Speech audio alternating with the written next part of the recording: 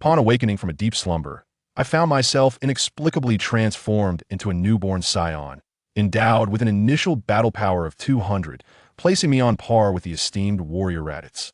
However, 5 years hence, the god of destruction, Beerus, unexpectedly descended upon planet Vegeta, while the countdown to Frieza's annihilation had already commenced. Devoid of system enhancements or extraordinary cheats, in the face of impending doom, Talot must make a critical decision before the planet's destruction ensues. Should he flee, resist, or seek an alternative path? Thus begins a perilous struggle for survival, one that will determine the fate of the Saiyan race. Chapter 1. 5 years. The incessant beeping of the battle power detector resonated. Beep, beep, beep. Beep, beep, beep. Battle Power Index. 990 points. Is this the 2.0 version of the battle power detector? It is far more precise and functionally superior to its predecessor. To conceal his true strength, one must exert greater mental effort to suppress the fluctuations of his energy. My control over Ki must advance further. As Talot toyed with the battle power detector, he familiarized himself with its newfound features, analyzing the enhancements brought about by its upgrade. As a transmigrator, he was well acquainted with this device. Transmigrator? Indeed, Talot was not of this world. He had traversed from another realm. It had been 5 years since that fateful day. He vividly recalled the events leading to his arrival here. A devoted fan of Dragon Ball, upon learning of the passing of the esteemed Akira Toriyama, he sought to commemorate his lost youth by revisiting the Dragon Ball series. From the original Dragon Ball to Dragon Ball Z, followed by Dragon Ball Super and Dragon Ball GT, along with numerous movies and spin-offs. Although he watched at an accelerated pace of 2 to 3 times, focusing on the most exhilarating scenes, after a relentless day and night of viewing, his already frail body succumbed, plunging him into unconsciousness.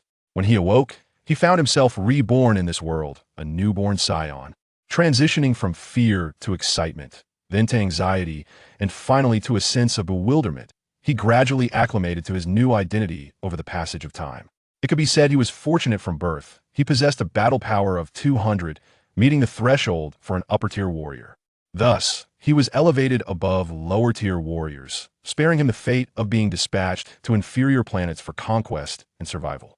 In the 5 years since his transmigration, apart from the first year, spent in a nurturing pod lost in thought and slumber, the second year marked the beginning of Talot's various endeavors. He fervently gathered information about the current era and, under a self-imposed regimen, began incrementally honing his strength. Although his youthful physique remained fragile, the Saiyan body was exceptionally robust, far surpassing that of ordinary races. The disparity between his former existence and this one was indeed staggering. Certainly, this is the sensation that the inherent power of a Saiyan bestows upon Talot. Setting aside the aspect of strength, at the tender age of 1, Talot had already grown to the size comparable to that of 3-year-old children from his previous life. As for whether he could endure the excessive training, only after attempting it did Talot comprehend why Gohan exhibited such formidable strength at the age of 4 and why Trunks and Goten were so impressive in their youth. Such phenomena cannot be described by ordinary logic. They exist beyond the realm of conventional thought.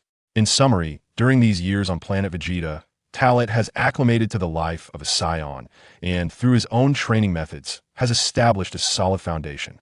His combat power has surged from 200 to an impressive 990 points. It is noteworthy that Talot has mastered the manipulation of his ki without any formal instruction.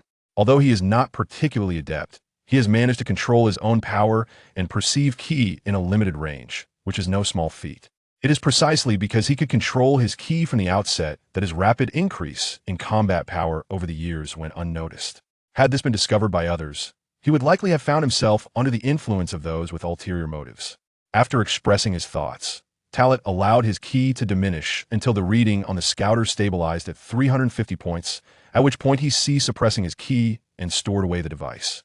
The reason for maintaining his power at this level is that he was born with a combat power of 200 points, and, as his body continues to develop, the naturally combative nature of Saiyans ensures that even without training, his strength would gradually increase. Similar to his peers, who possess combat powers ranging from 2 to 300 points, their enhancement rate is approximately 30 to 50 points each year. Achieving a combat power of 350 points by the age of 5 would neither label him a prodigy nor deem him a failure. This is a deliberate strategy on Talot's part. Being an adult and a transmigrator, he is acutely aware of the perils of this world. Discretion is indeed the true path to survival.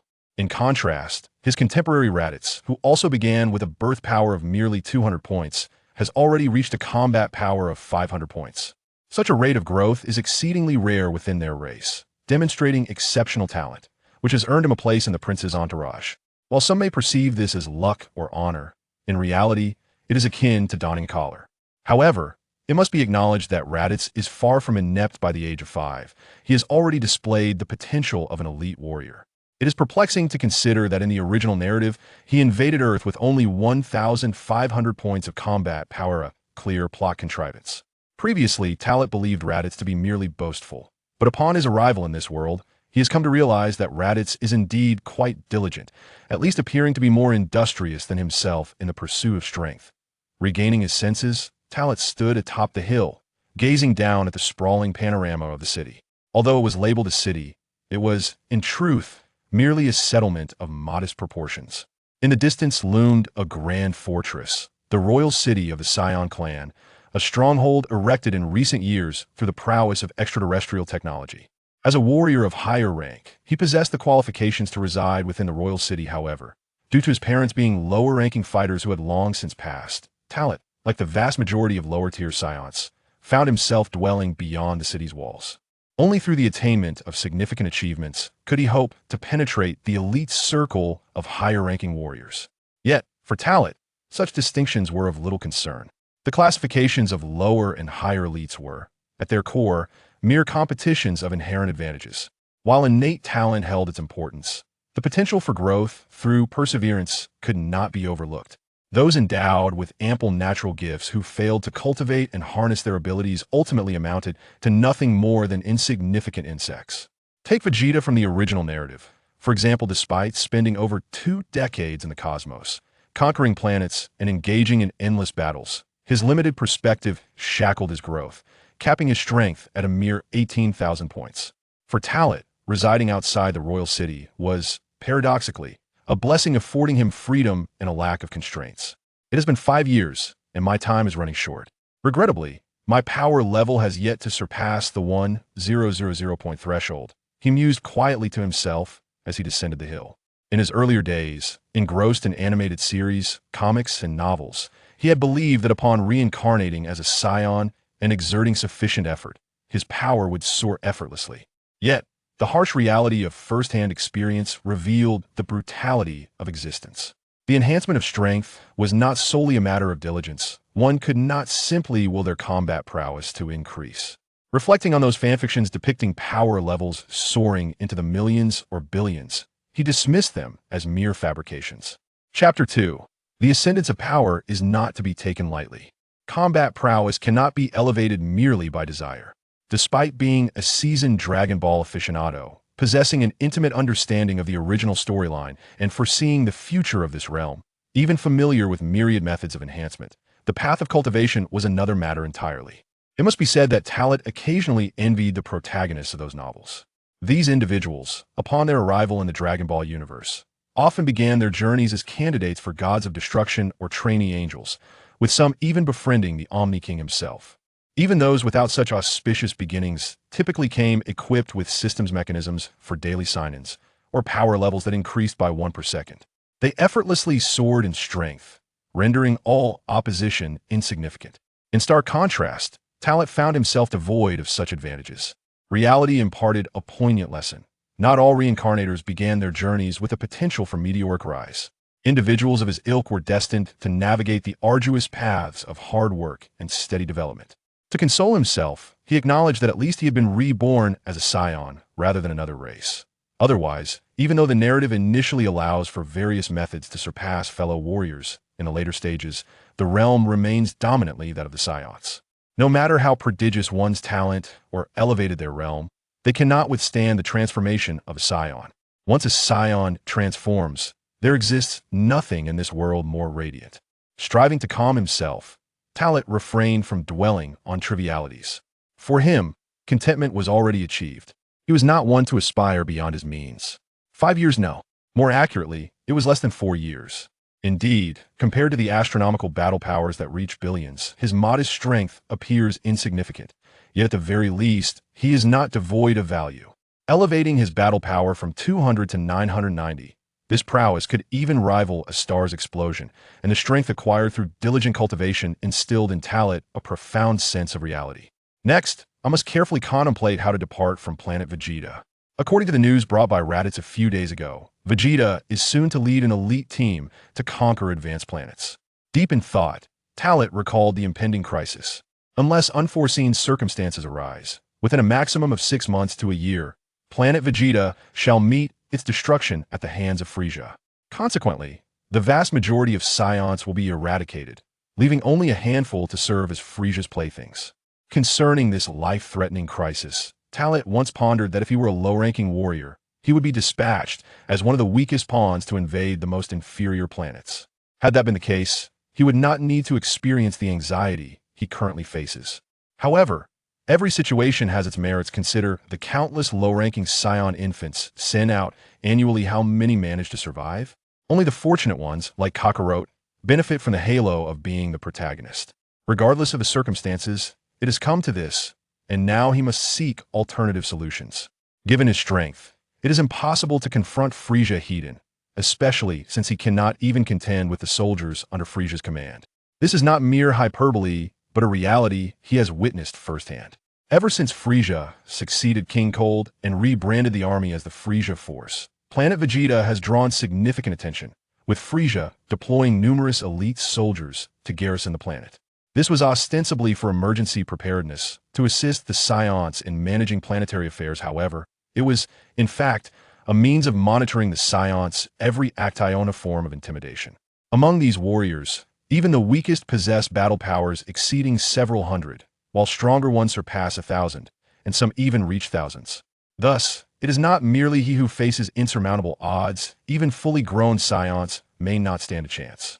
Although battle power may meet the standards, the strength of one's ability is influenced by more than mere figures. Factors such as combat experience, techniques, and overall combat capability play crucial roles as well. Thoughts drifted once again into the abyss. At that moment, a peculiar sensation was detected by Talit, causing him to halt in his tracks, as if he had encountered a formidable adversary. Every hair on his body stood on end. What is this feeling? Talit's heart tightened, an ominous premonition spreading within him. Having cultivated his ki, particularly in a direction that perhaps harbored flaws, his instincts for sensing danger had become increasingly acute. His body trembled involuntarily. Such a sensation was only familiar to him from encounters with Frieza and Dodoria. Talit quickly shifted his gaze toward the distant royal city. Is Frieza coming again? No, that cannot be. I do not sense Frieza's malevolent aura, nor that of Dodoria or the elite commanders like Zabon. Despite the overwhelming sense of unease, he could detect no presence. The power detector offered no information. The fear stemming from the unknown was particularly harrowing. For a moment, Talit found his breath quickening and his heartbeat racing. Simultaneously, an inexplicable sensation of suffocation enveloped him. It was certain this was no mere illusion. Who could evoke such a feeling in me at this moment? Wait, could it be? An exclamation mark flashed in his mind, swiftly conjuring two figures, the god of destruction and an angel. Yes, it must be. Otherwise, how could I be oblivious to their presence? Only the aura of a deity eludes my perception. Furthermore, it instills in me an absolute sense of dread. Talit gasped sharply. Memories of the original storyline surged within his mind. Before the destruction of planet Vegeta by Frieza, did not the god of destruction Beerus and the angel Whis arrive at planet Vegeta for a meal? Although the original narrative contained only a fleeting glimpse of this event, as a time traveler, he was well versed in various information. After his arrival in this world, Talit had been preoccupied with the notion of escaping the planet before Frieza annihilated it, neglecting to contemplate the underlying reason. While Frieza was indeed the primary perpetrator, the fundamental cause of planet Vegeta's demise was his receipt of orders from the god of destruction Beerus. Thus, he acted without hesitation, eliminating the threat posed by the Saiyans while simultaneously demonstrating loyalty to Beerus. If I were to reassess the timeline, it is likely that within 2 months, Frieza will strike. With growing trepidation, Talit quickened his pace towards his home. He needed to ascertain one critical detail. When would Bardock return? The countdown to the planet's destruction began with Bardock's return from his invasion of the planet Cyril. It is worth mentioning that throughout these years, he had thrived under the care of Bardock and Jine, allowing him to grow up without worry. Particularly Jine, whose nurturing was akin to that of a biological mother, even more so than her treatment of Raditz.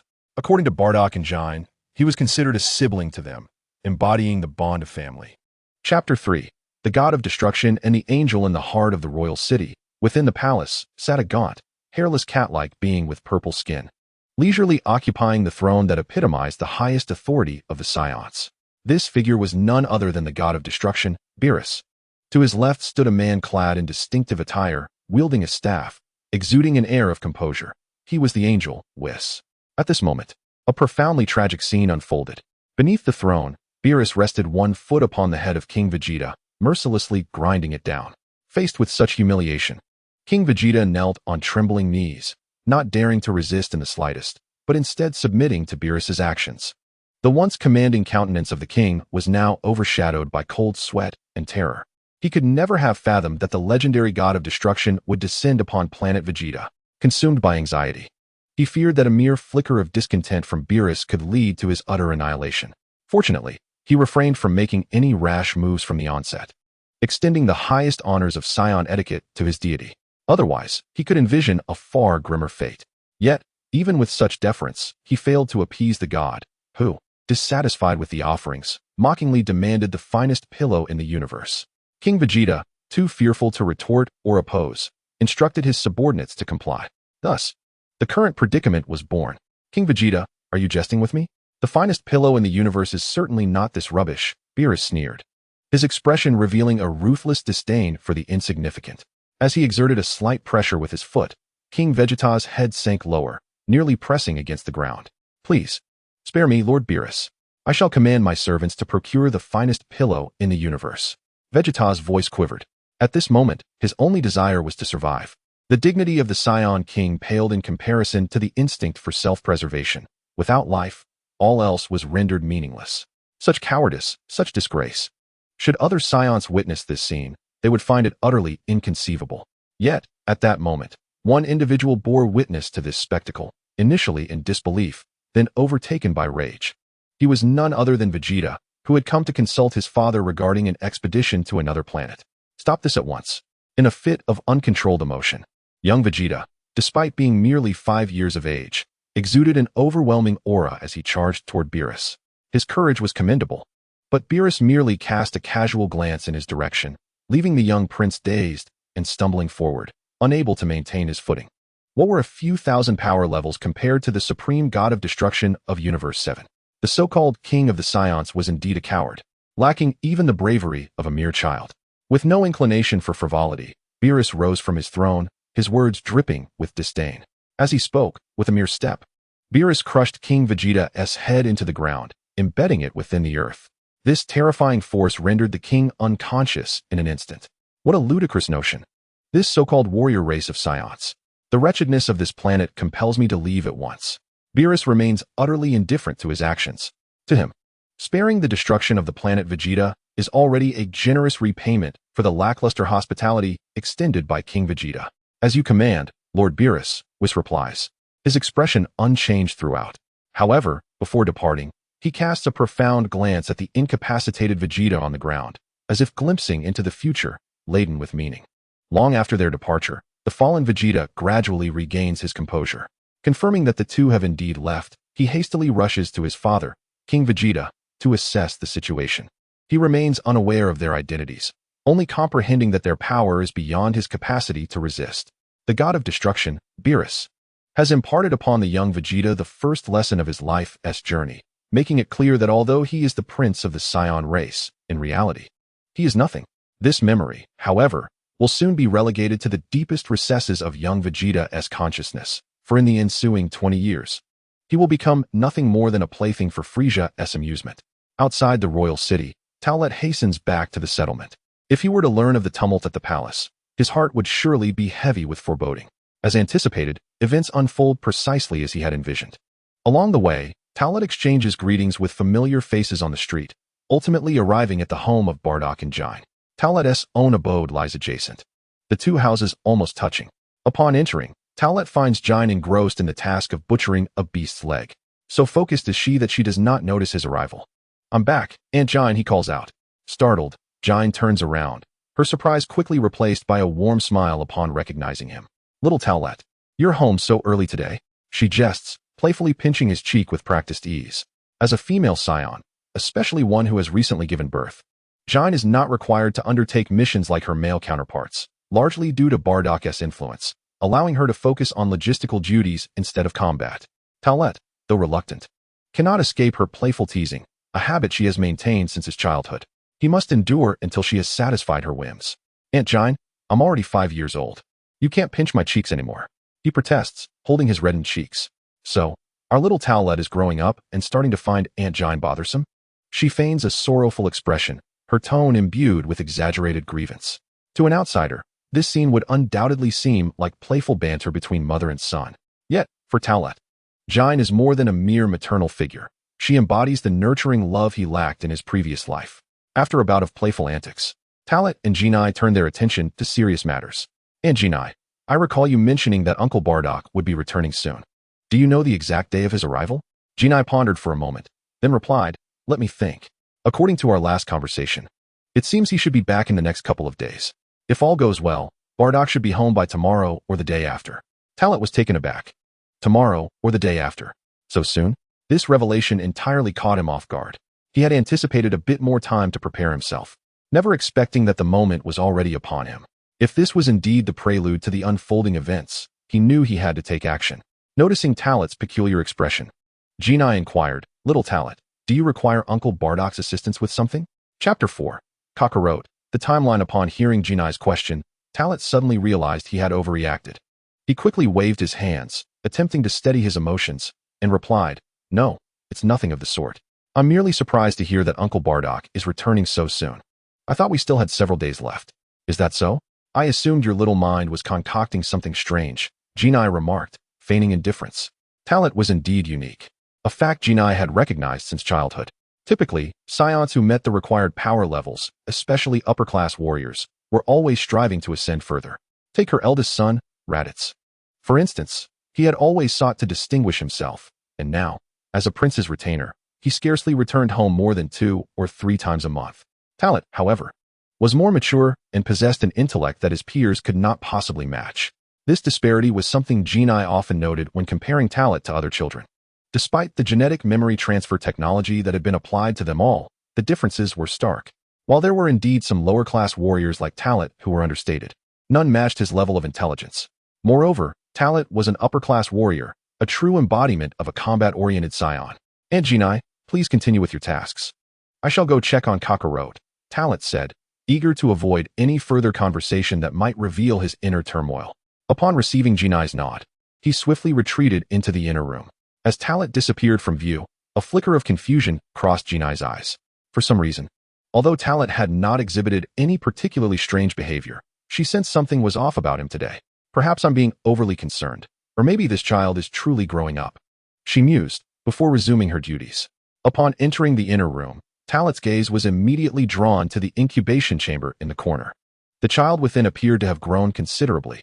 Despite having a combat power of only 2 upon birth, their physique was unlike that of an ordinary human child. "We meet again, Kakarot, though regrettably, you are still asleep."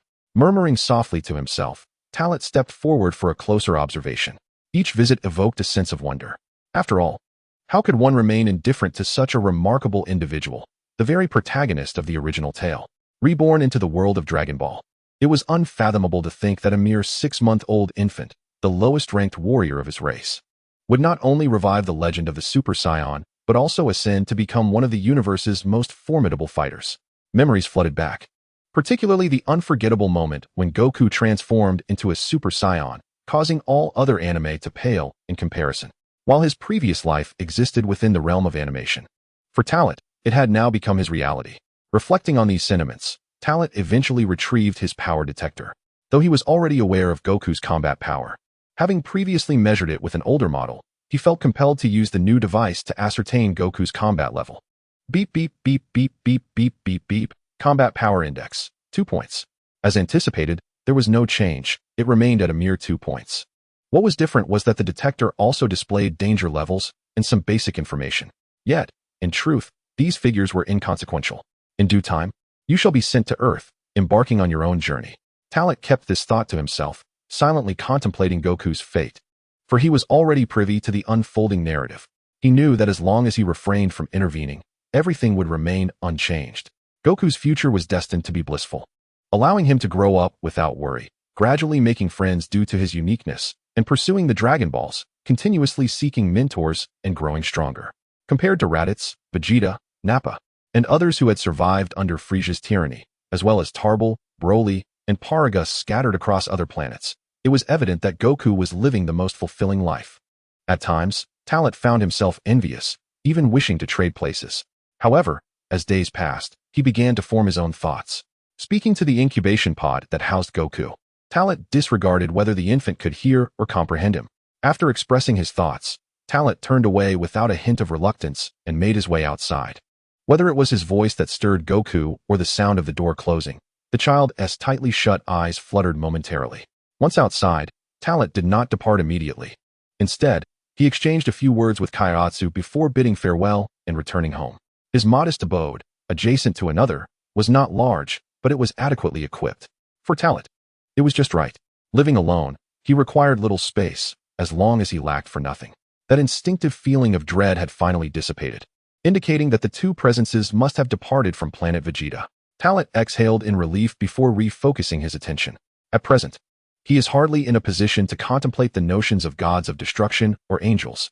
Once Bardock returns, I will be able to ascertain with complete certainty the extent of the unfolding narrative. Reclining on the bed, Talent once again succumbed to contemplation. In truth, Talent could only extrapolate based on the plot he was familiar with. For instance, as a time traveler, he understood that during this epoch, multiple divergent timelines were simultaneously unfolding. A thorough analysis suggests there are primarily two significant timelines. The first timeline originates from the earliest establishment of the Dragon Ball universe, wherein Bardock embarks on a mission to invade planet Kinesa. During this incursion, he falls victim to a cunning ambush by the Kinesa inhabitants, which momentarily grants him the ability to foresee future events. This foresight gradually reveals Frieza's intentions to eradicate the Saiyans and obliterate planet Vegeta. The second timeline, which was established later, revolves around the concept of negative time in Dragon Ball. However, rather than a mere alteration of time, it could be interpreted as a narrative unfolding in a parallel universe, where the story shifts to Bardock and other Saiyans invading planet Cyril. Through this mission, they learn of Frieza's plan against the Saiyans, prompting Bardock to send Kakarot away in advance, thus setting the stage for the ensuing events. At this juncture, Talent is increasingly convinced that the world in which he currently resides aligns closely with the main timeline of the original Dragon Ball narrative. Kakarot has only just been born for half a year, while Vegeta, Raditz, and he himself are merely 5 years old, with the current timeline being the year 737 of the age. In contrast, within the negative timeline, Kakarot would have already been 3 years old by the year 737 and would have arrived on Earth at that same age, not accounting for the transit time of the spaceship from planet Vegeta to Earth. Chapter 5. The Return of Bardock. It must be noted that Talent's understanding of the narrative during the Dragon Ball era is derived solely from the fragmented descriptions found in the original text, lacking precise details. Therefore, to grasp the entirety of the story, he must experience this historical context firsthand. This is precisely why Talent awaits Bardock's return. To comprehend the circumstances surrounding Bardock's current mission and the objectives of his next endeavor is essential for drawing any conclusions. What is certain is that the gods of destruction and the angels have only just departed from planet Vegeta, and even if their next move involves seeking out Frieza, the annihilation of planet Vegeta is unlikely to occur in the immediate future. Furthermore, prior to the destruction of planet Vegeta, Frieza made a point to recall all Saiyans engaged in battles across various realms, ensuring a simultaneous obliteration of both the planet and its inhabitants. For the moment, I shall set aside these convoluted thoughts. The more I ponder, the more intricate it becomes. Instead, I should consider how to depart from planet Vegeta smoothly. The narrative of this world is, in essence, far more complex than Talent originally comprehended. He has been striving to pinpoint an accurate timeline, which is fundamentally aimed at seizing every possible advantage. As he is a time traveler, this is his greatest strength. It is truly vexing. If only I possessed an external advantage, I wouldn't need to exert my mind so. As a time traveler, it feels rather embarrassing. Although the Saiyan lineage may serve as the ultimate advantage, there is simply no time for development. If not for this binding constraint, on Earth, the paths to strength are manifold. And by effectively leveraging the protagonist's opportunities presented in the original narrative, he is confident in his ability to rapidly grow powerful. While I cannot manage Bardock, it would be prudent to depart planet Vegeta with Aunt Jine. Whispering to himself, one must not forget the kindness of others. All along, Tarot has harbored this intention. Otherwise, had it been his own decision, he would have had 1 or 2 opportunities to leave planet Vegeta alone 6 months prior. In the original tale, Jine met her demise due to Bardock's indecision. In truth, even if the less formidable Jine had left planet Vegeta alongside Kakarot, she would not have raised any suspicions. Moreover, the original work contains similar instances. Paragus audaciously coerced a companion into stealing a spaceship to search for his exiled son, Broly. Of course, there are numerous intricacies involved, but it must be acknowledged that once one reaches outer space, severing all ties ensures that no one knows whether you are alive or dead, and no one will genuinely seek you out. Furthermore, your intrinsic value is not absolute. Over the years, Tarot has simultaneously trained and studied the various navigational methods and functionalities of those spaceships.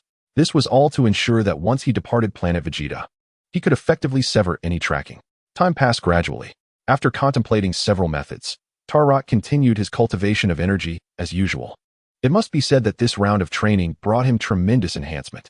His battle power surely surpassed the threshold of 1,000 points. He nearly lost control of his energy, almost revealing himself. It is uncertain whether it was the looming crisis or the heightened pressure he sensed from the god of destruction and the angel. In any case, it was undoubtedly the influence of various factors that led to the activation of his potential. As night fell, Tarot habitually went to dine with Jine and conversed with her for a long while. That night marked one of Tarot's rare sleepless nights. Although he was troubled by the impending doom of the planet, it had not yet come to pass, so even when he thought of it, he did not overly fret to the point of insomnia. Moreover, he has always maintained a habit of exercise, training daily, so when the time came, he would simply fall asleep. By noon the next day, having spent a sleepless night, he finally succumbed to slumber just as dawn broke. It was only at this hour that he awoke. Feeling somewhat fatigued, he washed his face, and it was only then that he became fully alert. Indeed, one cannot bear too heavy a burden in their heart. Otherwise, even with immense power and mental fortitude, one will ultimately be disturbed. After engaging in some simple movements within his dwelling to relax his muscles, he then released his energy perception to acclimate to the advancements gained from yesterday's breakthrough. Suddenly, beneath his awareness, a colossal aura was captured by Tarot, leaving him momentarily stunned. Bardock's energy? He has returned? Words of astonishment escaped his lips.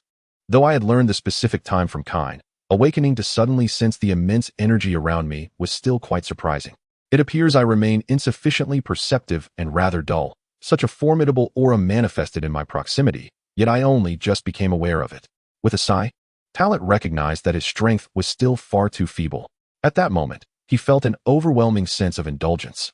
Meanwhile, in Bardock's household, the returning Bardock had already partaken of Kanon's culinary creations and engaged in conversation to catch up on the family's recent circumstances. It was only after this that he followed Canon into the room, where he beheld his youngest son, Kakarot. Has this little one truly not awakened even after 6 months? Bardock murmured as he adjusted his power level scouter. Beep, beep, beep, beep, beep, beep, beep, beep. Power level 2. Indeed, the reading was a mere 2. Unchanged since his birth.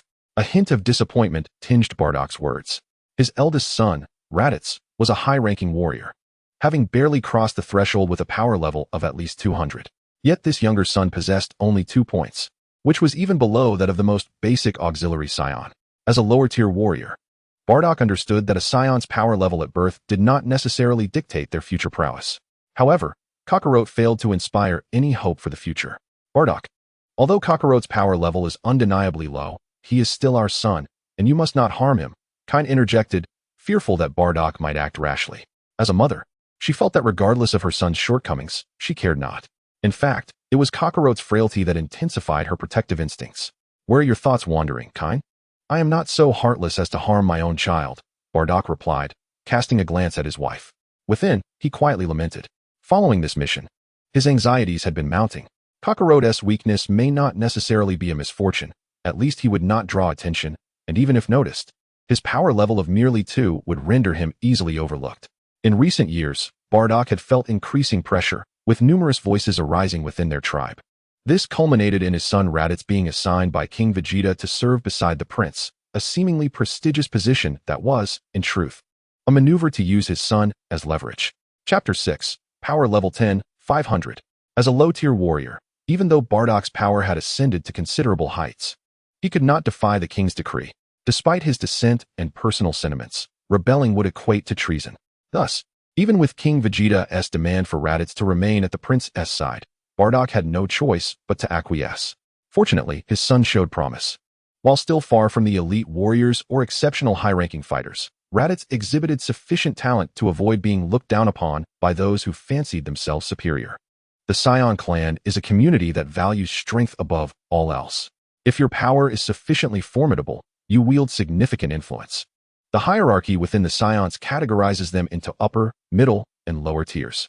Only through relentless pursuit of strength can one ascend the ranks, garnering respect and even achieving superiority over others. His years of arduous battles were driven by the desire to amass enough power to truly seize control of his own destiny. He held steadfast beliefs, and reality affirmed that as long as he remained formidable, even elite warriors would have to step aside in his presence. The overwhelming majority of upper-tier and elite warriors would dare only to whisper behind his back, who would be bold enough to confront him face to face. Through sheer determination, he earned the respect of King Vegeta, compelling the monarch to regard him with newfound esteem. After observing Kakarot for an extended period, Bardock and Jain finally exited the room. Their brief separation had deepened their emotional bond, akin to the cherished intimacy of newlyweds. Just as they engaged in conversation, Talent, casually dressed and having snacked on some jerky, arrived. Their eyes met, both faces adorned with smiles. Bardock's smile was particularly warm, radiating a natural charm. It must be said, this is the hallmark of a protagonist. Talent recalled the instant he first laid eyes on Bardock, feeling an involuntary fondness towards him, as well as towards Jain. In essence, Bardock and Jain could be viewed as the protagonists of their era. "Uncle Bardock, you're back," Talent exclaimed. "Indeed, little Talent, you've grown quite a bit," Bardock replied as he approached Talent, casually adjusting his combat power detector. Beep, beep, beep, beep, beep, beep, beep, beep. Combat power index, 350 points. Impressive. In just 6 months, your combat power has not only surpassed 300 points, but has reached 350, Bardock praised, noting the reading on the detector. While this figure did not match Raditz-'s from the previous year, it was commendable considering Talent had not ventured out for training or combat. At this age, Bardock himself had possessed far less combat power. Among upper-tier warriors, Talent would be considered quite ordinary, yet within the lower tier, he was remarkable. It is essential to recognize that many Saiyans would struggle throughout their lives to achieve such combat power. What Bardock was unaware of was that Talent's actual combat power had already exceeded 1,000 points. Had he known, he would undoubtedly have been astonished. This extraordinary talent far surpassed any Saiyan in history, rendering elite warriors utterly incomparable. However, if a comparison were to be made, there was indeed one individual who excelled even further. Presently, Vegeta boasted a combat power of 3,000 points. Having been born with a power level of 2,000, he had elevated his strength by 1,000 points within 5 years, a feat facilitated by the ample resources at his disposal. Had Talent been in the same position, he too could have achieved similar, if not greater, enhancements. "Uncle Bardock, you flatter me. My strength is merely modest and hardly noteworthy," Talent humbly replied. Meanwhile, Tarot, slightly curious, inquired, "Uncle Bardock's combat power must have surpassed that of 6 months ago, right? I can sense the aura of intimidation he exudes." As he spoke, Tarot activated his power detector to gauge Bardock's strength. As anticipated, Bardock's power had indeed crossed the threshold of 10,000, reaching an impressive score of 10,500. Truly, Uncle Bardock is remarkable. With such a combat power, few elite warriors could even surpass him. Tarot's voice was imbued with admiration. "Elite warriors? Humph. Merely a group of superficial incompetents," Bardock scoffed, seemingly disdainful of the term elite. He chose not to delve deeper into the topic and shifted the conversation, stating, "You arrived just in time. I have matters to discuss with you." Turning to Jain, he added, "Raditz should be returning tonight as well, so please prepare ample food. I wish to have a private conversation with little Tarot." "Raditz is coming back? That is wonderful. It has been over half a year since our family has gathered," Jain replied eagerly before departing to prepare. Tarot remained silent until Bardock beckoned. "Come, little Tarot." "Sure," Tarot nodded. This private discourse was precisely what he desired, as it would allow him to comprehend the entire situation. Soon, they found themselves in another room, where Bardock took the lead in conveying his thoughts. He explained that Tarot was now 5 years old and, according to the Saiyan tradition regarding the protection of elite warriors. He must venture out to battle on other planets after reaching this age. This is the fate of a warrior and the destiny of a Saiyan. The moniker warrior race partly stems from this reality. Speak freely, Uncle Bardock. In my heart, you have always been my elder. Tarot maintained his humble demeanor, eager to hear Bardock's plans for him. Given that he had brought it up, it was clear that Bardock had already formulated a strategy. In fact, I would prefer you to accompany Raditz and join Prince Vegeta in battle. This way, your safety would be assured, and you could earn significant merit in the process. Bardock's suggestion caught Tarot off guard. He had not anticipated such an arrangement. Previously, he had considered it, and even Raditz had extended an invitation. Uncle Bardock, if I choose not to go, are there alternative plans? Tarot countered, refraining from a direct answer. Upon hearing this, Bardock appeared to have anticipated the response. A knowing smile gracing his face. I knew you would refuse. Such an opportunity to train alongside Prince Vegeta was coveted by every Saiyan. However, anyone with a modicum of sense would recognize that in such a team, the weaker members would inevitably become fodder. Indeed, while his son was also at risk, Bardock's connection ensured that King Vegeta would safeguard him, thus securing his safety. His initial plan included Tarot, which would resolve a dilemma that had troubled him for quite some time. Chapter 7. Heart to Heart, Testing the Waters. If you do not wish to follow the prince into battle, I can assist you in applying to independently occupy a mid-tier planet. Bardock remarked, observing Tarot's reaction closely. He continued, with your current combat prowess, seizing a typical mid-tier planet should pose no significant challenge. Upon uttering these words, Bardock felt increasingly pleased with Tarot's demeanor, his composure, his unflappable attitude. Had it not been for Tarot's remarkable maturity at such a tender age, Bardock would have found it hard to believe that a 5-year-old could exhibit such steadiness. There is no need to rush your response. Take your time to ponder, and inform me of your decision before my next mission. I understand, Uncle Bardock. But I believe I will not be joining the prince's team, Tarot replied. He was certainly aware of Bardock's concern, and Bardock, understanding him well, had laid out a path for his training. Bardock nodded slightly, having anticipated such an answer. However, despite Tarot's choice, he refrained from rushing to conclusions. There was ample time, and as he had stated, there was no need for haste. Changing the topic, Bardock suddenly recalled something and asked, by the way, upon my return, I heard some troubling news. It is said that a group of invaders breached the palace yesterday, resulting in the deaths of numerous guards. Are you aware of this? Upon hearing this, Tarot was momentarily taken aback, then shook his head in denial, responding, is that truly the case? While he feigned ignorance, internally, he had already formulated a precise hypothesis. His instincts were correct. It must be the work of the god of destruction, Beerus. Little did Tarot know. Beerus had not harmed anyone yesterday, nor had he caused any destruction. The slain guards were those warriors who had witnessed King Vegeta's humiliation. To preserve the king's dignity, King Vegeta had executed all the soldiers on duty that day. Better to mistakenly kill 1,000 than to spare one. Indeed, few were privy to this information, likely suppressed intentionally. Among the fallen warriors were elite fighters with power levels reaching 5,000. Bardock lamented, his expression turning more solemn. The Saiyan royal palace had been invaded by an unknown enemy, who had easily slain elite guards with such formidable power. One could only imagine the strength of the adversary. More critically, the lack of drawn attention indicated that the enemy had almost instantaneously dispatched all their warriors. Bardock contemplated the possibility that Frieza had begun clandestinely targeting the Saiyans. This was intelligence he had come across during his recent mission, albeit still a suspicion awaiting confirmation. Yet, considering the present circumstances, it was the only conclusion he could draw. The atmosphere grew heavy. Tarot, observing Bardock's troubled expression, inquired, Uncle Bardock, have you thought of something? No, I simply find it rather peculiar. Tomorrow, I shall seek an audience with King Vegeta, and perhaps I may uncover the truth, Bardock expressed.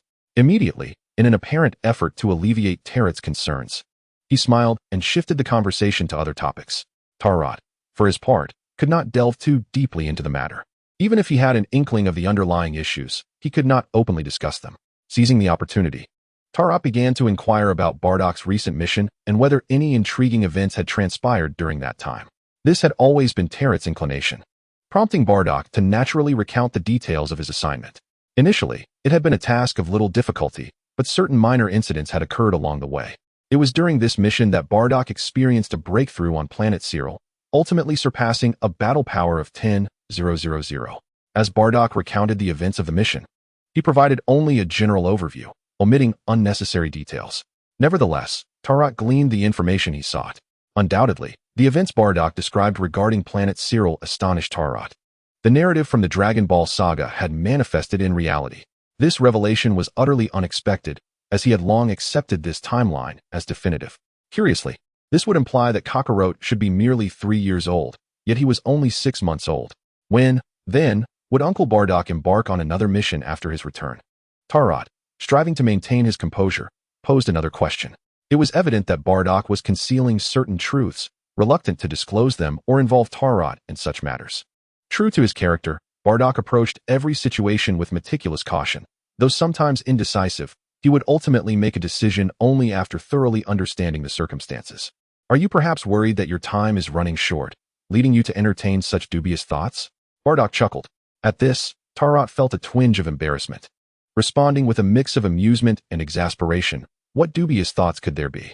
I was merely asking casually, and if we are indeed to conquer a planet, I would like to know how much time remains for me to prepare.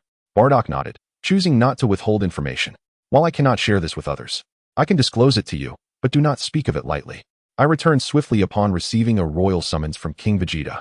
The front lines have discovered a planet of considerable value, yet we are short on high-power personnel, necessitating my leadership in this mission.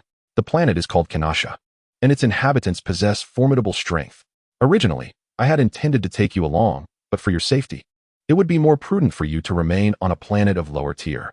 As for the departure time, I must wait until I meet with King Vegeta tomorrow to ascertain, but it should not exceed half a month. Bardock detailed the situation, and the prospect of embarking for Kanasha in half a month invigorated Tarot, filling him with an exhilarating sense of anticipation. Emotions intertwined within the tangible realm of Dragon Ball, where all narratives from the original work converged. As time recalibrated, a cataclysmic threat loomed. A mere 2 to 3 months remained before the planet's obliteration. Though the exact distance to Kanasa was uncertain, it was likely not far. Reflecting on the tribulations faced by Bardock and his comrades in the original tale, and the time consumed in occupying Kanasa, Talot understood that he must depart before Bardock's imminent departure. It was evident that in the coming days, Bardock would arrange for Kakarot's journey to Earth. Is that why he sought me to discuss the execution of tasks? To ensure I evade this impending turmoil? Bardock must have learned of Frieza's intentions towards the Saiyans, yet he remains oblivious to the fact that Frieza initially harbored only intentions of attack, not a complete annihilation of our race. Subsequently, he received orders from the god of destruction, Beerus, to obliterate the entirety of planet Vegeta and the Saiyan civilization. Talot pondered inwardly. Chapter 8. Resolution and Preparation. I shall take my leave now, Uncle Bardock. After an extensive exchange with Bardock, during which he gleaned all the information he sought, Talot bid farewell. Remember to come over for dinner early this evening, Bardock replied, watching Talot depart without uttering further words. As Talot left, Bardock's gaze inadvertently fell upon the chamber housing Kakarot's incubation pod, his thoughts growing increasingly heavy. He had consciously avoided certain topics, sharing only trivial task details with Talot. Yet, he alone understood that a tempest was poised to engulf planet Vegeta. A misstep by the Saiyan race could lead to their erasure from the annals of history. Is there such a remarkable coincidence in this world? Perhaps I am merely overthinking, Bardock murmured. Though the character Elec appeared somewhat unreliable, the intelligence he provided, coupled with the recent attack on the palace, compelled Bardock to connect the dots. Suspecting that Frieza was orchestrating a covert scheme against the Saiyans. After much contemplation, Bardock reached a resolution. Regardless of the veracity of the claims made by the members of the Zeta organization, he must take preemptive measures. If the threat were genuine, all necessary arrangements must be made beforehand, ensuring Kakarot and Talot's safety. If the threat proved false, he could retrieve the 2 children later, incurring no loss, merely a matter of time. As for Raditz, he was to depart with the prince's entourage shortly, thus not warranting Bardock's concern. Could it be that King Vegeta has received credible information, prompting him to send Prince Vegeta and his team to conquer a planet at this critical juncture? Bardock's suspicions deepened. In hindsight, it appeared that this action was intended to shield Prince Vegeta from the impending storm. Having departed from Bardock's home, Talot was no longer the indecisive individual he once was. Upon returning home, he meticulously began calculating all that he would require for his departure from planet Vegeta. At this critical juncture, his lack of ability forced him to drift along with the tide. In this world, only by wielding formidable power can one pursue their desires. As a warrior of my rank, access to a large spacecraft is beyond my grasp. However, leveraging my connection with Bardock, I should be able to secure a medium-sized vessel without much difficulty. This foundation would enable me to transport a sufficient quantity of resources. Most importantly, acquiring the healing elixirs and medicinal liquids is imperative. Ideally, I should also obtain some raw materials, as possessing the ingredients for research would ensure an inexhaustible supply in the future.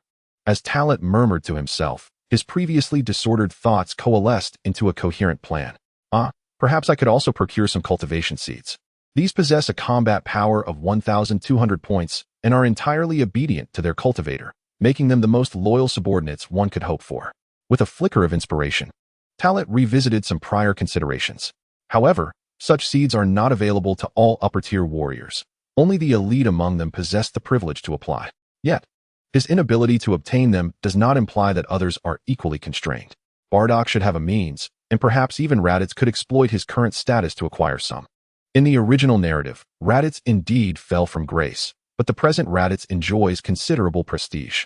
It must be said, having a father with a combat power exceeding 10,000 makes it nearly impossible to remain inconspicuous. Moreover, as an upper-tier warrior, his status naturally elevates him further. Talit had even heard some flattering remarks directed at Raditz, such as how his father, a lower-tier warrior, possessed such extraordinary combat prowess, leading to the belief that Raditz would surely surpass Bardock in the future. Raditz indeed harbors such aspirations, if the Saiyans had not encountered the catastrophic threat of annihilation. Allowing him to develop gradually, perhaps it would have been feasible. Alas, in the original tale, after the destruction of planet Vegeta, he fell into obscurity, ultimately becoming a mere shadow of his potential, with a combat power of only 1,500 points 2 decades later, nearly 10 times weaker than his father's peak. Time slipped by, and over an hour passed. After meticulously curating the list of necessities, Talit began to contemplate other aspects. The most crucial concern remained: how to ensure Aunt Gine's safe passage. In truth, as an upper-tier warrior, he could freely summon several lower-tier warriors to assist him during missions. However, the dilemma lay in the fact that he was still a child. Moreover, this mission involved the solo conquest of a medium-sized planet, raising uncertainties regarding the possibility of securing additional slots for assistance. If all else fails, he would need to rely on Bardock to advocate on his behalf. Aunt Gine, upon realizing that he wished for her companionship to care for him, would likely not refuse. Muttering to himself, he reflected that Aunt Gine's foremost concern must be Kakarot. Yet, once Kakarot was sent away, she would be free of her burdens. Following me would also provide her with the chance to visit Earth, which she would certainly desire. Regrettably, it seems that saving Bardock is an insurmountable task. Accompanying him is simply not an option, especially in the face of the impending catastrophe threatening planet Vegeta. Once he becomes aware of it, he will undoubtedly choose to remain and confront the formidable adversary. Even if he were to disclose his identity as a traveler and reveal everything, it might backfire spectacularly. It is even possible that exposing this facet of his identity could lead to his demise at the hands of Bardock. One must remember that without his reincarnation, his original self would be the son of his brother. Undoubtedly, Talit would be perceived as an invader. Nevertheless, it is of little consequence. He could always journey to Earth or seek out Namek and wish for Bardock's resurrection using the Dragon Balls, continuously pondering strategies. It is unequivocal that Bardock cannot be taken away, a fact beyond dispute. Ultimately, it all boils down to his own insufficient strength. Were he to possess formidable power, surpassing Bardock's, he could simply render him unconscious and carry him away without a second thought. Moreover, he need not contemplate extensively, as long as he desires to leave. There is no one on planet Vegeta who could impede him. Reality is indeed harsh. Frieza's combat power stands at an astonishing 530,000, and he does not even require transformation. A mere energy blast from him could obliterate planet Vegeta. If the Saiyans were cognizant of Frieza's combat power, they would likely not entertain even the slightest notion of rebellion.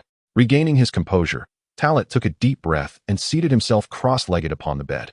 After a breakthrough in his training yesterday, he sensed Bardock's energy today. A round of communication and some newfound realizations seemed to provide him with fresh insights into the cultivation of energy. Thus, unbeknownst to him, the afternoon slipped away. As night fell, Talit concluded his consolidation of energy training. His strength had likely seen some advancement, particularly in the application of energy. Chapter 9, Raditz-era. The protagonist's brother. Slowly rising from his bed, Talit concentrated his energy, gathering it in the palm of his hand. The snow-white aura, under his mental command, could transform into any shape he desired. Although this level of energy bore no destructive capability, it nonetheless reflected his current mastery over his own aura.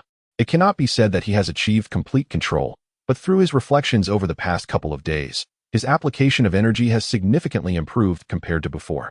As his proficiency with energy grew, his body seemed to instinctively remember this sensation. Energy flowed within him, fortifying his physique, meridians, and even his vital organs. Upon concluding his self-assessment, Talent moved his hands in a circular motion, akin to the cultivation techniques of martial arts or fantasy realms. Remarkably, this movement indeed proved beneficial. At the very least, he could now sense the circulation of his aura. It felt as though his energy, once stagnant, had been revitalized and set into motion through his own impetus. Not to mention, his strength appeared to be surging after breaking through a bottleneck. His combat power value should have reached 100 points, if not higher. An urge to discover the extent of his combat power began to stir within him. Talent activated the combat power detector, carefully regulating his energy to prevent any leakage. Ultimately, the detector displayed his current combat power, 150 points. It seems that the path I have chosen is indeed the right one. In just a couple of days, I have made such significant breakthroughs. In the past, such progress would have taken at least a few months. Truly, the greater the pressure, the greater the advancement. As a Saiyan, I inherently grow stronger under pressure, becoming even more formidable when faced with challenges. After this moment of self-reflection, Talent once again subdued his own energy, but no longer at 350 points, but rather at 360. With his growth and the vast array of experiences he encounters, it is only natural that his strength would similarly elevate. Although the difference between 350 and 360 points may seem negligible, the gradual and steady enhancement fosters a sense of normalcy, rather than a sudden surge that would evoke a more profound impact. Is that the aura of Aunt Janae? Suddenly, a presence approached, instinctively capturing his attention. This automatic perception, while previously achievable, now felt clearer following his recent mastery of energy control. Talent casually expanded his awareness, and in the next moment, he sensed the aura of Raditz. He had returned as well. Knock, knock, knock.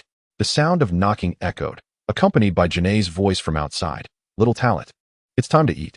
Upon hearing her call, Talent promptly opened the door, maintaining a smile as he said, I apologize, Aunt Janae. I didn't sleep well last night and have been resting. I didn't realize it had gotten so late. I figured you were asleep, Janae remarked, nodding at Talent before teasingly adding, it seems you were truly eager for Bardock's return last night. Little Talent has grown and formed his own thoughts. This comment caused Talent to feel a bit embarrassed. I have no such thoughts. You are overthinking it, Aunt Janae. Observing his reaction, Janae chuckled softly and cheerfully said, all right, I won't tease you anymore. By the way, Raditz has returned, and it has been quite some time since you last saw him. He is very curious about how much your battle power has increased. With her husband and eldest son back, the family reunion was something she had longed for. As for Talent, he was regarded as half her son, an integral part of their family. Is that so? I too am quite curious about how much Raditz's battle power has improved during his training with Prince Vegeta over the past few months. The last time we met, I remember it was already 500 points, Talent casually replied. The two shared laughter as they made their way next door. At that moment, Raditz was circling Kakarot's incubation pod, scrutinizing his younger brother up and down. Of course, it was not his first encounter. However, this time he had been away from home for 2 or 3 months. Kakarot still seemed as small as the last time they met. Kakarot, when will you finally grow up? Your battle power remains unchanged, still only at 2 points. Raditz murmured, feeling a hint of disappointment as an elder brother. Yet, this disappointment quickly dissipated. After all, as a brother, despite being a superior warrior, familial bonds prevailed. A younger sibling is still a younger sibling. If the brother is weak, then so be it. He could always become a supportive Saiyan in the future. Having an older brother like him to shield and protect is more than enough. At this moment, Raditz is vastly different from the Raditz of future times, at least in the context of a harmonious and happy family. His small heart is filled with a profound sense of responsibility, a lesson imparted by Bardock. Grow swiftly, Kakarot. No matter what happens in the future, your brother will always safeguard you. Raditz's words seemed to carry an enchanting power. For a fleeting instant, within the incubation chamber, Kakarot appeared to hear him. His tiny form trembled slightly before suddenly opening his eyes. Their gazes locked, and Raditz exclaimed with excitement. This commotion drew in several others who had caught wind of Raditz's voice. Bardock and Jine were quite pleased with Raditz's display and elated that Kakarot had opened his eyes. Talent, on the other hand, was somewhat surprised by Raditz's words. Yet, he did not outwardly express his astonishment. Internally, He mused that this moment portrayed Raditz as a righteous older brother protecting the weak. The transformation from childhood to adulthood can only be attributed to the environment that twisted future Raditz's psyche. After Kakarot closed his eyes once more to sleep, the group exited the room. At the dining table, Bardock sat at the head, marveling at his son. It seems that being by Prince Vegeta's side has fostered your growth. Raditz. His initial concerns had dissipated. He had feared that his son might fall prey to the influences of those so-called elite superiors, becoming arrogant and oblivious. Kakarot is my brother. Isn't that how it should be, father? Raditz replied succinctly, his seriousness evident, devoid of pretense. Bardock nodded in approval, and Jine beamed with joy. Although there was a significant gap between the brothers, thankfully, there was no semblance of disdain from the older brother towards the younger. You truly surprised me. I expected you would become quite self-absorbed. Talent couldn't help but interject at that moment. This comment reached Raditz's ears, provoking his displeasure. Humph. As if you're some kind of adult. Must I really become what you suggest? Chapter 10. Confrontation. Raditz's retort left Talent momentarily speechless, prompting hearty laughter from Bardock and Jine. This was not mockery or sarcasm. Rather, they found Raditz's demeanor endearing. Simultaneously, they laughed at Talent, who had always exhibited an overly mature disposition and had become accustomed to viewing it as normal. Now, with Raditz's reminder, they realized how Talent, at 5 years of age, was teasing Raditz, giving off an impression of being an old soul in a child's body. The laughter transformed the atmosphere entirely. Talent seemed to grasp this realization, joining in the laughter, which in turn inspired Raditz. In that moment, the air was filled with joy and merriment. After dinner, Jine took charge of tidying up the remnants, while Bardock retreated to the bathroom for a soak, leaving only Raditz and Talent to exchange glances. Let me see your current combat power, Talent. Previously, with their parents present, Raditz had not felt an urgent need to assess Talent's abilities. Now that dinner was concluded, he thought it an opportune moment to gauge Talent's strength and perhaps stretch his limbs a bit. I am quite curious about your combat power as well. Although Talent had likely estimated Raditz's strength based on his aura, the accuracy of such judgments remained questionable. Both parties activated their power detectors. As the beeping sounds echoed, two values soon manifested on the reflective surfaces of their devices. Raditz felt a surge of joy as Talent's combat power began to rise. I told you. You were born with a fighting power comparable to mine, so you wouldn't lag behind. Now, you've finally caught up. However, you still have a long way to go to reach my level. You must strive harder. Raditz's words, tinged with a hint of pride, evoked a unique emotional response in Talent. It was undeniable that while Raditz exhibited a degree of arrogance, his words and thoughts were genuinely concerned for his family. This realization left Talent feeling somewhat embarrassed. Though they were not truly family, Raditz genuinely cared for him. In contrast, Talent had been significantly influenced by the original storyline, to the extent that he had not considered taking Raditz along, thus altering the narrative from this moment onward. Lost in thought for a moment, Talent suddenly came to his senses. As much as I appreciate your sentiments, it is not the time for such reflections. I am different from you. As Uncle Bardock said, even though we are both elite warriors, you have your path to tread, and I have mine. With a simple statement, Talent conveyed his decision while shifting the topic. Your combat power has reached 550. You must have undergone considerable training in these past months. Not too shabby. I am not the only one following Prince Vegeta. If I do not showcase exceptional talent, I will undoubtedly be looked down upon. Raditz's candid admission revealed that his life was not as easy as it seemed. Nonetheless, he appeared to find some joy in his struggles, as his limited perspective made him believe that Saiyans must pledge their loyalty to their king. Vegeta was destined to be the future king, and Raditz's current ambition was to become his right-hand man, growing stronger in the process. Striving for strength is commendable, but do not easily forsake your original intentions. You are surrounded by a cadre of elites. Surely you comprehend this, Talent advised after a moment of contemplation. Wise beings often waver in their youth, and even adults can be swayed by their environment and various factors. Do I need you to tell me that? Of course. I am aware, Raditz retorted. So how about it? Are you interested in having a spar with me? I do not intend to bully you. I shall engage with you using a combat strength akin to yours, merely as a postprandial exercise. Raditz does not harbor any deep schemes and appears to possess sufficient self-assurance. Shall we engage in a match? I am indifferent to the outcome. Talent did not refuse. Throughout his training, he had primarily relied on solitary practice, occasionally envisioning opponents to battle, yet actual combat opportunities were scarce.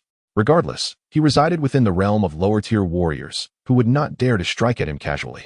Moreover, he was still young, and adults would refrain from challenging him. Therefore, let us proceed, for this place does not permit the full exertion of our abilities." Raditz chuckled. Rising voluntarily, Talent nodded in acknowledgement, following closely behind him. The two exchanged a word with Genii before receiving consent and stepping outside to a vacant space. The number of Saiyans was inherently limited. Although nearly 2,000 lower-tier warriors inhabited this area, they still appeared sparse against the vast expanse of land. "Come on, Talent. Unleash your attack." Facing Talent, Raditz stood with his hands on his hips, exhibiting no semblance of defense or intent to counterattack. This fellow genuinely believed that the disparity in their strengths was so vast that seriousness was unnecessary. Indeed, a combat power of 360 contrasted sharply with one of 550. Within this hierarchy of strength, not only a difference of 1 or 200 points, but even a mere 30 to 50 points could easily lead to victory over the opponent. You better be cautious. Talent, without hesitation, regulated his power to the 360-point threshold. In this match, he was indifferent to victory or defeat. His sole purpose was to gauge his combat proficiency and physical reflexes through this encounter with Raditz. Even if it meant he would have to concede or feign defeat in the end, it mattered not. With a bold charge, Talent transformed into several afterimages, swiftly traversing the mere 10 meters that separated them. He unleashed a powerful punch aimed at Raditz. In response to such a rapid assault, Raditz remained unperturbed, effortlessly deflecting Talent's fist with a casual palm. He then retaliated with a punch directed at Talent. As the initial strike was parried, Talent countered with a punch from his other hand. A resounding thud echoed as their small fists collided, and the two began to grapple. "Not bad. You possess considerable strength. However, you still pale in comparison to me." Raditz's grin exuded a slightly mischievous air. Talent had long grown accustomed to this expression. "Is that so? A battle encompasses more than mere strength." With no intention of exerting greater power, Talent utilized Raditz's force to retreat, seeking an opportunity. Observing this, Raditz launched a ferocious barrage of punches and kicks. The sheer intensity of the assault sent shivers down Talent's spine. Fortunately, he had not squandered his time entirely. Despite lacking practical combat experience, he possessed a lifetime of memories and the wealth of imaginative meditative combat experience. Chapter 11. The battle unfolds, Sai-La-Ru. The assault continued relentlessly, accompanied by the sound of muffled thuds. Fists and feet clashed, and the battleground transformed incessantly. The situation appeared overwhelmingly one-sided. Without a doubt, Tarot, exhibiting merely 360 points of combat prowess, was relentlessly pursued and assailed by Raditz, who boasted an impressive 550 points. Cornered at one point, Tarot managed to turn the tide at a crucial moment. Engaging in true combat, he reflected upon his past training and the application of various techniques, retaining the effective while discarding the superfluous. As the battle intensified, Tarot experienced a profound sense of self-forgetfulness. Though he was primarily focused on fending off Raditz's relentless assault, he also began to appreciate the joy of combat. It is no wonder that Saiyans are known for their battle frenzy.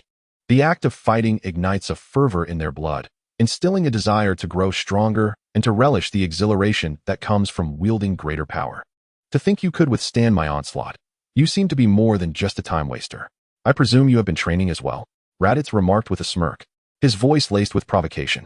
He had expected that revealing his strength would suffice to defeat Tarot, yet he was taken aback by Tarot's resilience. "I assure you, I have not been idling away my time. Behold my technique."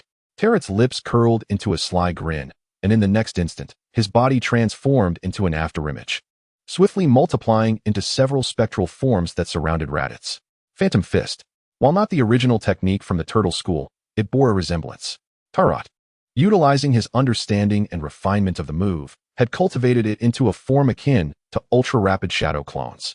Raditz, momentarily surprised by this manifestation, found it difficult to discern Tarot's true location amidst the flurry of movement. So, this is a technique born out of desperation? Merely evading does not make one a worthy warrior. Raditz's eyes darted left and right, searching for any sign of vulnerability. Tarot's voice reverberated around him, rendering his search directionless. The effectiveness of any technique lies in its application. This move serves purposes beyond mere evasion. Insignificant skill. If I cannot locate your true form, I shall obliterate these illusions first. Raditz, displaying decisiveness, launched an assault. In mere moments, he shattered several of Tarot's phantoms. "I found you." Although some remnants of the illusions remained, Raditz appeared to have pinpointed Tarot. Little did he realize, this was a deliberate ruse orchestrated by Tarot. As Raditz annihilated one of the afterimages, it seemed that all had vanished, yet he felt no tangible contact. A sense of foreboding washed over him, and instinctively, he raised his gaze. Prepare to receive my strike. A flying kick descended from above.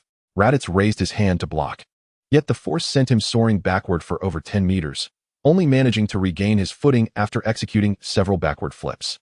Since you cannot match my strength, you've resorted to augmenting your power through the speed of your descent. You possess a sharp mind, Raditz remarked, shaking his sore arm. His tone, laden with criticism, would surely provoke dissent in those who heard it. However, Talent remains unfazed, having concealed his true strength. Regardless of what Raditz proclaims, he maintains his composure. Thus, I assert that battles are not merely contests of might. Talent casually remarked, and in an instant, his aura transformed dramatically, akin to a ferocious tiger descending from the mountains. As he launched an assault on Raditz, inspired by Talent's formidable presence, Raditz too felt a surge of intense fighting spirit. Driven by his competitive nature, he summoned forth even greater power. The clash between the two escalated into a fervent confrontation, growing increasingly intense. At this juncture, neither combatant realized that their struggle had attracted a considerable audience, each offering their commentary. Among them stood a strikingly beautiful girl named Cellari, equally 5 years of age like Talent and Raditz.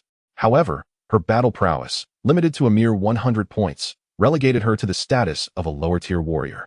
Naturally, due to this modest combat capability, she was not dispatched as a pawn to conquer planets, but instead grew up alongside her parents. Her relationship with Talent could be described as childhood companions. Yet, Talent, having been reborn as an adult, showed little interest in her. Raditz is truly insufferable. Returning just to flaunt his strength and bully brother Talent, Cellari mused, harboring a certain disdain for Raditz. The reason was simple. Throughout her life, Raditz had always carried himself with an air of superiority, a demeanor that became even more pronounced after aligning with Prince Vegeta. On the other side, naturally, Bardock was also observing the battle. Upon learning of the duel, he hastily concluded his bath and stepped out to assess the situation. Although, for someone of his caliber, such childish skirmishes might seem trivial, it involved his son and his nephew Talent. This boy, whom I underestimated, with a combat power of merely 360 points, is capable of exhibiting such prowess, Bardock mused, unable to suppress his admiration. He regarded Talent with both appreciation and curiosity, pondering how Talent had grown stronger and mastered his abilities to such an extent. Although Raditz was indeed more powerful, in a true contest of equals, he might very well fall short of Talent. Raditz, knowing full well his combat power exceeds by 200 points, shows no mercy. Jinai expressed her concern. Humph. A heavy reliance on brute strength can be detrimental. While Raditz has matured significantly, he still lacks in the realm of combat understanding, falling far behind Talent. Bardock reflected with a hint of melancholy. Indeed, while he was satisfied with Raditz's strength, this combative approach was highly inadvisable. It was a tactic only foolish elite warriors would employ, an excessive pursuit of overwhelming power to crush their foes. Upon hearing this, Jinai turned with curiosity. Bardock, are you suggesting that Raditz might lose to Talent? It appears that Talent is almost outmatched. I am not asserting that Raditz will lose. Rather, he could secure victory with far greater ease and simplicity. Yet, his relentless aggression implies that even if he wins, he loses in a certain sense. Only through a higher level of prowess can one triumph over an opponent of lesser combat strength, particularly when the toll is so great. In a life-and-death battle, Raditz would find himself without a retreat. As a seasoned warrior who has endured countless hardships, Bardock perceives Raditz's predicament with clarity. Upon hearing this, Chien-Ei continues to observe the battle. Though her combat power is merely 600, preventing her from fully grasping Bardock's intent, she nonetheless trusts her husband's wisdom. Chapter 12, Essential Experiences of Life. The battle has concluded. Under Tarot's deliberate control, he subtly allowed himself to be defeated by Raditz. Through combat, he learns, adapts, and identifies his own shortcomings, thereby enhancing his abilities.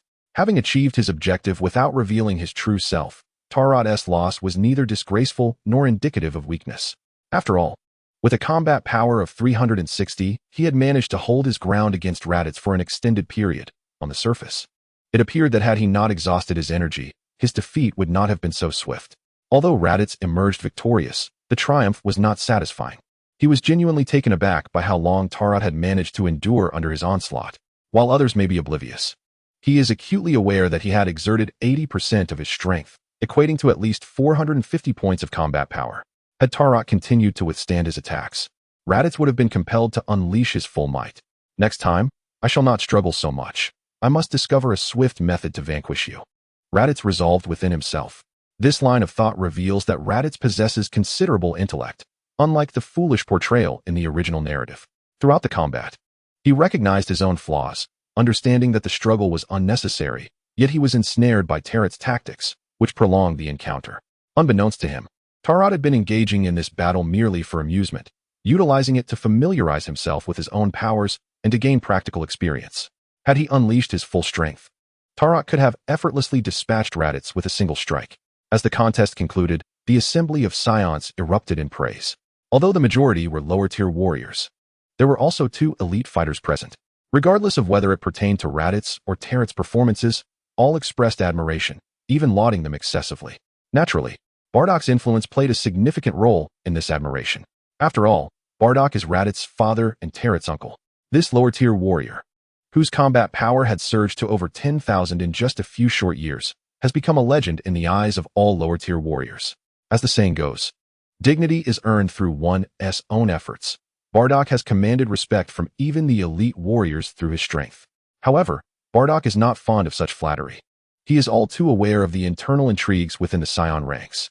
Elite warriors, consumed by the pursuit of fame and fortune, have often become self-serving individuals, with some employing treacherous tactics against their comrades. In contrast, the lower-tier warriors largely retain their humanity. Despite their weaker abilities, they remain individuals at heart. Bardock harbored no desire to curry favor with the powerful, nor did he seek out high-class venues. Consequently, elite warriors would whisper behind his back, labeling him a mere lower-tier soldier, unable to shed the stigma of his rank despite his formidable strength. It was only through Bardock's gentle words that the surrounding crowd began to disperse. Raditz and Tarot managed to break away from the onlookers and approach Bardock. "Are you all right, Brother Tarot?" Saiyans seized the moment to rush over, her concerned demeanor causing Tarot to feel somewhat embarrassed. "I'm fine, merely exhausted," Tarot replied.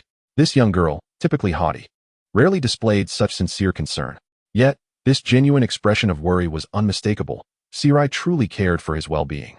Bardock, accustomed to this dynamic with Jine, acknowledged that Saiyans had always shared a close bond with Tarot. He merely reflected on how much the girl had matured over the past 6 months.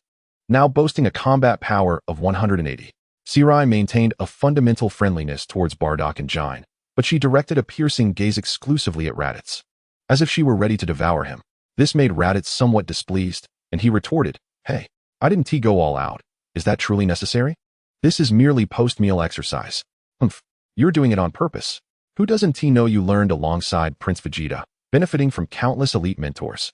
If only Brother Tarot had access to your resources, he would never be outperformed by you," Saiyans fearlessly countered Raditz. Such a demeanor, while somewhat unruly, compelled Tarot to remain silent, for Saiyans was merely defending his honor, even if Tarot found it unnecessary. After all, he had concealed his true strength. Raditz, flushed with indignation, exclaimed, "My strength is a result of my own training. Do you think being near the prince grants me free advantages?" Saiyans' words ignited a fire within him. Undoubtedly, the denial of his efforts stung deeply. After all, he was still young, and despite his mature thoughts, he remained but a 5-year-old child. However, Saiyans continued to regard him with disdain, clearly insinuating that Raditz was egotistically leveraging his victories over Tarot to showcase his own worth. Jine, wishing to defend her son, felt at a loss for words, as Saiyans had grown up before her eyes. Bardock subtly shook his head at Jine, indicating that he perceived this as a positive development. He could see that his son harbored some repressed negative emotions, and this confrontation provided an opportunity for catharsis. Moreover, he hoped his son would encounter more experiences, thus gaining greater understanding. Misunderstandings, targets of criticism, and distrust, these were not necessarily detrimental. It is through such trials that one grows, ultimately becoming resilient against all rumors and slanders. He too had traversed this path. "Damn it, Tarot, do you truly believe I aim to harm you? Did I exert my full strength?" Leitais, consumed by fury, pressed for answers. Talent, momentarily taken aback, raised his hand to grasp Sealer's wrist and said, "Sealer, you have indeed misunderstood. Leitais merely engaged in a casual spar with me.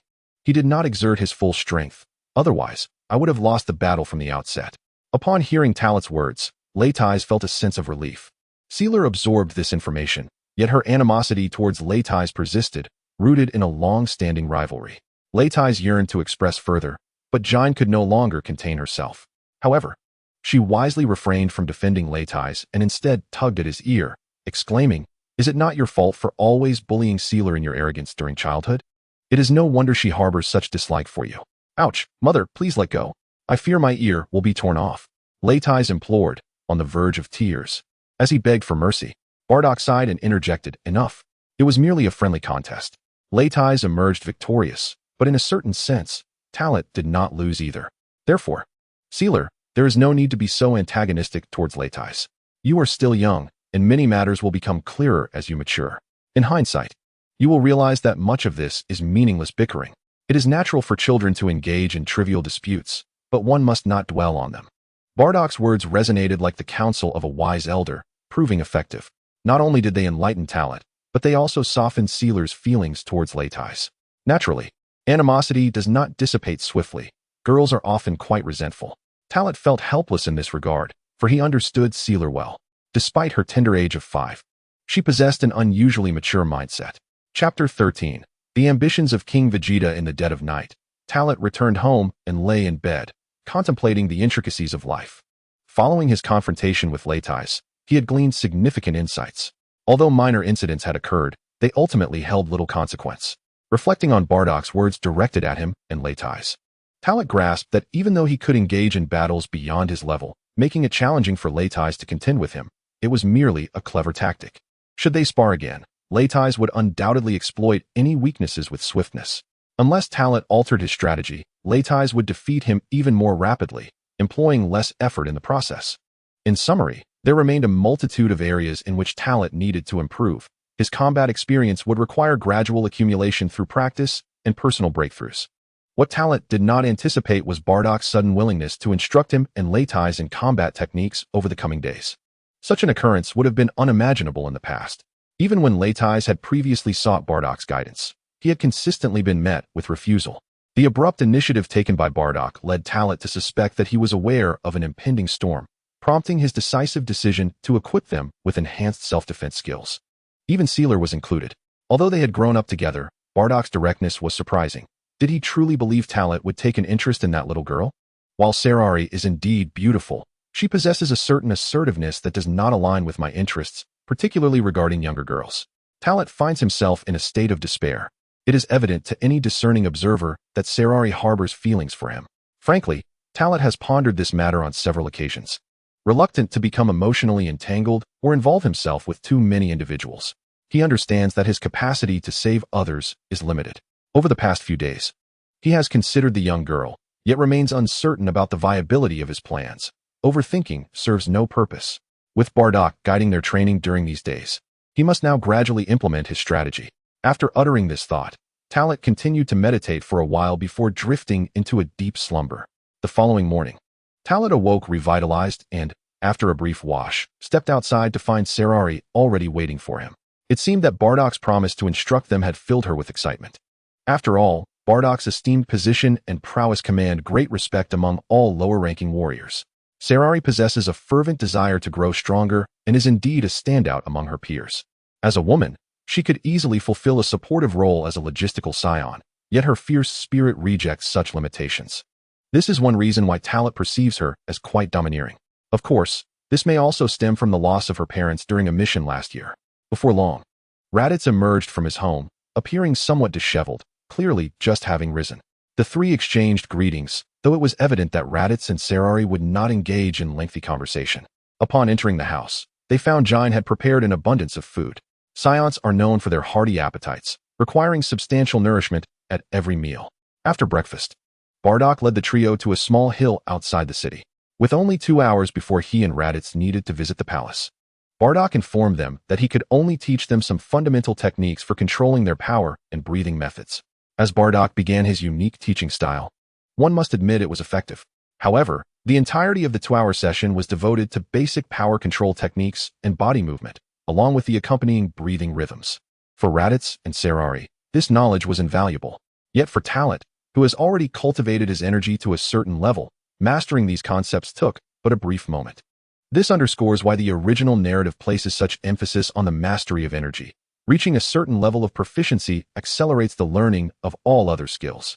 Though in the later Dragon Ball Super era, the the techniques for harnessing divine power overshadowed those of energy cultivation. It must be acknowledged that energy training will never become obsolete. Achieving a sufficiently high realm can render it as effective as divine training methods. After bidding farewell to Bardock and Raditz, Talat and Sarari chose not to return home, but instead remained to continue their training. Thus, the dynamic shifted, with Talat taking on the role of Sarari's mentor. It is quite absurd, yet it is the reality, for Talat has effortlessly mastered the skills, while Sarari, lacking understanding, fumbles in confusion, much to Talat's dismay. It is only through Talat's assistance that Sarari has begun to grasp the teachings imparted by Bardock. Little does Talat know that sometimes his inadvertent actions capture the heart of the young girl. In the royal city, within the palace, after parting ways with Raditz, Bardock stands alone before King Vegeta. This meeting, shrouded in secrecy, is known only to Vegeta and Bardock.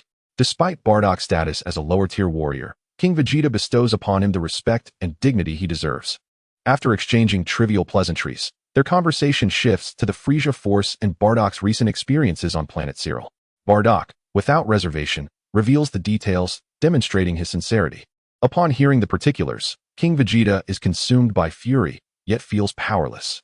Ultimately, he suppresses his rage and assigns Bardock his next mission. You must pay close attention to why Frieza is so eager to acquire planet Kanasha. We Saiyans shall not continue to be mere pawns in Frieza's game. Over the years, we have fought tirelessly for him, only to be met with treachery. Bardock, upon completing this mission, will find that I, the king, will secretly gather all elite warriors. Once you have conquered planet Kanasha, I will deliver a grand surprise to Frieza. The ambition of King Vegeta is clearly evident. He has long coveted the throne of the universe. Indeed, Your Majesty, in 10 days, I shall set forth, determined to seize planet Kanasha with utmost speed, Bardock assures. With an air of authority, King Vegeta nods solemnly and continues, Rest assured for your son, I have made all necessary arrangements. In a week, I intend to send Vegeta to lead a team to invade Planet Ramp.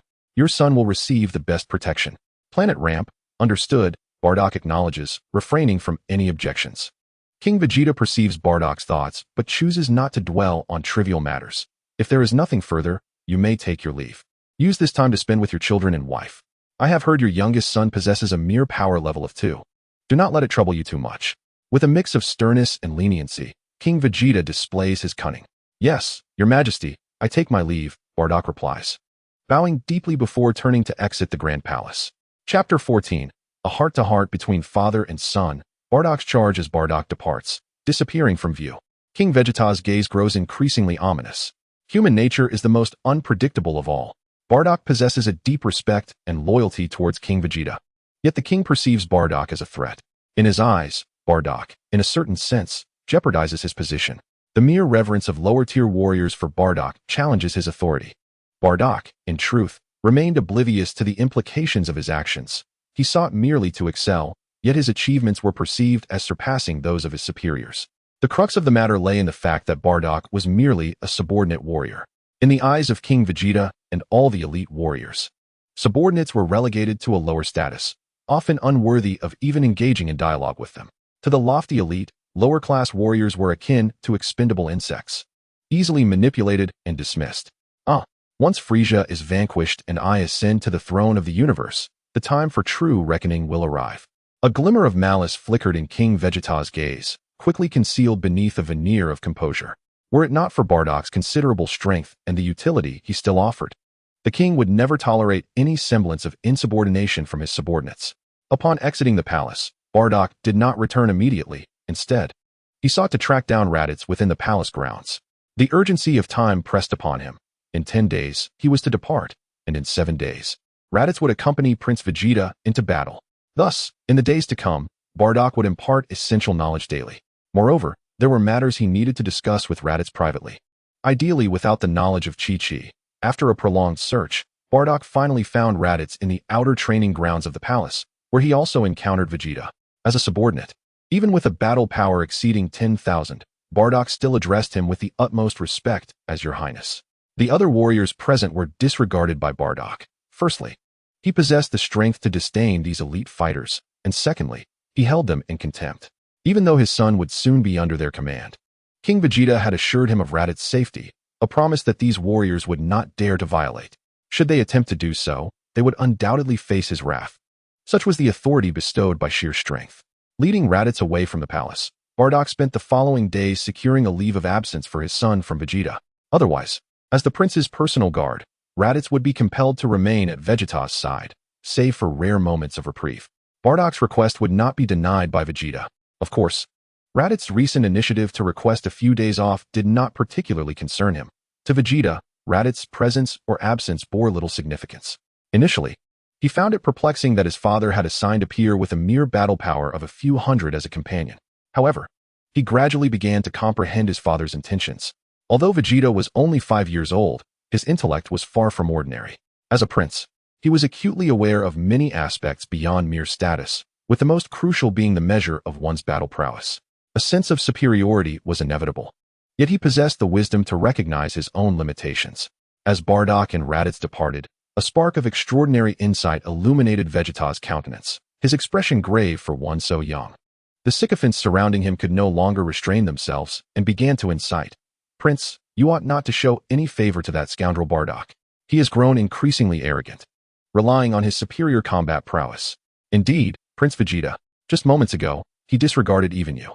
As the two elite warriors, each possessing a battle power of 3,000, spoke, Vegeta's gaze sharpened, not directed at the departing Bardock, but rather at the two beside him. "If you have the capability, then refrain from gossiping behind my back. Such behavior only serves to render you both quite useless in my eyes." With that, Vegeta turned and strode towards the Grand Palace. His battle power had long surpassed 3,000, granting him the strength to confront these two, even without his princely status. Faced with Vegeta's cold derision, the two elite warriors turned pale, their expressions contorted in dismay. It must be said that Vegeta possessed greater tolerance and discernment than King Vegeta himself.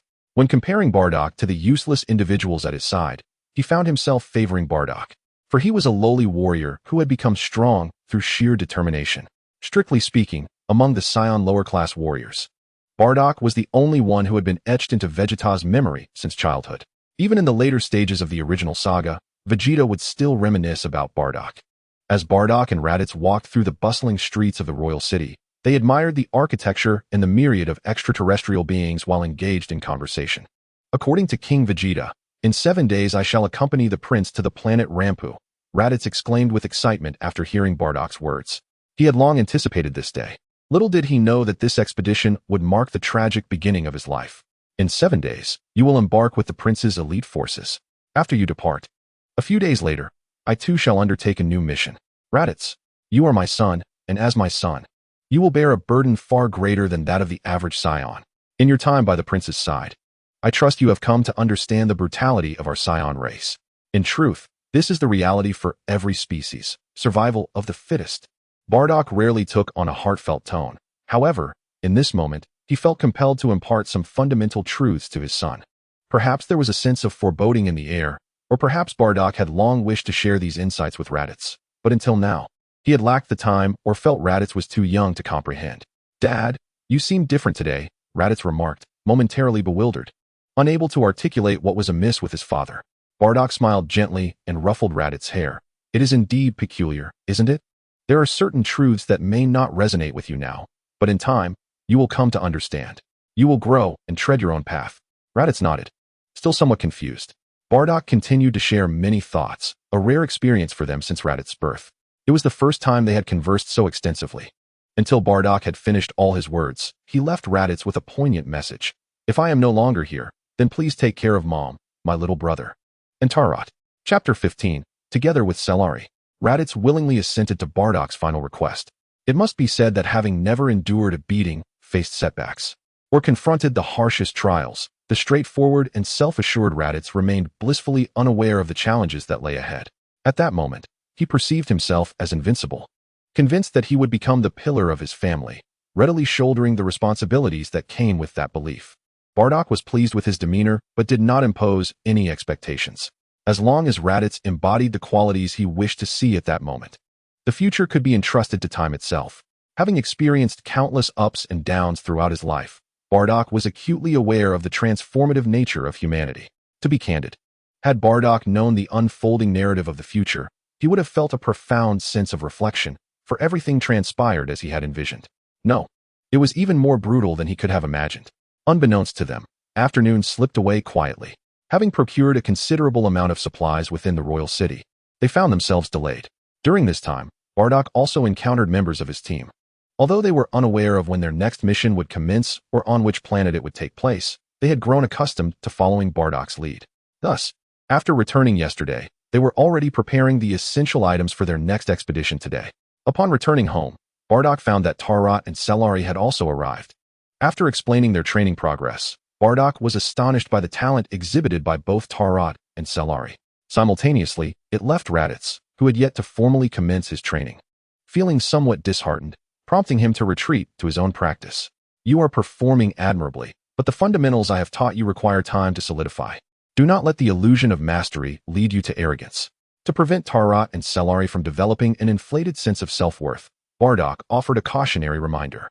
They would eventually face the battlefield, and excessive pride could lead them astray, fostering a false sense of superiority while in reality, they were still inexperienced. Rest assured, Uncle Bardock. Understood. I will strive even harder, Uncle Bardock, Tarot and Celery replied in unison, nodding in agreement. Having received the responses he sought, Bardock then articulated his forthcoming plans. Over the next 7 days, from morning until night, he would dedicate all his time to instructing them on how to grow stronger, even employing practical combat scenarios to teach them the art of true warfare. Not only Celery, but Tarot also looked forward to this. After all, in terms of strength, Bardock, while perhaps not the absolute strongest of the Saiyan race, was certainly among the elite. The outcome of a contest with someone boasting a power level exceeding 10,000 was all too predictable. However, there was no doubt that the enhancements gained from real combat would be far more significant. With the training arrangements confirmed, Tarot, disregarding Celery's presence, directly inquired about Bardock's experiences at the royal palace. Regardless, Celery has already been incorporated into this small collective. For the next few days, it is inevitable that they will either reside together or spend the majority of their time in each other's company, leaving no room for concealment. Furthermore, even if Celery were to learn certain matters, it would not be of significant consequence. The exchanges between him and Bardock consist solely of non-confidential discussions. Should there be any secrets, Bardock would certainly refrain from divulging them to Talent, just as he has concealed the most critical developments regarding the situation on Cyril, particularly Frieza's insidious plot against the Saiyans. Thus, it appears that the expedition of Raditz and Prince Vegeta to Rampu has indeed been scheduled for 7 days hence, and Uncle Bardock is set to depart for Kanasha in 10 days. Talent could not help but interject, feeling overwhelmed by the rapid progression. Had he not already contemplated the worst-case scenario over the past few days, he would have been consumed by anxiety. So, are you experiencing a tinge of regret now, little Talent? Bardock inquired with a jovial smile directed at Talent. In response, Talent vehemently shook his head, accompanied by a sheepish chuckle. Having made my decision, I shall not harbor regrets. It is merely that there are myriad concerns to consider. Although the prospect of invading a medium-sized planet appears straightforward, it is far from simple. What other peculiar thoughts are you entertaining? Pray, share them with me, Bardock remarked, fully aware of the underlying implications in Talent's words. Despite the common perception that the Saiyan warriors are merely brawn with limited intellect, this is far from the truth. Many Saiyans possess exceptional intelligence. They often eschew contemplation on matters that can be resolved through sheer strength. Upon hearing this, Talent genuinely laughed. You truly are perceptive, Uncle Bardock. I said nothing. Yet you discern my thoughts. Bardock shook his head with a hint of resignation. Despite their lengthy separation of over 6 months, he was well acquainted with Talent's nature. Nearby, Celery felt a tremor within her heart, her mind consumed by a singular notion. Expedition. Everyone was preparing for a campaign. And although she had reached the age of 5 and was eligible to join the main force in combat as a lower-ranked warrior, she had no agency in choosing her future. The proud and self-respecting girl unconsciously lowered her head, her small fists clenched tightly. Talent, situated beside Celery, immediately noticed her unusual demeanor. With a sigh, he turned to Bardock. Uncle Bardock, I know you have already made arrangements for me, but I would like to take 2 individuals with me on this expedition. What do you think? This inquiry served as both a tentative proposition and an opportunity to glean Bardock's true intentions for him. Upon hearing this, Celery lifted her head and gazed at Talent with questioning eyes, silently inquiring if he intended to take her along. You wish to include Celery, do you not? As a higher-ranked warrior, you indeed possess 3 slots, provided your companions are lower-ranked warriors who consent to your summons. However, one crucial detail must be remembered. In terms of merit points, conquering a medium-sized planet only yields between 10,000 to 100,000 points. Should you choose to take subordinates with you, you must allocate at least 10% of the merit points per individual. Moreover, should a subordinate soldier perish within your ranks, you will incur a deduction of double merit points. Bardock's response only served to bolster Talat's resolve. Very well, I am not particularly concerned about merit points. However, if I do not bring Cellari along, she will be reluctant to engage in logistical duties and may very well meet her demise by joining another team. Talat remarked with a smile. While his words appeared lighthearted, Bardock could not help but admire Talat's commendable nature. For Saiyans, merit points symbolize honor and serve as a vital currency for survival. Clearly, in Talat's eyes, the value of life surpasses that of merit points. You rascal. In that case, I shall refrain from further comments. Over the next few days, I will assist you in submitting your application and lend you some merit points to procure a medium-sized spaceship. When you return after completing your mission, remember to repay me double, Bardock chuckled. Double? Uncle Bardock, that seems rather extortionate, Talat responded with a blend of amusement and exasperation. Chapter 16. 7 days later, Raditz sets off. Time flows like a river, never to return. Over the past week, under Bardock's rigorous training, Talat, Raditz, and Cellari have not only experienced significant enhancement in their abilities, but also expanded their horizons and perspectives. For Talat, however, his growth primarily manifested in combat techniques. His actual battle power saw little advancement, as he had controlled his aura from the outset, keeping his strength below 400 points. The apparent improvement merely involved the modest unveiling of his concealed combat prowess, allowing Bardock to witness his progress. In Talat's words, he embraced the natural course of development. Notably, Cellari's innate talent emerged under Bardock's tutelage. In a brief span, her combat power surged from 180 to 240 points, equating to nearly a 10-point increase daily, a truly astonishing rate. Raditz's progress mirrored Talat's, with a modest rise from 550 to 580 points. Although a mere 30 points, achieving such growth within 7 days is commendable. At Bardock's residence, the atmosphere was subdued as the family gathered around the table, enjoying the meal prepared by Jain. Unlike previous days, the mood was somber. Raditz was about to depart for the royal palace to report for duty following the conclusion of their intensive training. Farewells are often tinged with reluctance. However, for Saiyans, such separations have become the norm over the past 1 or 2 decades, much like ordinary individuals in Talat's former life venturing out to earn a living. The only distinction this time is that it marks Raditz's first genuine departure from planet Vegeta to undertake a mission. In other words, it is his inaugural venture into the world beyond home, amplifying the family's concerns.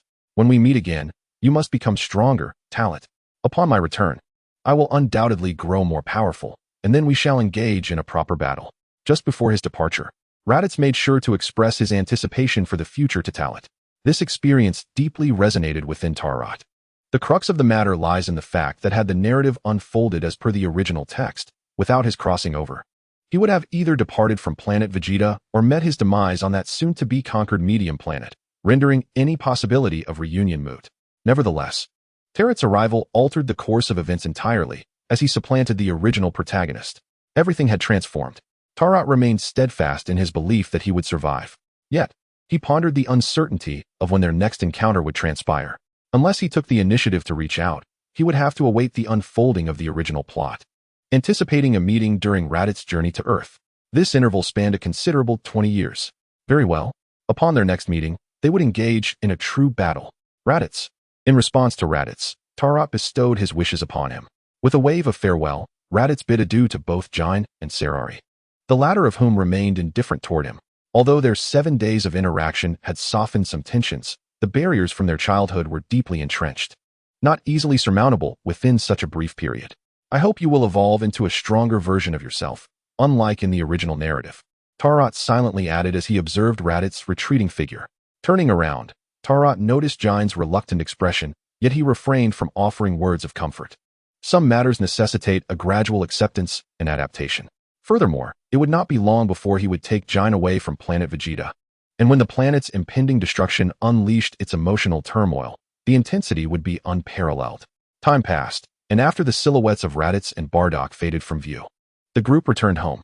Jain's resilience proved commendable as she swiftly composed herself and busied herself with tasks. Tarat and Cellari, reassured by her well-being, ventured to a nearby town to procure supplies. In the meantime, Bardock had procured a medium-sized spacecraft for him and lent him 10,000 merit points in preparation. While not an exorbitant amount, it was certainly substantial. Despite Bardock's insistence on repayment at double the amount in the future, it was undeniably a gesture of care. 10,000 merit points, when converted, equated to an astounding 1 million in Tarit's previous world. One can only imagine the impact on an ordinary individual suddenly coming into possession of such wealth. Merit points are not easily acquired. Conquering a low-tier planet alone yields only between 1,000 to 10,000 merit points, contingent upon the planet's value. Most lower-tier warriors, lacking leadership from higher-tier warriors, can only collaborate in small groups, targeting low-tier planets over extended periods. The merit points obtained upon conquest must then be shared among them. In simpler terms, the vast majority of lower-tier warriors are impoverished, with those possessing thousands or tens of thousands of merit points considered affluent. Individuals like Bardock belong to the echelon of the truly wealthy. For him, even spending 100,000 merit points to acquire a medium-sized spacecraft merely elicited a fleeting pang of discomfort. To illustrate, Bardock resembled a billionaire from Talat's previous world, purchasing a luxury sports car worth several million. Brother Talat, is it truly necessary to prepare so extensively? Sairali observed Talat's relentless procurement of supplies, her astonishment palpable. In her view, they were merely embarking on a mission. Despite the potential duration, Talat's recent preparations were exceedingly excessive. Take the food, for instance. It was sufficient to sustain them for an entire year. Though the medium-sized spacecraft was not overly large, it was substantial enough to completely fill the cargo hold. Suggesting a long-term combat strategy. Rest assured, we shall require it. And aside from you, I actually intend to bring another person along, Talat replied with a smile. Another person? Sairali's expression shifted subtly, her mind racing with possibilities. Talat nodded, clarifying his intentions for the future. At that time, I hope Aunt Ginia can assist us in our journey to planet Ayun. Aunt Ginia? But what will happen to Kakarot if she accompanies us?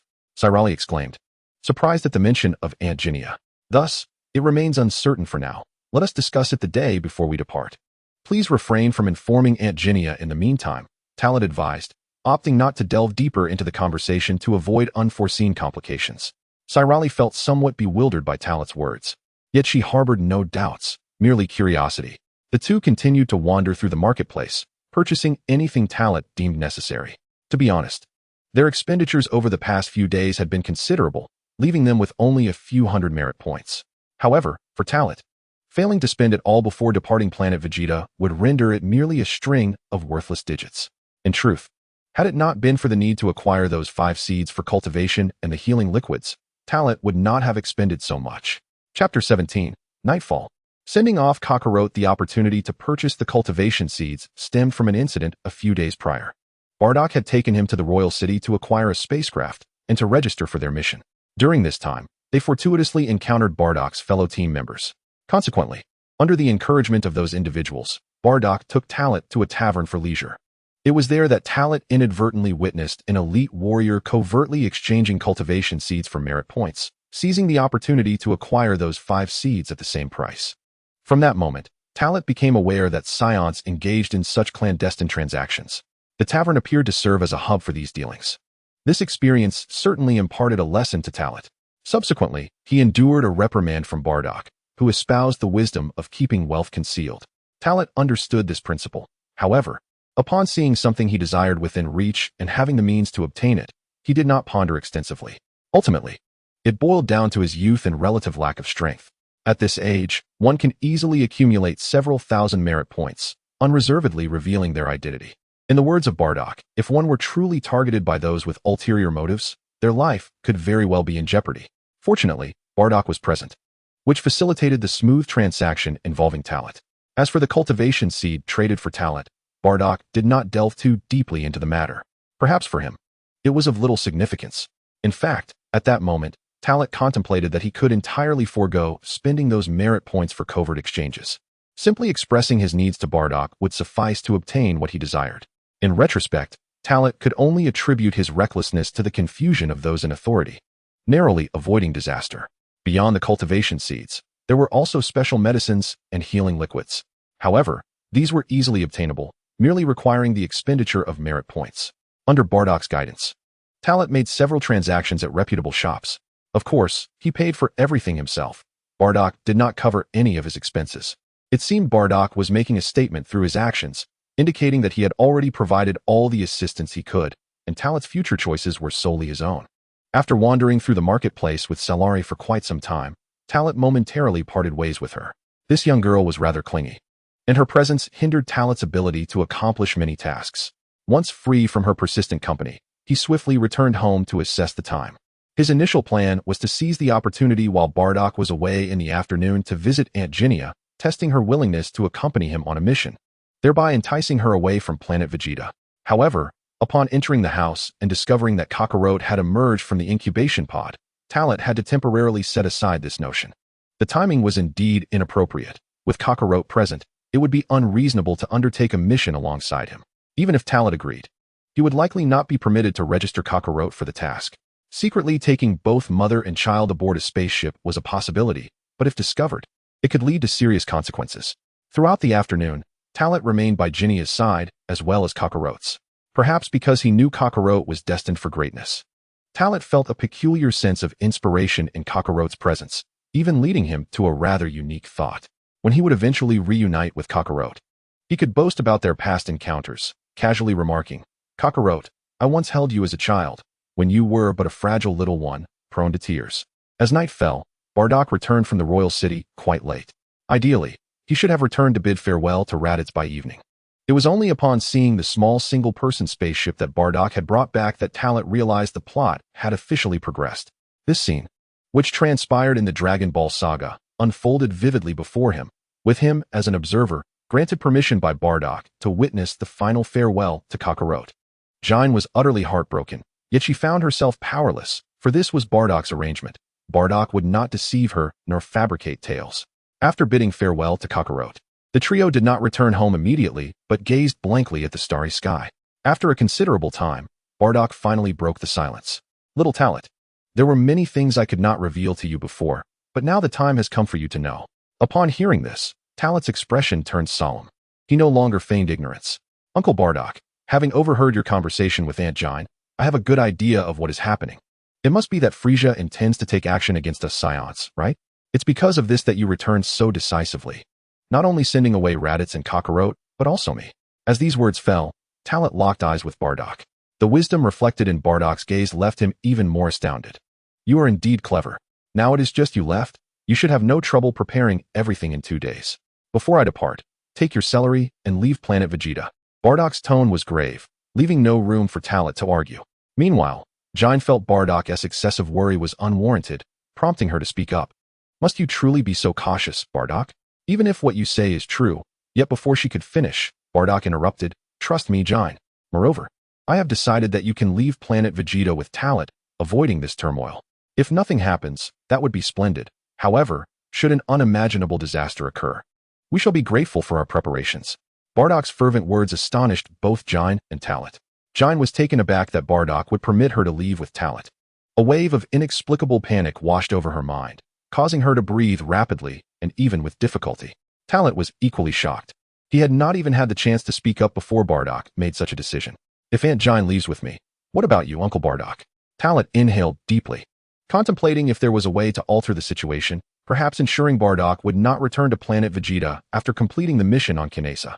However, Talat also understood the impossibility of such a notion. Otherwise, the original tale would not have been one of a lone warrior holding the line. Bardock's sense of duty was far too strong. At such a critical juncture for their race's survival, would he ever be inclined to fear for his own life? "Do not worry about me. Do not forget, my battle power exceeds 10,000. Even King Vegeta would find it difficult to defeat me." Bardock chuckled. Chapter 18.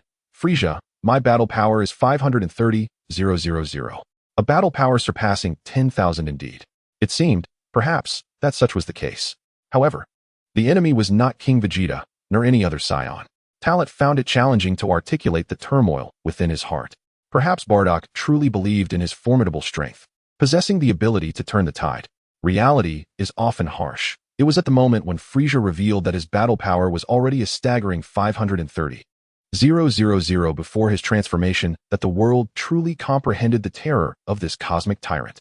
Talat silently marveled at this revelation. To speak candidly, in his previous life, when he first encountered Dragon Ball and was confronted with such an astonishing disparity in power levels, he was rendered speechless with shock. Yet, this was merely the inception of fear. Initially, he believed that Frieza's 530,000 battle power was unfathomably extraordinary. However, as the saga of Planet Namek unfolded, that figure escalated to an astronomical 12 million, utterly shattering his previous worldview. In comparison to 530,000, what significance does a battle power exceeding 10,000 hold? In the face of 12 million, how trivial does 530,000 appear? Due to Bardock's resolute and unquestionable decision, both Jine and Talit were left with no choice but to acquiesce. Talit understood, and Jine too recognized that her husband was acting to protect her. Nevertheless, she yearned to contribute, unwilling to witness Bardock confront an impending catastrophe alone. Bardock's response was straightforward yet compelling. Their presence would only serve as a burden to him. After confirming their departure in 2 days, the trio continued to revel in the breathtaking scenery beneath the night sky. The nights on planet Vegeta were resplendent, adorned with countless stars. However, Saiyans typically refrained from admiring the nocturnal beauty, for upon gazing at a full moon and being exposed to the overwhelming Blutz waves of over 17 million units, they would undergo transformation into great apes. Although the moon of planet Vegeta only emitted such potent waves on a few occasions throughout the year, most Saiyans who recognized their inability to control the transformation would exercise restraint and avoid nighttime activities. Nonetheless, for certain Saiyans, such as Bardock and Talit, the transformation could be mastered. The original text indicated that elite warriors could retain their consciousness post-transformation, yet many lower-tier warriors possessed similar capabilities, albeit as a result of exceptional talent. Jine fervently prayed for Raditz and Kakarot to have a smooth first journey through the cosmos. This was her way of finding solace. As a mother of limited strength, this was all she could do. Fear not, Raditz will surely return unscathed. Once the tempest has passed, I shall personally go to retrieve Kakarot, Bardock reassured her while embracing Jine's shoulders. At that moment, Talit felt somewhat like an extraneous third wheel. However, he was not one to shy away, knowing that they had shared intimate moments before. He only chose to absent himself when it came to more private matters. The scene shifted to the cosmos. At that time, the elite team from Vegeta had already departed in their spaceship, leaving the small star system that housed planet Vegeta. In merely half a day's time, they had traveled a considerable distance away from their home. Such was the navigational speed of spaceships in this era. In decades to come, it would become even more astonishing. Especially with the spaceship modified by Bulma and her father Brief, its speed would be astonishingly beyond description. Inside the vessel, a multitude of Saiyans gathered in the cockpit, each admiring the breathtaking vistas of the cosmos. 3 elite upper-class warriors were responsible for piloting the spacecraft, with Raditz and 2 other relatively youthful upper-class warriors seated on either side of Vegeta. Beside Vegeta stood another elite upper-class warrior, none other than his devoted bodyguard, Nappa. However, unlike the Nappa from the original tale, this version is still quite young and far from bald. In just an hour, they would initiate hyperspace travel, and approximately a month later, they would arrive at Planet Ramp. The directive from King Vegeta imposed no time constraints, allowing the prince to approach this venture as a mere exercise in experience and enjoyment, with his subordinates ensuring his safety and eliminating any threats. Nappa reported relevant information to Vegeta. In the original narrative, he was portrayed as simple-minded and somewhat clumsy. However, in truth, he is quite astute, adept at flattering Vegeta. Vegeta responded with a brief acknowledgement, paying little heed to the report. For him, this undertaking posed no concerns. As he departed from planet Vegeta, his father had assured him that it was merely a straightforward trial. Vegeta's innate prowess is exceptionally high, with his combat power now exceeding 3,000 points, a figure that places him among the upper echelons of warriors. Given this strength, even if Planet Ramp is classified as a superior planet, what challenges could possibly await? Thus, even devoid of his princely status and at the tender age of 5, Vegeta remains an undeniable powerhouse within the team. The only other warrior whose combat power surpasses 3,000 to 4,000 is the elite upper-class warrior Broccoli, boasting a formidable 5,000 points, making him the strongest in this mission. As for Nappa, his combat power merely matches that of the current Vegeta, and aside from his imposing stature, he falls short in other aspects. With just an hour left before they embark on their hyperspace journey, Raditz and the 2 younger upper-class warriors became increasingly engrossed in the cosmic scenery outside. This marked their inaugural departure from planet Vegeta for a voyage through the universe. Gazing at the sights beyond the transparent protective layer, the cosmos appeared dark. Especially at such high speeds, rendering any beauty nearly imperceptible. Nevertheless, for those experiencing it for the first time, a sense of exhilaration blossomed within them. Encountering novel phenomena and witnessing the vastness of the universe ignited a profound anticipation that rendered them somewhat lost in themselves. At that moment, they remained oblivious to the fact that Planet Ramp was no ordinary superior planet. This invasion would claim lives, particularly among the two younger upper-class warriors, whose combat powers barely reached a few hundred points. Should the narrative remain unchanged, their fates would tragically culminate on Planet Ramp. This sensation is truly extraordinary, akin to what Tarot once remarked, resembling an endless abyss. Raditz could not help but exclaim in wonder. His words resonated with the other Saiyans, even prompting Vegeta to cast him a fleeting glance. An endless abyss, indeed. Such a description is rather apartment Tarot. Who is he? Vegeta inquired. Upon hearing this, Raditz perked up. Your Highness, Tarot is a superior warrior born in the same generation as I, residing next door to my home. I see. Vegeta nodded in understanding. Without delving further, he leaned back in his spaceship seat, adopting an air of indifference. Observing this, Raditz initially contemplated offering a few kind words, but upon realizing Vegeta had no inclination to listen, he refrained. Chapter 19. The plot thickens. The god of destruction and Frieza as Vegeta's spacecraft departed from this star system. In the opposite direction, another celestial expanse witnessed the rapid ascent of a circular single-passenger spaceship, hastily heading towards the galaxy. Undoubtedly, this vessel belonged to Kakarot. Equipped with life-sustaining apparatus, the spacecraft posed no threat to the life of Kakarot, who was merely half a year old, even during prolonged journeys. The destined child of this world, Kakarot, upon his arrival on Earth, would herald a new era. No, that is incorrect. From the very moment he departed Planet Vegeta, the narrative had commenced its progression. In the vast cosmos, amidst an unspecified galaxy and star domain, suddenly, a planet erupted without warning. The radiant explosion resembled a dazzling display of fireworks. Amidst the flames of the explosion, two figures gradually emerged, the god of destruction Beerus and the angel Whis.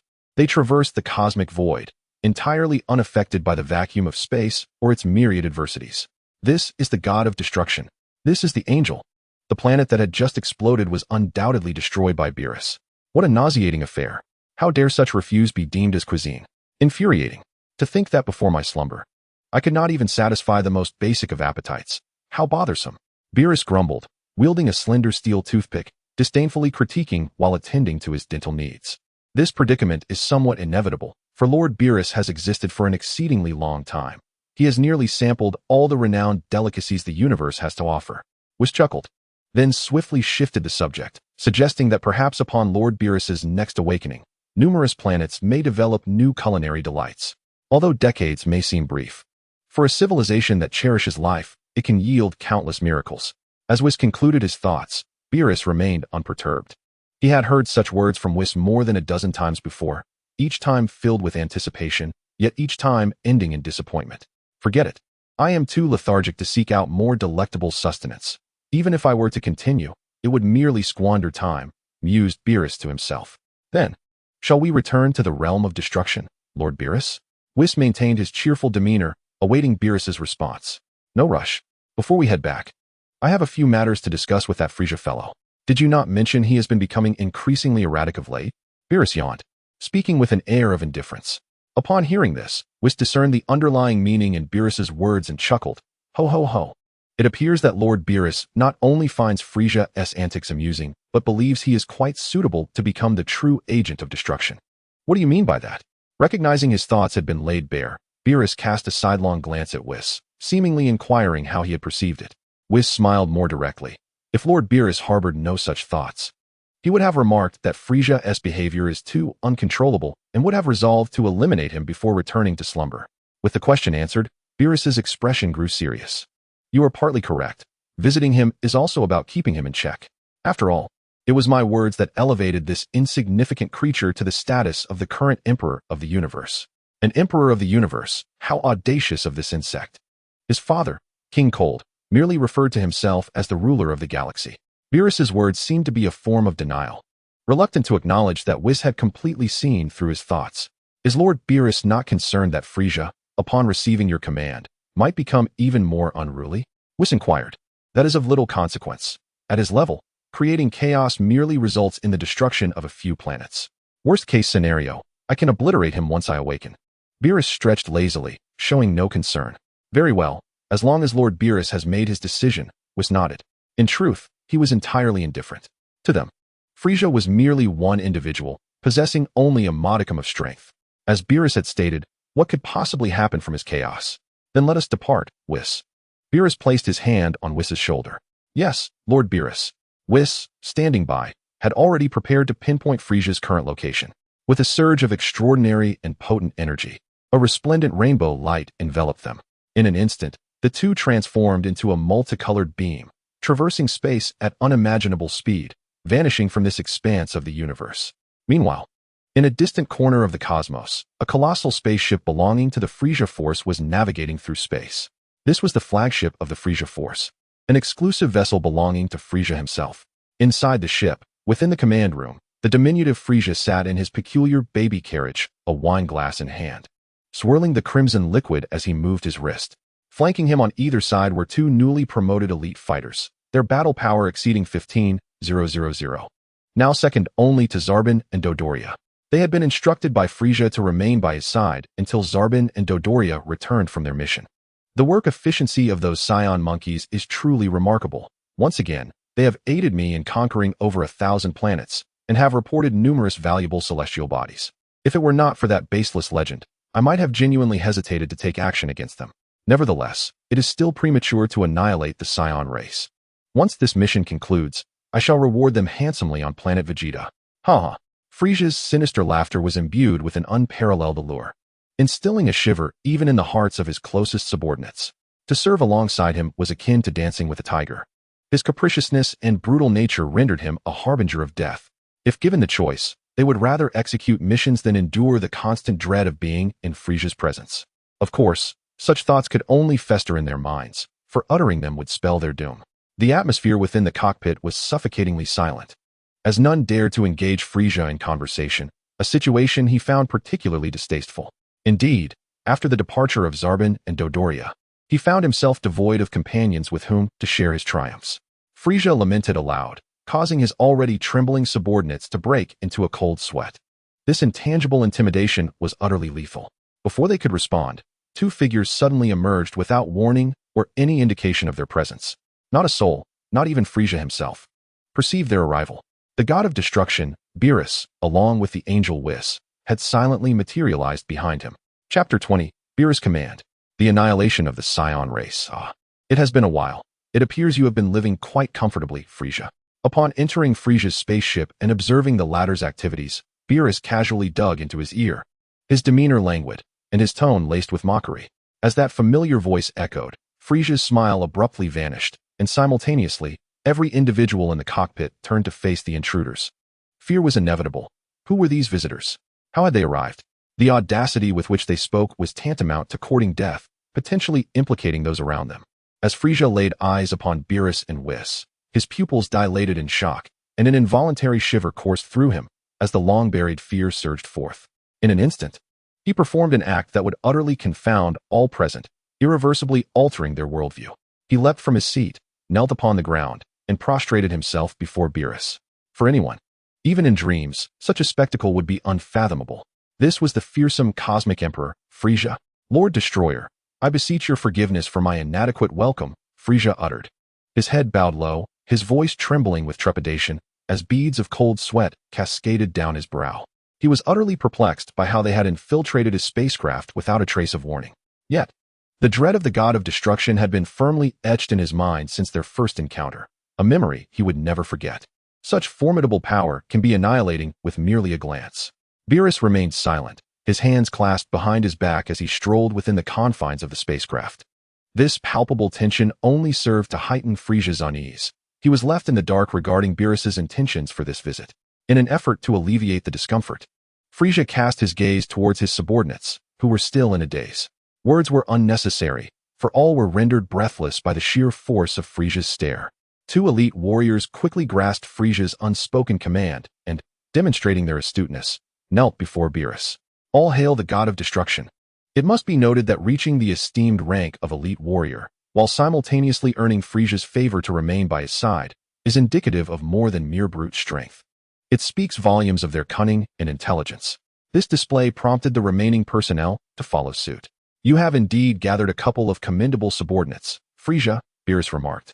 A playful tone laced with an unmistakable air of authority. Frieza suppressed his trepidation and unease, swallowing hard before gradually lifting his gaze to meet Beerus's, inquiring, Lord Beerus. You flatter me. May I inquire what tasks you require of me during your visit?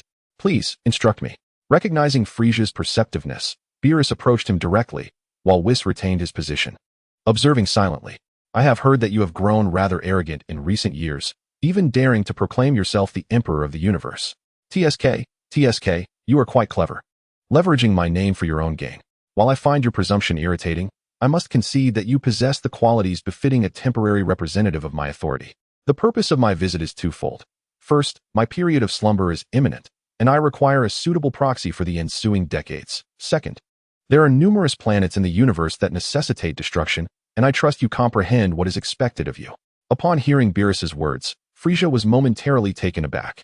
The fear evident in his eyes dissipated, replaced by an expression of uncontainable joy.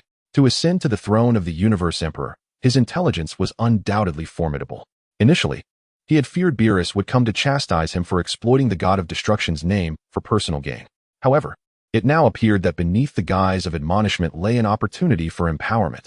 He was to become the true proxy of the God of Destruction during Beerus's slumber. He would embody that very power, the God of Destruction, an unparalleled entity within the cosmos. In the presence of such power, all others were but mere insects.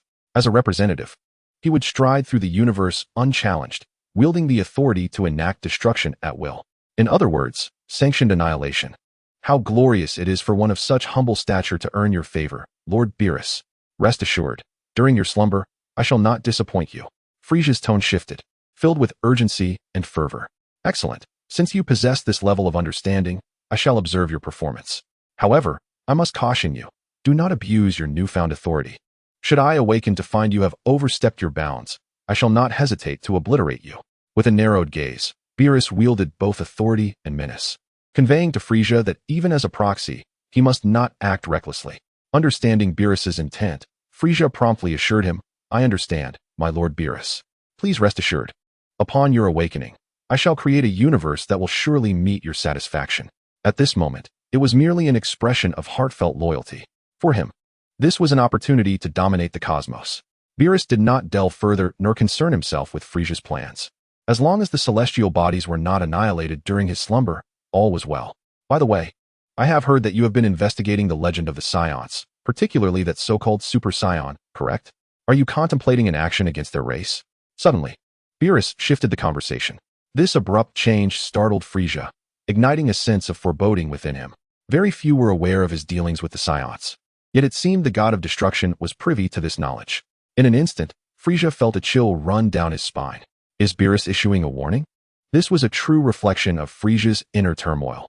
Undoubtedly, his clarity of words indicated that he was aware of every action Frieza contemplated. With no choice but to respond, Frieza could only confess, yes, may I ask, my Lord Beerus, how should we deal with those Saiyans? Uncertain of Beerus's intentions, Frieza inquired to ascertain his stance. If the God of Destruction wished to spare them, then despite his dissatisfaction, he could not take action against them, at most suppressing them. However, if Beerus sought their extermination, then plans would need to advance. This aligned perfectly with his ambitions. Recently, I visited planet Vegeta and witnessed the so-called warrior race of Saiyans. Ultimately, they are merely a group of brutish fools, lacking both intellect and culinary sophistication. Their continued existence is a farce. Since you have already taken action, I leave the Saiyan race in your capable hands. They have no necessity to persist, and planet Vegeta need not exist any longer. As Beerus spoke, a profound purple light flickered in his eyes. Chapter 21 Frieza. Ho ho ho. The divine pressure accompanying Beerus's words was palpable, rendering Frieza breathless and trembling involuntarily. Rest assured, my Lord Beerus, I understand what must be done. Frieza forcibly restrained his inner excitement, responding with a fa of seriousness. Though fearful of Beerus, he had now become his proxy, signifying their alliance. His heart brimmed with uncontainable joy. At least Beerus sought the annihilation of the Saiyans, which did not conflict with his original plans. In fact, Beerus was even more formidable, willing to obliterate planet Vegeta at a moment's notice. Very well. In the time to come, you shall fulfill your role as this proxy diligently. The objective has been achieved. Beerus retracted his divine authority and turned to Whis, stating, "The task is complete. We can return now, Whis." "Very well, Lord Beerus," Whis replied with a gentle smile. As he raised his angelic staff, the power of the angels transformed into a dazzling spectrum of rainbow light enveloping the two of them. Moments later, the brilliance faded, and they had vanished from the spaceship, as though they had never existed. With their departure, the palpable fear that had gripped Frieza's body and soul finally dissipated. Agent of destruction, from this day forth, I, Frieza, shall reign supreme over the universe. No one, regardless of who they may be, could ever usurp this position from him. Ha ha ha ha. In a buoyant mood, Frieza burst into boisterous laughter. The two elite warriors beside him exchanged glances, and a sense of foreboding crept into their hearts. The worldview had been irrevocably altered, revealing the existence of such terrifying entities. The god of destruction, Beerus, even their King Frieza was compelled to bow before him. Surely, he wouldn't resort to killing us. Would he? Even if King Frieza wished to silence us, neither I nor Saris could possibly be on the extermination list. After all, our battle power is 15,000. We are the elite among elites. The two continued to comfort themselves, indulging in fanciful thoughts. However, their ominous premonition soon materialized. My dear subordinates, you truly are commendable. Even Lord Beerus has praised you. Alas! Frieza abruptly turned, a fierce killing intent gleaming in his crimson eyes. Dakai and Saris were immediately consumed by terror, their faces paling. Being astute, they quickly began to plead for mercy, fully aware of Frieza's intentions. If they failed to perceive such a threat, they would not have ascended to their current positions. King Frieza, no please, spare us. We saw nothing. They struggled desperately. Why not resist? One could only conclude that they were acutely aware of the vast chasm in strength. Oh, it seems you are quite perceptive. I have not even spoken, yet you already surmise my intent to eliminate you. It appears you truly comprehend my innermost thoughts. Frieza spoke with a disarming smile. This game of cat and mouse delighted him immensely. Deka and Saris believed they had narrowly escaped disaster. Yet, in the next instant, two beams of energy shot forth from Frieza's eyes without warning, piercing through the hearts of the two warriors in a mere fraction of a second. Warriors with a battle power of 15,000 had been ruthlessly dispatched by Frieza. I do not mind my subordinates attempting to fathom my thoughts. However, those who discern my intentions yet cling to a glimmer of hope hold no value in my eyes. Fools who cannot discern the situation. Indeed, it is Saiyan and Dodoria who understand me best. With these words, Frieza shifted his gaze to the others aboard the spaceship. At this moment, a palpable terror gripped everyone as they swallowed hard. They were unfortunate witnesses to the sight of Frieza groveling before Beerus, and thus, they were doomed to perish. Blood splattered, staining the entire cockpit, while severed limbs and entrails lay scattered across the floor, emitting a foul stench. The scene was grotesquely bloody and brutally savage. Yet for Frieza, this was merely another spectacle, one that only fueled his bloodthirsty desires. With the order from the god of destruction Beerus already issued, he felt compelled to hasten the annihilation of the Saiyan race. Before proceeding, however, he decided to extract one last ounce of value from the Saiyans. He settled back into his infantile pod, his demeanor as cold as ever, as if all prior actions were inconsequential to him. It was only when his subordinates sensed something amiss that they dared to enter. Upon witnessing the grim state of the cockpit, even the most seasoned warriors could not suppress a gasp of horror. Shock, fear, and disbelief enveloped them. Yet Frieza would not grant them time for reaction. He needed to communicate with his capable subordinates. After a brief cleanup by his minions, the personnel in the cockpit were replaced, and Frieza established contact with Dodoria and Zarbon, who were currently on a mission. The plan to obliterate planet Vegeta was officially set in motion. However, before proceeding, Frieza needed to devise a more detailed and comprehensive strategy. His aim was to eradicate all Saiyans in one fell swoop, ensuring that the legend of their survival would be rendered impossible, while simultaneously fulfilling the destructive task assigned by Beerus. The scene shifts back to planet Vegeta. As night deepened, Tarot, Bardock, and Jine finally returned home, having spent a sleepless night, each plagued by restless thoughts. The rapid turn of events weighed heavily on them. Raditz had departed first, followed soon by Kakaroto's send-off. Just 2 days later, Tarot and Celery would embark on their journey with Jine, leaving planet Vegeta behind. Bardock's considerations were indeed astute. Taking Jine with him, while diverting the main attention, would allow them to evade many prying eyes. After all, who would concern themselves with a child possessing a power level of merely 400, accompanied by two subordinates with power levels of only a few hundred? as they ventured forth to conquer planets? This also prompted Tarot to recall a forgotten memory from the original narrative. Jine had indeed discussed with Bardock the possibility of fleeing planet Vegeta with Kakarot if they feared Frieza's wrath upon the Saiyan race. Bardock had firmly dismissed this notion, asserting that their combat power would make such an escape impossible, as it would undoubtedly attract the attention of Frieza's forces, and even King Vegeta would take notice. Consequently, they would face relentless pursuit and likely assassination. Chapter 22, Protagonists of an Era. Another day dawns, and Tarot mused over what Bardock and Jine had discussed the previous night. Talking to himself, he prepared some food to satiate his hunger, while his mind continued to ponder the intricate details of their predicament. Bardock's foresight was indeed commendable, yet certain risks remained. Even after successfully departing from planet Vegeta, Talent remained acutely cautious in crafting the illusion that they had perished during their journey, thereby eliminating any possibility of being monitored or detected. The years spent diligently studying various technological disciplines were not in vain. At the very least, the combat power detector I currently possess has successfully dismantled its positioning and surveillance modules under my direction, rendering it impervious to external scrutiny and tracking. Although there exists a significant disparity between the combat power detector and a spacecraft, Talent had long since familiarized himself with medium-sized starships and even possessed comprehensive schematics. To put it simply, during the past few days, Talent had managed to locate and mark the positioning devices and surveillance modules, and by removing or destroying them, he could not only ensure the normal operation of the spacecraft, but also create the illusion of a catastrophic explosion. Perhaps I am overthinking it. After all, even though Aunt Jine and I are connected to Bardock, it is unlikely that we are genuinely being pursued. Despite King Vegeta's wariness of Bardock, Raditz has long been under his control, living for years in the oppressive atmosphere of planet Vegeta, where the law of the jungle prevails. One is constantly beset by various dangers, leading to an inevitable tendency for overthinking. To analyze from another perspective, many Saiyans embark on missions and return daily.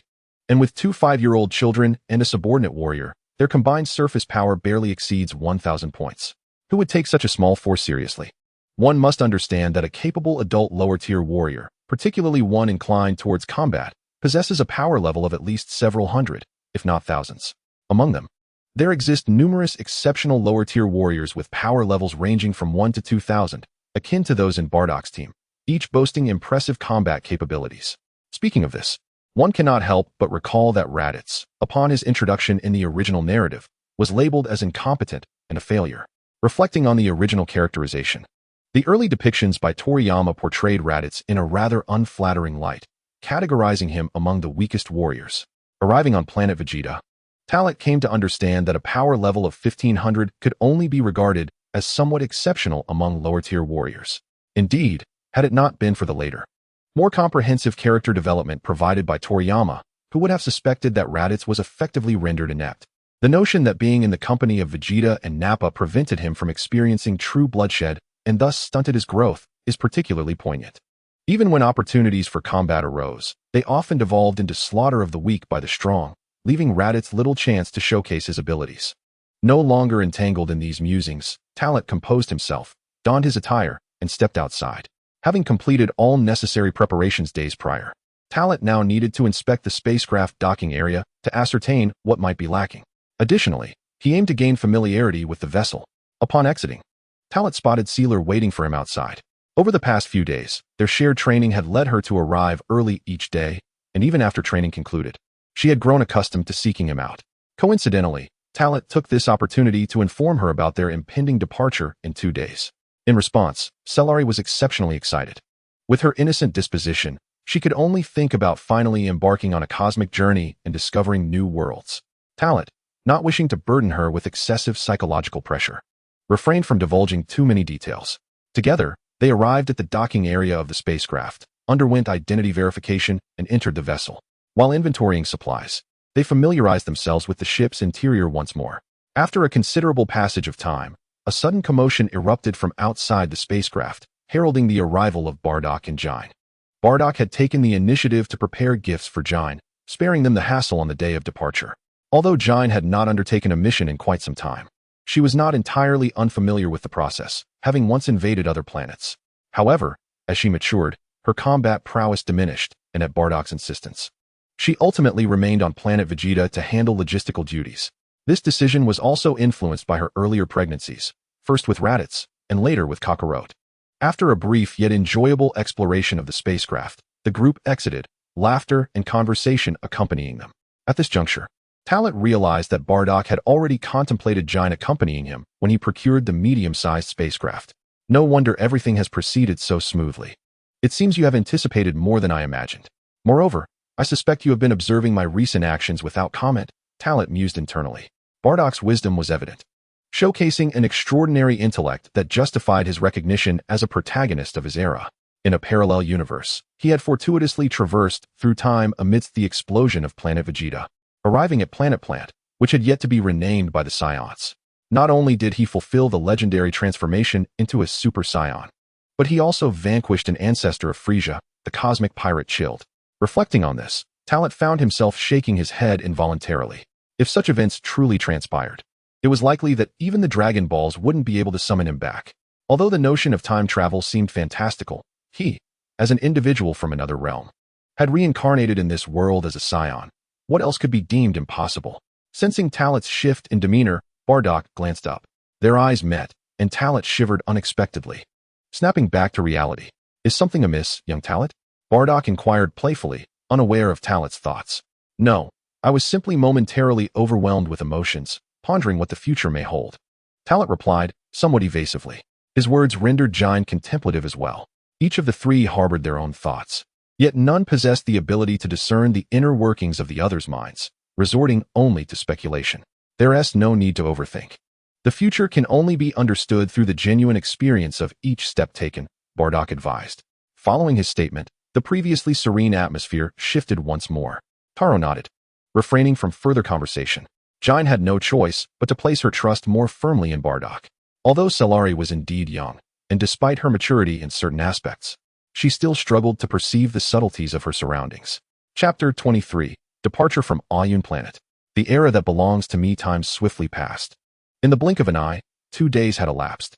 While this duration seemed fleeting, it felt prolonged for Taro and Jine, who had hardly slept well during this period. In contrast, Cellari remained well-rested, untouched by the weight of concern since she knew nothing of their troubles. Gathering at home and bidding farewell to Bardock, Taro, Cellari, and Jine boarded the spacecraft. Their departure took place in the early hours of dawn, when few noticed their absence. Remember, do not respond unless I contact you first. This was Bardock's final admonition, a reminder to Taro and the others that their departure from Planet Vegeta did not guarantee their safety. In their last farewell, Taro chose not to disclose his plans to Bardock. Having made his decision, he could not afford any hesitation. He needed to eliminate the threats surrounding them before contemplating further actions. As the spacecraft pierced through the atmosphere, leaving Planet Vegeta behind, Taro felt that his era had finally arrived. He would no longer be subjected to threats or oppression, nor would he need to conceal his true abilities, living in constant fear. In simple terms, the sky is vast for birds to soar, and the ocean is wide for fish to leap. From this moment onward, he was free to pursue whatever endeavors he desired. Most importantly, after leaving Planet Vegeta, he possessed no fewer than 10 methods to enhance his strength. Naturally, for the time being, he would not reveal this to Jine and Cellari. Currently, Planet Vegeta had not yet suffered Frieza's destruction, and the day of reckoning would only come when that time arrived. Rising from the pilot's seat, Taro stretched, a look of weariness etched upon his face. He had been intensely anxious before their departure, fearing any misstep during critical moments.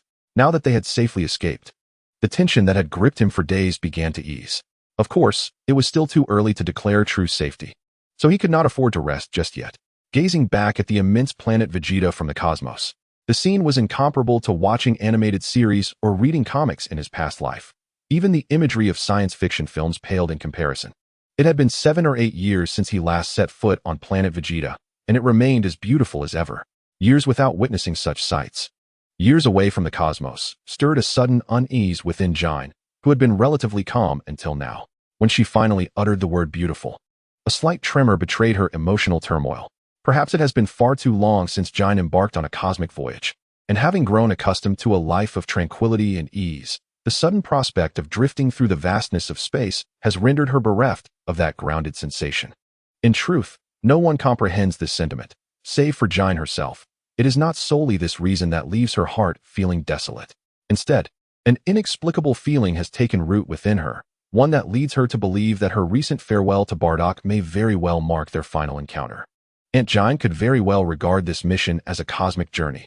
After all, you have toiled for many years. Consider it a well-deserved holiday, Tarot jestingly interjected.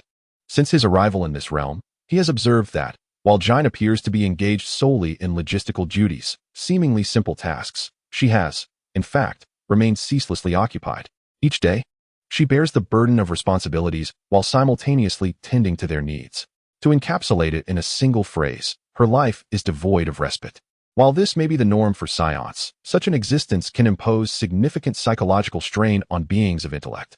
Upon hearing Tarot's words, Jine smiled gently. In that case, I must credit my good fortune to you, little Tarot. I hope the data regarding Alien Planet aligns with reality. It is indeed a beautiful celestial body.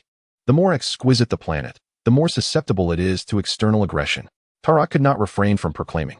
The impending invasion of Alien Planet surpasses that of Vegeta in size by more than double, though its gravitational force is comparable. The indigenous inhabitants have not developed a technological civilization. However, the pressures of survival in a primitive society have endowed them with formidable combat prowess. To succinctly describe, devoid of technological reliance, every endeavor must be accomplished through sheer physical strength. Thus, for the survival and propagation of their species, the Alien people possess considerable stature, with average combat capabilities ranging from 100 to 300 points. Moreover, the other life forms on Alien Planet also exhibit considerable size. When Tarot first learned of Alien Planet's circumstances, his initial instinct was to apply his prior knowledge to assess that this world resides in a prehistoric era, perhaps even more ancient than the prehistoric times of his past life, suggesting that the planet could nurture numerous large species. It is akin to the era on Earth, where colossal beings once reigned, such as the dinosaurs. Naturally, creatures akin to dinosaurs are prevalent in this world. Not only do they exist on Earth, but they are also found on Vegeta, where Saiyans refer to them as beastly monsters and consider them as food. Brother Tarot, how long shall our cosmic voyage last before we reach Alien Planet? Celery inquired at that moment. Previously, she had been captivated by the beauty of Vegeta, but now, as it transformed into mere stars, it was no longer visible. Cosmic travel is, in essence, rather monotonous. Only the initial moments spark a fleeting sense of anticipation and novelty. According to the speed of a medium-sized spacecraft, we shall arrive in approximately 2 months, Tarot responded to Celery's question before returning to the control panel, deftly maneuvering the spacecraft, with holographic projections displaying all necessary data before him. The planet Alien is not far from planet Vegeta, though this proximity is contingent upon the existence of advanced spacecraft for transportation. However, compared to the ramp planet that Raditz and his cohorts intend to invade, the distance is indeed twice as great. Thus, Talent speculates that by the time they reach Alien, Raditz's invasion mission will have already concluded. In alignment with the original narrative, the successful completion of their mission would signify the annihilation of planet Vegeta at the hands of Frieza, masquerading as a catastrophic meteor strike. One wonders, will the storyline diverge? After all, events from 2 timelines are intricately intertwined. Why ponder such complexities? I am no longer bound by any constraints. Once the acceleration mode is activated, I shall dismantle those surveillance modules in a few days and reset the spacecraft systems, severing all communication capabilities. Chapter 24. Is that little rascal the Super Saiyan? On planet Vegeta, as Bardock watched the spacecraft carrying Talent, Celery, and Kin vanish from sight, and the power detector ceased to register any signals, he finally exhaled a sigh of relief, as if a tremendous weight had been lifted. Given the combat capabilities of Alien, their lives would not be in jeopardy. I entrust Celery and Kin to you, Talent. With your intelligence, I have no doubt you will take good care of them. I hope this storm passes swiftly. Once I ascertain that nothing significant transpires here, I shall seek you out. After articulating these thoughts, Bardock turned to depart. At this moment, Talent had also left planet Vegeta with Kin and Celery, liberated from any lingering worries. He could now unleash his full potential without reservation. On planet Kanasha, this mission is undoubtedly more intricate than it appears. Even King Vegeta has urged me to investigate Frieza's true intentions. Could it be that there are unspeakable secrets hidden within Kanasha? With only 1 day remaining, I must prepare thoroughly. Setting aside these contemplations, Bardock made his way towards home. As dawn broke and the sun ascended, the majority of the populace finally rose to begin their day, greeting Bardock as they encountered him. In this region, who does not know Bardock? Who does not hold him in esteem? He is the epitome of the lower-class warriors, indeed the strongest among them. Before long, Bardock returned home. After taking some time to organize his gear, He departed without a hint of nostalgia. This dwelling, in a sense, is home, yet in another, it is not. To him, a home is defined by the presence of family. A house devoid of loved ones merely serves as a shelter. Just as he prepared to venture towards the royal capital in search of his comrades, an inexplicable sensation caused Bardock to furrow his brow. He turned to scan his surroundings, ultimately fixating on a shadowy corner for an extended period. His instincts suggested that he was being observed. Oddly enough, if his intuition were accurate, the power detector should have registered some response. Is this merely a figment of my imagination? In recent days, the strain on my psyche has rendered me excessively sensitive. As I murmured this thought, Bardock unleashed his formidable energy, soaring into the sky towards the royal capital. Just as Bardock departed, a figure clad in distinctive combat attire emerged from the shadows he had been observing. That was close. I nearly drew attention. Bardock, indeed, is a warrior of remarkable prowess, with a battle instinct that is astoundingly sharp. Fortunately, I am equipped with a signal jammer. Had I been detected moments ago, it would have posed significant trouble. No, this is not the time for reflection. I must report Bardock's situation to the king. In an instant, this Saiyan darted swiftly towards the palace of the royal capital. Meanwhile, within the palace of the royal capital, King Vegeta sat upon his throne. Below him, an elite warrior was relaying recent intelligence. The essence of the report indicated that Frieza, wary of the legendary Super Saiyan lineage of the Saiyan race, was plotting against them. There were even credible rumors suggesting that Frieza had instructed his subordinates to assemble covertly, aiming to descend upon planet Vegeta in the near future. This aligns perfectly with my suspicions. Frieza, who fancies himself the emperor of the cosmos, is terrified of the power we Saiyans are said to possess. It is truly laughable. He believes he has me cornered, yet I have long been preparing to counter him. King Vegeta scoffed derisively, his tone tinged with pride as he uttered his final words. The Cosmic Emperor fears the Super Saiyan. This serves to affirm that our Saiyan race is destined to be the rulers of the universe. The elite warriors outside were gradually returning. It would not be long before at least 80% of them were back on time. Upon hearing this, King Vegeta felt a surge of elation. Excellent. Since Frieza intends to suppress us, I shall ensure he remains here permanently. With the combined strength of all elite warriors, Frieza is but a minor obstacle. Even if his battle power reaches 100,000, and with King Cold by his side, we shall overcome them both. With these words, the arrogance of King Vegeta was palpable. He remained blissfully unaware of how naive his assumptions truly were. At that moment, the palace doors swung open once more, and the atmosphere within the hall shifted dramatically. Not only did King Vegeta sense the change, but the elite warrior also displayed a grave expression. The king signaled with his eyes, and the warrior promptly vanished from the hall. As he turned to face the newcomer, King Vegeta straightened himself, his gaze imbued with authority. Vegeta, your urgency in seeking an audience with me suggests you bear significant news. The newcomer was indeed the elite warrior assigned by King Vegeta to monitor Bardock and his family's movements. My king, the latest intelligence confirms that Bardock has, as you anticipated, sent his wife and children away from planet Vegeta. He has now arrived in the royal city, presumably to seek out his subordinates. Upon hearing this, King Vegeta nodded slightly. He was indifferent to Bardock's decision to send his family away. After all, they were merely low-ranking warriors of little consequence, especially Bardock's youngest son, whose combat power barely reaches 2 points. It seems Bardock possesses a certain awareness, for he intends not to abscond with his family.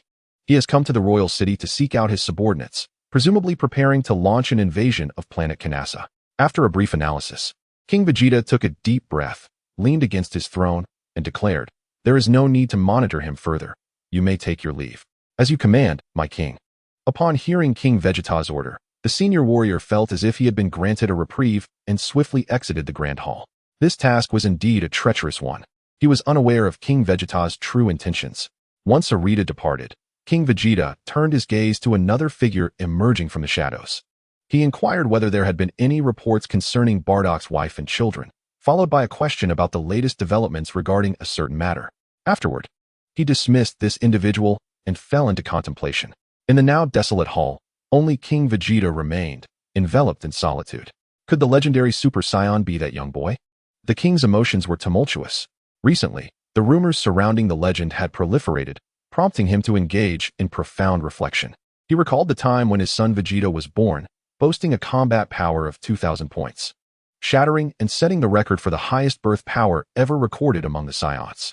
He had believed that his son would become a legend, or at the very least, that Vegeta's potential would be the greatest among their kind. As it turned out, Vegeta did not disappoint him. However, just as he thought his son might fulfill the prophecy, a more fearsome newborn emerged. Not only did this child surpass Vegeta, but he was born with a battle power of 10,000 points. Chapter 25. Everything was ordered by Bardock, 10,000 points of combat power. Throughout the annals of Saiyan history, how many beings have ever exceeded that threshold? Even among the elite, even he, King Vegeta, had only a fraction of that power. Vegeta fell short by 800 points. He could not accept this disparity and felt a profound injustice for his son. Thus, he resolutely chose to exile the child to a desolate planet, allowing fate to take its course. Super Saiyan. Super Saiyan. Even if the legend were true, it should rightfully belong to those of royal blood like myself and Vegeta. King Vegeta rose to his feet, his aura erupting and reverberating throughout the grand hall. In his mind, it would be best if that child had perished, along with the traitor Paragus. At least the information he currently possessed suggested that both Paragus and Broly had no chance of survival. Once again, the hall fell into silence as King Vegeta remained seated upon his throne, seemingly gathering strength. Little did he know, at that very moment on planet Vampa, two Saiyans, one large and one small, were struggling against the harsh climate to gather sustenance. They were none other than Paragus and Broly. Stranded on this planet due to their damaged spaceship, they were unable to escape or communicate with the outside world, thus forced to endure a meager existence. Broly, on the other hand, is relatively untroubled. His needs are few, and he possesses only a vague understanding of many matters. However, for Paragus, even these past few years have become nearly unbearable. Though he is yet to reach the age of 30, he has already sprouted a considerable amount of gray hair, a testament to the psychological toll he has endured. He has often regretted coming here in search of his son, yet such thoughts are swiftly extinguished, for deep within, he steadfastly believes that his son is the most extraordinary Saiyan, born with a battle power exceeding 10,000. He has come to regard his son as the legendary Super Saiyan, a being said to appear only once every 1,000 years. As he maneuvered supplies, he hurried towards the concealed cave. This year's planetary storm is more ferocious than ever before. We must make haste, Broly. This is our final trip. And I hope this storm passes quickly, Paragus urged. Although he is an adult, he pales in comparison to Broly in terms of strength. Broly acknowledged his father's words and immediately exerted himself further. After a considerable time, the two managed to drag several enormous wooden barrels into a hidden underground cavern. It is only in such a place that they can barely shield themselves from the devastating external winds of the storm. In a sense, their power is formidable enough to obliterate a planet, yet the storm's gales, generated by planetary movements, possess a force capable of shattering anything in their path. Even they cannot endure it for long. In simple terms, any object, no matter how resilient, will be crushed under the onslaught of such winds, which explains the barren and pockmarked surface of the planet. This is not even the most terrifying aspect. What is truly fearsome is that this climatic phenomenon occurs every 12 months, lasting roughly 4 to 6 months. Let us take a moment to rest, Broly. I will handle the next tasks, Paragus said, showing genuine concern for Broly, who, despite his prowess, is still but a child. They began collecting, transporting, and organizing supplies.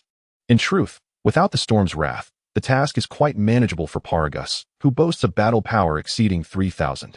In the cosmos, a spaceship is hurtling through space at an alarming speed, heading towards a specific destination. Undoubtedly, this vessel belongs to Tarot. Time swiftly passed, and in the blink of an eye, 10 days had elapsed. Inside the spaceship, a tense situation was unfolding. With the departure time having elapsed by 10 days, Tarot commenced his operations. Are you certain you wish to proceed, young Tarot? If you damage it, not only will you lose the ability to use the detector, but without communication capabilities, you will be unable to send a distress signal should you find yourself in peril. In the cockpit, as he watched Tarot dismantle the battle power detector and use delicate tools to disrupt the circuit board's modules, Gina expressed her anxiety. Ultimately, the combat power detector has become an indispensable tool relied upon by all its users. Without its commonly utilized functions, it is as though the majority of users have lost their sight. To express it in simpler terms, it is akin to a smartphone that has been suddenly rendered inoperative. Not only can one not make or receive calls, but it is also incapable of being located and lacks internet connectivity. Such a device, aside from being held and occasionally used for basic calculations or data recording, holds little value. Aunt Jine, I mentioned that this is also a directive from Uncle Bardock. There are many things he chose not to disclose to you, fearing it would cause you distress. It has been 10 days since we departed from planet Vegeta, and we have reached a relatively safe distance. Thus, it is imperative that I commence the tasks agreed upon with Uncle Bardock. While continuing his operations, Talent responded, asserting that everything he has been doing in recent days, especially as he embarks on his own plans, was merely under Bardock's instructions. Everything is per Uncle Bardock's orders. So it is not his concern. He is merely ensuring safety and acting according to directives. However, this seems rather hasty. Without a communicator, how could Bardock contact us? Jine wished to intervene, but felt powerless to do so. She trusted that Talent would not deceive her. Since it was Bardock's idea, it must be executed. Rest assured, Aunt Jine, the reception module will not be damaged. We simply cannot communicate back or be located, Talent assured her. This was merely to soothe Jine, as in reality, they could only receive messages akin to group broadcasts. After all, with the positioning module dismantled, the detector exists in a state of both presence and absence. It cannot be actively located, yet its serial number remains on the master list. This was the aspect Talent found astonishing when he first learned of this technology. Logically, it should not be this way, yet here it was. Very well, do exercise caution, Jine replied, finally settling down.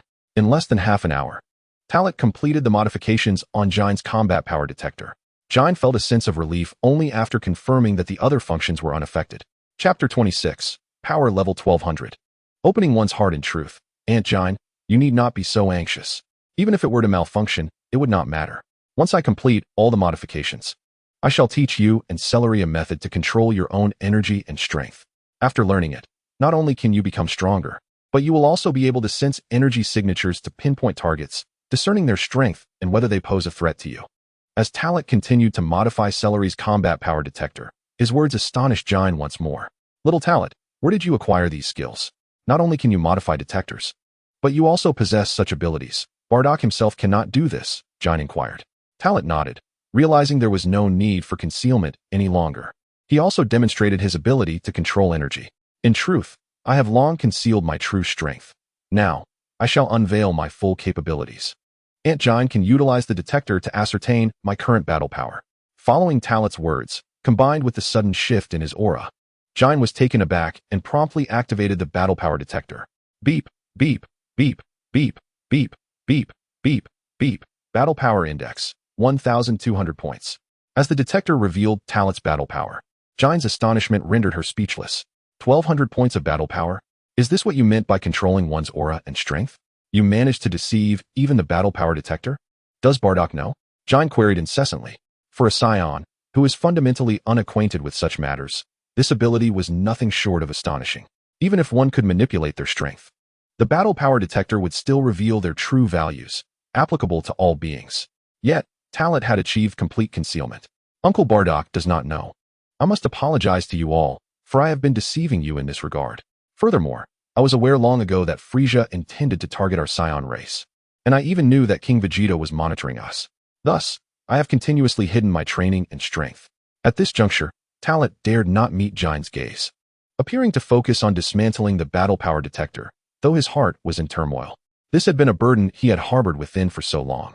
Now, seizing this opportunity to voice it, he felt an immense sense of relief. Jine, upon hearing this, was momentarily stunned. She had never anticipated that Talent's thoughts were so mature, that he had pondered so deeply and possessed such knowledge.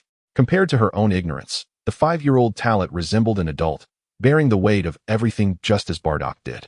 Silence enveloped the space for a considerable time, with neither Talent nor Jine speaking. The atmosphere became profoundly still. Just as Talent resolved to say something further, he suddenly sensed the warmth emanating from Jine's body. She had embraced him from behind. The sensation was warm and familiar, yet distinct from their previous embraces. Talent, Aunt Jine always thought you were still young. Now I realize you have been enduring so much hardship. I should have noticed this sooner, so you wouldn't have to bear it alone. I believe Bardock recognized this too, which is why he instructed me to fully heed your arrangements. Jine's gentle words soothed Talent's previously anxious heart.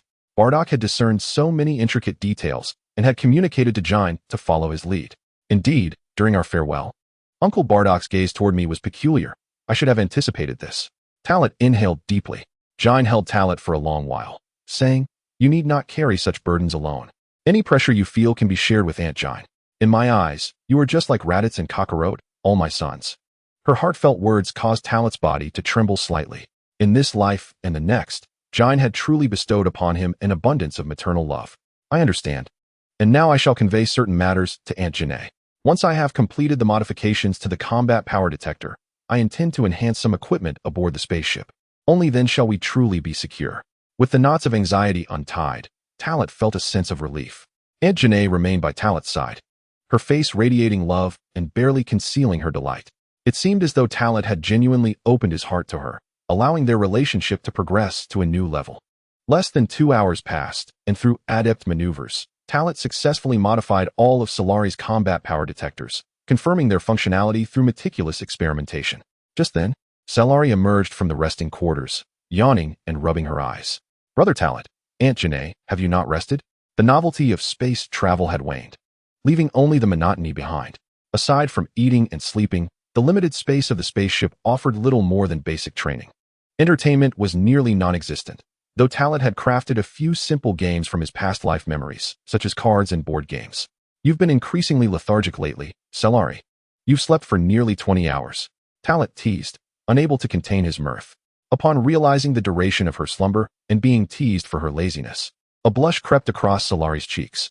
I merely didn't rest well before, which is why I'm so drowsy, humph. Is that so? Talit inquired. Of course it is. Solari retorted.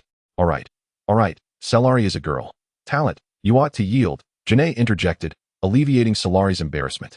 Solari approached the workbench and observed a collection of components and fragments, her gaze landing on the disassembled combat power detectors, which sparked her curiosity.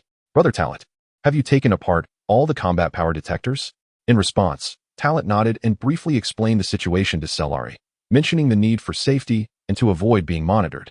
Without going into excessive detail, unbeknownst to Talit, his simple words intensified Solari's feelings for him. Janae, watching Solari unabashedly gravitate toward Talit, couldn't help but smile. Reminiscing about her own past with Bardock, which mirrored the dynamic between Solari and Talit. In those days, she had exerted considerable effort to approach and connect with Bardock, ultimately melting his heart, which had been impervious to affection. In Janae's eyes, Talit was remarkable and intelligent, yet she perceived him as even more naive in matters of emotion than Bardock. So, Brother Talit's true combat power is actually 1,200 points. How impressive! Solari exclaimed, her eyes sparkling with admiration. Talit, however, remained humble in the face of such praise, aware of his own limitations. I am not that extraordinary. I simply advanced quickly after mastering the technique of energy cultivation. He attributed his achievements to the practice of energy. Chapter 27. The ongoing cultivation of chi. Having expressed some long-suppressed thoughts, Talit found a shift in his demeanor towards Janae and Solari. He no longer hesitated or spoke in half measures as he once did. The burdens of concealment and fear that had weighed him down were lifted. After enhancing the combat power detector, Talit turned his attention to modifying the spacecraft. The engineering challenges were considerable, however, with the aid of blueprints. He had already marked the locations of the modules, allowing him to effortlessly eliminate potential hazards. Ultimately, he reset the spacecraft systems, erasing all records. During this process, a self-diagnostic program almost failed to recover due to the absence of certain modules, startling Talit with an unexpected surge of panic akin to the approach of death.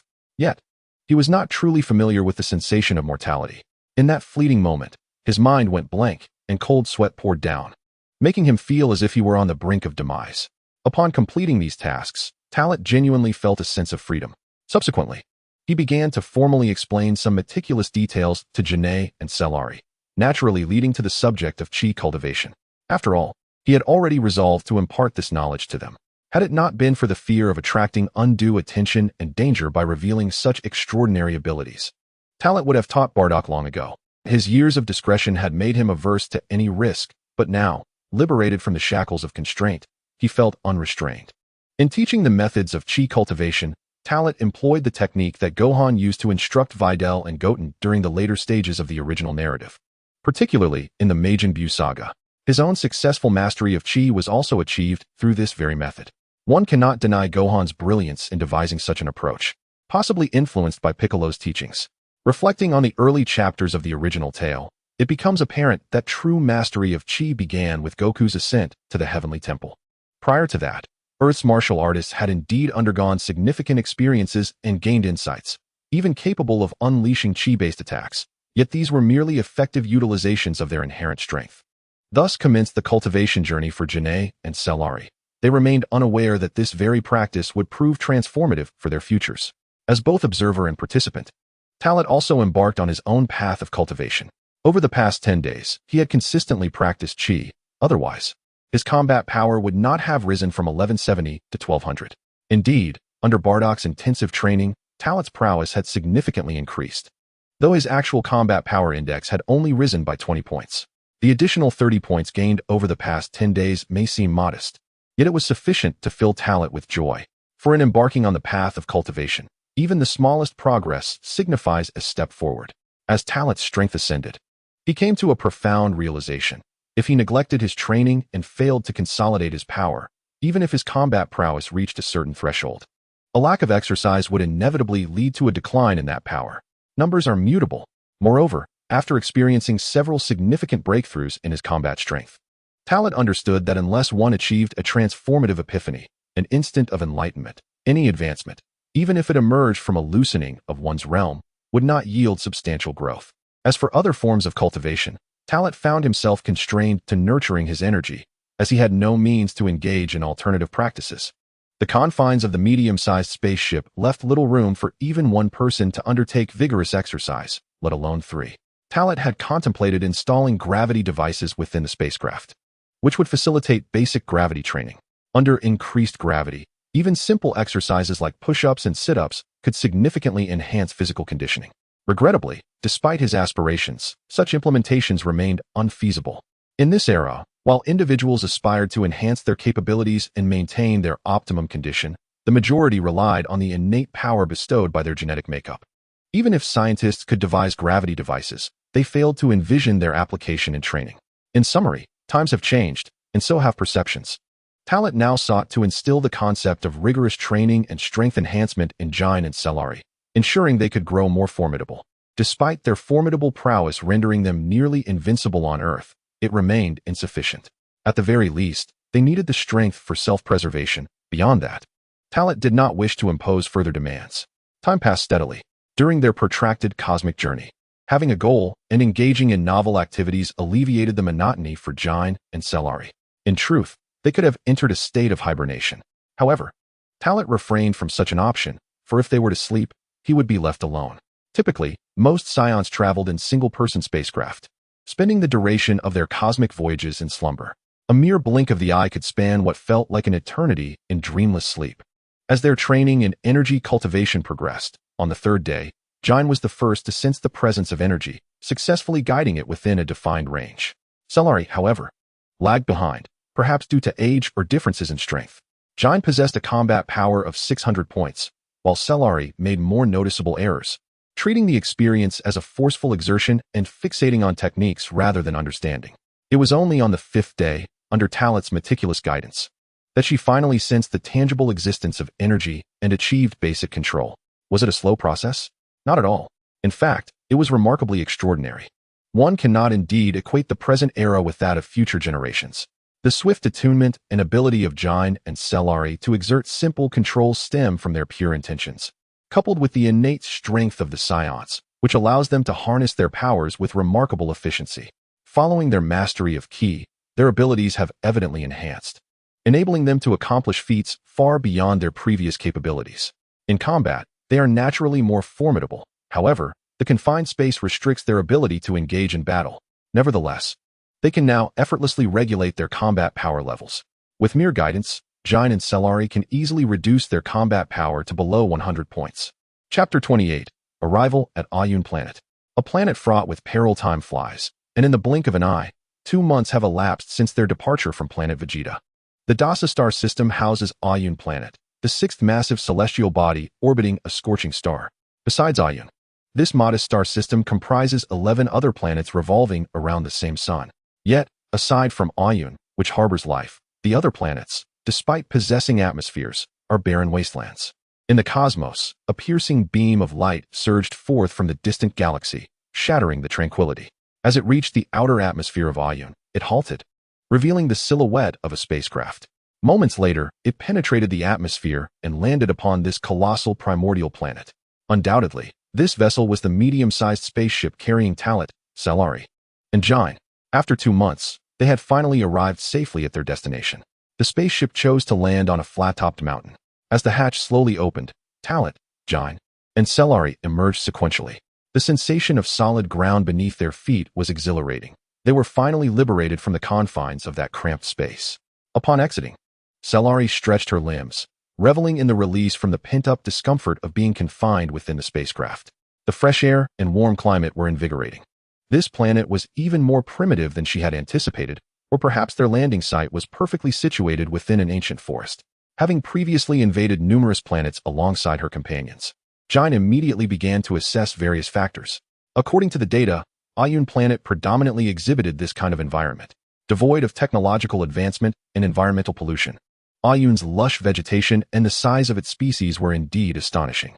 Talent echoed Jine's sentiments, marveling at the wonders of Iyun.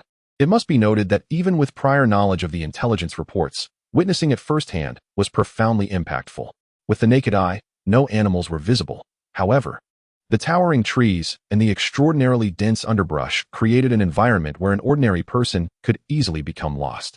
To put it simply, it felt as if a regular individual had stumbled into the realm of giants.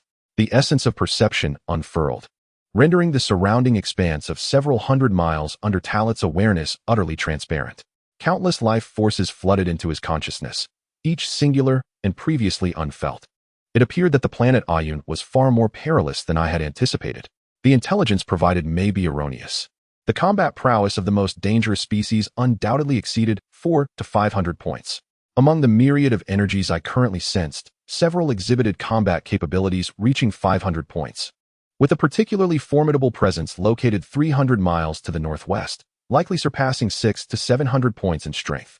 Speaking to himself, Talent also relayed this information to Jine and Cellari, ensuring they understood that their safety on this planet was not absolute. Indeed, they possessed sufficient strength to survive here. Yet the prospect of conquering this world with their current abilities seemed nearly impossible. Only during a full moon, when they could undergo the Great Ape transformation, would they have a fleeting opportunity for effective invasion. However, even if the Great Ape transformation could be sustained for an extended period, given the size of this planet, a continuous transformation for an entire month would likely be woefully inadequate. The manpower was too scant. No wonder the invasion of this planet lacked temporal constraints. Even with Talent's recent cultivation of energy, elevating his combat power to 1,300 points, it would take at least a year to hope to traverse every corner of the planet. Yet, even if he could explore every inch, subjugating Iyun was an unattainable goal. To put it plainly, unless his strength escalated exponentially in the forthcoming time, reaching several thousand points within a year, eradicating all resistance on this planet would be an insurmountable challenge. Such elevated combat power, and in such multitude, indicated that Iyun was not merely an ordinary mid-tier planet. It could at least be classified among the lower echelons of superior worlds. Although Jine had also cultivated her energy and could sense some aspects, she habitually relied on the combat power detector for more precise readings. As she observed the accurate data displayed on the device, cold sweat began to bead on her forehead. I fear that someone wishes us dead. When Uncle Bardock registered me, he did not disclose the origin of this planet's intelligence, Talent speculated. Jine's expression shifted at this revelation. Are you suggesting that Bardock was deceived? Talent nodded in affirmation, continuing. If Uncle Bardock merely intended to train me, there would have been no need to conceal such vital information. The only one capable of orchestrating this, I suspect, is the king of our Saiyan clan.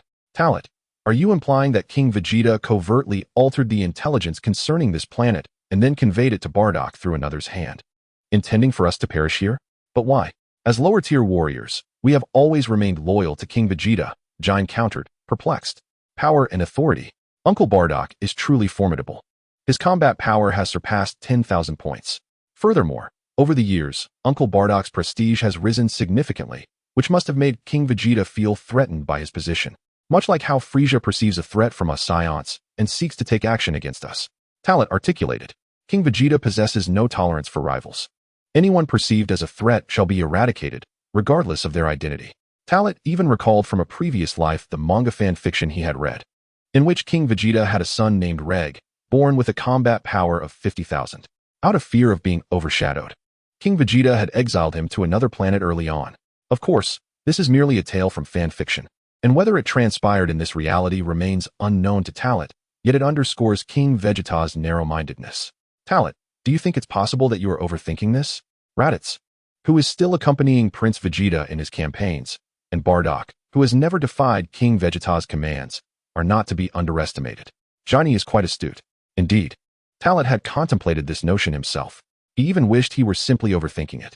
Nonetheless, certain matters are profoundly unsettling upon deeper reflection. It is best this way. In any case, we are currently unobserved. Talot nodded in agreement. According to Talot's assurance, at least a month and a half prior, any data feedback regarding this spacecraft would have indicated missing. In the vastness of space, being missing equates to the destruction of the spacecraft. Chapter 29. Survival of the fittest. The spacecraft was well concealed and robust defensive measures were activated.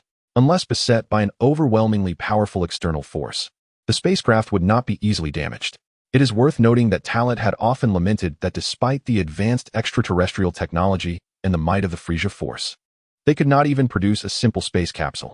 At this juncture, the universal capsule had already begun to gain popularity on Earth. A decade hence, its usage would permeate various industries. Let us proceed. All functions are now activated. Should any exceptionally powerful energy fluctuations occur within a 10-kilometer radius, we will receive immediate notifications. Leading the way, Talot addressed Johnny and Celery.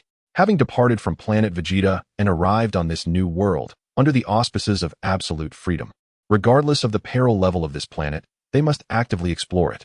If they were to remain hesitant and fearful now, all their years of preparation would be in vain. Perhaps I should stay behind, Johnny proposed, her excessive worry prompting her to speak. While her concerns were not unfounded, they mirrored Talot's greatest fears. However, at this moment, her apprehension was somewhat excessive. The primary issue was the danger index of planet OU, which far exceeded their expectations. Fear not. This expedition is merely for close-range reconnaissance. The range will not exceed 1,000 kilometers. If there is a need for long-distance exploration next time, I shall employ my ability to create clones. This way, the clone can remain here to safeguard the spaceship, Talot said. The ability to create clones is the only solution Talot could conceive. It is unnecessary to utilize it at present, as we are merely taking a brief excursion. Even if any anomalies arise near the spaceship within such a short distance, they can return at once. As for the ability to create clones, it is quite similar to the four-body fist. No, that is not accurate. It bears more resemblance to the magical clones utilized by Piccolo in later stages. Given Talot's current strength, along with his experience in employing this technique, creating a clone requires him to expend at least 1/3 of his power. Of course, he could allocate less, but if he were to divide too little, the clone's combat prowess would not be commensurate with his full strength. Regarding the duration of the clone's existence, as long as it is not engaged in full-scale combat, it can be sustained for a considerable length of time. You inquire why he does not utilize the seeds of the cultivators? It is not that Talot is reluctant, but rather because Bardock has warned him that although these beings will obey the commands of their cultivator, they possess a violent nature. If one lacks sufficient strength to subdue them, the cultivators will turn against their master. Thus, not all Saiyans will resort to using cultivators. Only those whose power exceeds 2,000 or 3,000 points dare to do so without hesitation. Naturally, Talot does not believe he would be unable to defeat a cultivator. But as Bardock stated, if it requires a battle to subdue the cultivators to obey, then once he departs, the cultivators may even escape. Furthermore, they pose an absolute threat to Celery and Johnny. However, the inability to use them now, or to control them, does not preclude future possibilities. At the very least, possessing this capability represents a form of power, as their combat strength can reach 1,200 points. How impressive! Brother Talot, you can create clones. I wish to learn as well. Celery exclaimed, captivated by Talot's mention of clones. Her eager disposition and strong curiosity about novel experiences fueled her desire. I shall teach you when I have the time. For now, you must continue to hone your control over your energy. Once your combat strength surpasses 500 points, I will impart more skills to you. Talot chuckled. Upon hearing this, Celery readily agreed, not even contemplating when she might achieve a breakthrough to 500 points. In truth, she was on the verge of such a breakthrough, having already reached a combat strength of 290 points. With further mastery of her energy, she is certain to exceed 300 points. Gaining 50 points in combat strength over a month and a half may seem modest, yet it is quite commendable. Celery is merely 5 years old, and she has learned to cultivate her energy solely through Talot's guidance. Now that they are in this vast expanse, enhancing her combat strength will be even simpler. What a giant! Her progress has been even more substantial, currently boasting a combat strength of 700 points, rivaling Talot's own. Of course, Talat's advancement is more challenging, as he operates at a higher tier of strength, making further progress naturally more arduous. Freed from their apprehensions, the three soared through the skies, employing the flight technique of the Saiyans. This exhilarating sensation of traversing the heavens brought them unparalleled spiritual liberation. After 2 months of cosmic voyage, their negative emotions were finally dispelled in this moment. They flew unrestrained, free from worry or concern. In fact, a notion began to take root within Tarat's mind. With their formidable strength, they could remain on this planet for a lifetime and become its undisputed rulers. Tarat, Aunt Janae, look over there. So many colossal beasts, exclaimed Celery, having spotted something during their flight. Following Celery's pointing direction, Tarat and Janae beheld a breathtaking scene. Countless gigantic creatures were engaged in a fierce battle in the distance. Each beast was of immense size, the smallest measuring several meters. Are they fighting over territory, or are they vying for something else? Janae pondered aloud, curiosity evident in her voice. The spectacle was indeed bloody. However, as a Saiyan who had invaded other planets, Janae was merely taken aback for a moment. Even without direct experience, she had witnessed far more brutal scenes. The law of nature, survival of the fittest, applies wherever life exists. Observing Janae, who seemed entirely unfazed and almost amused by the carnage, Tarat could not help but reflect on the stark contrast between her demeanor and Celery, who cowered in fear behind him. This disparity was striking. Thus, even Janae, in a certain light, could not be deemed a virtuous individual. In simple terms, the world lacks an absolute distinction between good and evil. It is merely a matter of perspective, whether one's goals are perceived as beneficial or detrimental. For Tarat, Janae was family, and thus he classified her as good. Yet, for the victims of invasion, she embodied absolute malice. The Saiyans were brutal, bloodthirsty, and indiscriminately murderous. This was encapsulated in Goku's profound words to Frieza, which awakened the masses to a stark truth. The Saiyans' indiscriminate slaughter led to their own extinction. Such is the unforgiving nature of this world. Chapter 30. The Guidance of Instincts. The blood fruit. It is now evident that we find ourselves deep within a primordial forest, populated by various colossal beasts, making it uninhabitable for the Ayun people. Based on the information we have gathered thus far, Tarat began to analyze. We currently know nothing about the Ayun people. Their reluctance to contest with the beasts for survival space indicates that these creatures pose a greater threat than the Ayun themselves. Previous intel can be disregarded. We must now rely on our own discoveries, piece by piece. Although we remain uncertain whether the Ayun people align with the intelligence we've received, having traversed such a vast distance without encountering a single one suggests two possibilities. Firstly, there may be no Ayun people inhabiting this forest or continent. Secondly, akin to us Saiyans, they might reside in a specific area of the planet, while the remaining regions belong to the territory of the colossal beasts, Tarat concluded. He began to comprehend why the mission of invasion aimed to eradicate all species with a threat index rather than solely targeting the Ayun aliens. The true challenge lay in the formidable beasts. Janae nodded and added, perhaps our limited perspective is to blame. We are airborne, moving at great speed, and many densely forested areas are beyond the reach of our scanners.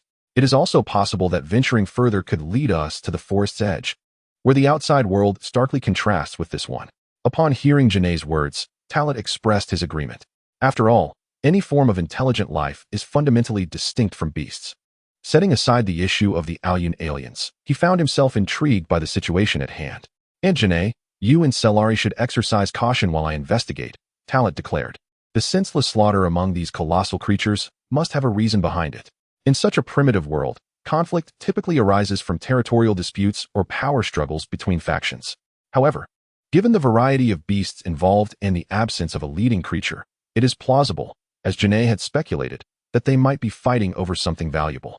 Talat, perhaps it would be wise to avoid unnecessary risks. We have only just arrived on this planet, and already such turmoil has ensued, Janae instinctively cautioned. Do not worry. Even if these beasts possess combat capabilities of 200 to 300 points, they cannot harm me.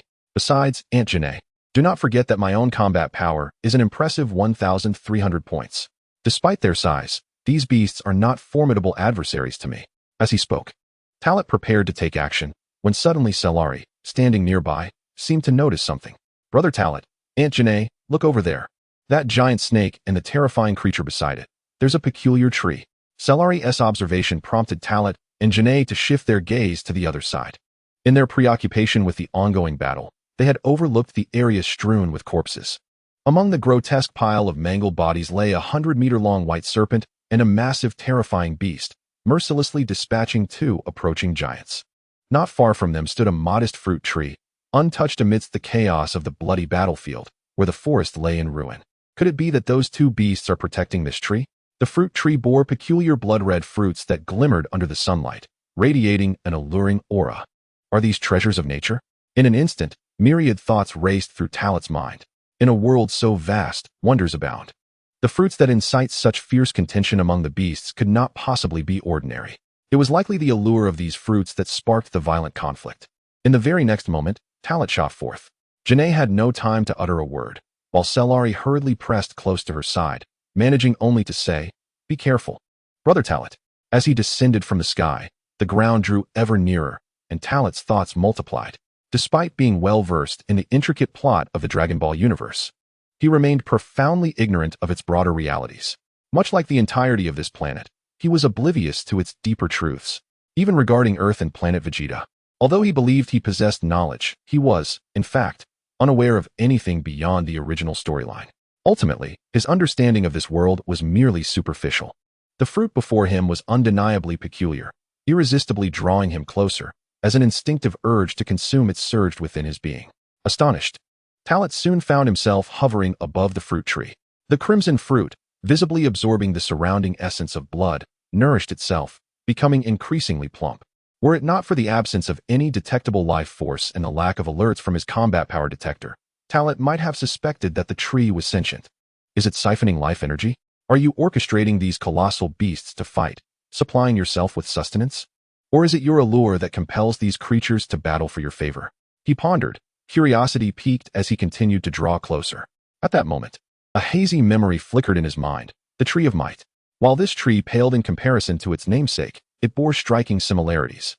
Both absorbed life energy, yet the Tree of Might consumed the nutrients of an entire planet, whereas this tree feasted solely on the life force of these massive beasts. If this crimson fruit were akin to the fruits of the Tree of Might, it might well enhance his power. Talat's heart raced at the thought. If true, he would have stumbled upon a veritable treasure. Nonetheless, caution was imperative. As he approached, engrossed in the allure of the crimson fruit, two deafening roars suddenly erupted, the resulting tumult conjuring a howling tempest that forced Talat to halt. Had his initial target been too insignificant to notice him, or had he finally attracted their attention? He murmured softly, casting his gaze upon the colossal serpent and the fearsome beast. At that moment, his combat power detector began to register their fighting prowess. Giant serpent, 390 points. Fearsome beast, 380 points. With combat power below 400 points, they posed no threat to him. Despite their imposing size, at that instant, the scene was undeniably terrifying. Talat, a mere 5-year-old child standing at approximately 1 meter tall, resembled an ant before the massive serpent and beast. Logically, he should have felt fear. Yet, instead of trepidation, he felt a surge of excitement. Perhaps it was the inherent warrior instinct of the Saiyan blood that rendered him fearless. Of course, his confidence also stemmed from his own 1,300-point combat power. Chapter 31, A Fierce Battle? Dominance of Power. Roar. A whoa. The two thunderous roars reverberated, each echo creating a tempest capable of toppling everything in its path. However, for Talat, it merely provided a refreshing breeze, devoid of any lethality. You may be unaware, but the breath you exhale carries an unpleasant odor. Holding one's nose signifies the depth of the offense. Indeed, this colossal creature, reminiscent of a prehistoric behemoth, wields its fangs as one of its most formidable weapons during combat, primarily subsisting on raw flesh. Thus, it is not surprising that the air expelled from its mouth and nostrils is foul, and its entire being likely emanates an indescribable stench. Faced with Talat, the giant serpent appeared taken aback by the audacity of such a minuscule creature, which it could scarcely perceive, to stand in its way. Without hesitation, it lashed out with its massive tail. The broad appendage, to Talat's diminutive form, loomed like a shadow eclipsing the sun. However, this intimidating assault lacked any real potency. Its speed was notably sluggish. Talat deftly sidestepped the tail's onslaught with a fluid turn. Observing Talat's evasion, the monstrous beast was momentarily taken aback. Yet it wasted no time and lunged forward with the intent to crush Talat with its jaws. But such a task was far from simple. This time, Talat did not retreat. Instead, he raised his hand to meet the beast's upper jaw. firmly bracing against the jagged fangs while his feet anchored on the lower jaw's teeth. No matter how fiercely the creature exerted itself, Talit remained unmoved. It seemed that sheer size did not equate to unassailable strength. With a decisive flourish, Talit raised his other hand, summoning a brilliant sphere of light. With a resounding pop, the luminous projectile was unleashed, striking directly into the beast's throat. In mere moments, the creature's eyes widened in terror. It trembled violently, racked with excruciating pain, emitting a series of anguished roars. Ultimately, as Talit withdrew from the creature's gaping maw, an explosive detonation erupted within its body. The enormous beast, measuring several dozen meters, was obliterated, its form torn asunder, leaving a gruesome scene of carnage. Nearby, the serpent's round, beady eyes widened in alarm. With the demise of the beast, it became increasingly wary. Talit turned to face it, poised for its assault. While he would not have engaged them under normal circumstances, their aggressive intent towards him, seeking his demise, necessitated that they prepare for their own annihilation. The law of the jungle, the merciless rule of nature, the weak are devoured by the strong. With a blood-curdling roar, the serpent charged once more, its presence reeking of carnage. Yet, it exhibited greater cunning than the beast, understanding that Talit posed a formidable challenge. It coiled its massive body around him, then unleashed a sweeping strike with its tail. Despite its intelligence, the serpent's brute force proved inadequate. This was the second time. If it refused to retreat, it would taste the power of my fist. With a commanding shout, Talit concentrated his strength into his right fist. As the colossal tail bore down upon him, he unleashed a thunderous blow. The impact was catastrophic, rather than merely deflecting the tail. He shattered it into a gruesome shower of flesh and blood that scattered through the air. The serpent's anguished wails echoed, its vast form convulsing amidst the pile of carcasses, now deprived of part of its tail. As the ominous threat loomed over the blood-red fruit tree, Talit made a decisive move, unleashing an energy wave that extinguished the life of the colossal serpent. With the demise of both the serpent and the fearsome beast, the thick, metallic scent of blood was absorbed by the crimson tree, rendering the scene remarkably eerie. Simultaneously, with the absence of the serpent and the beast, the remaining giants were overtaken by greed, abandoning their battles to rush forward en masse. This unexpected turn of events further astonished Talit. If my deductions are accurate, the serpent and the beast served as the guardians of this fruit tree, and they were on the verge of consuming its bounty when I intervened. Consequently, the deterrent they posed to the other giants dissipated. Drawing the simplest of conclusions, Talit hesitated not, swiftly descending before the tree. Standing 20 meters tall, the tree was indeed impressive, yet when compared to others, it appeared relatively diminutive. Hovering before the blood-red fruit, Talit steadied his body and fortified his resolve, resisting the primal urge to indulge in its allure.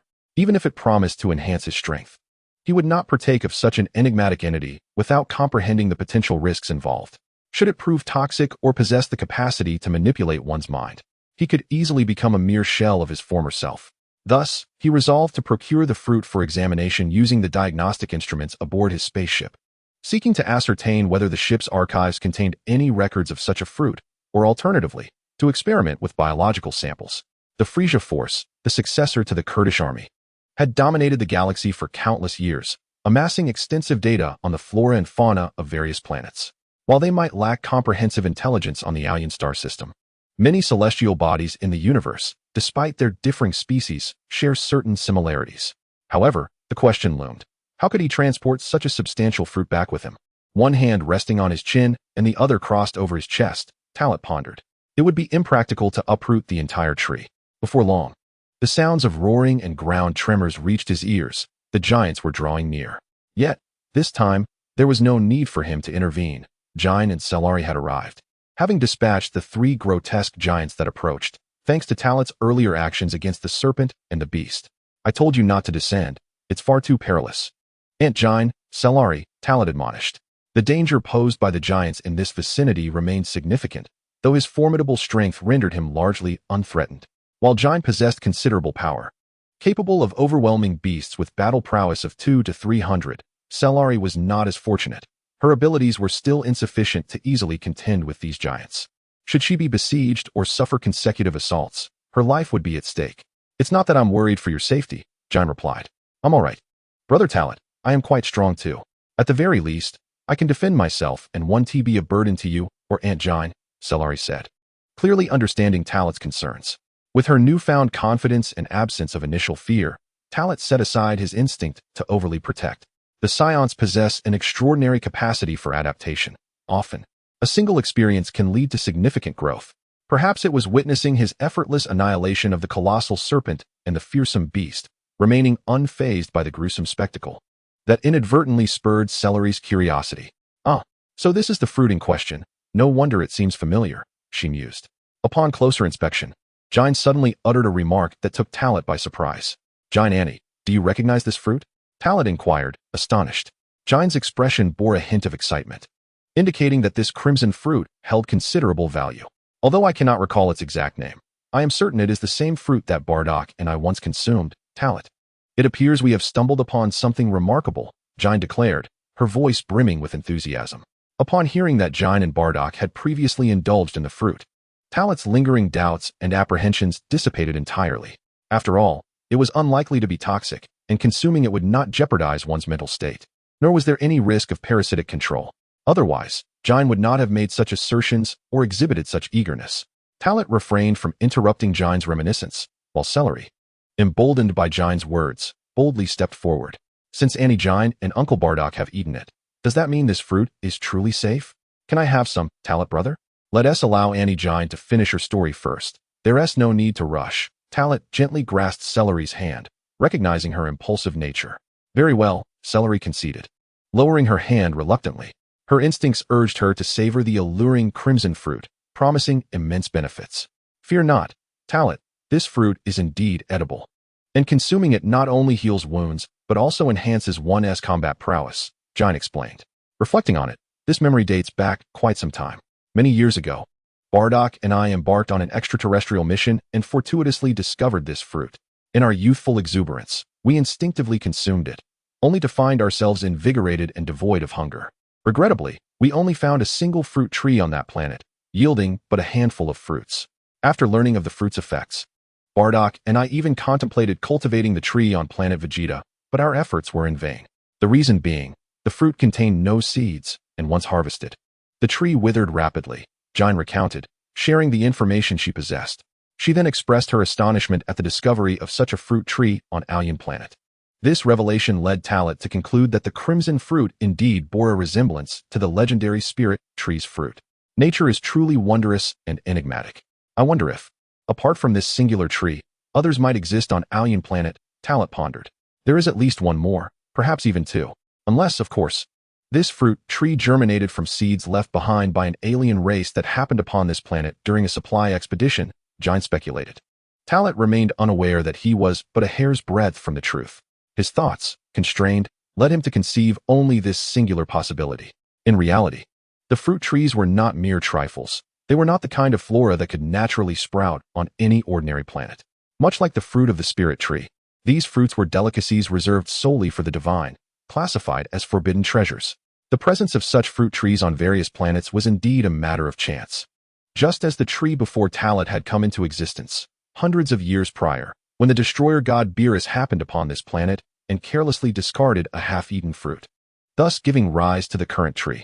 Each generation of fruit contained seeds, which allowed them to sprout and form the tree, yielding this secondary and even tertiary generation of fruits. The fruits consumed by Jine and Bardock were merely descendants, lacking seeds, and therefore incapable of being cultivated artificially. "Can we eat them?" Celery, standing nearby, was already enticed by the prospect. As Jine concluded her explanation, her gluttonous demeanor became vividly apparent, rendering her particularly endearing.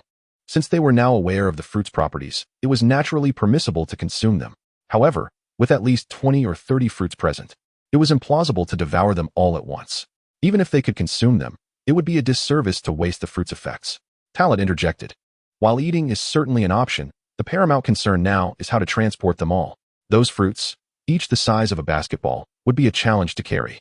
Even if they managed to take 2 or 3 by hand, the 3 of them would not be able to carry away even half. Moreover, colossal beasts were approaching their location. Once again halted, Celery bore no resentment. She was sufficiently obedient, heeding Talit's words without question. Jine understood Talit's intentions. "What if I return to pilot the spaceship? Then we could take these fruits with us." Talit's eyes brightened at this suggestion. He had not considered it. "Then I shall entrust this task to you, Aunt Jine. Celery, you should return with her as well. I will remain here to guard the fruits, Talit declared. Jine nodded in agreement and pulled along a somewhat reluctant celery. Once the two departed, Talit's gaze sharpened as the colossal beasts drew near. Without hesitation, he unleashed his entire aura, his battle power surging to a formidable 300 points.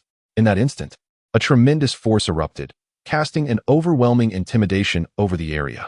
The beasts, driven by a gluttonous desire for the crimson fruits, froze in place, hesitant to act. However, the allure of the fruits proved too potent. While the majority of lesser beasts ceased their movements, those of greater strength merely paused for a few seconds before recklessly charging forth. Roar! A massive beast, resembling a miniature mountain and akin to Godzilla, charged toward Talit from 100 meters away, trampling all in its path, leaving a trail of carnage and flattening the already ravaged forest. A cursory assessment revealed its aura was beyond that of an ordinary beast. The battle power detector emitted a warning. This creature boasted a battle power of 600 points. One of the formidable presences Talit had sensed earlier. The presence of such a formidable beast is catastrophic for Jine and Sylar, yet before Talit. It is merely a creature of somewhat significant strength. Powerful behemoths invariably make their entrance last. Their initial absence is a strategy to allow the weaker giants to engage in mutual destruction, ultimately allowing the strongest to reap the benefits. Talit remained unfazed by the imposing aura of this colossal creature. With a resounding roar, the beast approached, seemingly indifferent to Talit's existence, its sole focus on the blood-red fruit.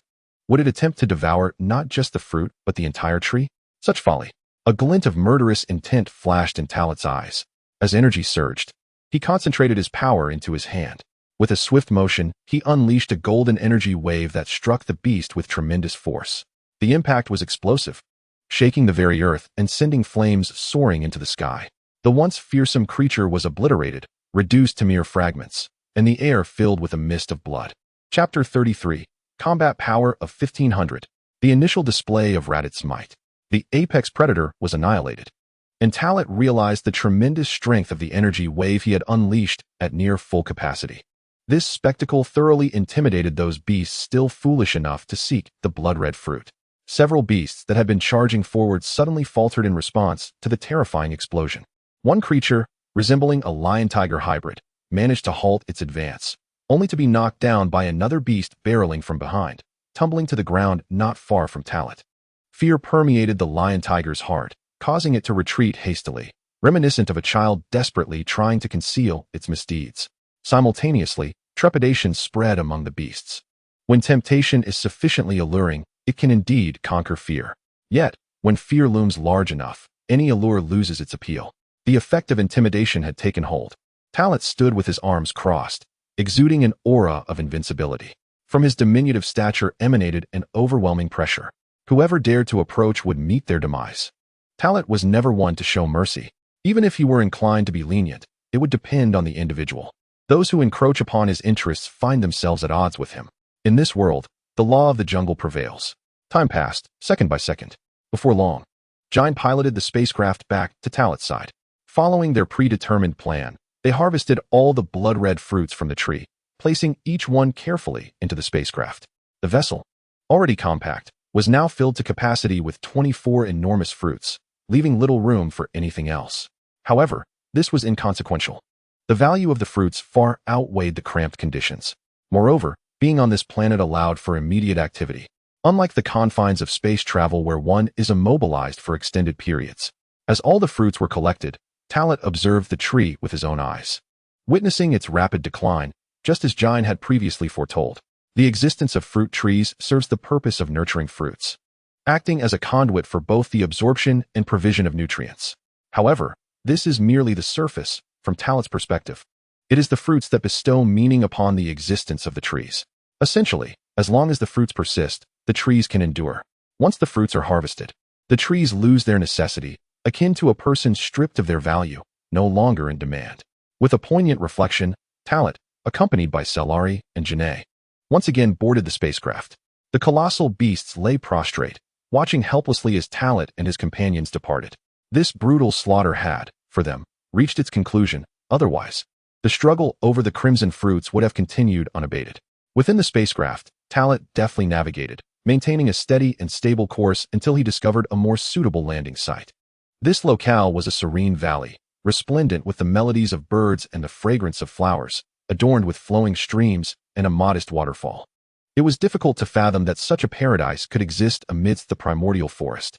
To their astonishment, the trio beheld an enormous wooden cabin. Though rudimentary, its construction was remarkably sturdy, having long been overtaken by foliage and layered in dust, indicating years of abandonment, yet it remained uncorrupted. It was reasonable to deduce that it had been built by the lost inhabitants of Iyun, for such a vast structure would not have been necessitated otherwise. Before the wooden cabin, Talat, Celery, and Janae appeared diminutive.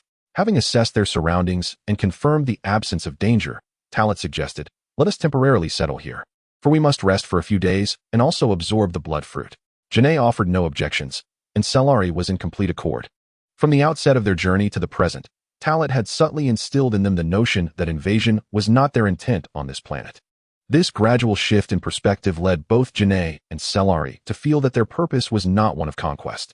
Retrieving the blood fruits from the spacecraft, they gleamed under the sunlight, emanating a unique luster. In total, there were 24 blood fruits, perfectly apportioned with 8 for each of the 3. Naturally, the actual effects would determine if any individual had limits. With a mindset of personal experimentation, Talat instinctively resolved to shield Janae and Celery from risk. Crack, crunch. With initial trepidation cast aside, as the blood-red fruit flesh entered his mouth, a refreshing sensation coursed through him. The sweetness was reminiscent of strawberries, yet these fruits were significantly larger. The flavor was exquisite, leaving a lingering aromatic essence after consumption. This sensation? Remarkable. A chill began to envelop his entire being. An extraordinary feeling that rendered Talat insatiable. No wonder his body craved it so desperately. This was a true cleansing, a fortification. No longer hesitating, Talat swiftly consumed the fruit, aware that the pulp would soon be absorbed by his body and that the refreshing sensation would dissipate rapidly if he ceased to eat. After devouring a colossal fruit, Talat closed his eyes to savor the experience, waiting until the chill completely faded, only to be replaced by an overwhelming surge of warmth throughout his body. His strength had increased. His physique had been enhanced. Activating his combat power detector, Talat witnessed his combat index soar from 1,300 points to 1,500 points. 1,500 points. This was the power level possessed by Raditz at the beginning of their journey. Merely by consuming a single fruit, his combat prowess had augmented by 200 points. Such a remarkable increase elucidated why those colossal beasts yearned for it so desperately. Just one fruit was sufficient to forge a beast of the highest caliber on planet Iyun. Meanwhile, as Talat remained unresponsive, Jine and Celery exchanged glances, brimming with both curiosity and concern. "Talat, how are you feeling?" Jine inquired. Celery followed suit with worry. "Are you all right, Talat brother?"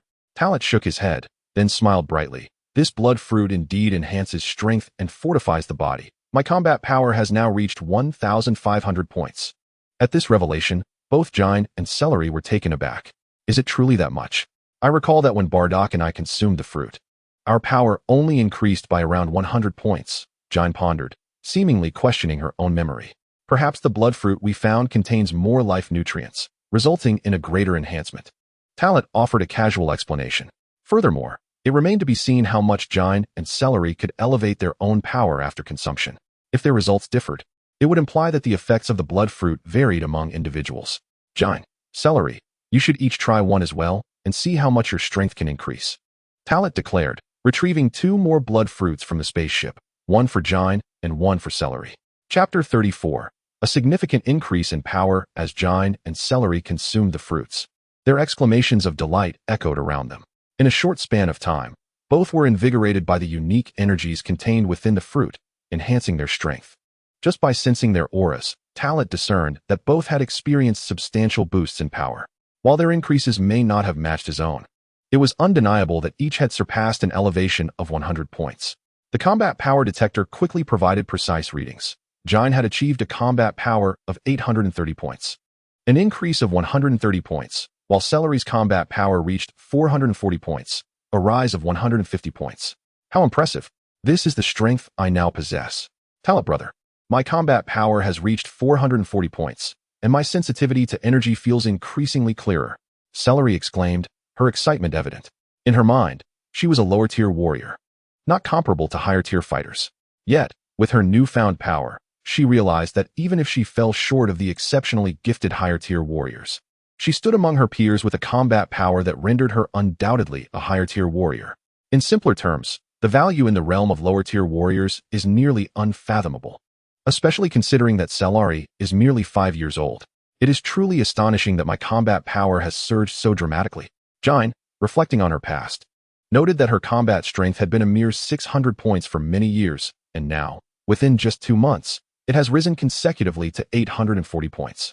Is it luck? Indeed, it is fortuitous. Yet, she feels that this is a gift from Talent. Had she not accompanied him and remained on planet Vegeta, she would have remained unchanged. Aunt Jine, Cellari, can you still eat? As Jine and Cellari were caught in their self-reflection, brimming with excitement, Talent's voice resonated once more. If the first tasting yielded such results, we must try a second time. After all, we cannot ascertain how long these fruits will last, regardless of their effects. It is best to consume them promptly. Jine and Cellari nodded in agreement, and without hesitation, Talent swiftly retrieved more blood fruits from the spaceship. The second tasting was more straightforward than the first. Having already familiarized themselves with the flavor and effects of the fruit, they consumed it with greater resolve. Talent's combat power surged to 1580 points, Jine's to 900 points, and Cellari's to 510 points. As I suspected, consecutive consumption surely yields different enhancements. Yet, I wonder if the diminishing effects are due to the fruit itself or other factors. Talent pondered, analyzing the situation. He contemplated the possibility that increased strength could lead to a more robust physique. For instance, when combat power elevates from 100 points to 200, the increase is indeed 100 points. However, when one reaches a combat power of 1000 and then adds another 100 points, perhaps at that level, such an increment represents only a fraction of that value. The fruit's efficacy may diminish with each additional consumption, but based on current circumstances, the 2 tastings of the blood fruit had not resulted in significant changes in bodily feedback, suggesting that the former factor was more influential. Subsequently, they consumed a third fruit. And once again, combat power increased, though this time the increment was noticeably smaller. The energy perceived from the fruit was evidently less intense than during the previous 2 tastings. Thus, the effects had indeed waned, or perhaps the body had begun to develop a tolerance to the blood fruit. After this, Talent, Jine, and Cellari refrained from further consumption. Firstly, they were not feeling hungry. In fact, the 3 fruits had left them quite satiated, confirming Jine's assertion that these fruits could alleviate hunger. Otherwise, with their Saiyan appetites, 3 fruits would hardly suffice. Secondly, Talent conceived an idea to test the effects of the blood fruit after vigorous exercise or rapid energy depletion. Thus, unbeknownst to them, Talent, Jine, and Cellari had spent several days in the secluded valley. 24 fruits were consumed in several rounds by 3 individuals, each of whom experienced significant enhancements in their capabilities. Talent's combat power reached an impressive 1850 points, while Jine surpassed the 1,000-point threshold, now standing at 1,120 points. Lastly, Cellari exhibited the most remarkable improvement, boasting a combat strength of 890 points. Today marks the 8th day since their arrival on this planet.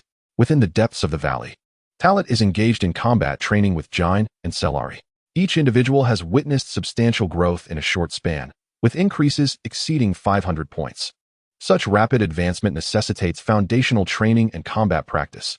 Otherwise, their newfound strength may swiftly diminish. This effort not only reinforces their personal abilities, but also aids Jine and Cellari in further honing their skills, ensuring they can effectively wield their power. It became evident that Talent had underestimated Jine.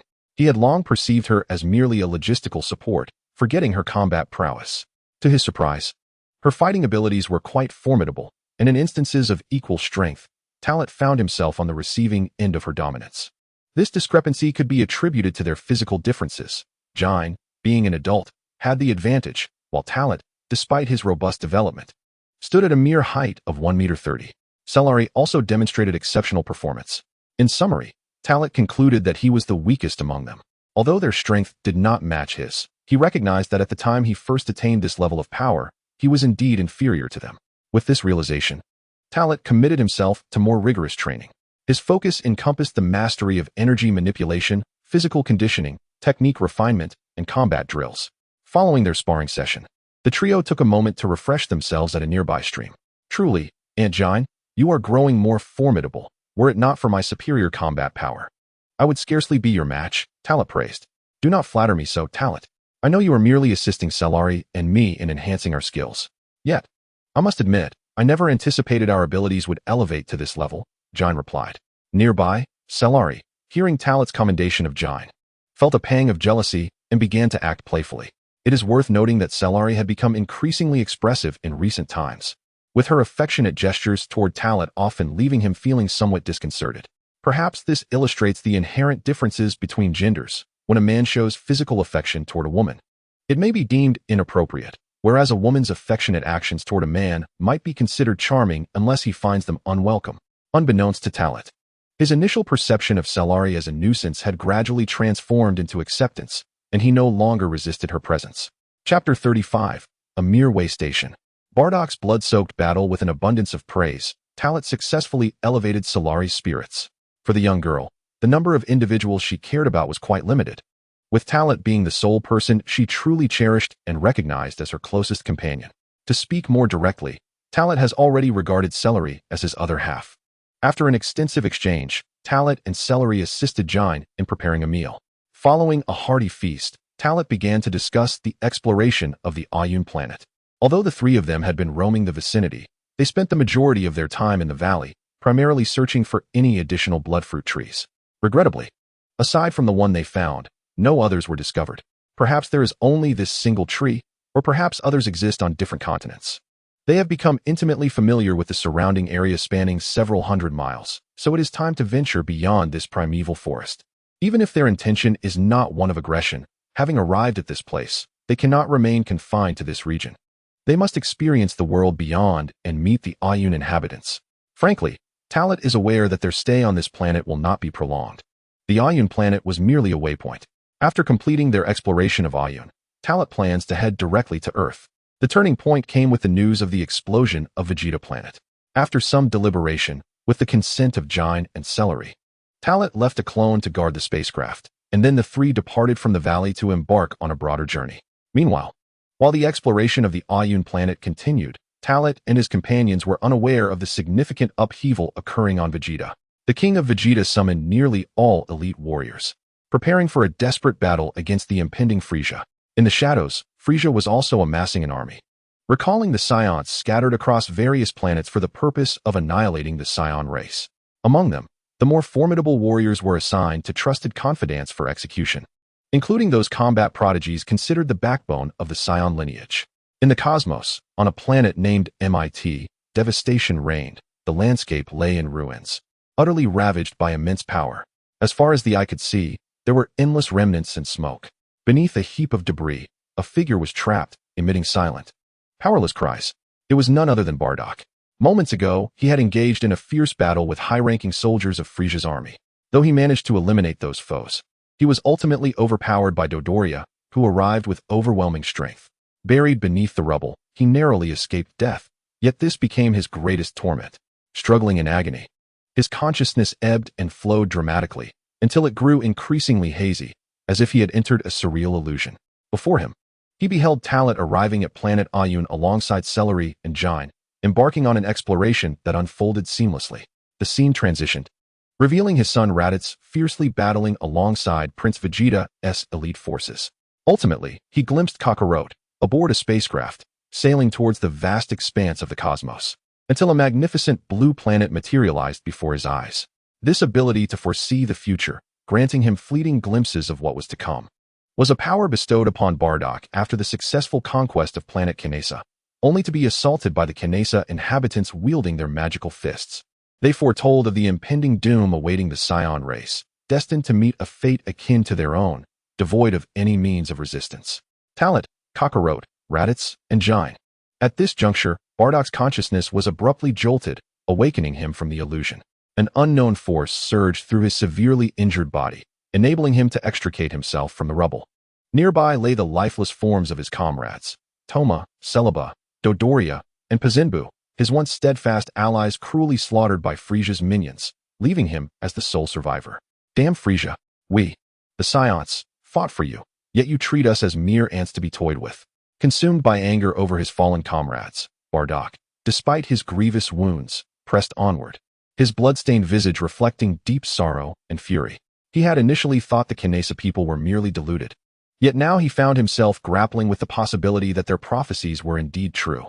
The ominous premonitions he had once dismissed were now manifesting. Frieza had not only launched an attack against them, but would soon descend upon their companions on planet Vegeta. Thankfully, he had managed to send them away. The responsibility now lay with him, and he was determined to rise to the occasion, bolstered by the presence of King Vegeta and the others. Embracing the future he had witnessed, Bardock chose to believe in the safety of Talent, Jine, Raditz, and Kakarot. He ambled towards the remains of his comrades, enduring excruciating pain as he meticulously buried each body, his blood staining the white cloth he donned upon his head. I shall avenge you. With this vow, Bardock slowly made his way to his spacecraft, pressing a button that opened a concealed compartment revealing the special medicine and healing liquid he had prepared for emergencies. Although these supplies would not fully heal him, they would restore a significant portion of his strength. Without further hesitation, Bardock injected the healing liquid into his body and consumed the special medicine. As the effects took hold, the pain gradually subsided, allowing him to catch his breath. How infuriating. I didn't anticipate Dodoria to be so formidable, but next time, it won't be so simple. My current battle power has significantly increased due to my injuries healing. Bardock murmured to himself. Upon activating the combat power detector, the displayed values fluctuated incessantly. 10, 000, 11, 000, 12, 000, 15, 000, 18, 000. The anguish stemming from the loss of comrades and the desperate breakthroughs at the precipice of life and death were palpable. At this very moment, Bardock's combat power soared to nearly 20,000. It was akin to a fleeting moment of brilliance, an explosive manifestation of ultimate potential. Under ordinary circumstances, Bardock would be exceedingly exhilarated, for this newfound strength had transcended the barriers that constrained them as Saiyans. He pondered the preparations of King Vegeta, realizing the urgency to return to planet Vegeta for a rendezvous. As he activated the spacecraft, Bardock closed his eyes to rest, conserving his energy. In this moment, he felt an overwhelming urge to contact his wife and son, as well as Tarbell. Yet, he understood the necessity of refraining from such actions, especially concerning Tarbell, who had been out of contact for over a month. His lingering worries had now morphed into a belief that perhaps this silence was fortuitous, likely orchestrated by Tarbell himself. Chapter 36. The Annihilation of Stars. Frieza's game a day later, on planet Vegeta. With the arrival of the cosmic overlord Frieza's flagship upon the planet's surface, both Frieza and King Vegeta's plans commenced in earnest. Frieza had deliberately descended upon planet Vegeta, offering King Vegeta an opportunity to showcase the elaborate feast he had prepared for him. For Frieza, this was merely a chance to toy with these disobedient and Na'vi Saiyan monkeys.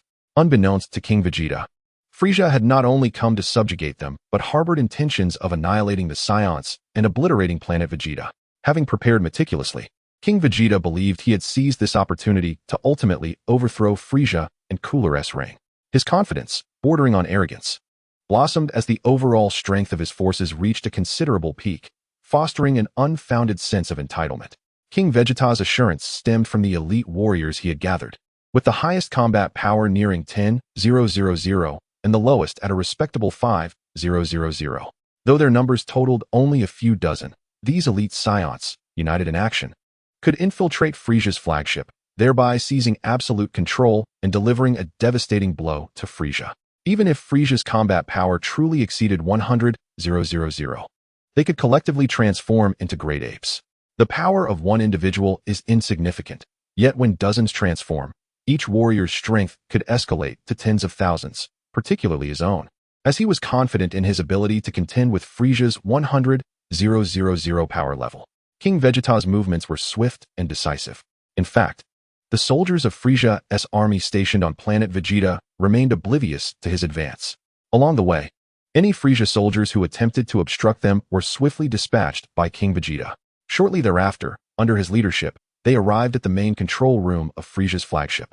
The situation appeared to be set, yet just as King Vegeta intended to storm the main control room, Zarbon and Dodoria swung open the doors, obstructing the advance of his party.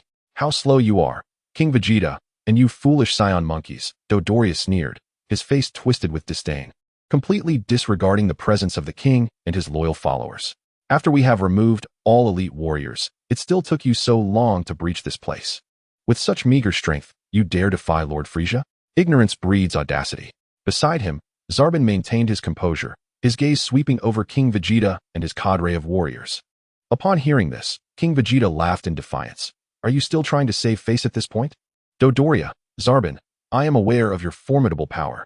But it is time to recognize the reality of the situation. We are the most elite warriors of the Saiyans, each possessing a battle power exceeding 5,000. Even if we cannot defeat you individually, we hold an undeniable advantage in numbers. At his command, the elite warriors behind him erupted in fervent shouts. At that moment, everyone was convinced that Frieza's era had come to an end. A battle power exceeding 5,000? Dodoria, do you truly consider that impressive? Zarbin mocked with a grin. Exceeding 5,000 is indeed remarkable. It nearly matches a quarter of my own. Dodoria feigned ignorance, playing along. The two of them, in their jest, completely transformed King Vegeta and his loyal warriors into mere jesters.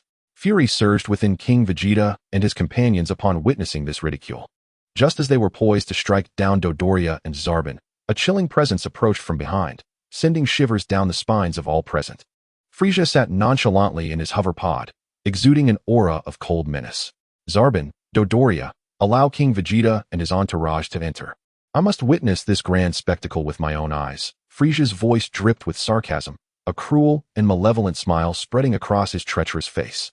At the command, Zarbin and Dodoria, momentarily taken aback, complied without hesitation, parting to let King Vegeta through. Even your master has recognized the shift in power, and you still dare to obstruct us, King Vegeta declared. Though a flicker of anxiety coursed through him, he stood resolute. As he stepped into the main control room, ready to speak, a mere glance from Frieza instilled an inexplicable sense of trepidation within him. Oh my, so many elite Saiyans, King Vegeta? Do you truly believe you can overthrow my reign? Frieza taunted, striking at the very core of King Vegeta's resolve. Enough with your meaningless words, Frieza. From this moment forth, I shall be the emperor of the universe. Enraged and humiliated, King Vegeta gritted his teeth and launched an energy wave towards Frieza. He sought to establish his authority through his own aggression, emboldened by the belief that the valiant triumph when faced with adversity. With all advantages on his side, retreat was not an option.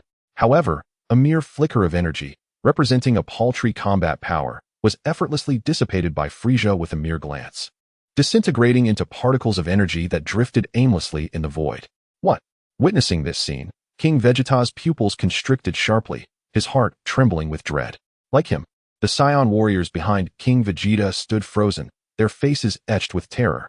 Ah, it seems you are indeed prepared to embrace your demise.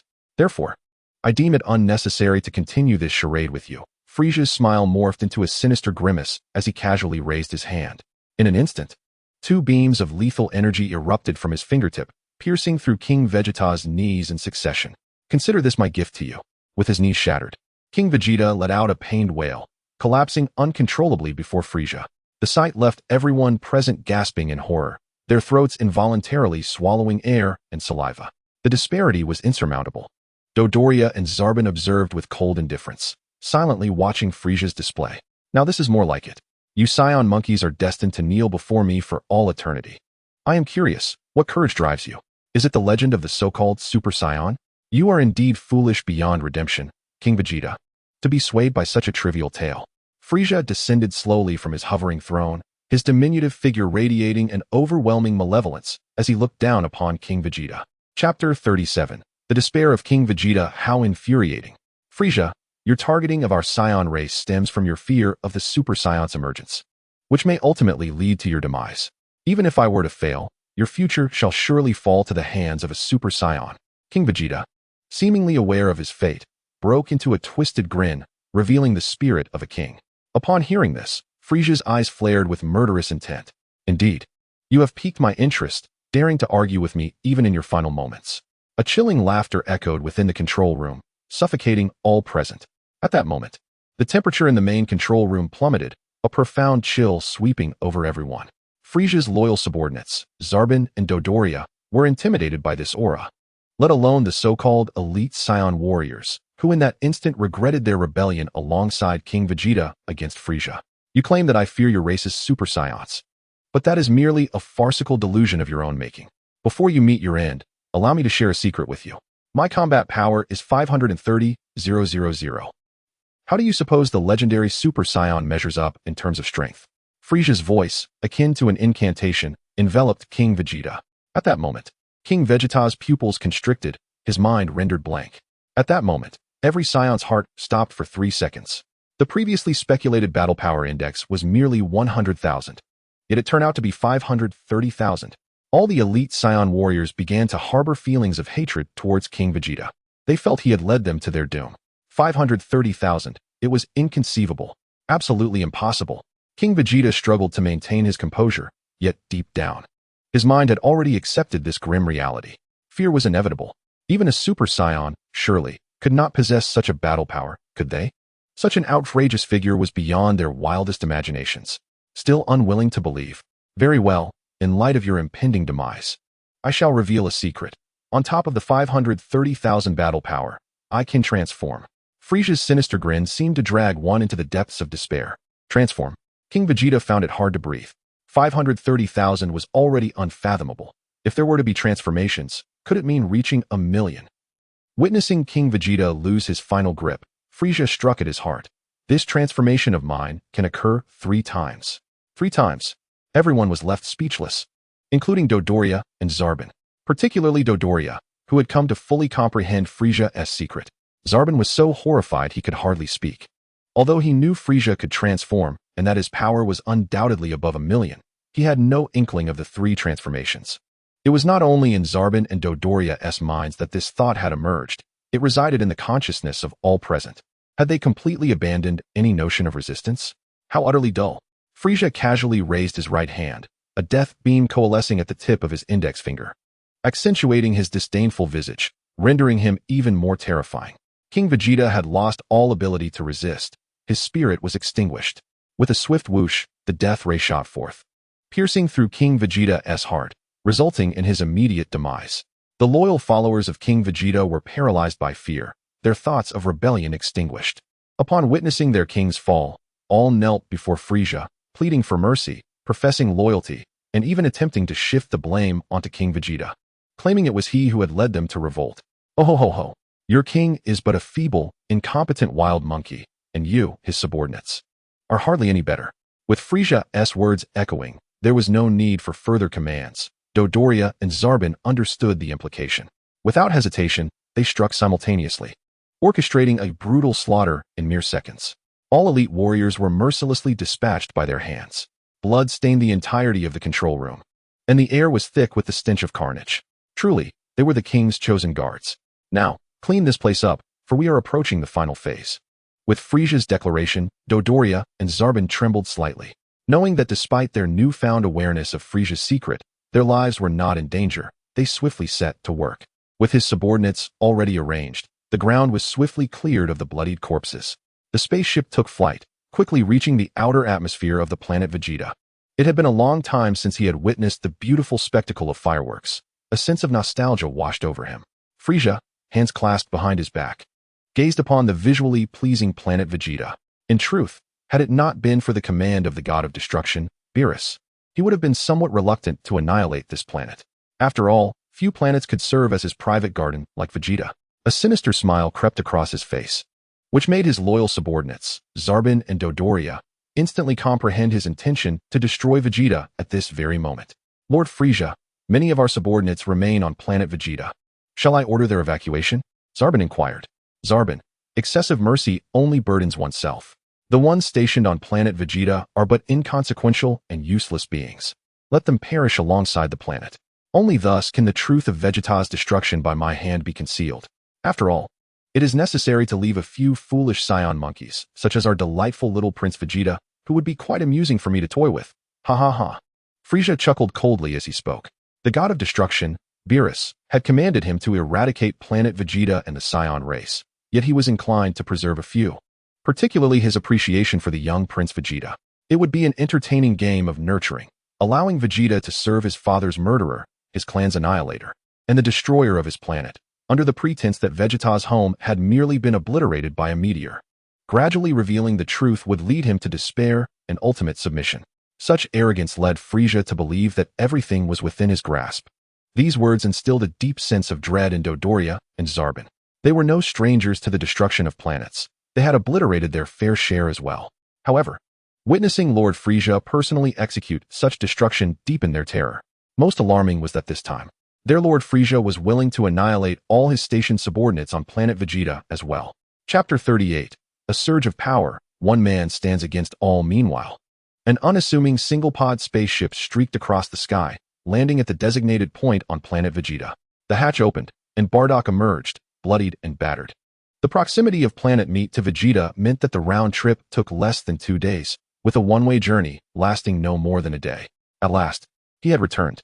Thanks to the injection of a healing serum and the consumption of an extraordinary medicine, combined with the Saiyans' inherent resilience and adaptability, Bardock's grave injuries had healed. Not only that, his power had surpassed his previous pinnacle. After a day of rest and the continuous eruption of his potential in a desperate situation, his battle power had reached an unprecedented height, 30,000 points. The formidable strength bestowed upon Bardock instilled within him an unwavering confidence. He was uncertain as to how he had ascended to such heights, yet he was acutely aware of one truth. This power was rightfully his. Striding forth from the landing site of the spacecraft, Bardock's presence drew the attention of numerous fellow Saiyans and sent a shiver of trepidation through the management personnel present. The reason was simple. While it was not uncommon for warriors to return wounded, none bore the gruesome evidence of battle as Bardock did, drenched in blood.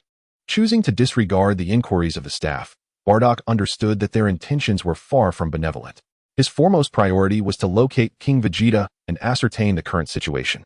An hour prior, the communication function of his power scouter had ceased to operate, and his greatest fear was that King Vegeta and the others had acted without him. Or worse, had already encountered dire misfortune. As he pressed onward, a sudden surge of foresight, a side effect of his mystic fist, erupted within him, nearly causing him to lose consciousness from the pain coursing through his head. To his horror, he witnessed the catastrophic scene of planet Vegeta under attack by Frieza, engulfed in flames and explosions. No.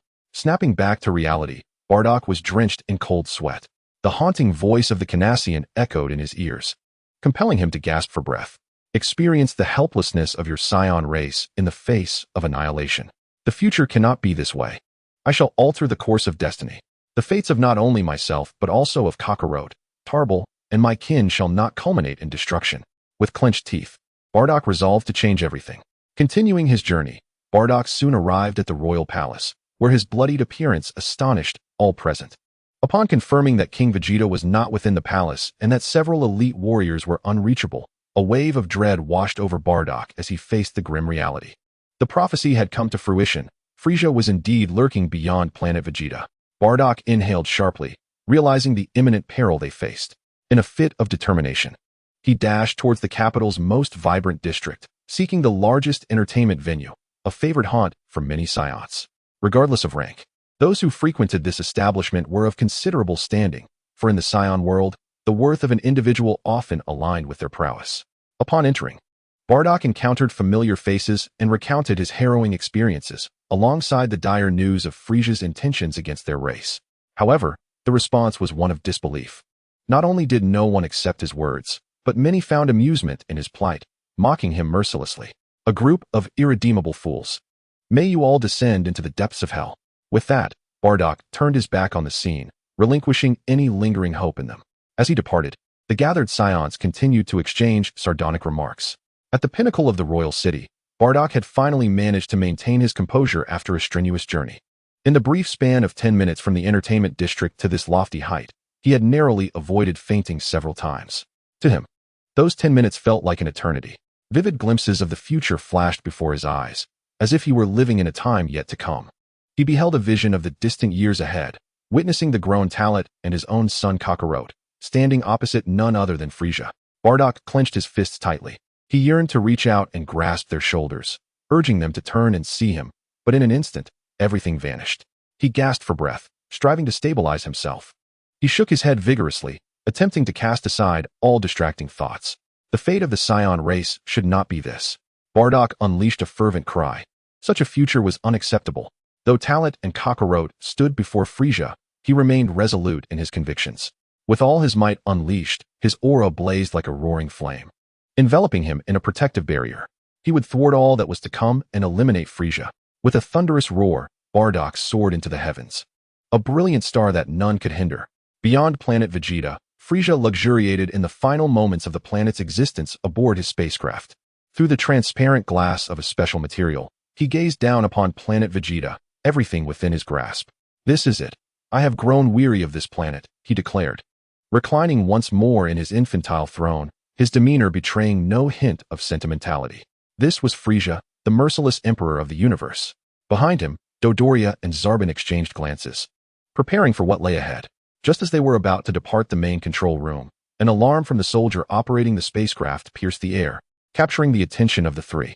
It appears a Saiyan with an extraordinarily high power level is approaching.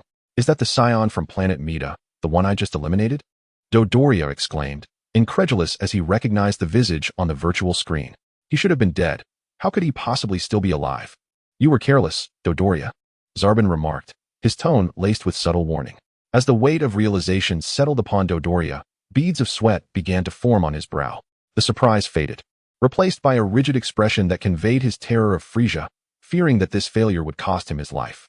Chapter 39, Planetary Explosion, Across Time Under Ordinary Circumstances. Frieza would undoubtedly be furious. After all, nothing irked him more than his subordinates returning without accomplishing their missions. However, the occurrence of such an event at this moment intrigued him greatly. Particularly, the sight of that furious face brought an inexplicable thrill to Frieza. Among the Saiyan monkeys, there were indeed some unexpectedly intriguing individuals that piqued his interest. Send the fighters to engage him, Frieza commanded with a mocking tone. Yes, Lord Frieza. At once, Lord Frieza. Dodoria and Zarbon promptly set off to relay the orders. Soon, the hatch of the spaceship opened, and the elite fighters of Frieza's army surged towards Bardock. The ensuing battle not only shattered everyone's perceptions, but also astonished Zarbon and Dodoria, delighting Frieza beyond expectation. Who could have anticipated that such a lowly Saiyan would unleash such formidable power? Particularly, Bardock's astonishing combat prowess was incomparable to that of King Vegeta and his so-called elite warriors. Surrounded by over 100 elite warriors, each with power levels nearing or exceeding 10,000, Bardock effortlessly dismantled their assault. Zarbon and Dodoria stood in stunned silence. Was this truly the weak Saiyan they had once known? Especially Zarbon, who began to question his own existence. After all, on planet Meat, this individual had been nothing more than an ant beneath his heel. Now, Bardock's strength had surpassed his own. Zarbon, open the spaceship. I wish to meet this Saiyan personally. Frieza's expression subtly shifted. Understood. Zarbon quickly nodded and led Frieza to the hatch at the top. Dodoria remained trembling in place, too fearful to speak. Outside the spaceship, Bardock charged forward, swiftly closing the distance to Frieza's flagship. Despite being in the vastness of space outside the atmosphere, Bardock could sprint through the cosmos for a brief period, protected by his own energy. This feat was easily achievable for anyone with a power level exceeding several thousand points. Frieza, get out here. His roar reverberated through space, accompanied by a surge of energy aimed at the spaceship, fueling Bardock's fervor. Despite being forcefully restrained by a dozen warriors, he remained undaunted. As the hatch at the top of the spaceship opened, Frieza slowly emerged, reclining in his pod. All the elite warriors of Frieza's army halted their actions at once, turning their gazes towards this cosmic monarch. Frieza's expression was one of mockery, his gaze sharp, exuding an aura of lethal intent. Saiyan, I greatly admire your abilities. Your king and those so-called elites are not even a fraction of your worth. It is a pity you are a Saiyan. Otherwise, I would wholeheartedly welcome your allegiance. Despite his evident admiration for Bardock, Frieza's tone remained laced with sarcasm. Saiyan monkeys must all perish, especially this one before him. His appreciation only intensified his resolve to see Bardock dead, for he had awakened within him the realization of the Saiyans' astonishing potential. Why? The Saiyans have always acted upon your commands, tirelessly assisting you in the conquest of various planets. Why must you annihilate us completely? Bardock questioned, his fury palpable. Upon hearing such words, Frieza remained unfazed, though the elite troops surrounding him were gripped by fear. Never before had anyone dared to speak to the mighty Frieza in such a manner. It is merely your reckless nature that has provoked this. The cold words echoed in Bardock's ears. In the next moment, Frieza hesitated no longer. A bloody red light flickered at the tip of his right index finger, manifesting into a minuscule, fiery energy sphere. How infuriating! I shall not let you escape unscathed. Anger surged within Bardock, amplifying his strength. It seemed as though he was on the cusp of breaching a barrier. Energy continued to coalesce in the palm of his right hand, a brilliant white radiance flashing forth. Once the formidable energy took shape, Bardock hurled it forward, launching a powerful energy sphere imbued with his wrath. Everything shall change, the fate of planet Vegeta, my destiny, the destiny of the Saiyan race. Ha ha ha. As if mocking Bardock's foolish declarations, Frieza's derisive laughter grew more pronounced. The fiery energy sphere at his fingertip rapidly expanded. 10 meters, 100 meters, 1,000 meters, completely engulfing Bardock's ultimate attack. The energy ball continued to swell, its power escalating rapidly. What? Witnessing his assault fail to have any effect, Bardock's hopes were utterly shattered. Frieza flicked his fingers, directing the planet-destroying blast downwards.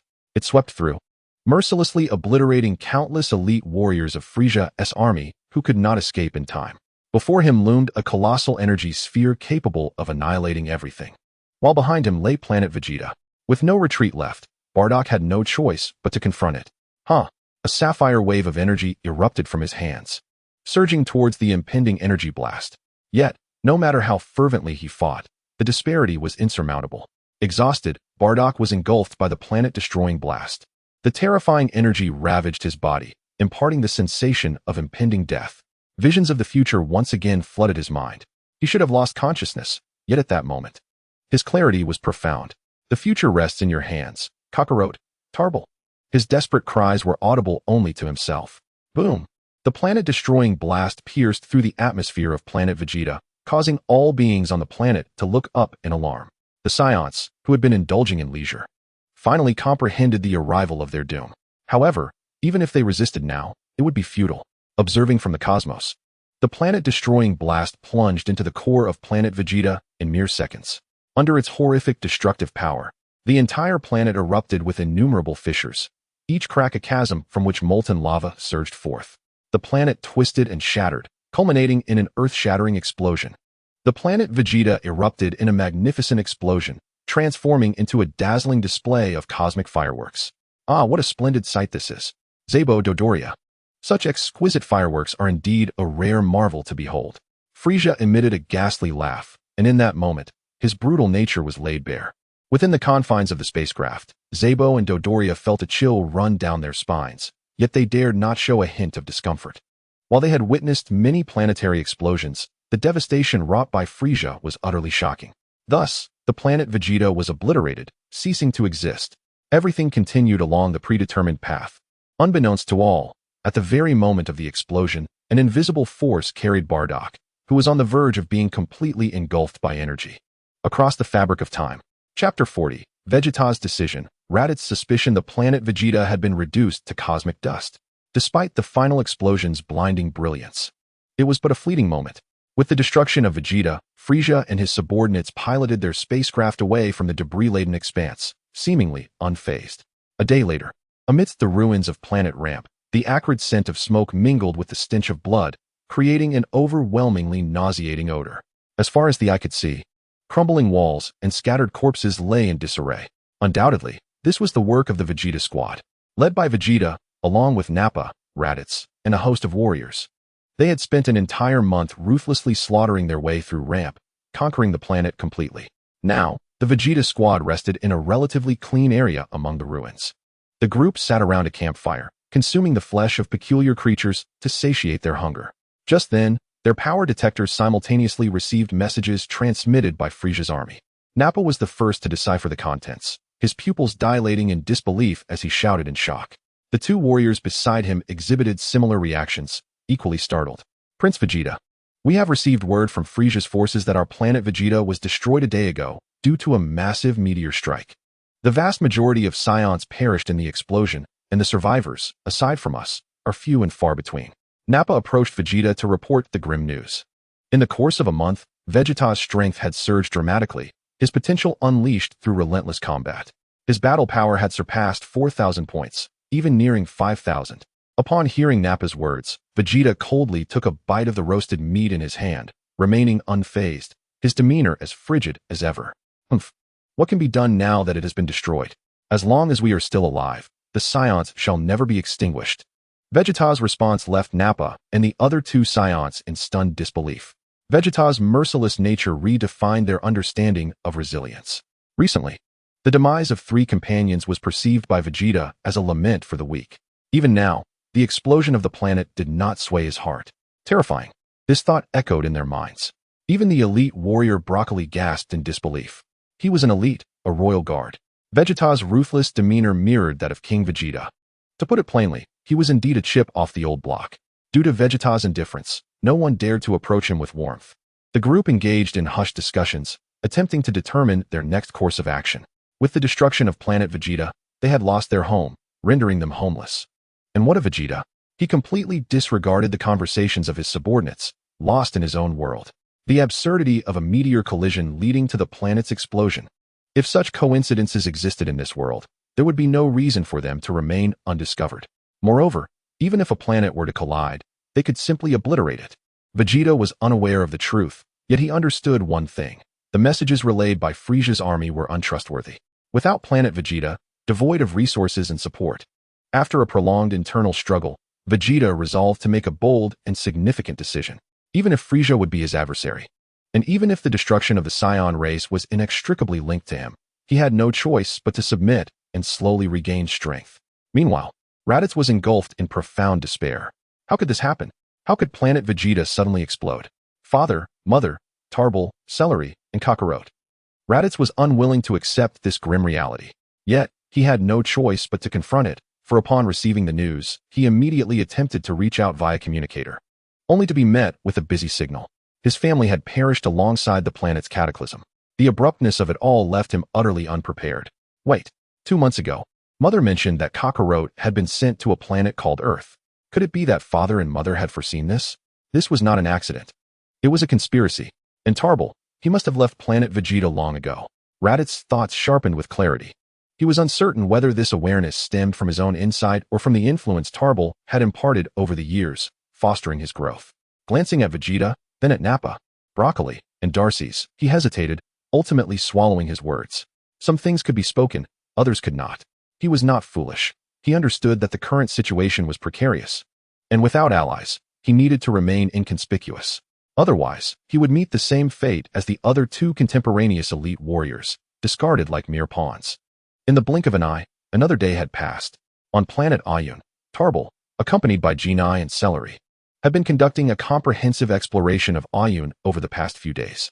Although their wanderings were merely cursory, they had become well acquainted with the general topography of the planet. Ultimately, the exploration of planet Ayun boiled down to 3 primary objectives. The first objective was to locate the bloodfruit tree. The second was to search for the Ayun extraterrestrials. The third was to ascertain whether there existed any extraordinary powers or entities on this planet. After 3 days of exploration, they had neither found the bloodfruit tree nor discovered anything of significant value worthy of further investigation. As for the Ayun beings, they were located. As initially anticipated, these creatures did not inhabit the forests, which explained why Talat, Janae, and Sairari had been unable to encounter them. The Ayun beings were humanoid, yet their massive forms resembled those of merfolk, complete with gills that enabled them to breathe underwater. The intelligence reports had accurately described their size, but all other information was grossly inaccurate, akin to fabrications hastily inscribed. Lacking any hostility, Talat, Janae, and Sairari quickly forged a friendship with the Ayun beings. In the absence of invasion or conquest, peaceful coexistence was attainable. The Ayun beings belonged to a remarkably benevolent race. Despite the brutal realities of nature, they possessed advanced intelligence, yet had yet to develop a civilization of their own. It was believed that, given sufficient time or guidance from certain alien technologies, the Ayun would soon flourish. Naturally, the advancement of a race entails traversing unimaginable hardships. A moment of carelessness could lead to their extinction within the annals of history. Chapter 41. Comforting Janae. Wherever we go, there is home. As dusk descended, dark clouds loomed overhead, accompanied by booming thunder, rendering the sky ominously reminiscent of an impending apocalypse. Within the forest, fierce winds howled, causing the trees and flora to sway violently. Following this prelude, torrential rain cascaded from the heavens, enveloping all that was visible. In the tranquil valley, Talat, Janae, and Sairari sought refuge from the tempest within their spacecraft. Unlike the storms found on typical planets, this world's tempest was a true force of nature. The intensity of the rain was unparalleled. An adage from a past life aptly described the scene. It was as if the heavens were pouring forth water. Were it not for the certainty that their spacecraft could withstand the deluge, Talat would have long since piloted the vessel away from the surface. Inside the spacecraft, as he observed the world outside being ravaged by the storm, Talat's thoughts began to drift. Unbeknownst to him, nearly 2 hours had elapsed. As the rainfall diminished to a gentle drizzle, Talat prepared to step outside for some fresh air when, suddenly, the battle power detector received a message. It was a communique from Frieza's forces regarding the destruction of planet Vegeta. The abruptness of the news left Talot, who had been anticipating this moment, momentarily stunned. At last, it had arrived. After a long period of brewing emotions, Talot murmured softly to himself. Since his arrival on Alien Planet, no, rather, since the day of his departure, Talot had been calculating the time, preparing for what was to come, and in doing so, he had gradually begun to forget his earlier intentions. Uncertain thoughts plagued my mind, pondering whether Bardock perished in the explosion or if my brain was involuntarily drawn to the tales of old. If he indeed succumbed to the planet's destruction, he would undoubtedly wish for resurrection through the Dragon Balls. Yet, should Bardock traverse back to the past as depicted in those narratives, the matter would be entirely different. Talot had contemplated this conundrum long before. If Bardock truly journeyed back, it remained uncertain whether the Eternal Dragon could restore him. Moreover, should Bardock attain the status of Super Saiyan in that bygone era, knowing the unfolding tale, Talot had no desire to alter it. As my thoughts deepened, Jine and Cellari burst forth from the confines of the spaceship's chamber. Clearly, they had just received alarming news from the power level detector. Talot, did you receive the message? Planet Vegeta has exploded due to a colossal meteor strike. Jine exclaimed, her expression taut with anxiety and urgency. The tremor in her voice revealed her shock, and an undercurrent of panic surged within her. Undoubtedly, she was preoccupied with concerns for Bardock. Departing from planet Vegeta, she had harbored an unsettling feeling, and now that foreboding sense of a final encounter had tragically materialized. Her emotions grew increasingly complex, and the anxiety rendered Jine pale, her body slick with perspiration. In her eyes, a hint of moisture began to surface, signaling a potential emotional breakdown. Just as Talot had anticipated, Jine was on the verge of an emotional eruption. I too received the news of planet Vegeta's explosion. However, Jine, please do not panic. If the report is accurate, the event has already transpired. We must not let chaos ensue. Rather, we should be grateful. For Bardock and I anticipated this outcome. At the very least, we have evaded the catastrophe of the planet's explosion, Talot offered in a comforting tone. Talot, you and Uncle Bardock anticipated this. Cellari interjected, her voice tinged with indignation. Why didn't you tell me? Her words clearly reflected her frustration towards Talot for withholding such critical information. Though only 5 years old, Cellari possessed a maturity beyond her years, and naturally, she found it difficult to accept the concealment of such a significant occurrence. It was akin to being the only family member excluded from a monumental event that everyone else was aware of. Even the dimmest among us would feel like an outsider. It is my fault for not informing you. I feared that sharing this information would burden you, and during this period, nothing disastrous had befallen planet Vegeta. Leading me to believe my concerns were unwarranted, Talot explained, not only addressing Cellari, but also indirectly reassuring Jine. Cellari was relatively easy to console, but Jine was another matter entirely. Fearing Jine's reproach, Talot chose his words carefully, distancing himself from the situation. This way, he could express that he never anticipated the severity of the circumstances, thereby preventing any negative feelings from arising between them. Suddenly, I felt as if I were ensnared in a dream. Talot, tell me that Bardock will be all right, won't he? Jine continued to take deep breaths, forcing herself to maintain composure amidst the turmoil. She yearned for a definitive answer. At that moment, she regretted allowing Talot to modify all the combat power detectors. Now, they lacked even communication functions and could only passively receive messages. Surely, Uncle Bardock had anticipated this. Furthermore, he had embarked on a mission after our departure from planet Vegeta. Given the short span of time, it was likely that his assignment was still ongoing. Unable to disclose the truth directly, Talot resorted to a benign falsehood. However, he could not ascertain whether Bardock was alive or dead. After hearing Talot's words, Jine's emotions settled slightly. This was a form of solace, providing her with a buffer before the revelation of the truth. I understand Aunt Jine's current feelings. I know she might wish to return immediately to verify the news, but I cannot take her back at this moment. This was a directive from Uncle Bardock before our departure. Unless he contacts us directly, we must not respond or act independently. Moreover, I suspect the explosion of planet Vegeta was not caused by a meteorite impact, but possibly by Frieza's covert actions. If we were to return now, we would surely meet our demise. Talot persistently spoke to quell any fantasies, reminding Jine that they must not expose themselves. They could not betray all of Bardock's preparations. Yet Jine trembled, torn within, for Talot was indeed correct. Brother Talot, must we truly not return? If planet Vegeta has exploded, then we have no home left, said Cellari, her voice laced with sorrow. No, As long as we are together, anywhere can be home. Talat sighed deeply, understanding this sentiment all too well. It was akin to his inability to return to Earth in his past life. That Earth remained the unspoken home within the depths of Talat's heart.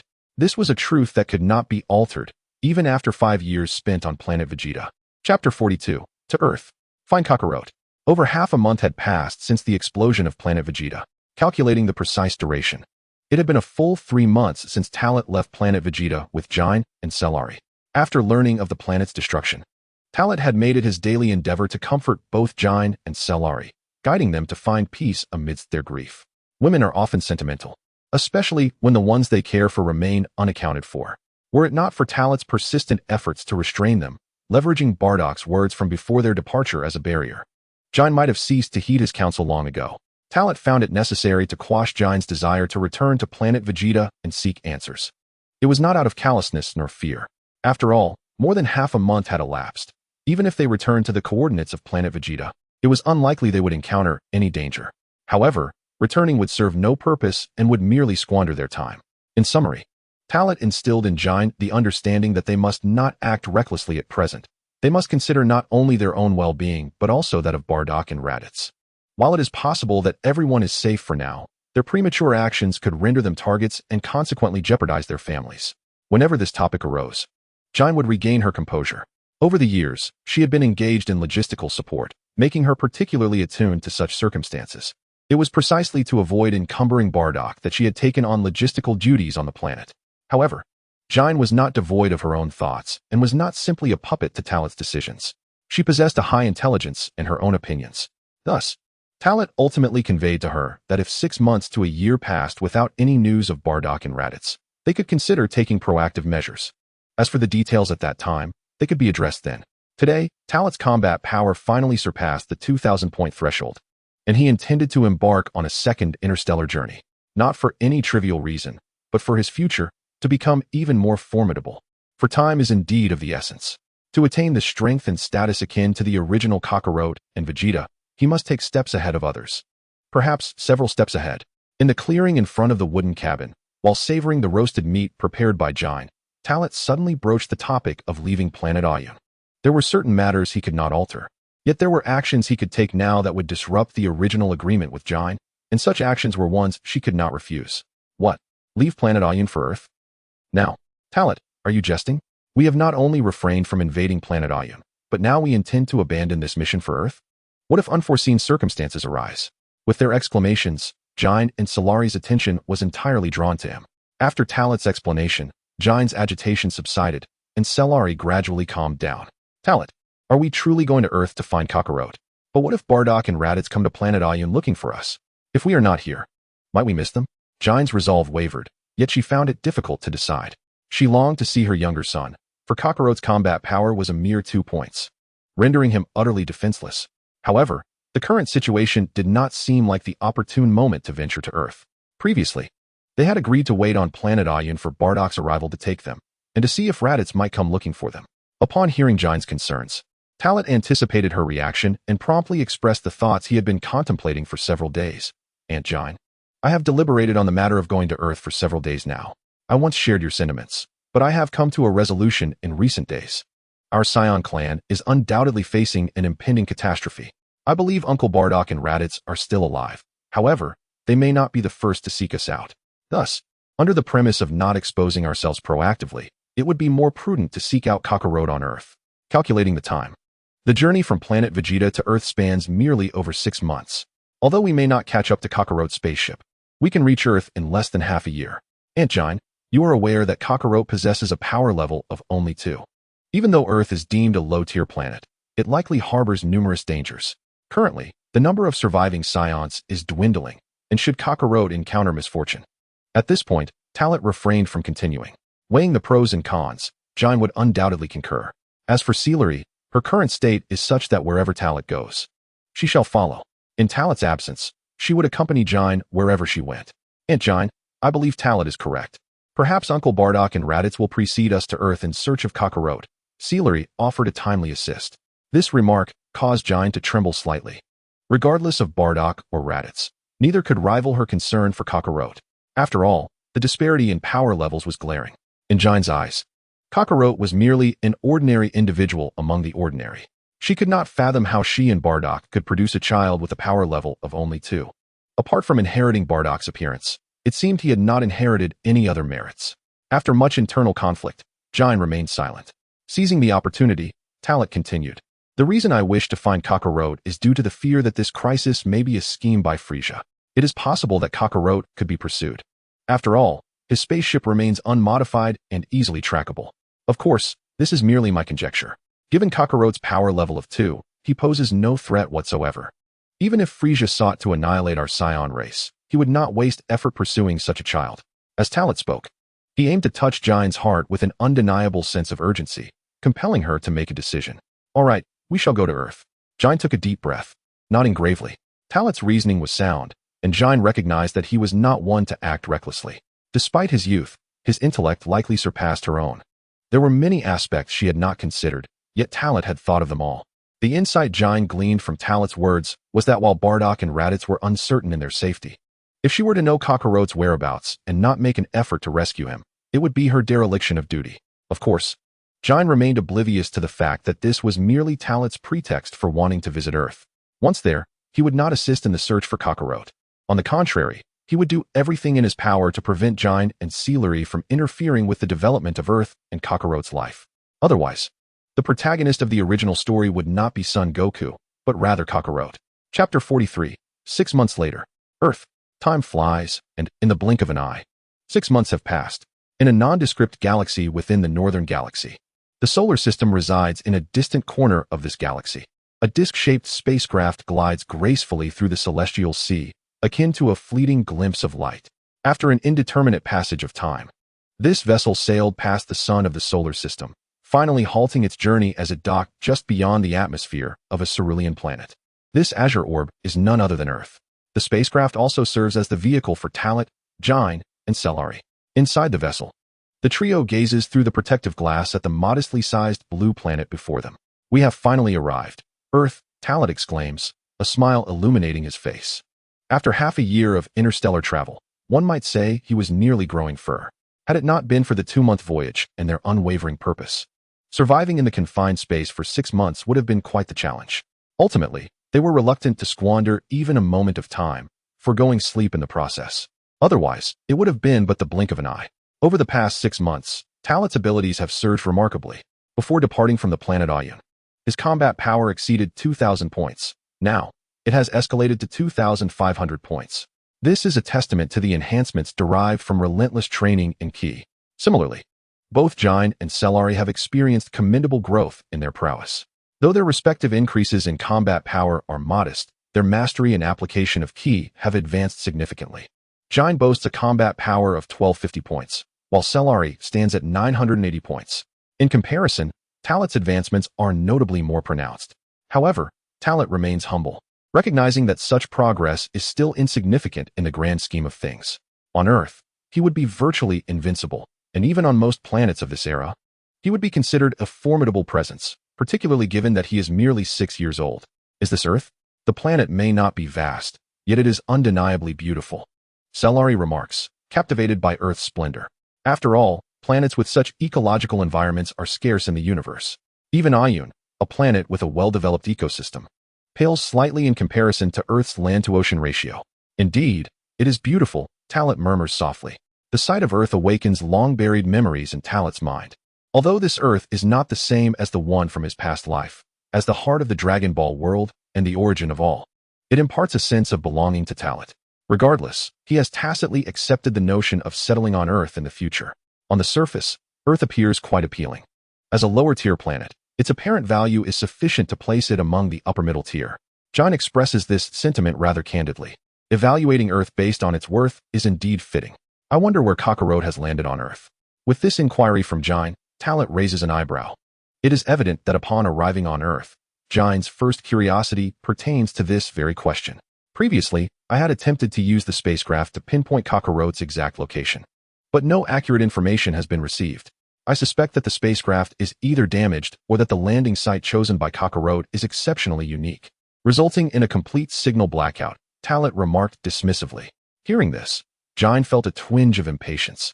Let us expedite our landing. if Kakarot is in peril as well. We cannot afford to delay any longer. Let us first attune ourselves to the essence of this planet. I am quite curious whether there exist formidable beings upon it. Talit, intentionally or not, echoed her sentiment. Caution and prudence were inherent to Talit's character. Jine and Sailory took this as Talit's way of ensuring their safety, thus refraining from objection and began to utilize their sensing abilities to perceive the Earth's essence. In truth, Talit was merely putting on a facade. After all, he had never set foot on Earth and lacked knowledge of its conditions. If he displayed an intimate understanding of the planet, Jine might suspect him, and even Sailory would find it peculiar. The three of them simultaneously engaged their sensory perceptions, enveloping a significant portion of the Earth. In an instant, an overwhelming array of life forces flooded into their awareness. When translated into combat power, the majority of these entities registered single-digit strengths, with some so feeble they were nearly undetectable. However, there were indeed individuals whose combat power reached double digits. On this planet, they would be considered among the elite. As for the rare few with triple-digit combat power, Jine and Sailory paid them no mind, as Talit had already surmised their identities. Undoubtedly, they were the prominent figures of Earth from the past 2 centuries: Master Roshi, Kirin, Tao Pai Pai, Gohan, and others. Additionally, there were a few latent powerful beings among the Earthlings. Naturally, Talit was not particularly concerned with them. His gaze instinctively shifted toward the opposite side of the planet. Following the strongest 2 life forces, Talit accurately pinpointed their locations: the Earth's god, Piccolo, and his attendant, Bubbles. Talit distinctly remembered that in the original text, their assigned values were 220 and 1030 combat power, respectively. However, upon sensing Bubbles, it became evident that his power did not exceed 1,000, and it was unlikely to surpass 500. Judging by the intensity of his essence, he likely hovered between 200 and 300 points, comparable to God Piccolo. Upon reflection, Talit chose not to delve deeper. After all, the 1030 combat power mentioned in the original formula book pertained to the saga of the Saiyans invasion. Bubbles, along with Krillin, Tien, Yamcha, and Kaiatsu, had trained together for 6 months, followed by another 6 months of rigorous individual training to achieve such strength. Even if he had possessed power prior, it had only commenced after Goku arrived at the Heavenly Temple. Talit, dear brother, it seems this Earth does not harbor beings of particularly high combat power, Sailory suddenly interjected, disrupting Talit's musings. The only formidable ones appear to be these 2, yet their power should only range between 200 and 300 points, Jine added. Talit nodded in agreement. Their sensory capabilities were quite adept, enabling them to perceive such things with ease. Upon their arrival, they found themselves unfamiliar with this planet. Perhaps we should pay a visit to the mightiest beings on this world. They may offer us assistance, suggested Talit. Indeed, they might possess knowledge of Kakarot's whereabouts, Jinai concurred. After all, these formidable entities could very well be aware of Kakarot's arrival aboard a spaceship. At Jinai's words, Talit felt a sudden pang of anxiety, though he quickly relaxed. In the original narrative, neither the deity Piccolo nor Bobo was aware of Goku's true identity. Thus it was likely that Piccolo remained ignorant of Goku's location. Chapter 44. The Sacred Temple of the Deity. Piccolo and Bobo with a consensus reached among Talit, Jinai, and Sealer, the spaceship, under the guidance of its intelligence system, pierced through Earth's atmosphere, heading toward the Sacred Temple. Meanwhile, high above the Earth, the Sacred Temple loomed amidst the clouds, resembling a divine fortress. Akin to a colossal soup bowl, its unique architecture exuded a majestic aura, with the platform composed of pristine white stone slabs, and a temple dedicated to the deity on one side. Being in this place felt akin to entering an isolated sanctuary. At that moment, before the temple, the deity Piccolo seemed to sense something ominous, beads of cold sweat adorning his aged visage. A profound feeling of foreboding surged within him, rendering him momentarily weak and anxious. Fortunately, Bobo, quick on his feet, supported him, preventing a fall. "Deity, are you well?" Bobo inquired with concern. Upon hearing this, Piccolo shook his head. Once he regained his composure, he gazed toward the distant horizon. "I am fine, Bobo. Do you not sense it as well? 3 immensely formidable presences have descended upon our Earth." As he spoke, Piccolo's expression grew increasingly grave. Bobo nodded in agreement. His own strength had reached a commendable level, allowing him to detect the same ominous energy. They were left to wonder whether these 3 newcomers were foes or allies. Should they prove to be adversaries, Earth would likely face its gravest crisis yet. "Deity, as we have yet to encounter these 3 outsiders, everything remains uncertain. You must take care of yourself," Bobo urged, fully aware that Piccolo had entered his twilight years. The sight of Piccolo's emotional turmoil only heightened his concern. though Piccolo still had 2 or 3 decades to live. Bobo had witnessed the fall of the previous deity and understood that, to beings like them, 2 or 3 decades was a mere blink of an eye. I understand. Do not worry, Bobo, Piccolo replied, reassuringly. The two continued their vigil, their expressions betraying their anxious thoughts. As moments slipped by, beads of sweat cascaded down their faces. For not only did they sense it, but they also beheld a spaceship descending from the heavens. In a mere few seconds, the disc-shaped spacecraft had securely docked upon the platform of the divine temple. Lord Deity, Bobo nervously positioned himself before the formidable god Piccolo, showcasing his unwavering loyalty. Such an unimaginable beast. In this world, there exists a presence so powerful. A tempest stirred within God Piccolo's heart. Since his ascension to divinity, this was the first, and perhaps the only time, he felt the ominous aura of death. He could only hope that the 3 extraterrestrial visitors aboard the spacecraft had not come to Earth with hostile intentions.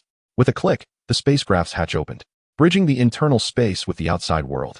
Fresh air flooded into the interior, invigorating the still ensconced Talat, Jine, and Cellari, who inhaled deeply. After being confined within the cramped quarters of the spacecraft for half a year, their movements felt even more restricted if Talat and Cellari were to be considered adults. It was hard to fathom what force could sustain such an enormous structure at such lofty heights. Jine led the way, exclaiming as she leaped from the spacecraft, at last. I can stretch. I felt stifled. Cellari followed suit, and the refreshing ambience of the divine temple enveloped them, akin to entering an entirely different realm. Last to emerge was Talat. While he admired the scenery of the divine temple, his thoughts soon turned to the distant figures of God Piccolo and Bobo. The combat power detector initiated its scan. God Piccolo registered a power level of 220, while Bobo's was 300, aligning perfectly with his predictions. Just as he was about to speak, Cellari noticed something unexpected, exclaiming, This place feels rather peculiar. I feel so light. Intrigued by her words, Jine also expressed curiosity, while Talat, struck by a memory, quickly realized the cause. I almost forgot to mention, the gravities of Vegeta and Yardrat are 10 times that of Earth, which is why we feel so buoyant here. Standing upon the divine temple, Talat stretched a bit and remarked, So that's it. I thought it was merely the consequence of our prolonged stay within the spacecraft. Jine's expression transformed into one of realization. So, does that mean I'm stronger than before? Cellari exclaimed with excitement. Although she had not fully grasped the concept, her assertion held a kernel of truth. In a sense, she indeed felt more powerful on Earth. In reality, their sensations were not overly pronounced. Firstly, due to the enhancement of their abilities, and secondly, because they had spent 6 months acclimating to the optimal living conditions within the spacecraft. If the gravity were 10 times greater, their awareness of the difference would be instantaneous. Talat added, and both Jine and Cellari nodded in understanding. Soon after, Cellari turned her gaze toward the distant figures of God Piccolo and Bobo. Brother Talat, Aunt Jine, is this what Earthlings look like? Their appearances are rather strange, especially that one with dark skin, she remarked. Strange? Indeed it is. Without mentioning the deity Piccolo, let us instead focus on Bobo, who inherently does not resemble an Earthling. Had he not resided in the sacred world prior to the original narrative, who would willingly accept his identity as a being from Earth? Suddenly, a spark of inspiration flickered through Talat's mind. While he found it impossible to say much about Bobo, the situation with Piccolo was markedly different. As a traveler from another realm, he possessed comprehensive knowledge of the original story. However, he could not overtly reveal this foresight. How could he possibly explain this to Jine and Cellari? Yet, there were certain matters he could feign knowledge about. For instance, he could fabricate a tale of having studied alien races to elucidate the origins and intelligence of the Namekians, thereby leading the conversation toward the Dragon Balls. Indeed, the Dragon Balls were among his primary objectives. Many aspirations depended on summoning the eternal dragon through the Dragon Balls to fulfill his wishes. Indeed, often it is only when confronted with reality that sudden insights emerge. After pondering for so long on how to approach a matter, the simplest solution becomes apparent. Having gathered his thoughts, Talat began to speak to the two, piquing Jine's curiosity. Chapter 45 Talat, you are a Namekian. Cellari had reminded me that neither of these individuals bore the appearance of Earthlings. I was uncertain of the identity of the dark-skinned individual, yet the other was somewhat familiar. He must be a Namekian, but how did he end up on Earth? As these words escaped his lips, Talat felt a sense of relief. Although he was not adept at deceit, this particular lie was essential. Upon hearing Talat's assertion, Jine gasped in surprise, while Cellari's mouth hung open in curiosity. Are you certain, Talat? He is a Namekian? Jine responded, her mind racing with contemplation. The existence of Namekians on Earth would imply that extraterrestrial forces had already infiltrated the planet, which posed a grave threat to her Kakarot. Seeing Talot nod, Jine inhaled sharply, softly murmuring that Kakarot would be unharmed. Cellari had not considered this line of thought, but Talot, recognizing Jine's discomfort and anxiety, quickly interjected. From what I understand, Namekians possess formidable combat abilities, comparable at least to our Saiyan prowess. Yet, this particular Namekian appears rather weak, and beyond them, no stronger energies can be detected on Earth. Could it be that this Namekian, like Kakarot, was sent to Earth as a child, resulting in his diminished strength? By offering some semblance of explanation, he also aimed to reassure Jine and quell her rising panic. Upon hearing this, Jine regained her composure. Indeed, they had not sensed any overwhelming energy, and their scanners had not registered any higher combat power levels. Thus, the scenario of Earth being overrun by powerful Namekians did not exist. The three continued their discourse, while a mere 10 meters away. The heartbeats of Piccolo and Bobo quickened in response to the unfolding events. The unfolding events have rendered them feeling utterly uncontrollable. Today, the deity Piccolo, endowed with extraordinary hearing, has caught the words of Talot, plunging him deeper into a well of introspection. Although the presence of a woman and 2 children is profoundly shocking and intimidating, nothing weighs more heavily on his mind than the revelation of his true identity as a Namekian. Am I truly a member of the extraterrestrial race, the Namekians? No wonder I appear so vastly different from humans. It explains the multitude of hardships I endured before being acknowledged as Earth's deity. It clarifies why I have waited in vain for my family all these years. I, the divine being of Earth, am indeed an alien. The inner turmoil of the deity Piccolo spirals into chaotic thoughts.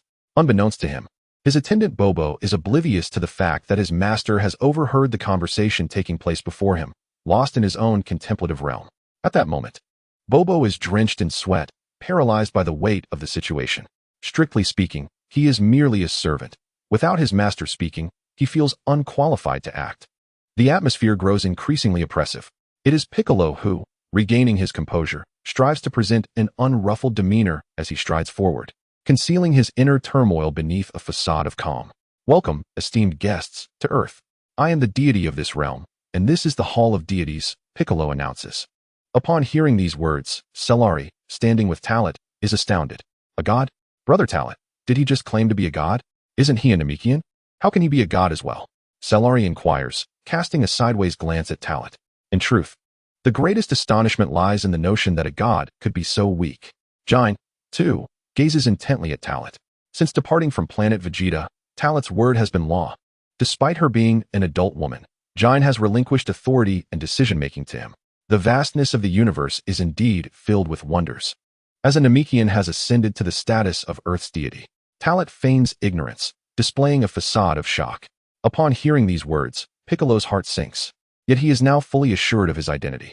Bobo looks from Talot to Piccolo in bewilderment, sensing a shift in the previously oppressive atmosphere. It is merely fortunate coincidence. I never anticipated discovering that I am an alien. I am grateful for your revelation, which has illuminated my identity as a Namekian. Piccolo responds amiably. Acknowledging his own weakness and remaining unaware of the true purpose behind Talot and his companion's presence, he opts for a demeanor that is low-key and friendly. Observing Piccolo's demeanor and glancing at Bobo, Talot shows no inclination to intimidate. Before he can speak, Jine interjects. You claim to be the deity of this Earth. In my understanding, a god should possess omnipotence.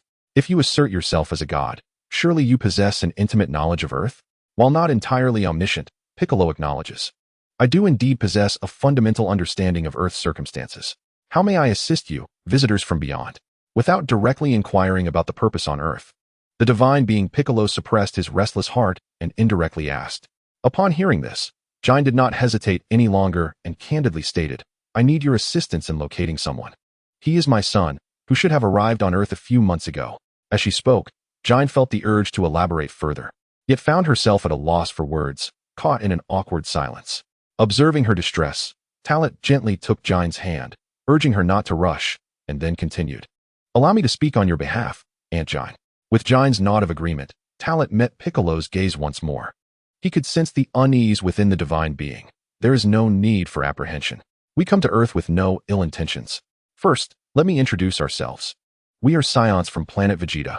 The reason for our presence here is that a few months ago, Aunt Giant's son was inadvertently sent to Earth, and now we must find him.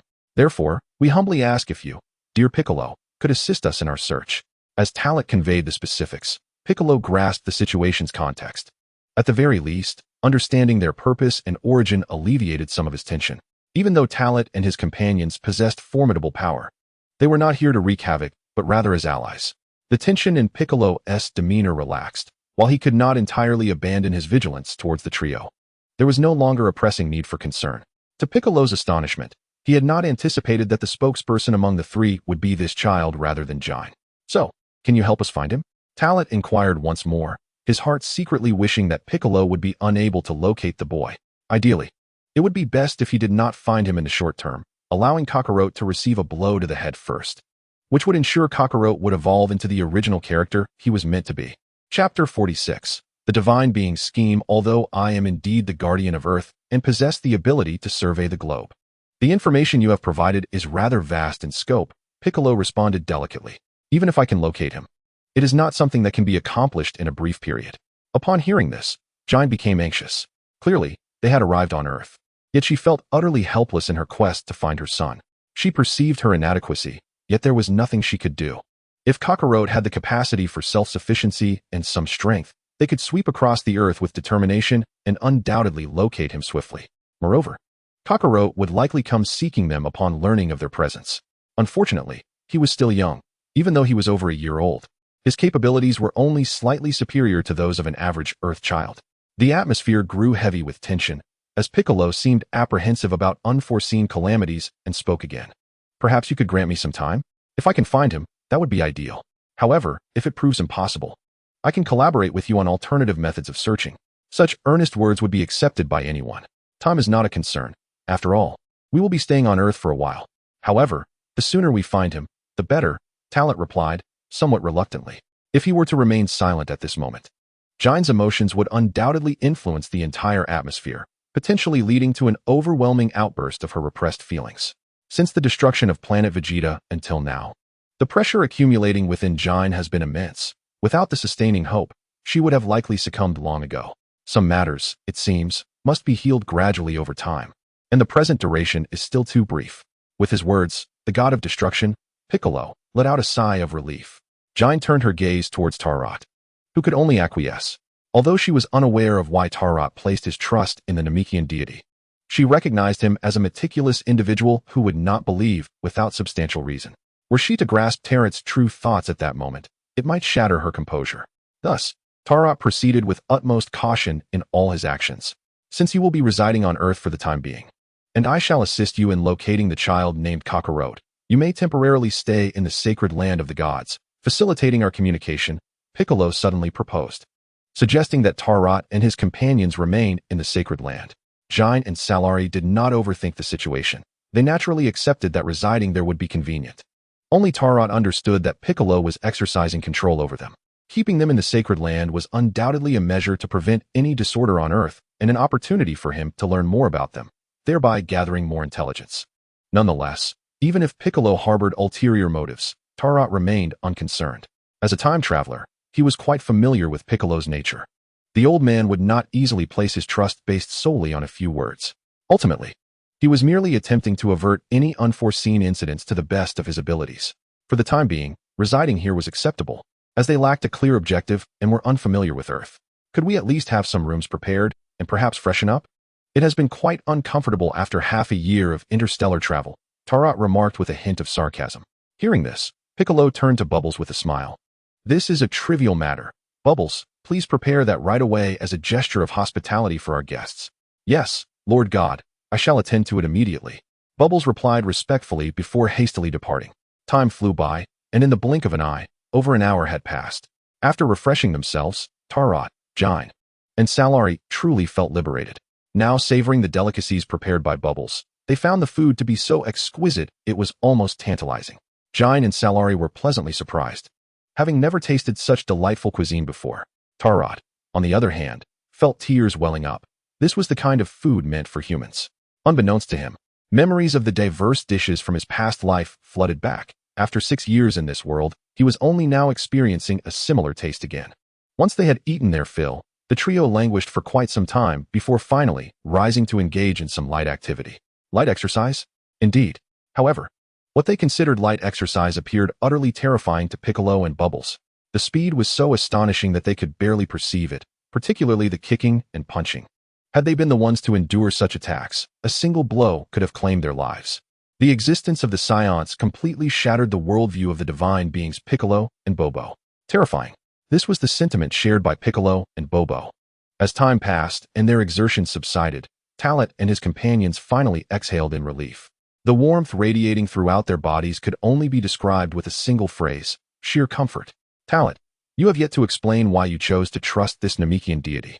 Jinai inquired, gazing at the divine figures of Piccolo and Bobo as they circled the perimeter of the temple upon the cool platform steps. Talot, without hesitation, responded, fully aware that Jinai would likely pose this question. It would be inaccurate to say I trust him. Rather, I wish to ascertain the true extent of this Namekian's abilities, this so-called deity of Earth. If he can assist us in locating Kakarot, that would be splendid. If not, we incur no loss. Moreover, as it stands, we are not enemies, and they have no reason to deceive us. His succinct words articulated a rationale that was readily acceptable. Jinai nodded in response, expressing her hope that he would be able to find Kakarot, although she believed that, given the strength of Earthlings, Kakarot should be safe. In the course of these brief 2 hours, Talot had alleviated half of Jinai's concerns, having instilled in her the notion that Earthlings possessed relatively low combat power. Indeed, even if Kakarot's strength were merely 2 points, he would still be comparable to an adult among Earthlings. Brother Talot, Aunt Jinai, do you think they can find Kakarot just by circling the edges like that? Cellari inquired curiously, having long harbored this question. They must be perceiving things beyond our sight. Since we have chosen to give him time, we should not harbor doubts. Otherwise, we would be questioning ourselves, Talot replied with a smile. Cellari stuck out her tongue, while Jinai nodded in realization. I've just come to understand that his invitation for us to stay here isn't solely to help us find Kakarot, but also to prevent us from causing mayhem on Earth. Wouldn't you agree, Talot? Talot glanced at Jinai in surprise, impressed by her growing astuteness in discerning the divine being's cunning. I share your thoughts. However, it matters little. Should we truly wish to leave, he cannot hinder us. Talot asserted. Chapter 47. 3 days later, the lower realm time passed swiftly. Unbeknownst to them, 3 days had elapsed since Talot and his companions arrived at the temple on Earth. During this time, under Piccolo's guidance, they resided temporarily within the divine halls. Bound by an agreement with the deity, they had remained within the temple for 3 consecutive days without descending to the lower realm. What may appear to be a simple task is, in fact, exceedingly challenging. According to Piccolo, numerous meteors fall to Earth daily, many of which are consumed by atmospheric friction, while others, despite reaching the ground, do so with minimal precision. Retracing the records of impact and descent from the past several months is an endeavor fraught with difficulty and labor. Moreover, it must be ensured that the objective is not discovered and removed by individuals on the ground. In summary, the current situation hinges on chance. With good fortune, one may locate the target swiftly, but with ill fortune, it may remain elusive. To encapsulate, it is akin to searching for a needle in a vast ocean. In the center of the plaza before the divine temple, Talot and Cellari engaged in a spirited exchange of techniques. In terms of strength, Cellari is undoubtedly no match for Talot. However, the significant enhancement gained from such practice is undeniable, which is why Talot eagerly participates in these sessions. He has sparred not only with Cellari but also with Jinai, occasionally even taking on both at once. Frankly, it is primarily due to the lack of superior opponents that he has focused his training on Jinai and Cellari. For Cellari and Jinai, battling with Talot allows for greater personal development. Over the past 3 days, Cellari's combat prowess has finally surpassed the milestone of 1,000 points, reaching an impressive 1020 points. After enduring prolonged restraint, the release over these 3 days promises even greater growth for her in the near future. As for Jinai, her metrics are comparable to Talot's, with fluctuations around 10 to 20 points. Upon concluding their sparring session, Cellari collapsed onto the ground, breathlessly panting.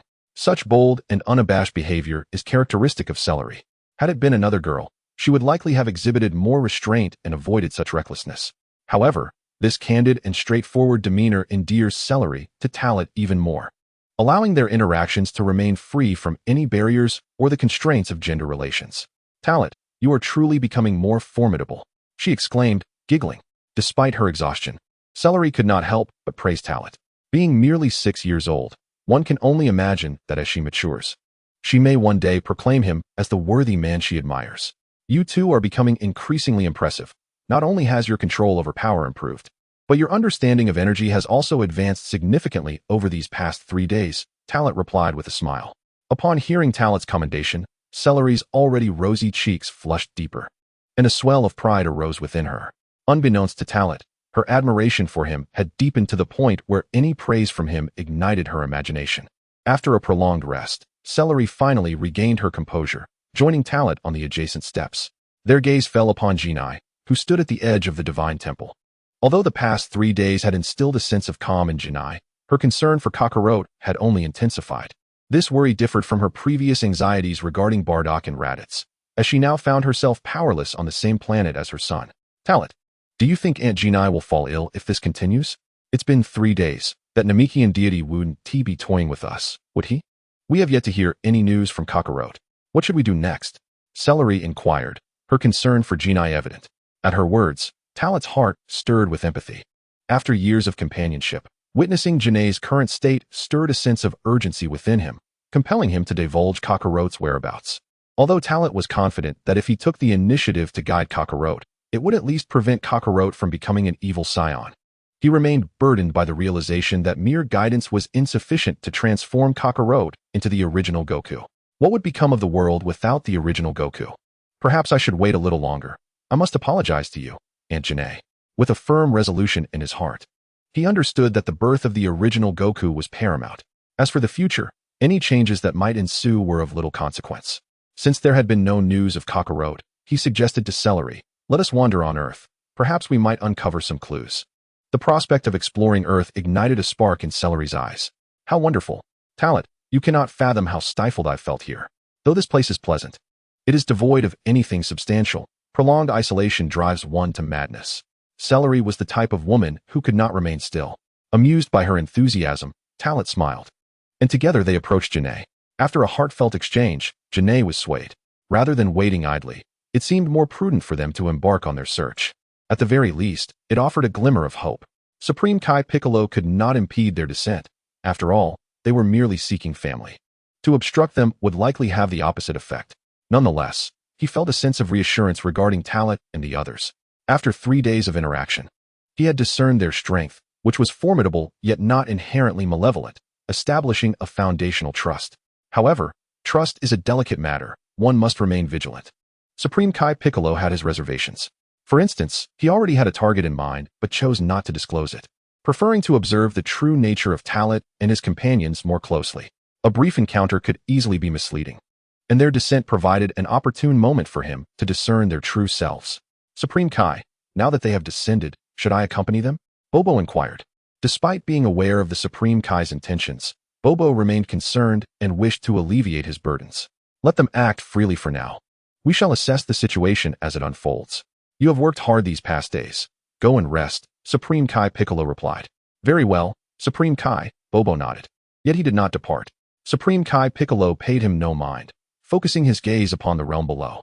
At that moment, he was not solely observing the departing trio, but also directing his attention to a secluded area deep within the mountains of Earth, known as Bowsy Mountain. He had located the spaceship and discovered Kakarot. He withheld this information, for he dared not gamble on the implications. Even though Talat's group comprised merely a woman and 2 children, their power was overwhelmingly formidable. Should they locate the child Kakarot and suddenly decide to strike against Earth, the planet would inevitably fall into their grasp.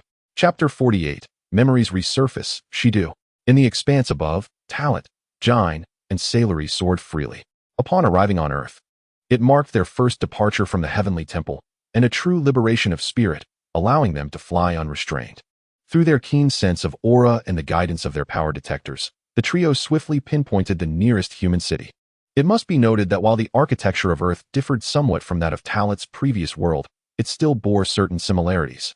Unlike the structures of planet Vegeta or other celestial bodies, which bore no resemblance whatsoever, the familiar skyscrapers, the well-known streets, and even the recognizable Earthlings stirred long-buried memories within Talat. What struck Talat was the presence of animal-like Earthlings in this era, as opposed to the later period when such beings nearly became extinct, save for a few notable characters.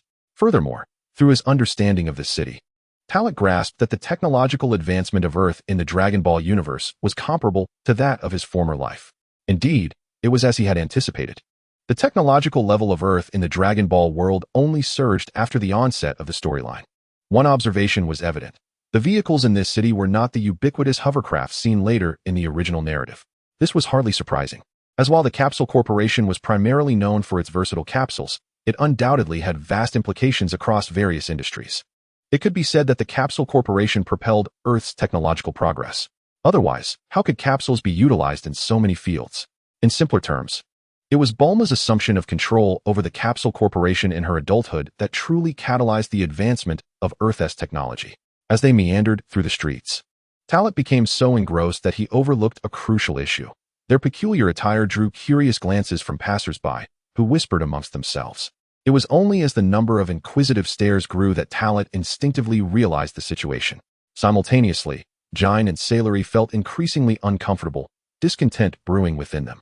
Being regarded as spectacles was intolerable. Had they intended to wreak havoc, they would have laid waste to everything around them. Jine Auntie, Talat brother, these people are so bothersome.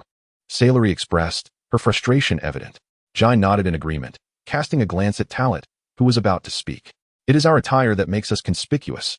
Let's endure this for now. After all, we are not here to invade or destroy Earth. Let us find a clothing store to change our outfits. Luckily, I have some valuables with me, Talat suggested. Upon hearing this, the two women nodded in unison. Soon, under Talat's deft maneuvering, he exchanged some gold and silver treasures collected on the planet Ayun for currency on Earth. It is worth noting that Talat had already conceived the necessity of possessing money on Earth. Thus, precious metals and gemstones served as his bargaining chips. With the earthly currency in hand, Talat, Janae, and Celery found themselves in a large clothing store. For Talat, it was a welcome reprieve from his combat attire and the oversized linen garments he had been wearing. Dressed in casual wear, he exuded an air of nonchalant masculinity, looking quite dashing. Despite being only 6 years old, Talat's height and physique were remarkable, placing him among the upper echelons of his Saiyan kin. Unlike Vegeta, whose height barely reached 164 centimeters in adulthood, and Kakarot, who stood at 175 centimeters, Talat and Raditz belonged to a category where, under normal circumstances, exceeding 190 centimeters in adulthood was entirely plausible. Indeed, being over 190 centimeters merely places one in the upper tier? Absolutely. Numerous Saiyans tower above 2 meters, with characters like Nappa standing at an impressive 247 centimeters. The original narrative also featured many such towering figures, including the iconic Broly, whose normal height was 232 centimeters and soared to a staggering 286. Setting aside the matter of height, Janae and Celery had also donned earthly attire, clearly captivated by the fashion of this planet. The innate desire for beauty is a sentiment that even Saiyans cannot escape. After acquiring a multitude of garments, the trio departed the clothing store and continued their exploration of the streets. Their change in attire rendered them less conspicuous, at least no longer drawing the kind of scrutinizing gazes from passers-by. However, they could not entirely evade curious glances. After all, Talat's handsome visage and Celery's adorable appearance, despite their tender age, were bound to attract attention. Janae, too, fell into the category of striking beauty. As they traversed the city, it wasn't long before Talat and his companions left this urban landscape in search of other locales on Earth. Time passed gradually, and before they knew it, a day had slipped by. Talat and his friends journeyed from city to city, immersing themselves in the diverse customs and cultures of Earth, often passing through picturesque small towns. During moments of melancholy, such excursions served as a splendid remedy for their sorrows. Janae also found herself relaxing, no longer fixated on hastily locating Kakarot. She was primarily awestruck by the prosperity of Earth, having visited numerous planets and witnessed various civilizations. She had never encountered a human society as harmonious and thriving as this one. Despite the relatively modest strength of its inhabitants, everything functioned in an orderly manner, devoid of any signs of chaos. Naturally, Janae's observations were but a superficial glimpse. Every place has its share of malefactors, as where there is light, shadows inevitably lurk. It merely depends on whether one encounters them. Winding their way through, the trio finally arrived at an incredibly vibrant and expansive city. Upon realizing that this city is West Capital, Talat's buried memories were unleashed. In truth, after arriving on Earth, West Capital was always the primary target, as the Capsule Corporation is situated here and Bulma's home lies within its bounds. His intention in coming here was merely to leverage Bulma and Brief's scientific intellect to create some extraordinary inventions: dragon radar, gravity training rooms, improved spaceships, among others. Had he come alone, Talent would not have bothered to conceal his motives. However, he was not alone. He needed to provide explanations to Jine and Celery for any actions he undertook. Calculating the timeline, my age along with Vegeta and Raditz would be 6. Thus Bulma should be around 5 now? Talent mused, calculating Bulma's age in his mind. Frankly speaking, he was not well acquainted with other women. Yet, Bulma was an exception. And so was Android 18. These should be women known and understood by any Dragon Ball enthusiast. Talent even recalled the adult heights, weights, and measurements of Bulma and Android 18.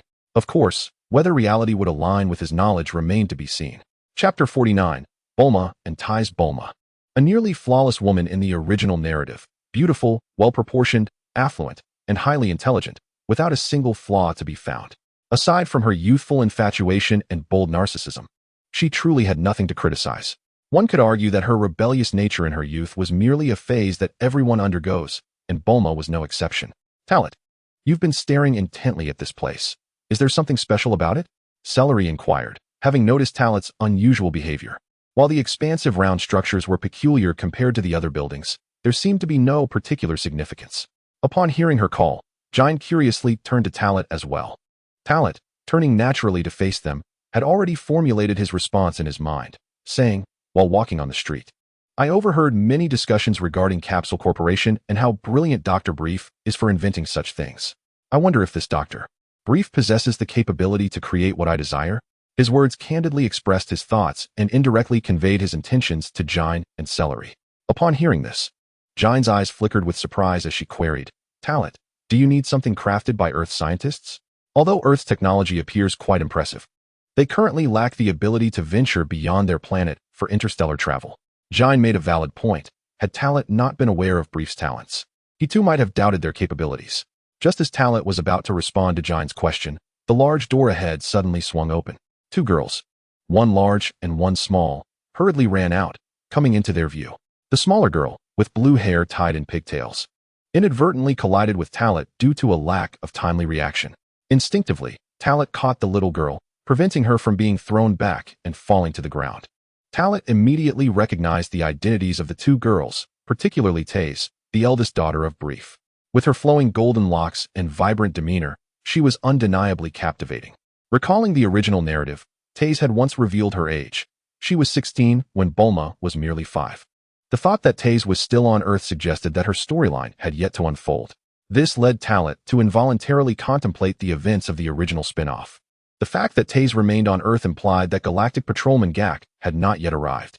The mention of Gak brought a wave of discomfort to Talent, as he acknowledged the oversight of this character, who officially entered the original plot during the latter part of the Super Era. Who are you, big brother? Bulma suddenly inquired, still enveloped in Talent's embrace. Upon hearing her voice, Talent released her. Before he could respond, Taze quickly pulled Bulma into her arms, apologizing earnestly. I am truly sorry for startling you when we suddenly appeared. No worries, but do be cautious next time. The streets are filled with cars, and accidents can happen in an instant, Talent replied with a smile, displaying an air of naturalness devoid of pretense. It was a reasonable caution, one that was simply common sense.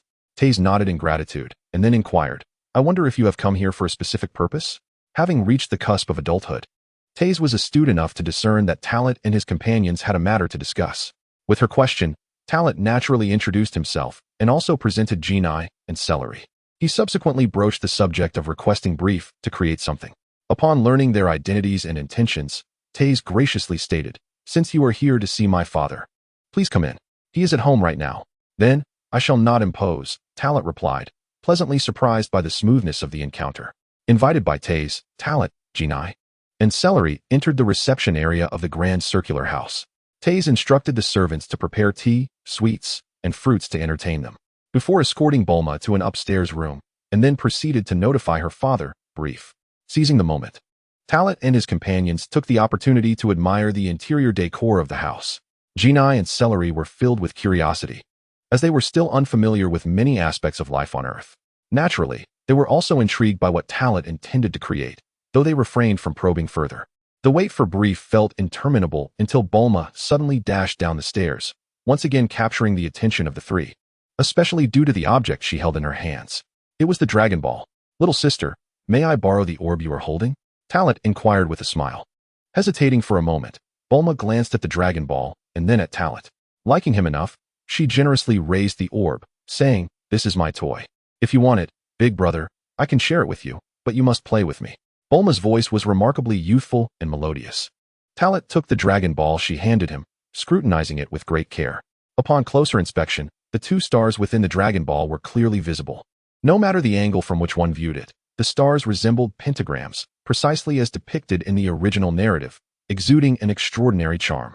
"Let us play, big brother."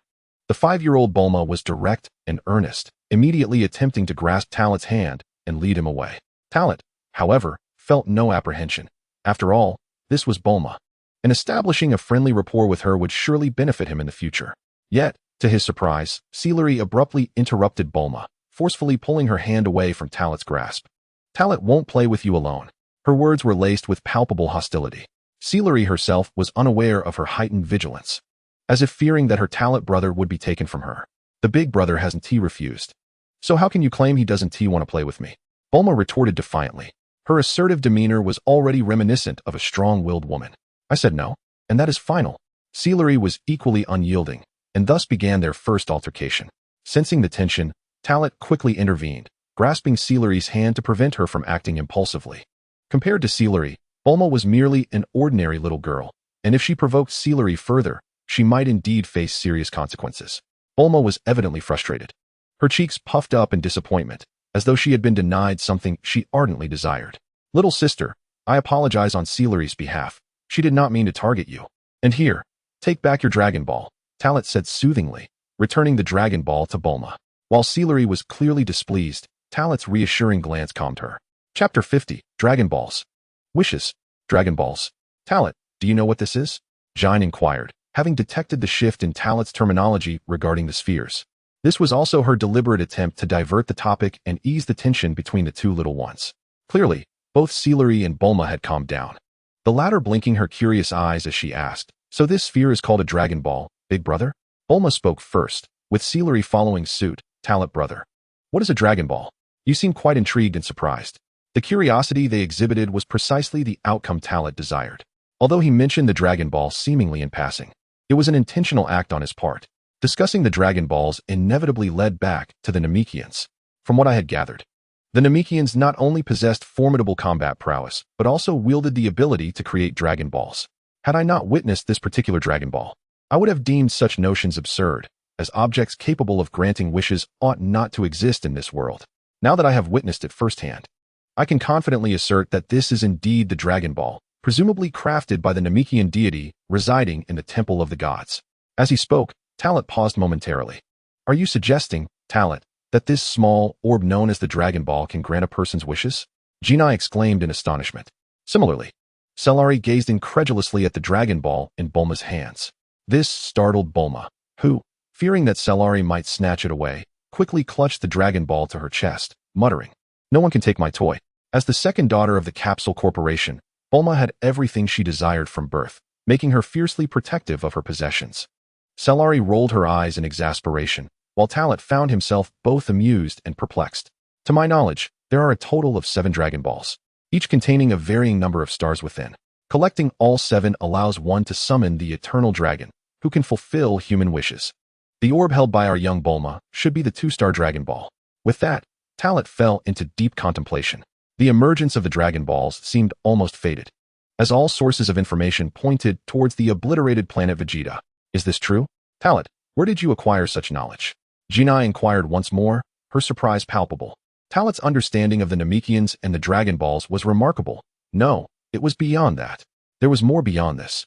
Since departing from planet Vegeta, over half a year had elapsed, and it dawned on Jinai that Talat had changed dramatically from the person she once knew.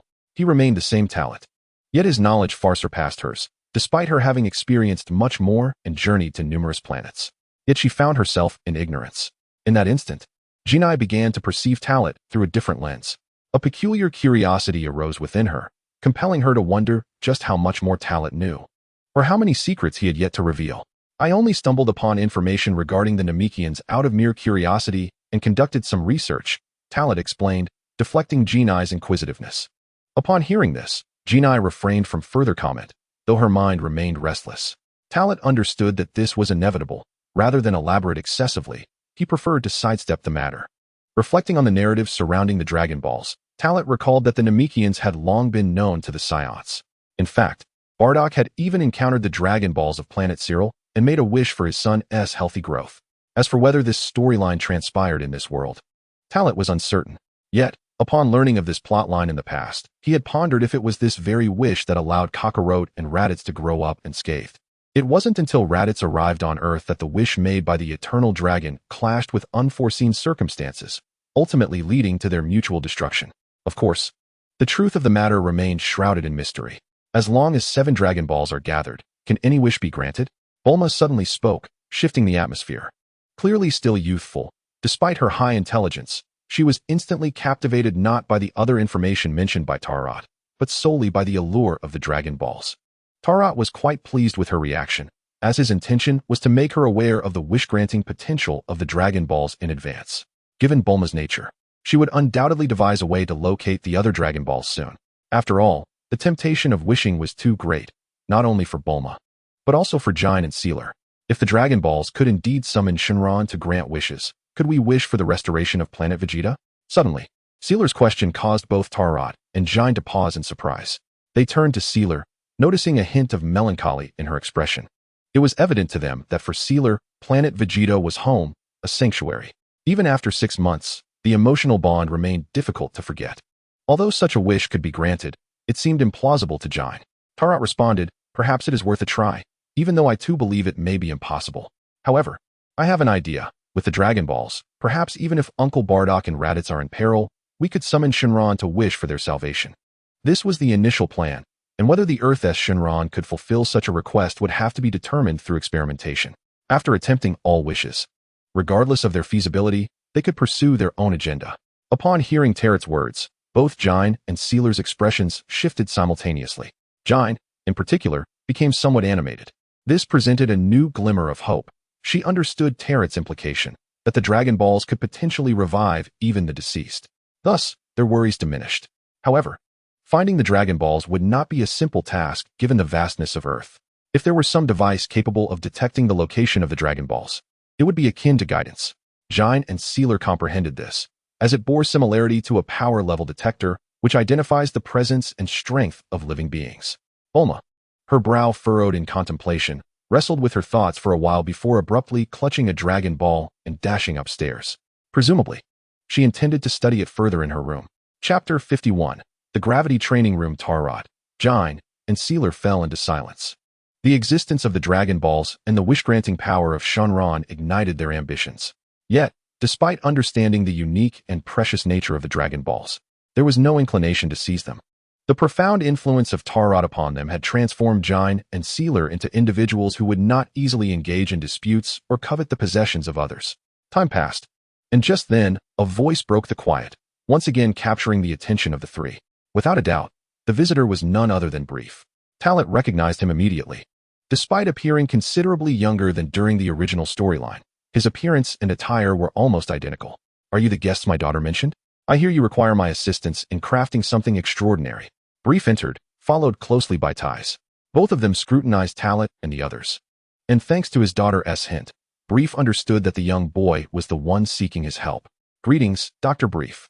I have heard you are the illustrious creator of the Universal Capsule and one of the most brilliant scientists on Earth. Therefore, I wish to request your aid in creating something." Talent greeted him warmly, exuding a friendly demeanor. It is often said that flattery is universally appreciated. Though it may not hold much weight for Brief, virtually everyone in the world enjoys a kind word. "Oh, not at all. Our planet boasts many renowned scientists. I merely excel in certain areas," Brief responded modestly. He then took a seat, with Ties following suit on the sofa, and she inquired, "Now that your father is here, feel free to express what assistance you require." With her interjection, Talent seized the opportunity to articulate his request. "In that case, I shall not waste any more time. I need Dr. Brief to help me create a device that can manipulate gravity." Manipulate gravity? Brief and Ties were momentarily taken aback, surprised by the revelation. "Perhaps my statement is difficult for you to comprehend. Let me rephrase. I hope you can assist me in constructing a room capable of controlling the magnitude of gravity." one that is also vast in space. Talit elaborated. At this pronouncement, both Brief and Ties were left in astonishment. I am curious. What do you require such a room for?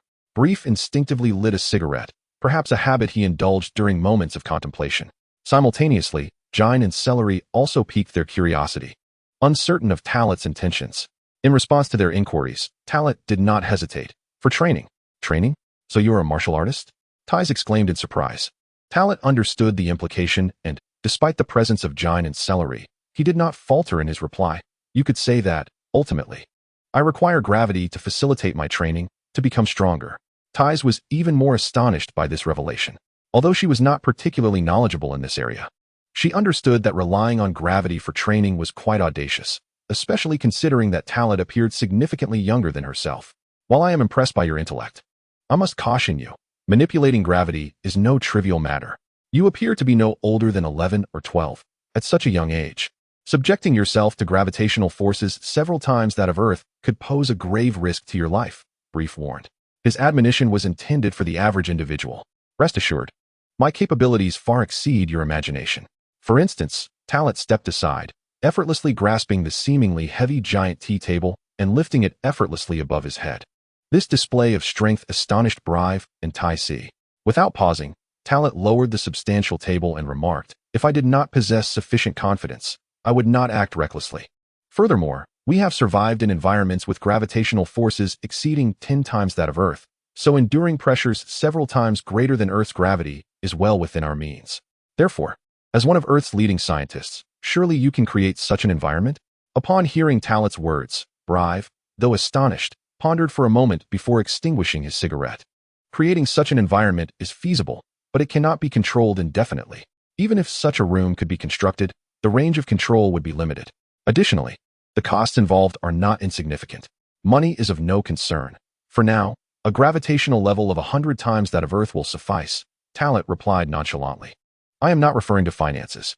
Some materials are exceedingly difficult to procure, so even if it is possible to create it, it would take time. Will you be willing to wait? Brive countered. Indeed, to Talit, money was merely a number. Let me know what materials are needed. Anything available on Earth, I can acquire. Even materials from beyond Earth are within my reach, he stated without hesitation. Though his words were not overly explicit, they clearly conveyed his resolution. The gravity training chamber was of utmost importance. It was a powerful tool, and if not mastered, it would be akin to possessing a treasure trove, yet failing to excavate it. Seemingly swayed by Talit's sincerity, Brive stroked his chin, contemplating for a long while before finally responding. For now, let me conduct some research to draw a conclusion. I also intend to explore new realms. And this should not take too long, perhaps 10 days to half a month, after which I can provide you with an accurate answer. Very well, Talit replied with a smile, solidifying their agreement. Meanwhile, Tai Si, Gnei, and Silai remained in a state of bewilderment, feeling utterly confounded. Time swiftly passed, and nearly an hour had elapsed amidst casual conversation and discussions of various concepts. Although Talit lacked extensive knowledge, as a traveler from another realm, his bold hypotheses and the insights gleaned from his past life greatly inspired Brive. In this brief span, a strong rapport was established between them. Before parting ways, Brive kindly invited Talit and his companions to stay for dinner. Thank you, but we have other matters to attend to. We shall return in a few days and might even stay with you for a while, Talit declined graciously. Having spent nearly 2 days together, they had not only alleviated their emotions, but also indirectly accomplished several tasks. It was now nearly time to return to the God Temple. Before leaving, Talit presented Brive with a luminous crystal, shimmering with a captivating blue glow. Brif's gaze was immediately captivated by the azure crystal. Although he had not extensively studied such minerals, his years of experience suggested that this blue crystal was likely not one of the known varieties. This is but a small gift. Next time we meet, I shall present you with a grander token, at which point I may require your assistance. After departing from Brif's residence, Talit took to the skies with Janae and Salari using flight magic.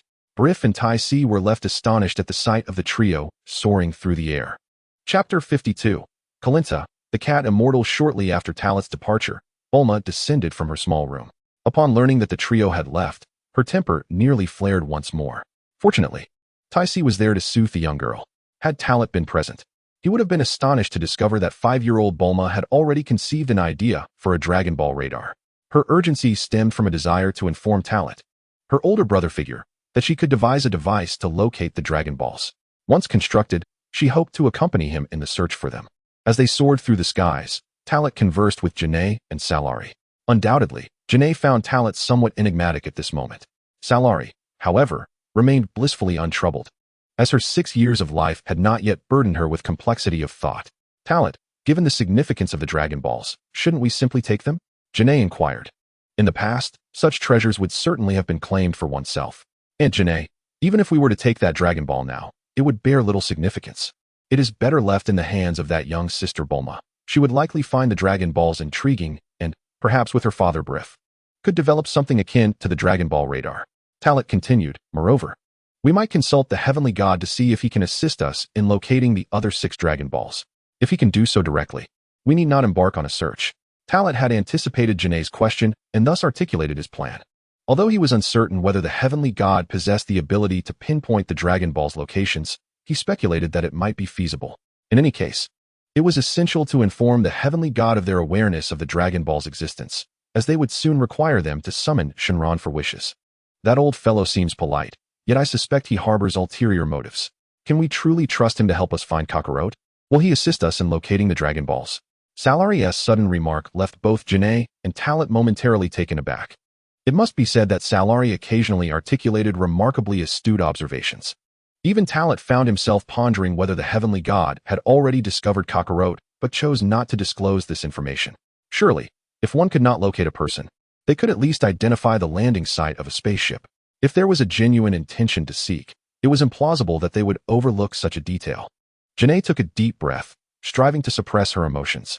Choosing to trust the deity, this is Talat's decision. As the celestial being of Earth, it is only natural to be wary of us outsiders. In any case, without severing ties, he remains courteous, and we must not act recklessly. We are no longer the Saiyans who could only survive through invasion or the usurpation of resources.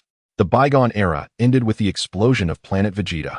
The truth remains elusive, yet a civilization that evolves with the intent of conquest can never endure indefinitely.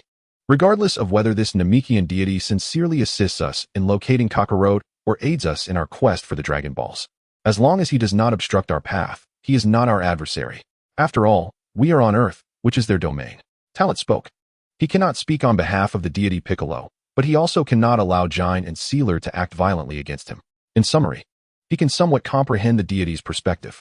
Were he in Piccolo's position, confronted by uncontrollable extraterrestrial visitors, he would undoubtedly feel the same, just as the Saiyans did when faced with Frieza's arrival. After hearing Talat's words, Jain and Sealer ceased their chatter. Over the past 6 months, Talat has imparted much wisdom, revealing that he differs fundamentally from the majority of Saiyans. He does not engage in invasion or commit heinous acts. In truth, no one relishes destruction and invasion. Even though Saiyans love combat and the thrill of battle, not all Saiyans are inherently malevolent. Exceptions do exist, but such anomalies could not survive within the past Saiyan society. It is the difference in eras that has shaped this. In the vast cosmos, if Saiyans exhibit mercy, it can become a double-edged sword, leading to their annihilation. Traveling westward, they crossed a continent and a vast ocean, ultimately arriving at the great forest situated beneath the deity's temple. Due to their low-altitude flight, the experience was entirely different from their departure from the temple. This was intentional, as they sought to locate Corinne's tower. In the distance, Talat's keen eyes discerned a towering pillar ascending towards the heavens, an awe-inspiring sight. Such a magnificent structure, crafted by unknown hands, exists solely within the Dragon Ball universe. Jain and Sealer, however, appeared indifferent to this architectural marvel. Perhaps the sheer volume of experiences encountered on Earth had dulled their curiosity. Ascending alongside the stone pillar, within less than a minute, the three reached the summit of Corinne's tower.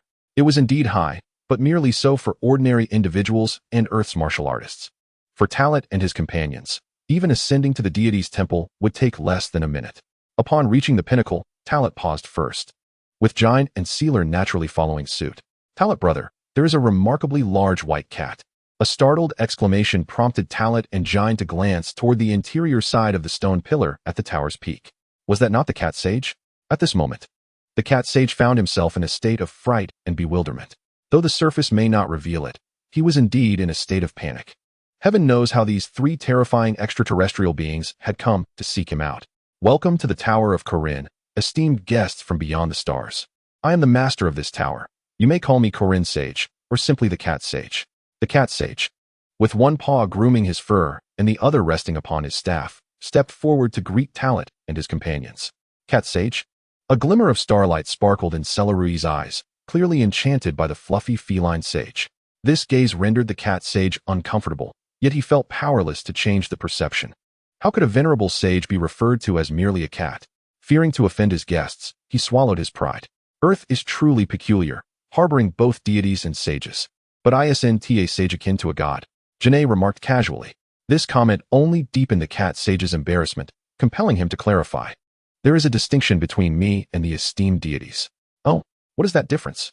Janae's inquiry left the Cat Sage sweating profusely, for he was at a loss for an explanation. It likely pertains to authority, Talent interjected, providing a timely rescue for the Cat Sage. Chapter 53. Are the sins of beings within reach? With Talent's intervention, the awkward atmosphere dissipated, and the Cat Sage felt a sense of relief. At least Janae and Celery no longer pressed him relentlessly, as if intent on unearthing every detail of his existence. After a few exchanges, they had acquainted themselves with the Cat Sage. Seizing the moment, Talent began to devise his own plans. His purpose for coming here was singular: the sins of beings. In the realm of Dragon Balls, there exists no product more extraordinary. This treasure was unique to Earth, unlike the Dragon Balls, which were created by the Namekians. However, how could he acquire these sins of beings? He could not simply ask outright. How could he explain his knowledge of them? Gurgle. Just then, while enjoying the view from the top of Corinne Tower, a sudden rumble emanated from Celery's small belly. Feeling the pangs of hunger, her face flushed as she stuck out her tongue at Talent and Janae. Aunt Janae, Brother Talent, I'm hungry. Let us hurry back to the goddess temple for a meal. Celery's candid charm prompted Janae to nod in agreement, glancing at Talent, who could only acquiesce. Indeed. We've hardly eaten today. Had I known, we could have dined in West City before coming here.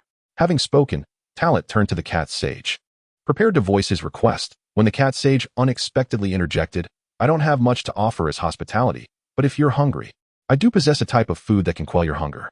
As the Cat Sage concluded, he swiftly moved aside, retrieving a large jar. Opening it, he grasped several sins of beans, proclaiming, these are the sins of beans I have meticulously cultivated. Consuming just one will allow a person to remain free from hunger for 10 days.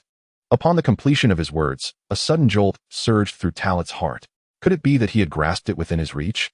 All those elaborate ideas he had concocted were mere figments of his imagination, a squander of energy. Gnei and Sai La Rue exchanged glances, each taking the mystical beans offered by the Cat Sage and scrutinizing them.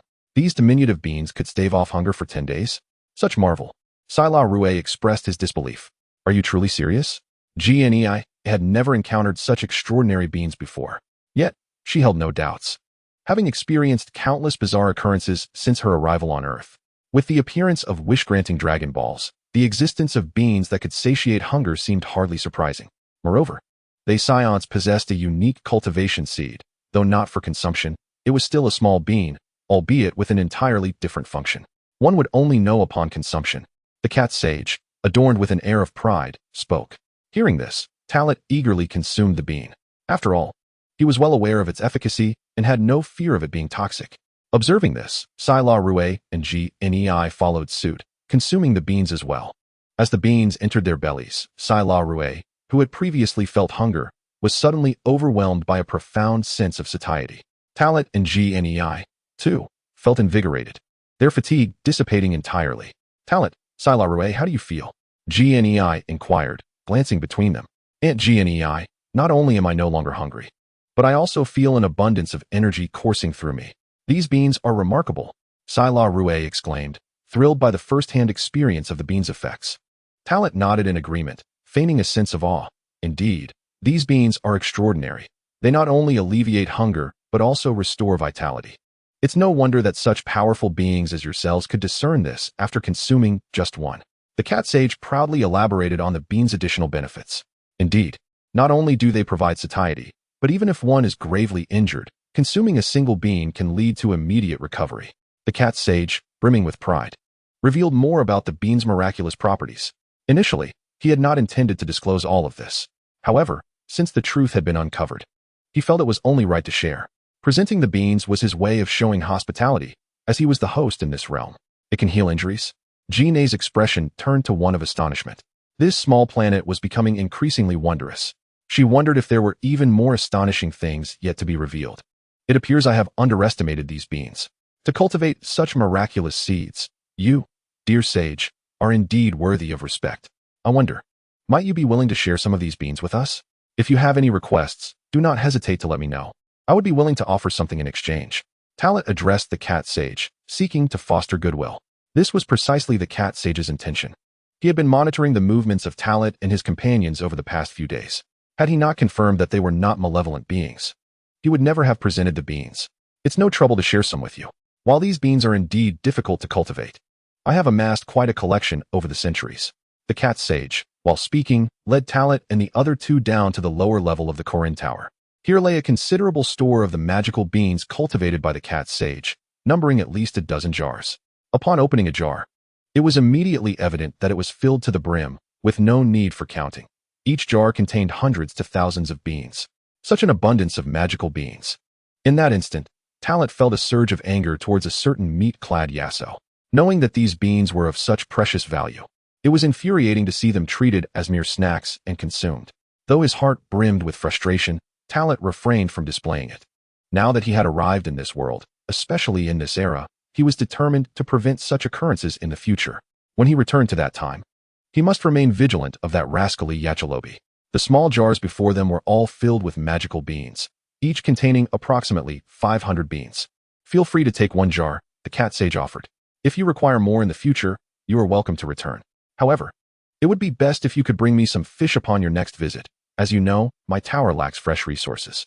Talat was taken aback by the sage's generosity. Even though he had a need, such a request seemed trivial. Thank you, cat sage, he expressed his gratitude.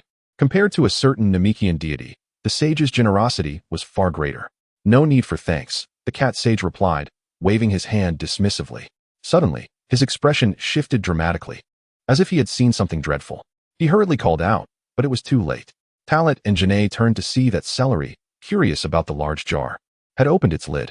Consequently, Celery was drawn into the jar by an internal suction. This startled Talat and Janae, prompting them to rush over. Chapter 54, Super Divine Water. The development and accumulation of potential are inextricably linked. Upon reaching the jar's opening, Talat and Janae peered inside, and the sight before them left them momentarily stunned. Inside the jar was akin to another world. It was at this moment that Talat recalled memories related to the original narrative. The jars of the cat sage were connected to various corners of the lower realm. Celery had inadvertently opened a portal and was drawn to a location on Earth. Seeing that Celery was unharmed, the cat sage breathed a sigh of relief. Thank goodness. I will pull you up now, but do not wander off. As he spoke, the cat sage reached for his staff to extend it downwards. However, Celery remained unperturbed. First, she possessed sufficient strength, so she was not anxious at all. Second, she could fly. Even if she could not, the height was trivial for her to leap back up. Once Celery returned to the top of Corin Tower, the cat sage quickly closed the jar's lid to prevent any further accidents. He then explained the situation.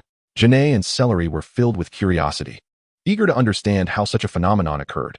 Talat, having knowledge from the original work, was no longer surprised. He realized that he had previously overlooked this in his subconscious. Now, with the commotion caused by Sealer, Talat recalled the super divine water. On Earth, this miraculous elixir possesses the ability to unlock a person's latent potential.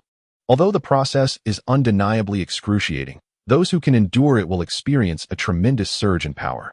In the original tale, Sun Wukong's consumption of the super divine water resulted in a significant enhancement of his abilities, allowing him to defeat the demon King Piccolo. Should he acquire the super divine water at this juncture? This thought was swiftly extinguished by Talat. While the potential enhancement effects of the super divine water are indeed remarkable, his combat power currently hovers at a mere 2,500 points. Although consuming the super divine water would yield substantial improvements, his accumulation remains insufficient. The extent of potential enhancement is intrinsically linked to the degree of one's potential accumulation. Just as depicted in the original narrative, potential development and strength enhancement are inextricably tied to one's individual circumstances. In fact, the most outrageous instance of potential development is not merely seen in the later saga, where Majin Buu unlocks Gohan's potential under the guidance of the Elder Kaishin, but also during the era of the Great Cosmos, particularly in the Namek Saga, where Krillin and Little Gohan experienced a dramatic increase in strength after the Grand Elder casually unlocked their potential. They transitioned from combat powers of 2 to 3,000 to surpassing 10,000, and as the story progressed, they reached tens of thousands, even hundreds of thousands. In other words, for talent, this is not the opportune moment to utilize the super divine water for potential development. He should wait until the time is ripe and after sufficiently accumulating strength through gravity training before considering its use. Talent, lost in thought, was clearly contemplating various matters. Meanwhile, Giant and Sealer remained silent, while the cat sage pondered what Talent might be considering.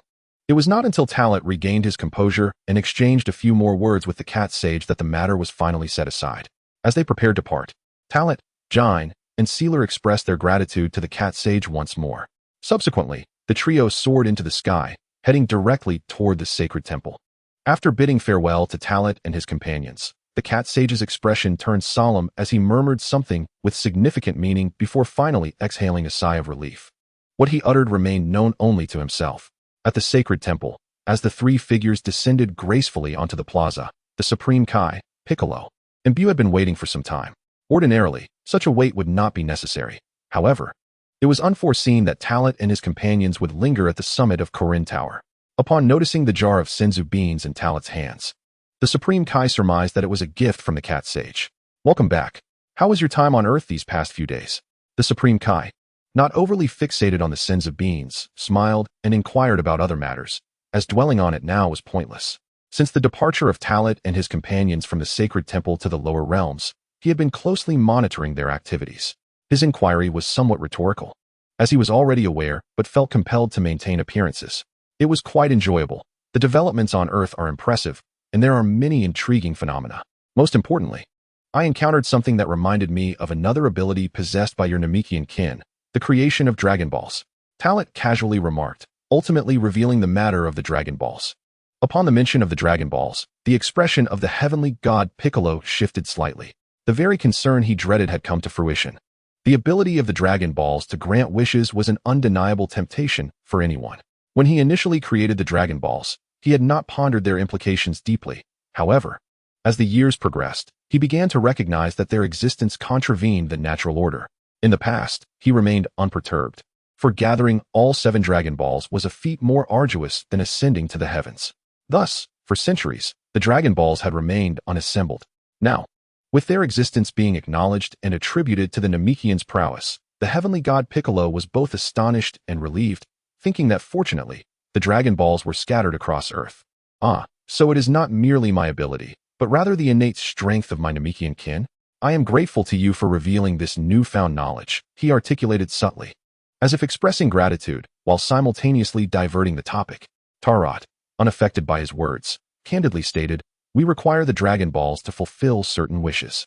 Since you are the creator of the Earth's Dragon Balls, might you assist us in gathering those scattered across the planet?" At this, the heavenly god felt beads of sweat form on his brow, while Kind and Sealer looked at him intently, making him feel quite uneasy. Bobo, standing nearby, appeared anxious, while the heavenly god Piccolo struggled to maintain his composure, replying, "I regret to inform you that although I created the Dragon Balls, I am unable to locate those scattered across Earth. Should you wish to utilize the Dragon Balls, you must rely on your own strength to seek them out." He added cautiously, "If you require my assistance, I shall, of course, be willing to do my utmost." He would not obstruct their endeavors, yet he would not aid in the search. This indicated that the heavenly god Piccolo harbored a persistent wariness. As I suspected, if that is the case, we must rely on technological means. He glanced at Kind and Sealer, who had grown increasingly disenchanted with the heavenly god Piccolo, even feeling a tinge of aversion. Their discontent stemmed from his empty promises of assistance, as demonstrated in their quest for Kakarot, which now extended to the search for the Dragon Balls. This exchange was far from pleasant, for Kind and Sealer no longer held the same expectations of the heavenly god Piccolo as they once did. Had it not been for Terrence' decision to remain, they would have been reluctant to linger any longer in his presence. Chapter 55. 10 days later. Departing from the heavenly temple in the blink of an eye, 10 days had elapsed since their return from the mortal realm to the heavenly temple. During this interval, Tarot and his companions had either taken brief excursions from the heavenly temple for respite or remained to engage in training. Naturally, the focus of their training was on Tarot, for he was acutely aware of his aspirations and the heights he aimed to attain. The thoughts of Kind and Sealer diverged significantly from his own. They were uncertain of what the future held, thus lacking a definitive goal. In summary, Their time spent within the heavenly temple had irrevocably transformed their previous way of life. Or, in other words, it had instilled a sense of stability in an unconventional manner. Naturally, this stability does not imply that they would remain in the heavenly palace indefinitely. Their prolonged stay was due to the absence of a more suitable place for them to settle, as well as Talat's decision to linger for a few days to navigate through the current circumstances, clarify his thoughts, and devise a comprehensive plan. While it was indeed possible for him to seek out Brief in the Western capital, Talat opted to wait a few days so as not to disturb his research on gravity devices. Coincidentally, he could also continue his training in the Heavenly Palace for a time and receive some insights into cultivation from the deities Bik and Bobo. Although the powers of Bik and Bobo were relatively feeble compared to theirs, their understanding of energy cultivation and certain aspects of comprehension undoubtedly surpassed that of Talat and his companions. During his training, Talat engaged in communication with Bik and Bobo, drawing upon their experiences to deepen his understanding of energy cultivation. This 10-day interaction also allowed Bik and Bobo to gain a more profound understanding of Talat and his companions, confirming that they indeed harbored no malevolent intentions. While they still maintained a degree of vigilance, it was no longer the same cautious demeanor as when they first met, where every aspect was approached with trepidation, fearing unforeseen incidents. Over the course of these 10 days, Talat found it quite surprising that Bik continued to assist in the search for Kakarot daily.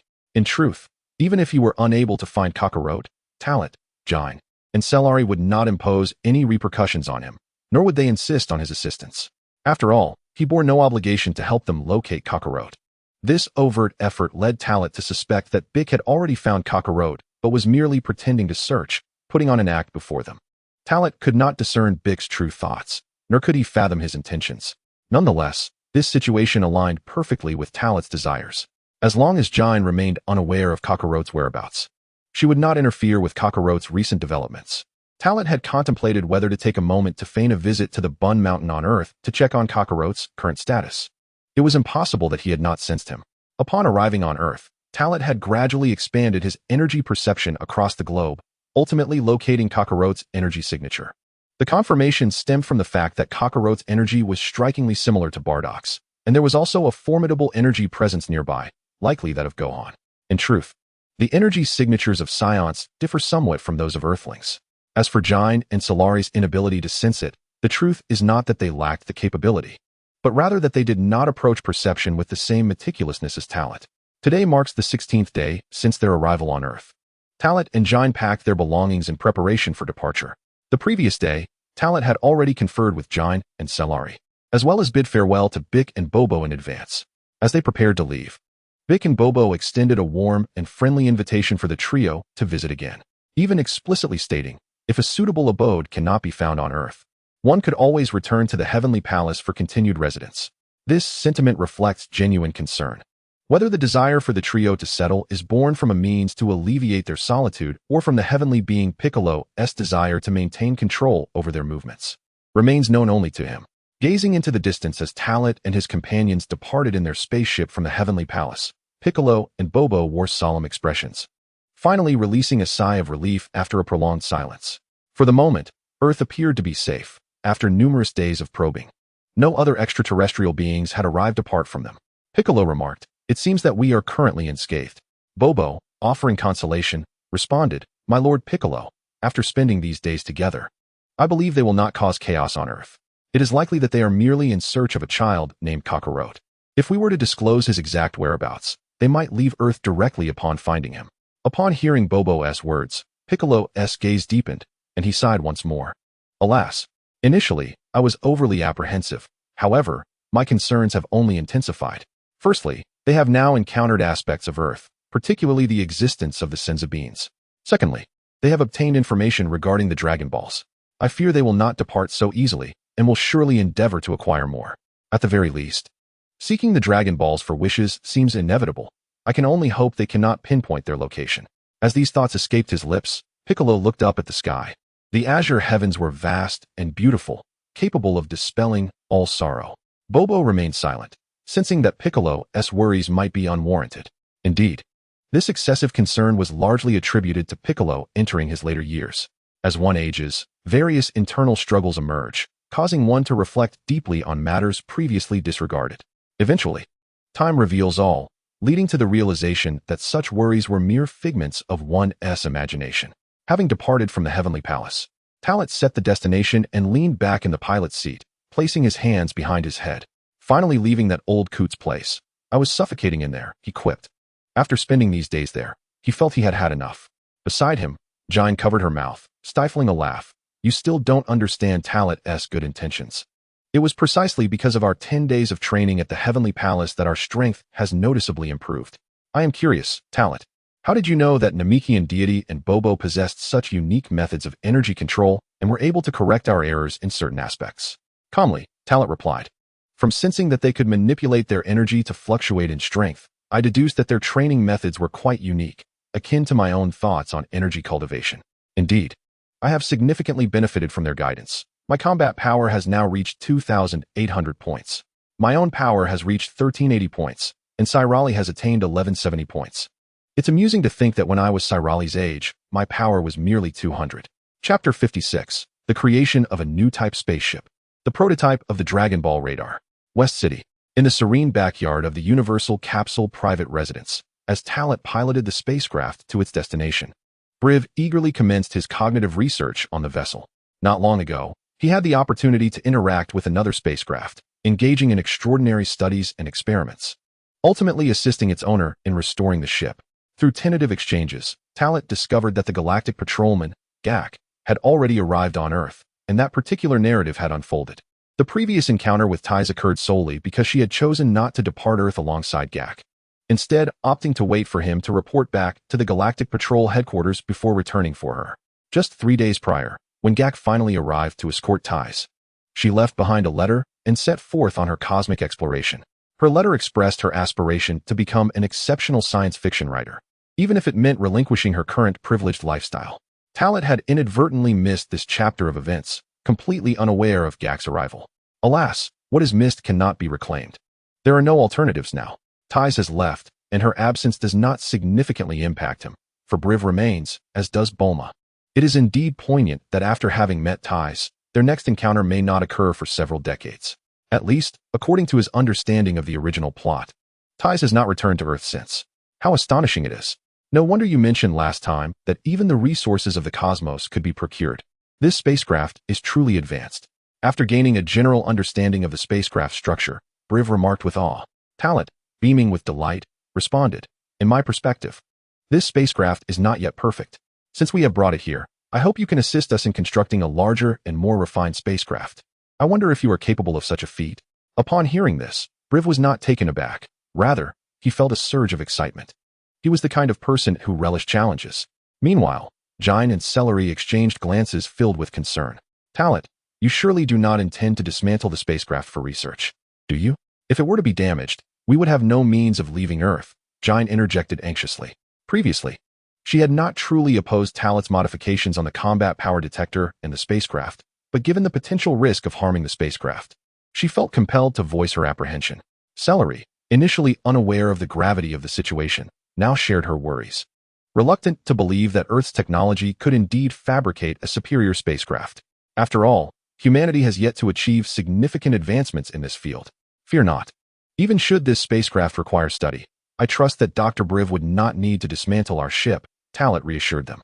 Indeed, it suffices to comprehend the internal structure and system formulas of the spacecraft. Beyond that, the analysis may only extend to certain components, such as the propulsion device, energy sources, and a series of other apparatuses. However, I harbor little confidence in the feasibility of constructing a spacecraft, so it would be prudent for you to temper your expectations. Brief's words provided a modicum of relief for Jine and Sealer. As long as disassembly was avoided, there was little for them to worry about. With Jine's objections no longer hindering them, Talat and Brief engaged in deeper discussions. In truth, Earth's current technological prowess is rather inadequate. Nevertheless, Talat firmly believes that Brief will eventually succeed. Even if it takes over 2 decades, the first spacecraft from Earth will indeed be the result of Brief's ingenuity. At that time, Brief had relied only on a fragment of data left behind by the Namekian spacecraft and a few dilapidated single-person vessels from Frieza's army. Now, equipped with a more advanced and complete medium-sized spacecraft, upgrades should proceed with greater ease. While conversing about the spacecraft, Talat also engaged Brief in a variety of topics. Eventually, Their discussion naturally circled back to the gravity training chamber and whether it would be feasible to incorporate gravity devices into the spacecraft's design. With Talat's encouragement, Brief began to innovate boldly. Their dialogue continued until Bulma rushed out from the house, signaling the end of their exchange. Brief's esteem for Bulma was evidently far greater than for Tai's. This distinction was apparent from Brief's introductions. While the elder daughter was intelligent, she was ill-suited to be a scientist, in stark contrast to her younger sister, who thrived on research and innovation. Bulma had already become a prodigious creator, capable of independently crafting novel devices.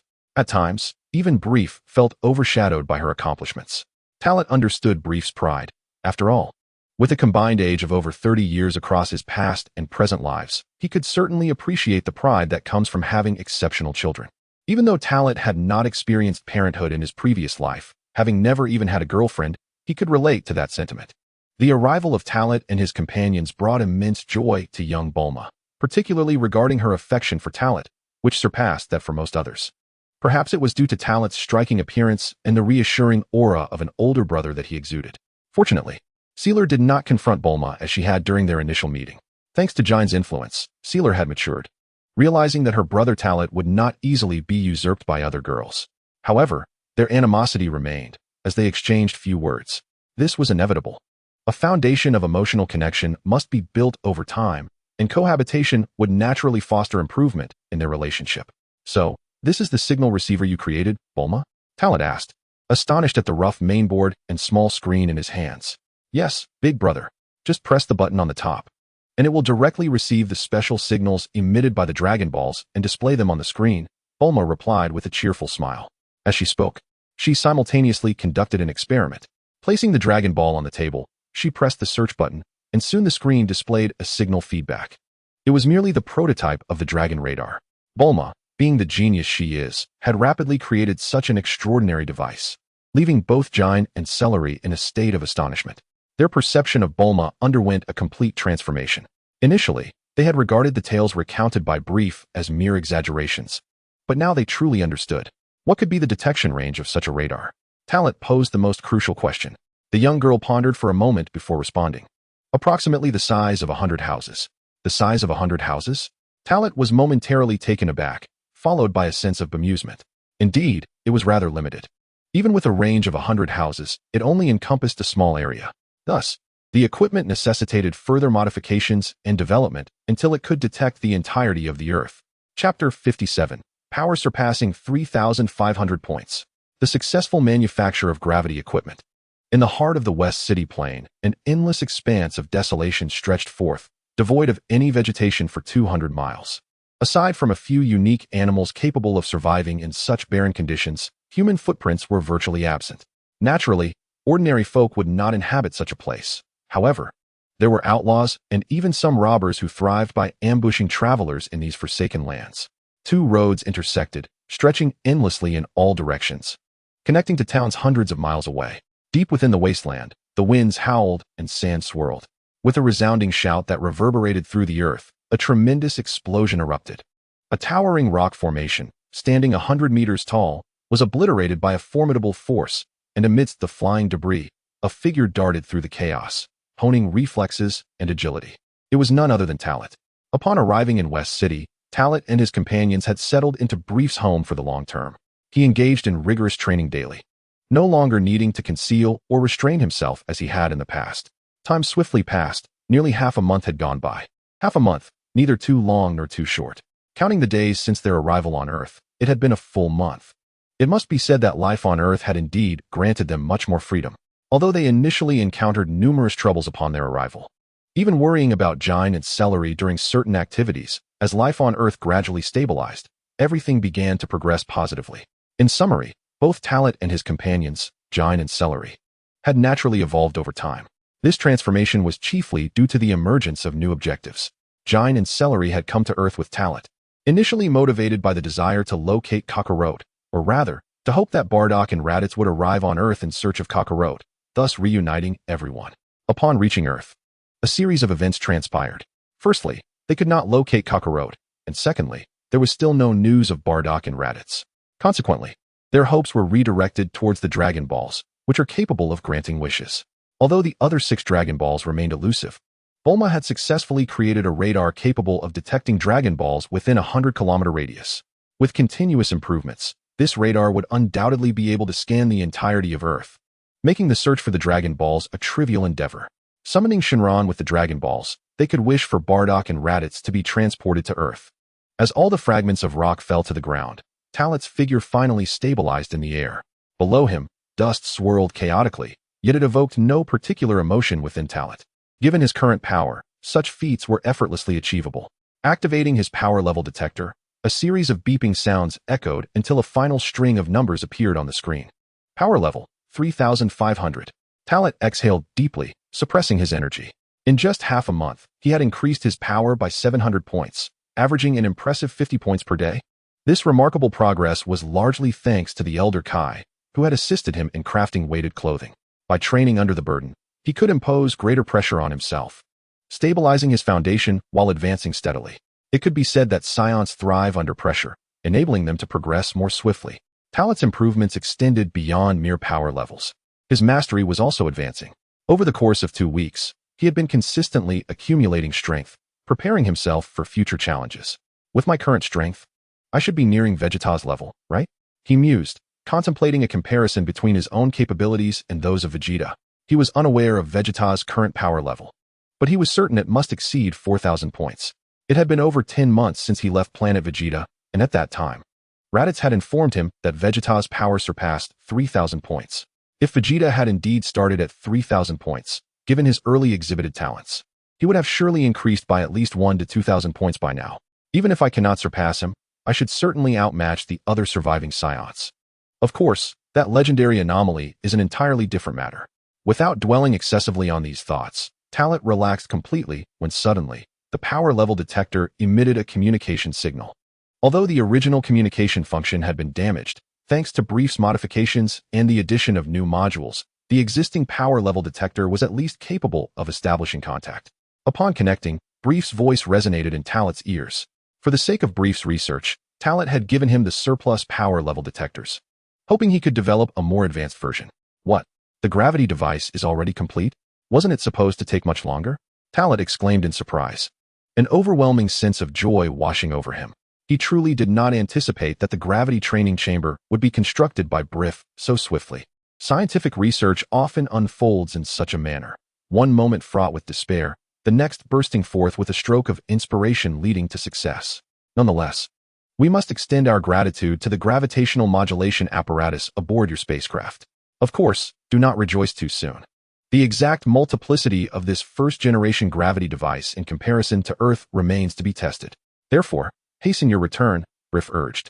Upon hearing these words, Talat could scarcely contain his excitement. He immediately informed Brief of his imminent return, and in the next instant, he soared towards West Capital. The distance to West Capital was not great, at least not for Talat. With his flight speed, he arrived at West Capital in mere moments and swiftly reached Brief's private research facility. Jine and Cellari were also present, likely having learned of the news and thus waiting there. After exchanging a few words with them, Talat, along with Brief, entered the specially constructed large training chamber. Responding to Talat's request, the interior space was equivalent to 4 basketball courts in size, although Talat still found it somewhat cramped. Achieving such dimensions in this era was already quite remarkable. You must think this through. Gravity testing is no trivial matter. Are you truly intent on undertaking this yourself? Brief expressed his concerns. After all, while Talat's strength was formidable, gravity could become exceedingly perilous once it reached a certain threshold. Fear not, I believe I can withstand it. As long as it does not escalate to hundreds of times the gravity level in one go, Talat replied with a smile. Jine and Cellari harbored some apprehensions. Yet upon recalling that planet Vegeta possessed 10 times Earth's gravity, they reasoned that even if it were several dozen times Earth's gravity, it would only equate to a few times the gravity of planet Vegeta. They were aware of Talat's combat power exceeding 3,000 points. With such prowess, even if he were to endure higher gravitational multiples, his life would not be in jeopardy. Chapter 58, Testing. 30 times is already terrifying. Once confirmed, Talat remained alone in the gravity chamber while Jine and Cellari accompanied Brief to the adjacent main control room. This area was isolated from the gravity training chamber, free from the gravitational field's influence. Here, Brief could remotely control the equipment, capable of halting the gravity device's operation in the event of an emergency. Are you ready? If so, Press the circular button to activate the gravity device. The button on the left decreases gravity by 1 fold, while the button on the right increases gravity by 1 fold. Brief conveyed to Talit via the intercom. Upon hearing this, Talit nodded and swiftly approached the control panel. The machine appeared rather ordinary, featuring merely a small display screen, devoid of any ostentatious buttons. As Brief had stated, there was one button to start or stop the device, and 2 buttons to adjust the gravity. As Talit pressed the button to initiate the gravity test, the display screen illuminated, and the gravity test officially commenced. Buzzing filled the air. The resonant roar of machinery filled the air as the display screen showcased the current gravitational environment. Without hesitation, Talit pressed the button to increase the gravity. The setting shifted from 1 to 2, dimming the surroundings slightly. He continued to press the gravity increment button in succession until it reached 10, at which point he paused. The environment, now set to 10 times the gravity of Earth, indeed corresponded to the gravitational levels of planet Vegeta. Having spent a month on Earth and acclimatized to its gravity, Talit experienced a subtle heaviness as he re-encountered the 10-fold pressure. However, given his formidable strength, this degree of gravity posed no significant hindrance. Even with the weighted attire he donned, his movements remained largely unaffected. The gravitational pressure under the weight of the attire on planet Vegeta was merely of this caliber. Having grown up on planet Vegeta, he was accustomed to such gravitational conditions. Thus, the 10-fold gravity of Earth exerted no oppressive force upon him, and the efficacy of his training was not substantially diminished. As he acclimated to the sensations his body experienced, Talit soon disregarded and adapted to the 10-fold Earth gravity. Contemplating quietly. In truth, the weighted suit he wore was not lightweight. Each wrist guard and footwear weighed 50 kilograms, totaling 200 kilograms. The weight of his clothing and trousers amounted to 150 kilograms. Consequently, the cumulative pressure from the weights alone reached an impressive 500 kilograms. In the current environment of 10-fold Earth gravity, the pressure from this weighted attire escalated 10-fold, resulting in an astounding burden of 5,000 kilograms. Indeed, the Saiyans were remarkable. Under such gravity, Talit remained unfazed, whereas a human would likely be incapacitated by the immense weight. Even if their muscles and bones could withstand it, their organs would surely struggle. In the main control room, Brive remarked on this disparity. 10-fold Earth gravity represented an insurmountable challenge for the average human. In Brive's understanding, despite the existence of formidable martial artists among humans, none could match Talit's serene resilience. This exemplified the distinction between Saiyans and humans, born into such an environment. Even the weakest Saiyan inherently possessed strength far surpassing that of humans. Talit smiled faintly and resumed pressing the gravity increment button. The numbers on the display surged from 10 to 20 before he halted. 20 times the gravity of Earth. In other terms, that equated to twice the gravity of planet Vegeta. In this realm of gravitational intensity, Talit indeed felt a pronounced change.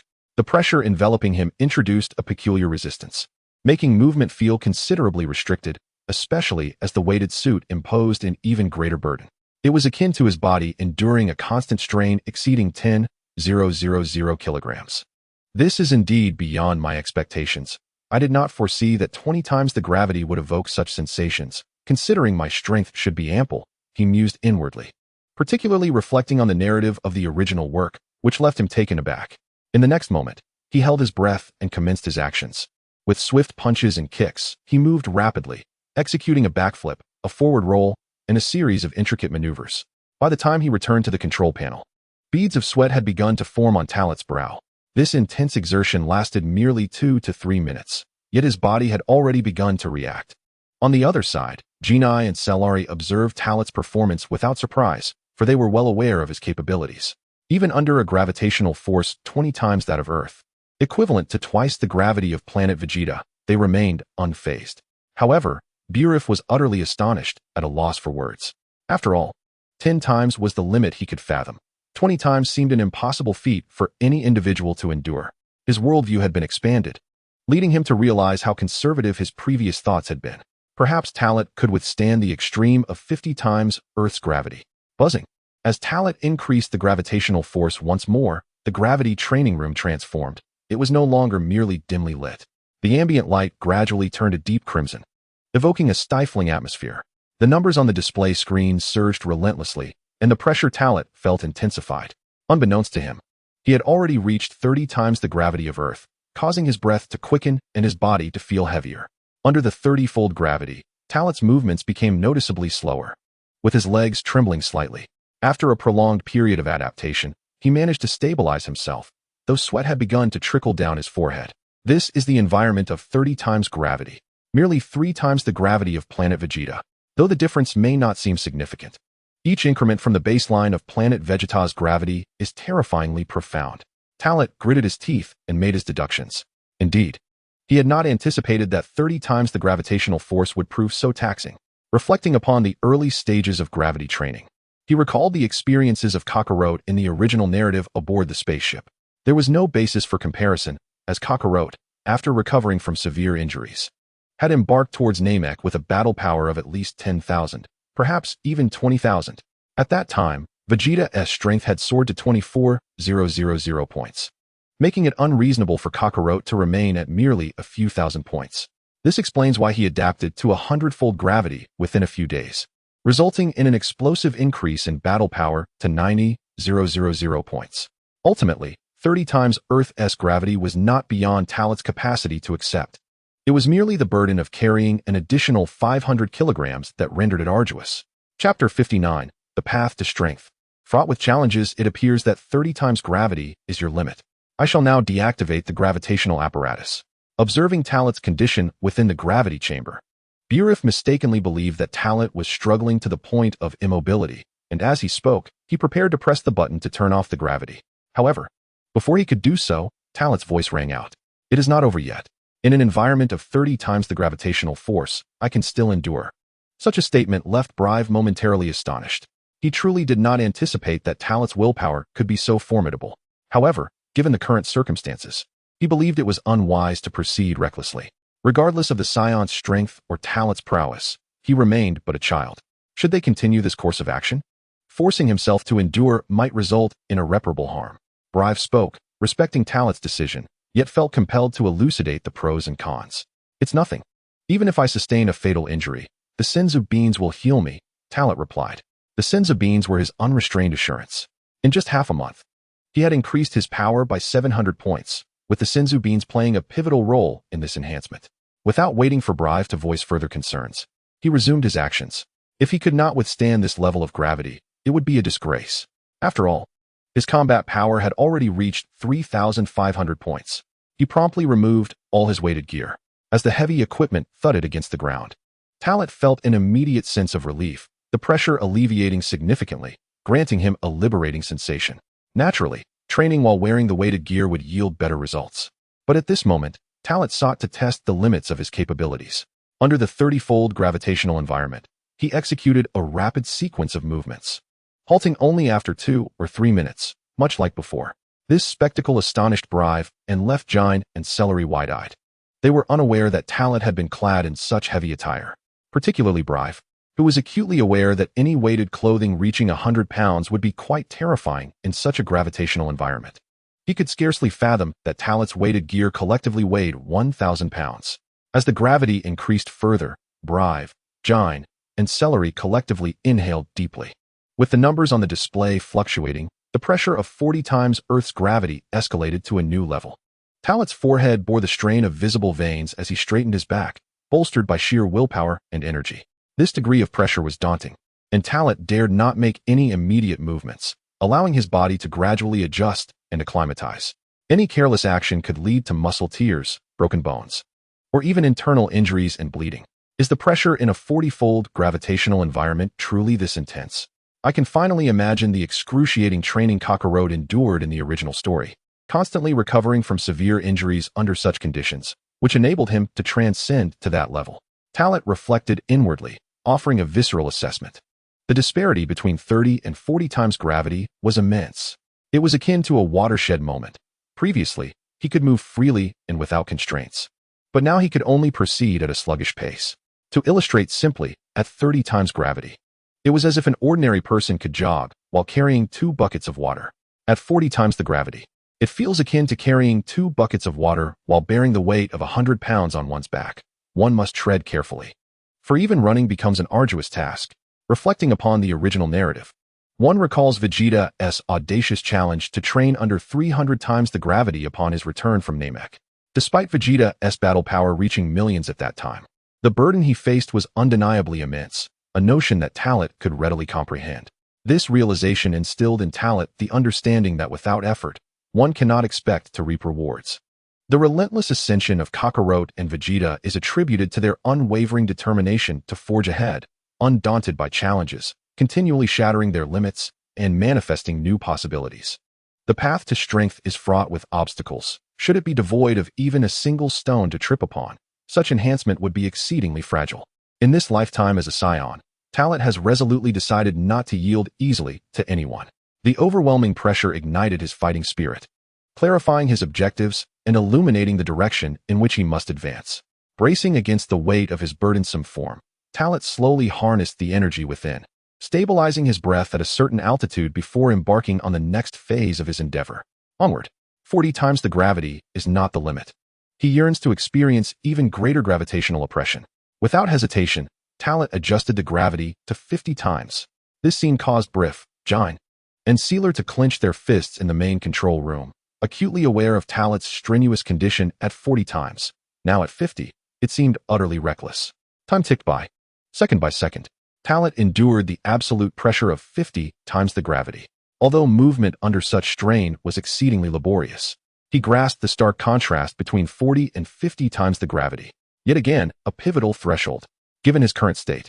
Adapting to 50 times the gravity in a short span was undeniably daunting. While it may appear as a mere 5 times the gravity of planet Vegeta, the reality is that unless one's battle power exceeds 5,000, movement would be nearly impossible.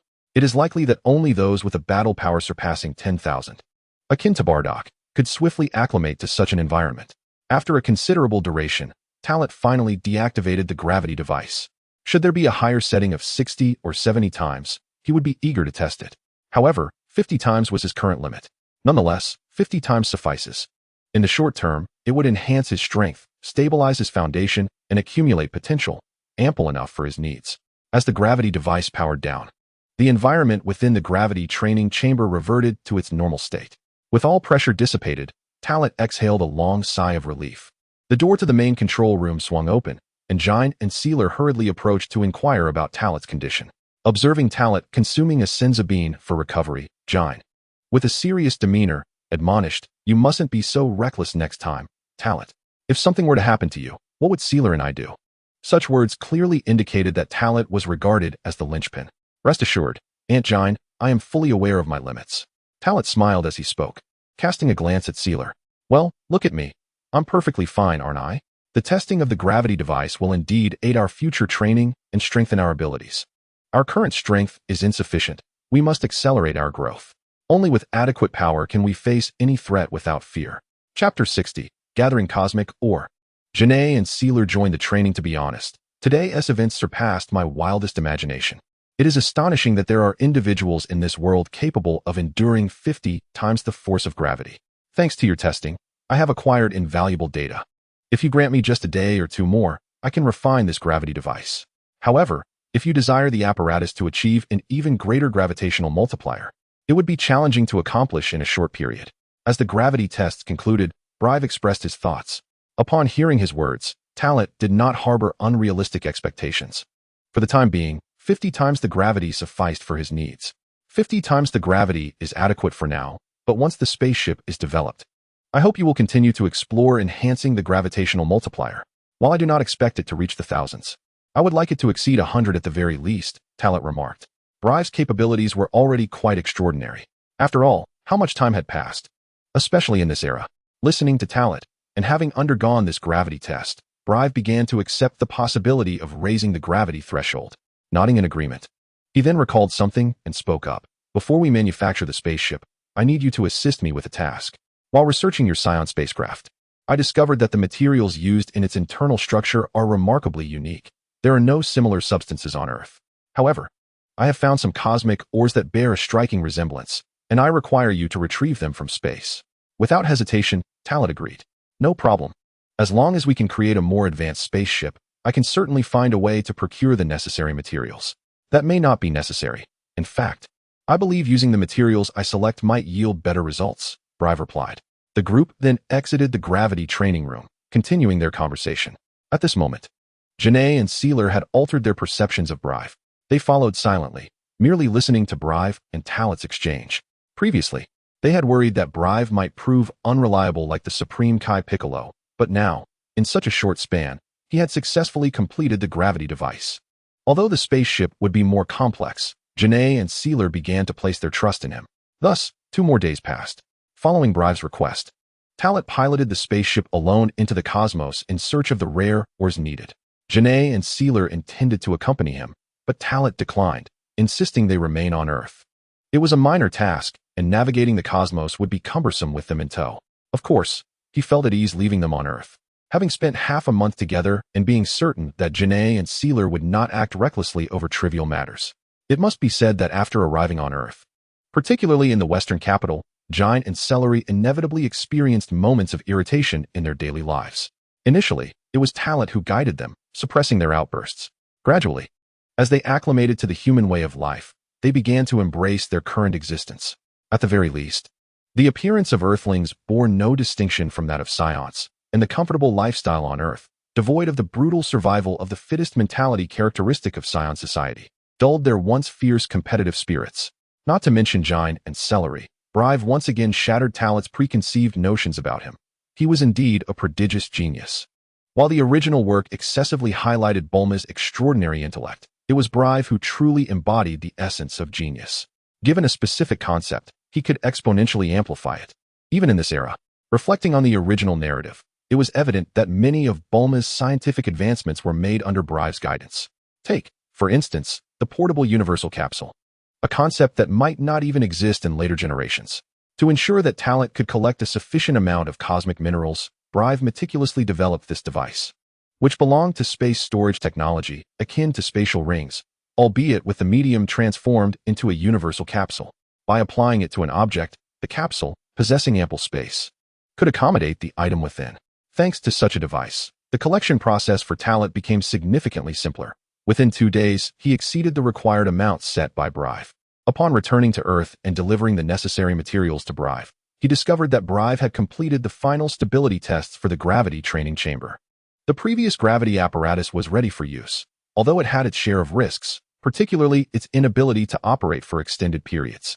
Now, with the addition of various components such as cooling systems and backup processors, the gravity device could function continuously for 10 days and nights without interruption. It was now capable of facilitating gravity training, and Talet was eager to step inside.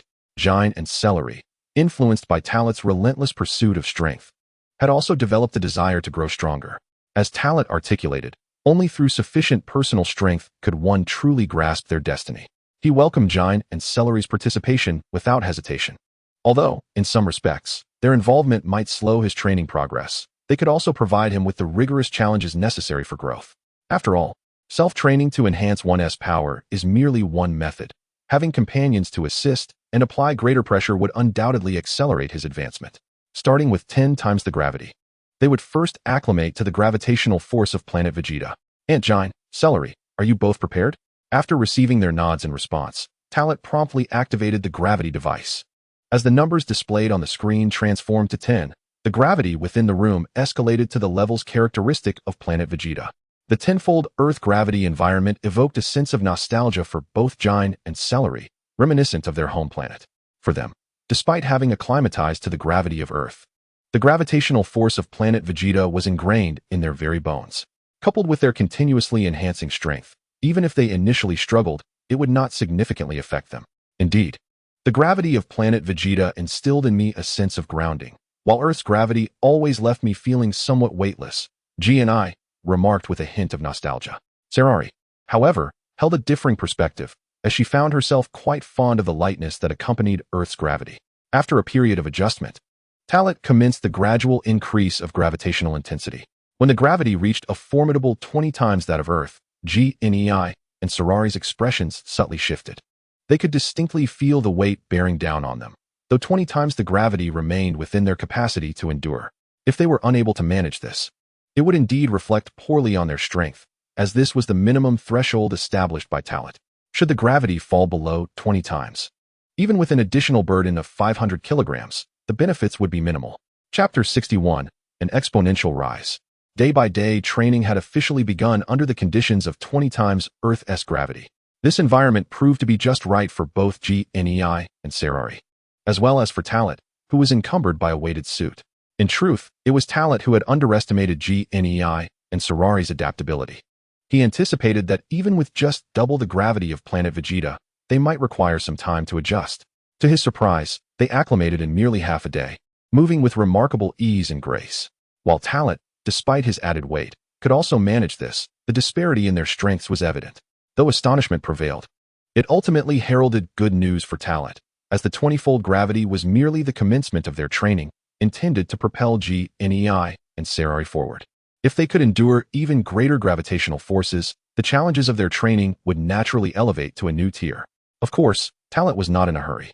Progress in training must be gradual. A relentless push for advancement is seldom beneficial. In simple terms, they were neither Kakarot nor Vegeta. Even among Kakarot and Vegeta, their paths differed vastly.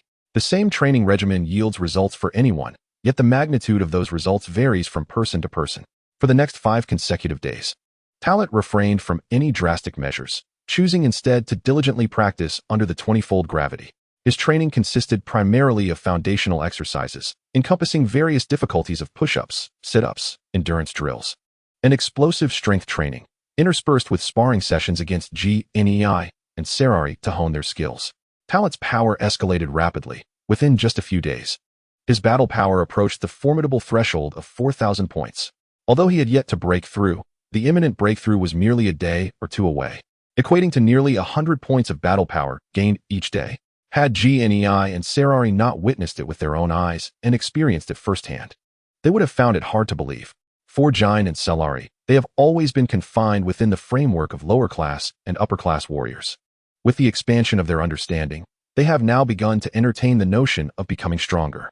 This, of course, is a philosophy that Talat has consistently instilled in them, making them aware that while their innate talent and potential play a significant role, diligence in training can empower anyone to attain greatness. The Saiyan hierarchy, which categorizes warriors as lower or upper class, even elite warriors, is merely based on their battle power at birth and does not signify an absolute measure of one's capabilities. For instance, a Saiyan born with several hundred points of battle power may be classified as an upper-class warrior, yet their achievements may not necessarily reflect high success. They merely start at a higher point. Conversely, lower-class warriors are not inherently incapable of greatness. Consider the iconic figures from Raditz-era, each of whom rivals elite warriors. With clear objectives, the rewards they can reap become significantly greater. Jain and Saiyans are ardently pursuing Talat's footsteps, their progress visibly apparent. Although not as extraordinary as Talat, Jain's battle power has increased by 120 points, reaching a total of 1,500 points. This level of strength is comparable to that of Raditz upon arriving on Earth. While their actual combat prowess may not be on par, the numerical representation is achieved.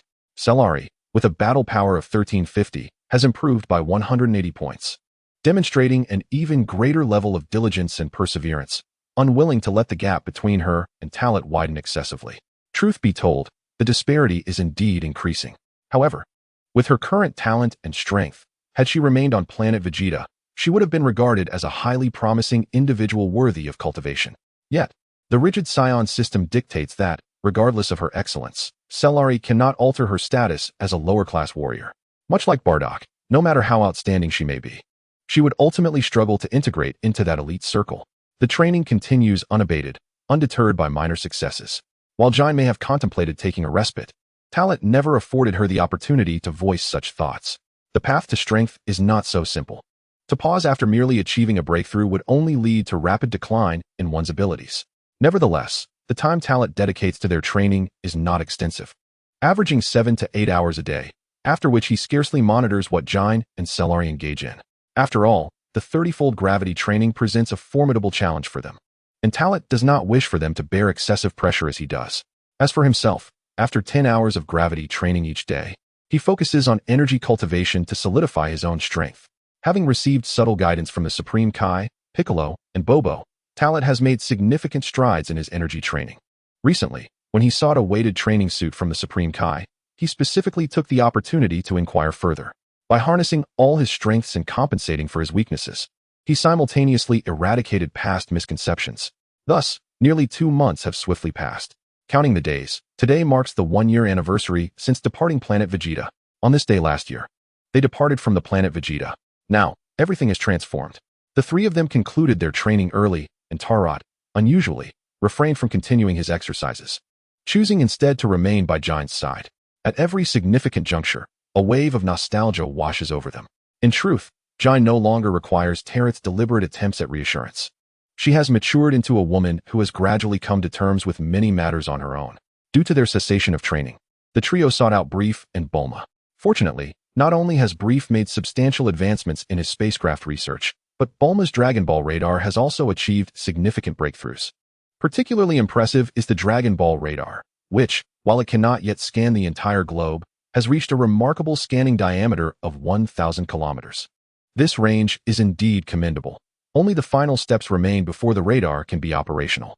For ordinary individuals, locating the remaining 6 Dragon Balls within a global scope might seem daunting at a mere 1,000 kilometers.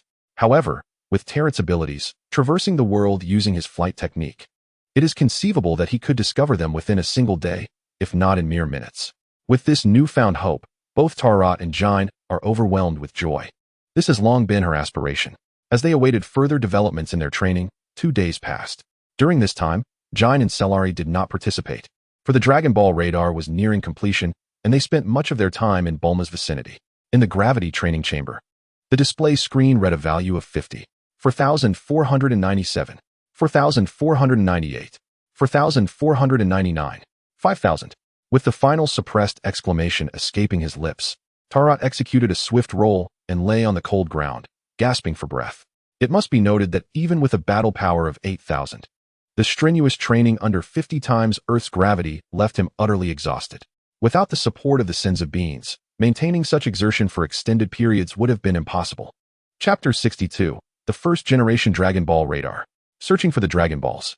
With a battle power of 8,000, Tarot now possesses strength comparable to that of the future Son Goku upon his return from the North Kai's planet. However, this is merely a standard power index.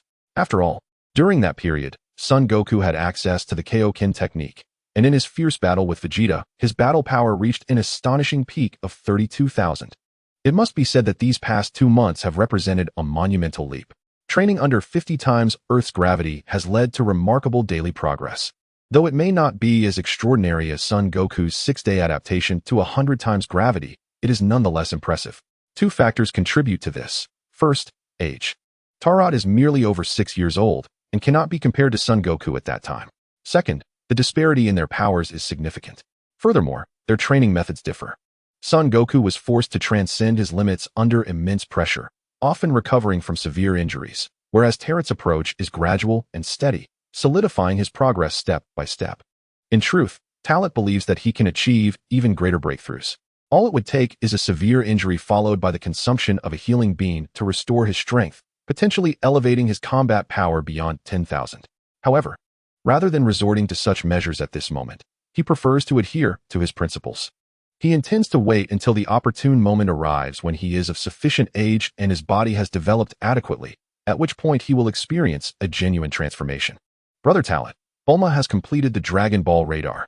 A sudden exclamation echoed through the intercom. Just as Talot had begun to catch his breath, the news prompted him to sit up with urgency. He immediately spotted Cellari on the other side of the transparent glass, her expression a delightful blend of joy and anxiety. Clearly, she had rushed over to inform him. Rising from his fatigued state, he disengaged the gravity device. Once the oppressive force dissipated, Talot exhaled in relief and promptly retrieved a healing bean to replenish his energy. Upon opening the door to the gravity training room, Talot exchanged a few words with Cellari before they swiftly returned to the grand circular hall of the estate. Bulma, brimming with excitement, was conducting various tests with the radar, while Jinai stood nearby, seemingly anxious that Bulma might vanish from sight, taking the radar with her. With Talot's arrival, Bulma eagerly demonstrated the device to him. The radar's fundamental function involved scanning for Dragon Ball signals within a specific range, a capability confirmed 2 days prior. Thus Talot was already well informed without needing further elaboration from Bulma. This way, I can gather the remaining Dragon Balls in the shortest time possible, Talot thought. His eyes alight with enthusiasm as he grasped the radar. Both Jinai and Cellari appeared impatient. Bulma, perhaps fearing that Talot would abandon her, promptly snatched the radar from his hands and declared, "The radar belongs to me. If you're off to find the Dragon Balls, I'm going too." The little girl's assertiveness had not waned in the slightest. However, Talent realized that this time he could not take her along, otherwise, their speed would be compromised.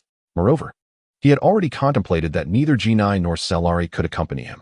After all, the 4-star Dragon Ball was tied to Gohan and Kakarot at Bowsy Mountain. Until he was certain that Kakarot's mind was unaffected, he remained resolute in his decision. Talent understood G9 all too well. I fear I may disappoint you, Bulma. This time, I truly cannot take you along in the search for the Dragon Balls. He explained, the radar's scanning range is still too limited. Were it capable of covering the entire globe, we could ascertain the location of our target and leisurely proceed together. However, no one can guarantee that the Dragon Balls will be waiting for us in a fixed spot, and if I were to bring you along, our flying speed would be too slow, thus complicating the search. His words served to soothe her, as well as to convey some hard truths. Though Bulma was young, she comprehended the rationale behind his reasoning. Yet, having been pampered since childhood, she held an expectation that everything should cater to her whims. Upon hearing this, her eyes reddened immediately, and tears threatened to spill forth. Talent, the Dragon Ball radar is undeniably a creation of Bulma, who has invested considerable effort into its development. Without the Dragon Ball radar, our chances of locating the Dragon Balls would be non-existent. Thus, Bulma's request to accompany us is quite reasonable, if it means a slower pace. So be it. Over the course of these days, Jine has already established a splendid rapport with Bulma.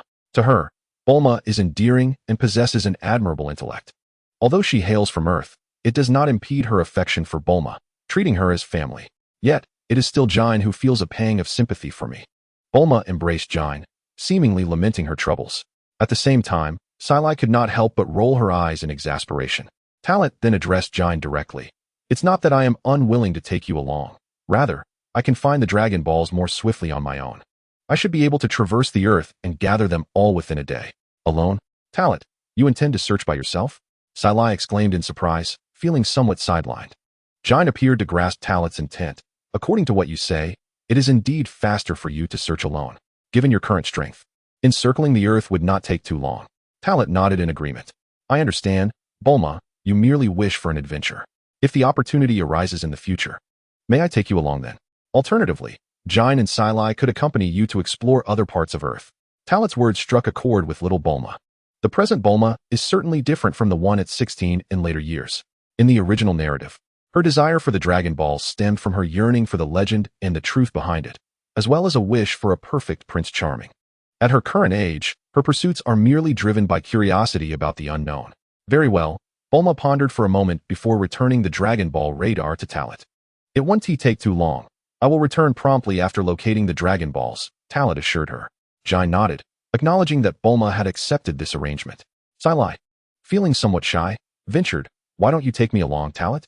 I can keep up with you and won't cause any trouble. After hearing this, Talent gently ruffled her hair. You should stay with Jine. Searching for the Dragon Balls is not particularly entertaining. With a few casual remarks, Talent exchanged words with Jine and Sai before requesting a backpack from Bulma and departing from West City. In truth, for Talent, who remembers the original storyline, the quest for the Dragon Balls is not exceedingly difficult. However, given that the current timeline is set a decade prior to the original narrative, several Dragon Balls remain elusive without the radar, making it quite challenging to ascertain their precise locations. The only ones whose positions are known are the 4-star Dragon Ball from the Bowsy Mountain, the 7-star Dragon Ball from the Ox King, and the 3-star Dragon Ball that Master Roshi discovered at the seabed a century ago. Chapter 63, the 5-star Dragon Ball. At last we meet. Departing from West City, Talent journeyed eastward. Every few hundred to 1,000 kilometers, he would utilize the Dragon Ball radar to confirm whether any Dragon Ball signals were present within the vicinity. The original intention was to follow the familiar map to reach the Bowsy Mountain and obtain the 4-star Dragon Ball, while simultaneously encountering Kakarot and Son Gohan. Although uncertain about the exact moment Kakarot bumped his head in the original narrative, any time frame could indeed be plausible. To put it frankly, the initial assumption was that this incident occurred within a month or two after Kakarot was discovered by Son Gohan. Now, having lingered until this point, 3 months have passed since arriving on Earth, which translates to over 6 months since Kakarot's arrival. As he journeyed forward, after an unquantified span of time, perhaps 10 minutes or more, and traversing countless kilometers, the Dragon Ball radar suddenly detected a signal. This direction likely does not lead to Bowsy Mountain. I need to travel approximately 2,000 kilometers east from here to reach it. This location should be considered the northernmost part of Bowsy Mountain. Indeed, in the original tale, Bulma found the first Dragon Ball with the radar in the direction of the 5-star ball within that great valley. With a newfound determination, Talot propelled himself toward the direction indicated by the Dragon Ball radar. Before he knew it, after traversing over 1,000 kilometers, Talot found himself amidst the northern mountain range of the east. A narrow, elongated valley appeared before him. Descending from the sky, he honed the radar's scanning range to a precise 100-meter radius. This was the limit of minimization. Bulma had always focused on expanding the scanning range, never considering the possibility of narrowing it down to such specificity. Within 100 meters, finding the Dragon Ball posed a challenge, yet Talot had a strategy. Since he carried Bulma's 2-star Dragon Ball, proximity would cause a resonance, emitting light, thus enabling him to locate it swiftly even within the constrained range. As Talot wandered through the valley, he encountered several mountain spirits and monsters. In this era of Earth, particularly within the eastern mountain region, numerous such beings existed, powerful beasts that had suddenly attained a level of intelligence comparable to that of humans. Nevertheless, for Talot, they were mere nuisances. Even those with combat power nearing 10 or more were merely formidable in comparison to ordinary humans. Upon discovering the 5-star Dragon Ball amidst a rocky expanse, Talot lingered not and ascended into the sky. With the Dragon Ball secured, his next destination was Bowsy Mountain. Meanwhile, atop the heavenly temple, the supreme god Piccolo appeared deeply troubled. He had never anticipated that such a device as the Dragon Ball radar could truly be crafted by humans, especially by a mere 5-year-old girl. Initially, he harbored doubts regarding its authenticity, but witnessing Talot traverse a significant portion of the earth to locate the 5-star Dragon Ball compelled him to accept the truth. Supreme God, at this rate, Talot will soon find Bowsy Mountain and meet that child named Kakarot, Bobo remarked beside Piccolo. The concealment had persisted until now, and as a result of the search for the Dragon Balls, Talot was destined to encounter Kakarot. Sighing, the supreme god Piccolo reflected, sometimes, one misstep leads to another. Bobo, do you think I should have informed them about that child much earlier? The deity, in his wisdom, was indeed contemplating the welfare of Earth. Without the observations made over the past few months, no one could ascertain the true nature of Talot and his companions as extraterrestrial beings, Bobo reassured him. The divine being. Piccolo nodded slightly as he sought a delicate balance. His inner turmoil stemmed from the lies he had told and the deception he had cast upon Talot and his kin. When time would reveal that his earlier vigilance was merely a product of his own overthinking, he would inevitably be consumed by guilt. One could only hope that they would not harbor excessive wishes. At this juncture, Piccolo found himself entangled in thoughts regarding the act of wishing. Baotou Mountain. At last, Talot arrived at the majestic mountain that served as the narrative's origin. Gazing down from above, he felt no semblance of familiarity. This was due to the stark contrast between the authentic world and the scenes depicted in the animated series and comics of his previous life. The limitations of animation and comics could never capture the grandeur of the landscape before him. Towering peaks stretched endlessly across the earth. It was only through his keen sense of energy that Talot was able to locate Gohan and Kakarot, identifying Baotou Mountain and discerning Gohan's residence. Upon witnessing the quaint and unique abode, a smile graced Talot's face. At last, I am to meet you, Kakarot. Are you still Kakarot? Or have you transformed into Son Goku? He mused internally, before swiftly descending from the sky, landing gracefully in the clearing before the house. Inside, Gohan seemed to sense something amiss, stepping out of the door to meet Talot's gaze. How peculiar. I have never had visitors here. 6 months ago, a baby appeared, and now another child has come, he remarked, his voice warm and gentle, evoking an inexplicable sense of familiarity. Upon hearing this, Talot turned his attention to the child crawling on the ground. Who else could it be but Kakarot? Locking eyes with Kakarot, an instinctive realization dawned upon Talot. This lad must have encountered some misfortune, otherwise he would not be oblivious to his presence. Greetings, Earth's martial artist. Allow me to introduce myself. My name is Talot, a Saiyan from a distant planet. I am grateful for your kindness in taking in my, shall we say, brother? Talot initiated the conversation. At this revelation, Gohan was taken aback, his gaze flitting between Talot and Kakarot, eventually recalling the circumstances of Kakarot's arrival. This insight dispelled some of his confusion. Ah, that explains it. I wondered how a baby could fall from the sky in such a remote area. He is indeed an alien. No wonder he possesses such strength at such a tender age, along with a tail and an insatiable appetite. Gohan crouched down to lift Kakarot, then continued, a Saiyan. You say? So, you have come to retrieve this child? Talot was astonished by Gohan's demeanor and composure. You must be able to sense my energy. Yet you show no fear? Talon inquired. Upon hearing this, Son Gohan shook his head, his smile unwavering. Your energy is formidable, yet it lacks the intent to kill, thus. You are neither here for revenge, nor to bring harm to Goku. Goku? Tarot feigned perplexity. It is the name I bestowed upon him, Son Wukong. I am Son Gohan. He replied. Chapter 64. Son Gohan's Gratitude. The most crucial moment, I wish to know what this child's original name was. After an exchange of dialogue, Tarot and Son Gohan settled down for further discussion, while Kakarot affectionately rested his head on Tarot's shoulder, playfully tugging at his hair. Having gleaned the intricate details of the situation, Tarot learned that Kakarot had indeed fallen off a cliff and struck his head 2 months after arriving on Earth, subsequently transforming into the obedient and docile child he now was. Although he had lost his memories, Kakarot, now Son Wukong, could instinctively sense the warmth radiating from Tarot. There is a saying that blood is thicker than water. Although Tarot and he were not related by blood, one could not dismiss the possibility that their forebears shared a lineage. In essence, they were both Saiyans, bound by a close kinship in their bloodline. Kakarot, that was his original name, but given the circumstances, let us call him Son Wukong. I believe he will thrive here, Tarot responded to Son Gohan's inquiry, expressing his sentiment. Upon hearing Tarot's words, Son Gohan felt an overwhelming joy. At his age, teetering on the brink of mortality, fate had bestowed upon him a child, infusing his once monotonous life with vibrant hues. Despite the fact that this child was a Saiyan, one he had found over the past 6 months, Son Gohan had come to regard him as his own grandson. Does the name Kakarot hold any significance, or does it symbolize something? Son Gohan did not question the veracity of Tarot's words. Rather, he seized upon the topic of names, struggling to comprehend this naming convention.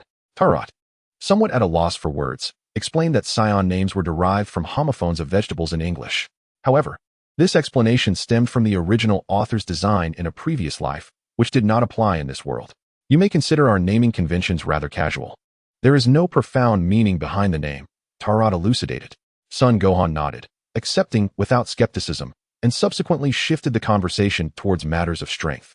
In this regard, Tarot was candid and forthcoming, allowing Son Gohan to truly appreciate his remarkable prowess. The worldview and perspective of Earthlings were constrained within the limitations of their planet. Yet, Son Gohan possessed an extraordinary intellect. Upon sensing Tarot's energy, he was astonished, yet remained composed. It must be noted that martial artists of this era, particularly those who had attained a certain level of mastery, exhibited a remarkable capacity for acceptance. The original text provides scant descriptions of Son Wukong, noting only that his potential was recognized by Master Roshi, who lamented his demise as a significant loss to the martial arts world. In this era of Earth's martial arts, Son Wukong held a formidable reputation, as evidenced by Yamcha's words upon his arrival, which conveyed a sense of reverence for Wukong. Seizing the moment, Tarot engaged in a discourse with Wukong regarding martial arts philosophy, seeking guidance on training and the application of Qi. To Tarot, despite Wukong's combat prowess being approximately a mere 100 points, he had indeed forged a unique path in the cultivation of Qi, akin to that of a martial arts master. Thank you for your insights. I must take my leave now, as I still need to locate the remaining Dragon Balls. When we meet again, I shall seek your counsel, Tarot remarked as he prepared to depart. Having spent nearly 2 hours at Bowsy Mountain, he felt the urgency to find the 4 remaining Dragon Balls. Unfortunately, I only know that one of the Dragon Balls is in Master Matato's possession, which doesn't provide you with much assistance, Wukong replied. Upon hearing this, Tarot was taken aback momentarily. However, upon reflection, he concluded that Master Roshi's Dragon Ball had been retrieved from the ocean floor over a century ago, making it unusual for Wukong to be unaware of this fact. It is noteworthy that Wukong, upon learning the name and true purpose of the Dragon Balls, realized that what he and Master Roshi had considered mere ornamental trinkets were, in fact, divine creations capable of summoning Shenron to grant wishes. Receiving the 4-star Dragon Ball from Wukong was a gesture of gratitude for Tarot, who chose not to take Son Wukong with him. Tarot perceived Wukong's joy, as he had retained his beloved grandson. However, he also conveyed a crucial message. Wukong should remain vigilant. For his decision not to take Son Wukong did not guarantee that Kain would refrain from doing so in the future. Kain, being Son Wukong's mother, remained an unalterable truth, even if the current amnesiac Wukong no longer recognized her. When that time came, Wukong would be powerless to resist, allowing Kain to take him away. Nonetheless, Tarot would navigate the situation to the best of his ability. Ultimately, the resolution of this matter would depend on Tarot's return to inform Kain, after which her actions would clarify the outcome. We shall meet again soon, Tarot declared as he ascended into the sky, addressing the young son Wukong, who sensed the imminent loss of something significant and reached out to Tarot, calling out in distress. Observing this, Wukong swiftly scooped up his grandson and gazed skyward as Tarot departed. It wasn't until Tarot's figure vanished that son Wukong quieted down. Wukong playfully entertained his grandson, exclaiming with heartfelt amusement, "Ah, our little Wukong is an alien. Ha ha ha." His warm laughter echoed across the mountain, harmonizing with the joyful giggles of son Wukong as they left Baozi Mountain. Talot turned towards the southeast, the very direction where son Wukong had indicated the location of Kame House. However, during this journey, Talot received a new signal from the Dragon Balls, prompting him to change his course. He discovered the fourth Dragon Ball in a village. This 6-star Dragon Ball was, without a doubt, the same one that, in the original narrative, was found by the grandmother's grandmother during the Oolong incident. Now that Talot had located it, one could only speculate how the story would unfold in the future. After all, it was the Dragon Balls that facilitated Bulma's encounter with son Wukong, leading to a series of adventures culminating in their meeting with Oolong. Shaking his head vigorously, Talot continued his journey towards Kame House. The narrative had already diverged significantly. There was no longer any need for entanglement with the original storyline. In other words, he existed vividly in this world, and regardless of what lay ahead, he needed to focus on his present circumstances. Chapter 65, Master Roshi Kame House. It is situated approximately 1,500 kilometers from the mountainous Baozi Mountain at the continent's northwestern edge. The island is neither large nor small. On its surface rests a rather ordinary seaside villa that, in this era, could be considered quite nice. At this moment, it was 1 o'clock in the afternoon. The sea was calm, and the sun shone brightly. Upon arriving at Kame House, Talot did not descend immediately, but instead hovered in the air, surveying the entire island. The familiar sight of Kame House stirred deep-seated memories within Talot. The initial appearance of Master Roshi, along with later events involving son Wukong on Kame Island, truly represented a classic moment. This place marked the true inception of the martial arts narrative within the Dragon Ball universe. Suspended in the air, his reflections surged forth uncontrollably. Ever since arriving on Earth, he had longed to witness this place, yet previously he had lacked the opportunity, being preoccupied with numerous other matters. Later, he became engrossed in gravity training.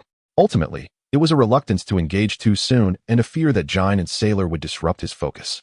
In retrospect, it was his own prior mindset that had constrained him. He realized there was no need for such self-imposed restrictions, nor was it necessary to be constantly accompanied by Jine and Sailor. Of course, the tense period had passed without incident, leading to a shift in his perspective.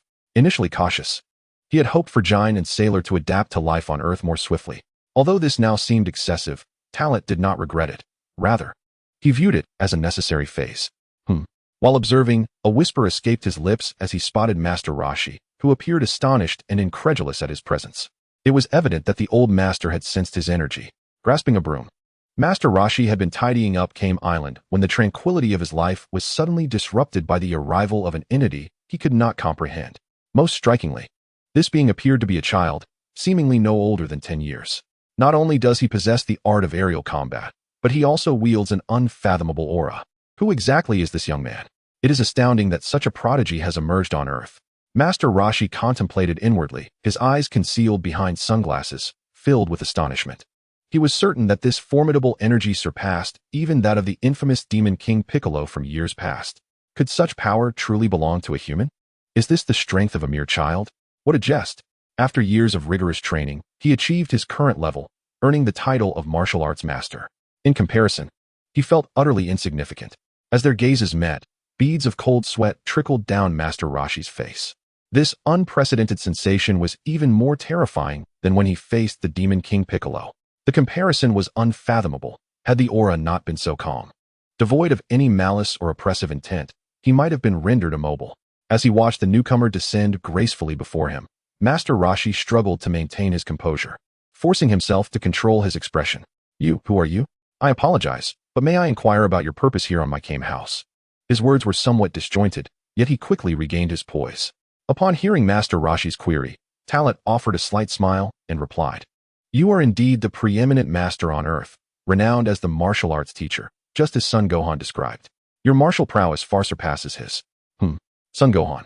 Is that the boy? Master Roshi recognized the familiar name, memories flooding his mind. It had been many years since he last saw Son Gohan. Talat noticed the elder's momentary distraction and promptly introduced himself. Allow me to introduce myself. I am a Saiyan from beyond Earth. I have come to this planet in search of certain items. I recently encountered Son Gohan, who informed me that you possess a similar object, thus guiding me to your location. As he spoke, Talat produced a 4-star Dragon Ball from his backpack, conveying his intentions clearly. Although he was aware of all that transpired and recognized Master Roshi, the formalities of self-introduction and explaining his purpose were unavoidable. From beyond Earth? So you are an extraterrestrial? Master Roshi, astute as ever, quickly pieced together the implications of Talat's words. The Dragon Ball indeed appeared familiar to him. Without hesitation, Talat articulated his needs and the functions of the Dragon Ball. He was untroubled by the prospect of Master Roshi denying him, having considered that the elder might fear the Dragon Ball would be misused. However, with the divine assurance from above, such concerns were alleviated. Interactions between individuals can often be less complex than they seem, especially when certain understandings are established. The dialogue with Master Roshi unfolded even more smoothly than Talat had anticipated. It was evident that Master Roshi possessed keen insight. Despite the absurdity of the situation, the reality before him left no room for doubt. Talat successfully acquired the 3-star Dragon Ball from Master Roshi. I never would have imagined that the Dragon Balls I have collected for nearly a century would be the very orbs capable of summoning the eternal dragon to grant wishes. To my astonishment, it turns out that our Earth indeed harbors a realm akin to the Temple of the Celestials. And the existence of divine beings is not merely a fable. Reflecting upon it now, I realize that the cat sage did not deceive me. Rather, I faltered in my trials and failed to ascend to the Temple of the Celestials. The turtle sage's lament stirred a sense of regret within Talat. Had the turtle sage ventured to the Temple of the Celestials in his time, perhaps his prowess would have been immeasurably greater today. Yet, such notions dwell in the realm of the unchangeable. If the turtle sage of yore had possessed the mindset of the current turtle sage, that would indeed be extraordinary. Continuing the dialogue with the turtle sage allowed Talat to glean insights into his understanding and interpretations of Chi. Talat found himself greatly enriched and resolved to seek further counsel in the future. Despite the turtle sage's modest strength, he truly embodies the essence of a martial arts master, possessing a more comprehensive understanding of Chi cultivation than even Son Gohan. Of course, some of Gohan's revelations are unique to him and absent in the turtle sage's wisdom. As time slipped away, nearly 2 hours had passed, and Talat acquired a novel method of cultivation from the turtle sage. This approach aptly addressed Talat's shortcomings in mental fortitude. It is none other than the practice of meditation, also referred to as intention training. Within the realm of imagination, one crafts unique scenarios, rules, and subjects for specialized training. Most effective is the identification and confrontation of one's greatest weaknesses, such as the most fearsome adversary, allowing one to transcend within the imagined world. Upon succeeding, both mental clarity and strength are subsequently enhanced. Chapter 66, Summoning the Dragon. One wish departing from Turtle Island. Dusk was fast approaching. The last 2 Dragon Balls presented no challenge for Talat. Equipped with the Dragon Ball radar and aware of the original plot, he was further aided by Son Gohan and the Turtle Sage, making it effortless to procure the 7-star Dragon Ball from the Ox King. During this time, Talat also encountered Chi-Chi. At this moment, she was of the same age as Son Goku. One must commend the formidable genetic lineage of the Ox King, though Chi-Chi appeared delicate. She was undeniably more robust than the average Earth infant. Not lingering long at Frying Pan Mountain, Talat spent less than half an hour uncovering the last 1-star Dragon Ball within the ancient ruins of a remote forest. With that, the 7 Dragon Balls were finally gathered. At the Temple of the Celestials, a multitude assembled. Upon returning to West City, Talat brought along Jine and Serari, as well as Bulma. Rather than summoning the dragon haphazardly on Earth, they journeyed to the Temple of the Celestials to seek the divine Kiki and Bobo. The intention was to leverage the celestial connection to pose a few straightforward inquiries to the dragon. After all, each question equated to a wish, and Talat was reluctant to squander them. As for the news regarding Kakarot, Talat chose to withhold it for the moment, planning to reveal it to Jine after making his wishes. Having waited this long, a brief delay mattered little. The 7 Dragon Balls were meticulously arranged together, placed at the central position of the temple's forecourt. Arise, dragon! As Bobo recited the incantation to summon the dragon, the resonance emitted by the 7 Dragon Balls intensified. The resplendent golden light emanated from each Dragon Ball, shimmering incessantly until, at last, the brilliance of the 7 Dragon Balls became so dazzling that it was nearly blinding. Under Talat's perception and amidst the gaze of all, a mysterious force seemed to be activated, flowing forth from within the Dragon Balls. Although the Temple of the Gods was devoid of clouds at such heights, dark clouds began to swirl into existence in the sky, spreading rapidly. Within mere seconds, the black clouds almost enveloped the entire Earth, preventing sunlight from penetrating. The light was obscured by darkness, a spectacle that left Celery, Jine, and Bulma in utter disbelief and astonishment. This was merely the beginning. In the next moment, golden beams of light shot forth from the 7 Dragon Balls, piercing the heavens and stirring the black clouds in a magnificent display. The brilliant golden radiance gradually coalesced into the majestic form of the Shenron, exuding a tremendous dragon might. Its imposing figure hovering in the sky as if a divine dragon had descended. The green scales, sharp claws, and blood-red eyes emanated an intangible pressure that instilled fear in the hearts of those who beheld it, though this intimidation was only felt by those of lesser strength. For talent, this pressure was inconsequential, and even Jine and Celery, while profoundly shaken by the sight of the Shenron for the first time, could withstand it. This was the dragon capable of granting wishes, a creature so incredible that it was hard to believe it existed in the world, dwelling within the Dragon Balls, Jine mused. The moment she had long awaited had finally arrived, and she felt an overwhelming sense of relief, as if the Shenron could resolve all her dilemmas. Gazing at the seemingly formidable being, Celery found it hard to believe that wishes could truly be granted. Skepticism lingered, as one tends to doubt what they have not experienced. Bulma, however, was lost in thought, already counting on her fingers what wishes she might conjure. Unbeknownst to them, the fact that the Shenron could grant only one wish at a time had yet to be revealed. In truth, even Talent, were he not a traveler from another world, would likely be unaware of this, as even the god had not mentioned it. Gatherer of the 7 Dragon Balls, declare your wish. No matter what it is, the dragon, shall fulfill a single desire, proclaimed Shenron in his classic tone. Upon hearing this, Jine, Celery, and Bulma were momentarily taken aback. Only one wish can be granted? Jine questioned skeptically. The god Piccolo interjected. The Dragon Balls I have created can only be utilized once a year, and can grant but a single wish each time. Once a wish is fulfilled, the dragon will revert to the Dragon Balls, scattering them across the world. Before Piccolo could finish, Celery eagerly interjected. Then can't we just gather the Dragon Balls again to make another wish? Piccolo, somewhat exasperated, quickly clarified. Even if you find them again, it is futile. Once a wish is made, the Dragon Balls will turn to stone, rendering them incapable of summoning the dragon once more. So all the wishes I had in mind cannot be realized? Bulma expressed her disappointment. Still youthful, she had believed that summoning the Shenron would allow for the fulfillment of all her desires. Now that this outcome has been reached, how can she, with her still maturing disposition, come to terms with it? However, while Bulma may outwardly appear willful and self-centered, she is not truly unreasonable. At her age, she has already become a considerate young woman. She understands the gravity of the situation and recognizes that Tarot and Jine need to make wishes to reunite with their loved ones, which compels her to yield, especially since she regards Tarot and Jine as family. Her diligent efforts in crafting the Dragon Radar are driven not only by personal satisfaction, but also by the desire to assist them. What now for Tarot? Jine, at a loss for ideas, remains composed, looking to Tarot for guidance. Until now, it has always been Tarot who made the decisions. I will find a way, he assures her with a reassuring glance. Tarot then turns to the divine being, Piccolo, and speaks. Although the eternal dragon can grant but one wish, may we pose a few inquiries beforehand? As the creator of the Earth's Dragon Balls and the eternal dragon, surely you can permit this?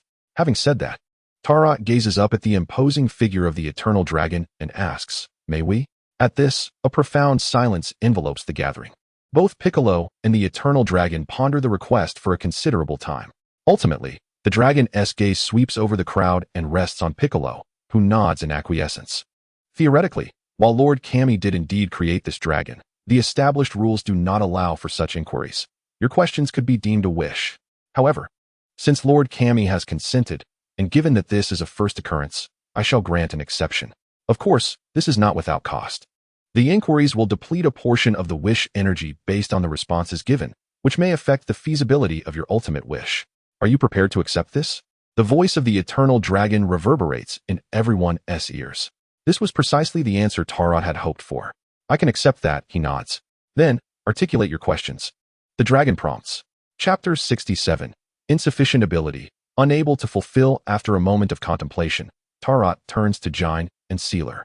Observing Jine's nod of affirmation, Tarot organizes his thoughts and inquires. This question may have significant implications as it lies beyond the confines of Earth. I wish to know if two Saiyans, named Bardock and Raditz, are still alive in a distant galaxy. As the question is posed, Jine and Sealer's hearts tighten, while Piccolo and Bubbles also perk up their ears. Upon hearing the inquiry, the Eternal Dragon remains impassive, suggesting that this is not an outrageous question. Time passes, yet the dragon does not respond, causing the hearts of everyone present to race. If even the dragon cannot answer, it would mean that fulfilling a wish is truly impossible. What say you, Eternal Dragon? Tarot implores, unable to restrain his curiosity. The dragon, upon hearing, lowers its head and addresses Tarot. The Saiyans you speak of are the very warriors who once conquered Planet Plant and renamed it Planet Vegeta, are they not? Upon hearing the dragon's response, Talent instinctively nodded. Indeed, it seems you may answer my inquiry. The dragon nodded in affirmation and stated, I have located one of the two Saiyans you inquired about, named Raditz, who is still alive in this world, accompanied by 4 other surviving Saiyans. Upon hearing this, Talent was taken aback. He had not anticipated that aside from Raditz, Vegeta, and Nappa, there were 2 additional Saiyans still in existence. Perhaps these 2 Saiyans would soon perish in battle. Jine, overwhelmed with emotion, felt tears welling in her eyes, as she was at least assured that her eldest son was alive and had 4 Saiyans by his side. However, the dragon's subsequent words plunged Jine into despair. As for the other Saiyan you asked about, named Bardock, my abilities are limited. I can only ascertain that he is still alive, but I cannot trace his whereabouts. He seems to have completely vanished from this world. The dragon elaborated. Are you suggesting that Bardock, like Raditz, is still alive, yet you cannot determine his exact circumstances, only that he is indeed alive? Talent interjected. This had been a question that had long troubled Talent, and he now finally received an answer. The Bardock of his world must have, just as depicted in that side story, transcended time at the moment of the planet's explosion, returning to the past on Planet Plant. Thus, even the dragon was unable to detect him. Perhaps a more advanced dragon, like Purunga, could accomplish this, but the dragon of Earth currently possessed insufficient power. The dragon nodded, thereby responding to Talent's inquiry once more. Unable to contain her curiosity, Jine eagerly spoke up. Dragon, could you provide more detailed information regarding Bardock? Or could you at least convey his location at the time of the planet's explosion? This line of questioning showcased Jine's intelligence. Knowing Bardock's position prior to the explosion of Planet Vegeta would confirm one thing. Bardock was not under the threat of the planet's destruction. Yet, the more one wishes against something, the more likely it is to occur. The last trace of Bardock was indeed on Planet Vegeta. However, after the planet's explosion, a peculiar force obstructed the dragon from continuing his search. The dragon provided another response. Is there a way for you to bring Bardock back? My wish is to have Bardock by my side. The wish slipped from Jine's lips, catching Talent off guard. Nevertheless, he wouldn't deter her, as he had long made a similar decision. However, given the current situation, the dragon was unable to even conduct a search, let alone bring Bardock back. Regrettably, my powers are limited. I can only confirm that he is alive. As for bringing him here, that is beyond my capabilities, so please make another wish, the dragon replied. With the wish unfulfilled, Jine's disappointment deepened.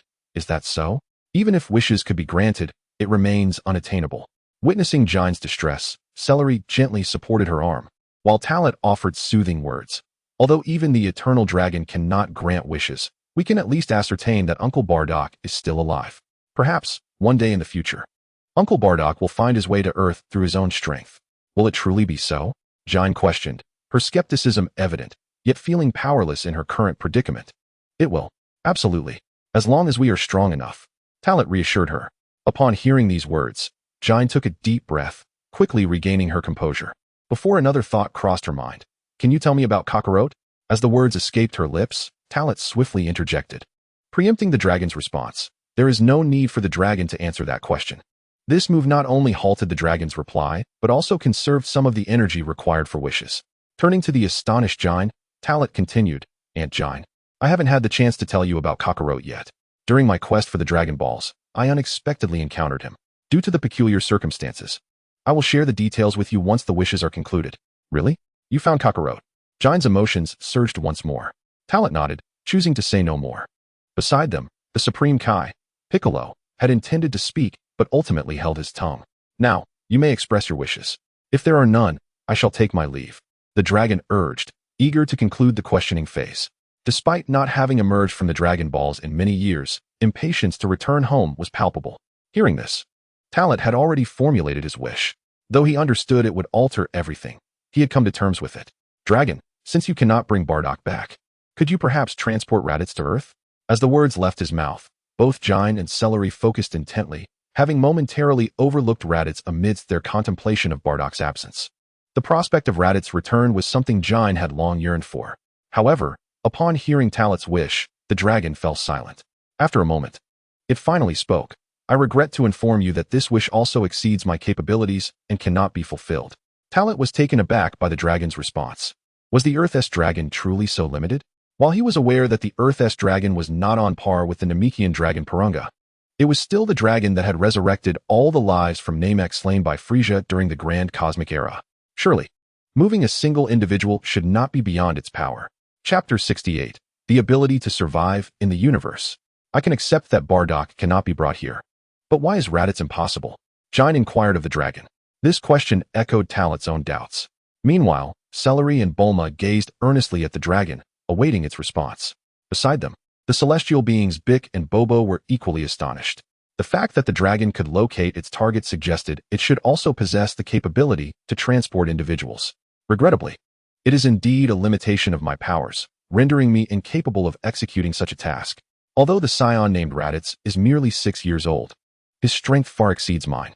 The abilities bestowed upon me by the Almighty restrict me from transferring entities more formidable than myself. Furthermore, the planet where Raditz resides is exceedingly distant from Earth. Were it closer, I might have been able to inquire whether Raditz would consent to be transported here. Therefore, I implore you to choose another wish. The dragon's response elucidated the situation, inevitably leading to disappointment.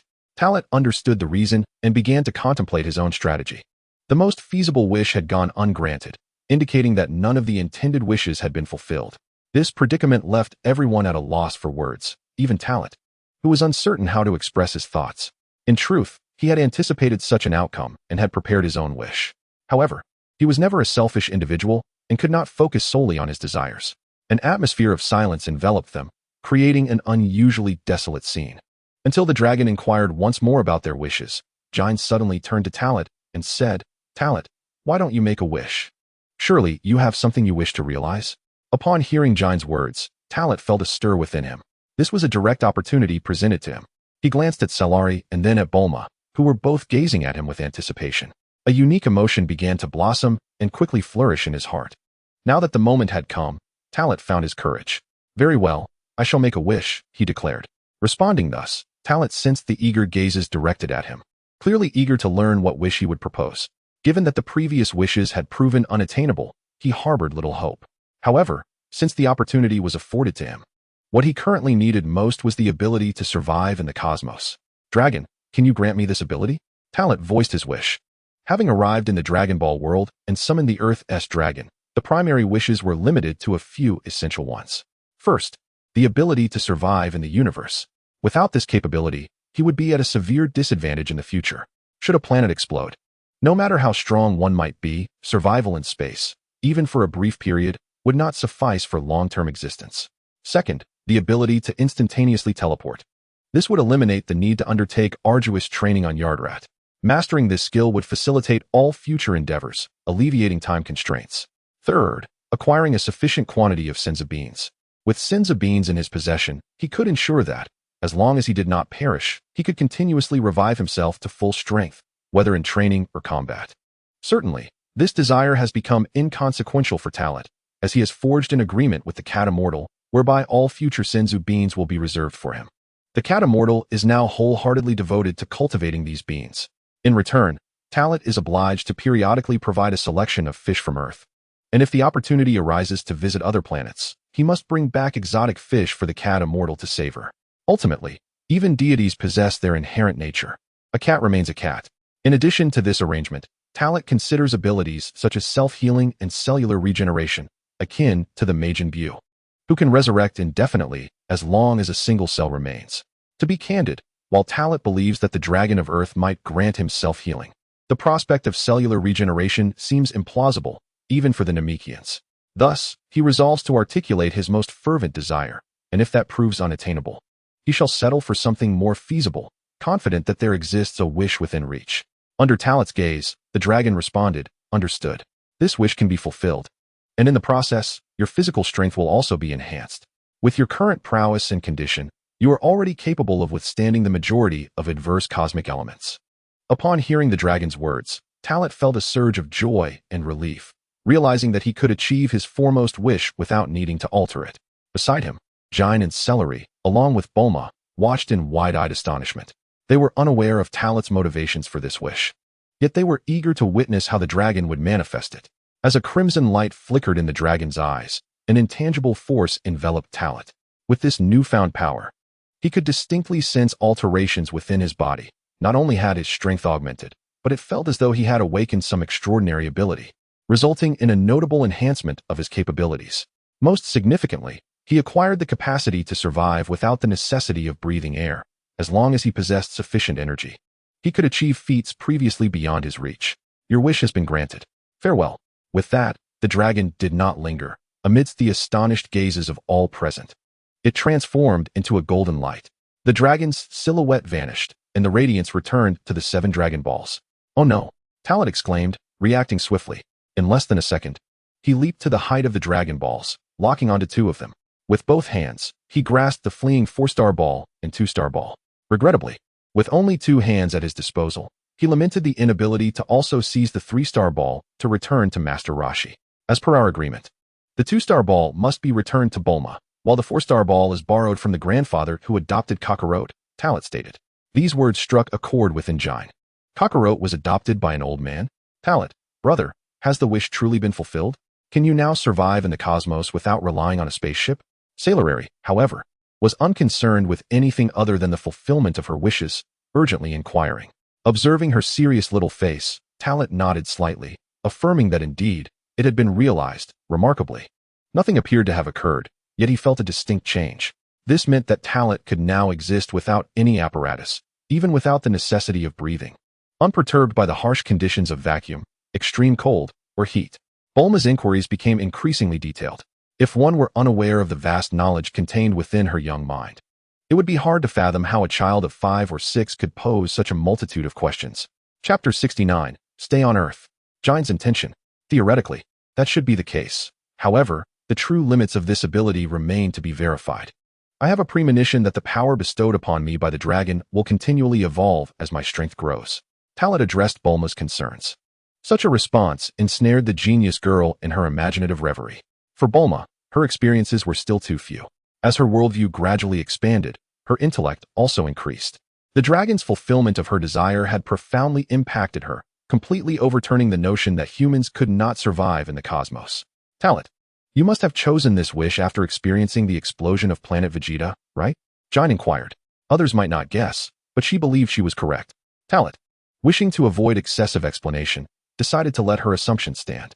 It wouldn't do to mention that it was for future adversaries, akin to Frieza and King Cold, who could endure in the vastness of space. Now that the wish is fulfilled, what are your plans moving forward?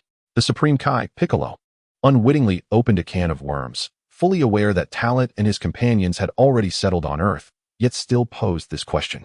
Perhaps, to him, the departure of Talit and the others from Earth would be a positive outcome, alleviating the planet from cosmic threats.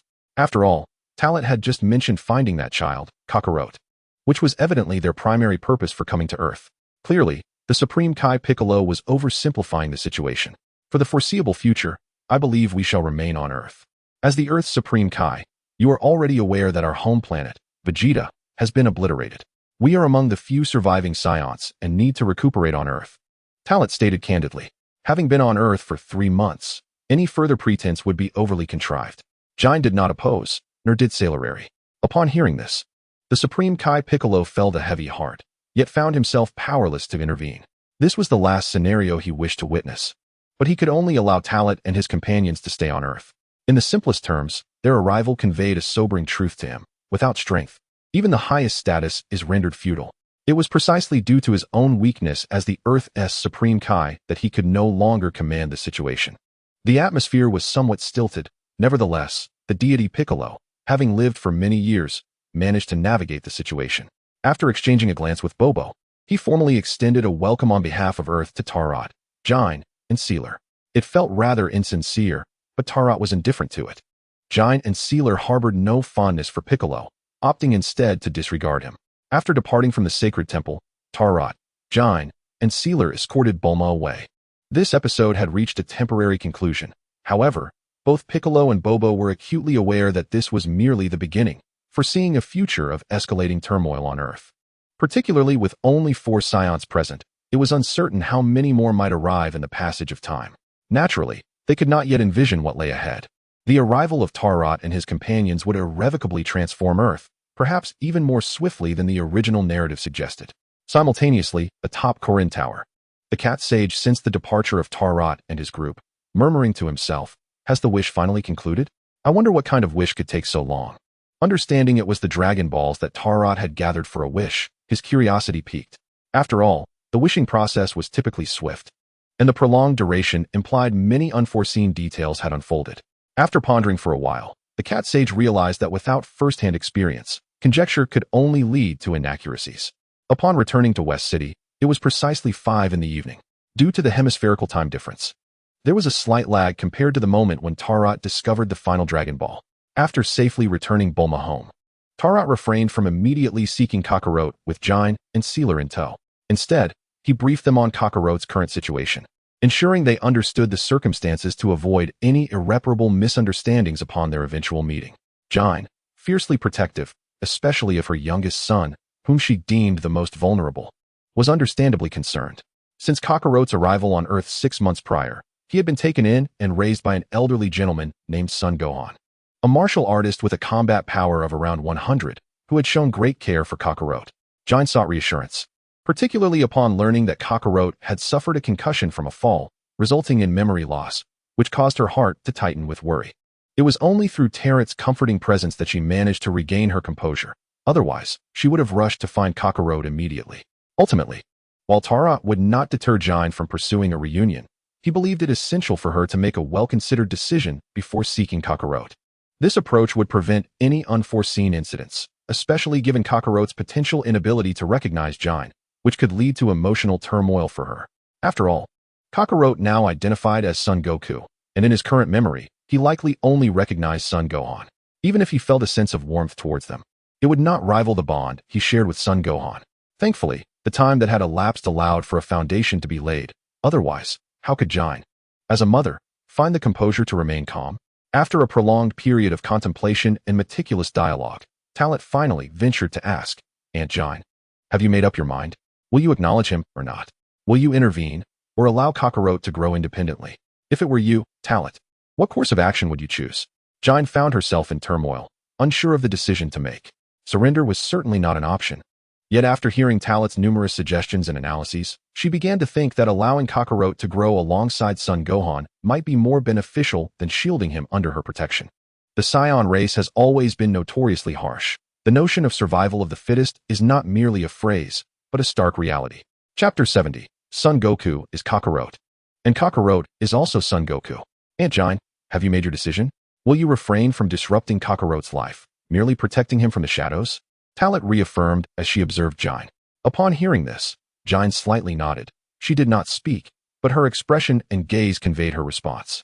Merely 2 days had passed, and Talot was uncertain how Jine had come to her conclusion. Nevertheless, the progression of events had indeed taken Talot by surprise. While she knew Jine could accept the situation, she did not anticipate such swift acceptance. Ultimately, after relaying all news about Kakarot to Jine, the latter became remarkably composed.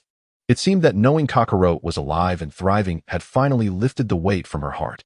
Reflecting on that moment, in response to Jine's inquiry, Talot had advised her, "If it were I would seek to meet him and acknowledge our bond. Yet I would not impose my views to forcibly constrain or alter what has already transpired. After all, each individual must tread their own distinct path."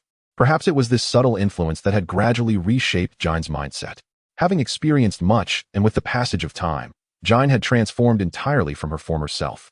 Now, with her husband lost and Raditz untraceable, she harbored an unwavering resolve to sacrifice everything for her younger son. As for Kakarot's future, she did not yearn for him to achieve great heights. Rather, her only wish was for him to live a life of peace. At Bowsy Mountain, Talot accompanied Jine and Cellari to this destination. With a decision made in advance, both Jine and Cellari remained remarkably calm. Though Kakarot no longer recognized them, their affection for him remained undiminished. Fortunately, while memories had faded, The instinctual bond of their shared bloodline persisted. Thus, after spending several days at Bowsy Mountain, Talat departed upon receiving a message from Brief, returning to West City. Meanwhile, Jine and Cellari had settled down at Bowsy Mountain. The reunion of mother and son was complicated by the fact that the current son Wukong lacked any understanding of this concept. Initially, Jine had intended to postpone their acknowledgement.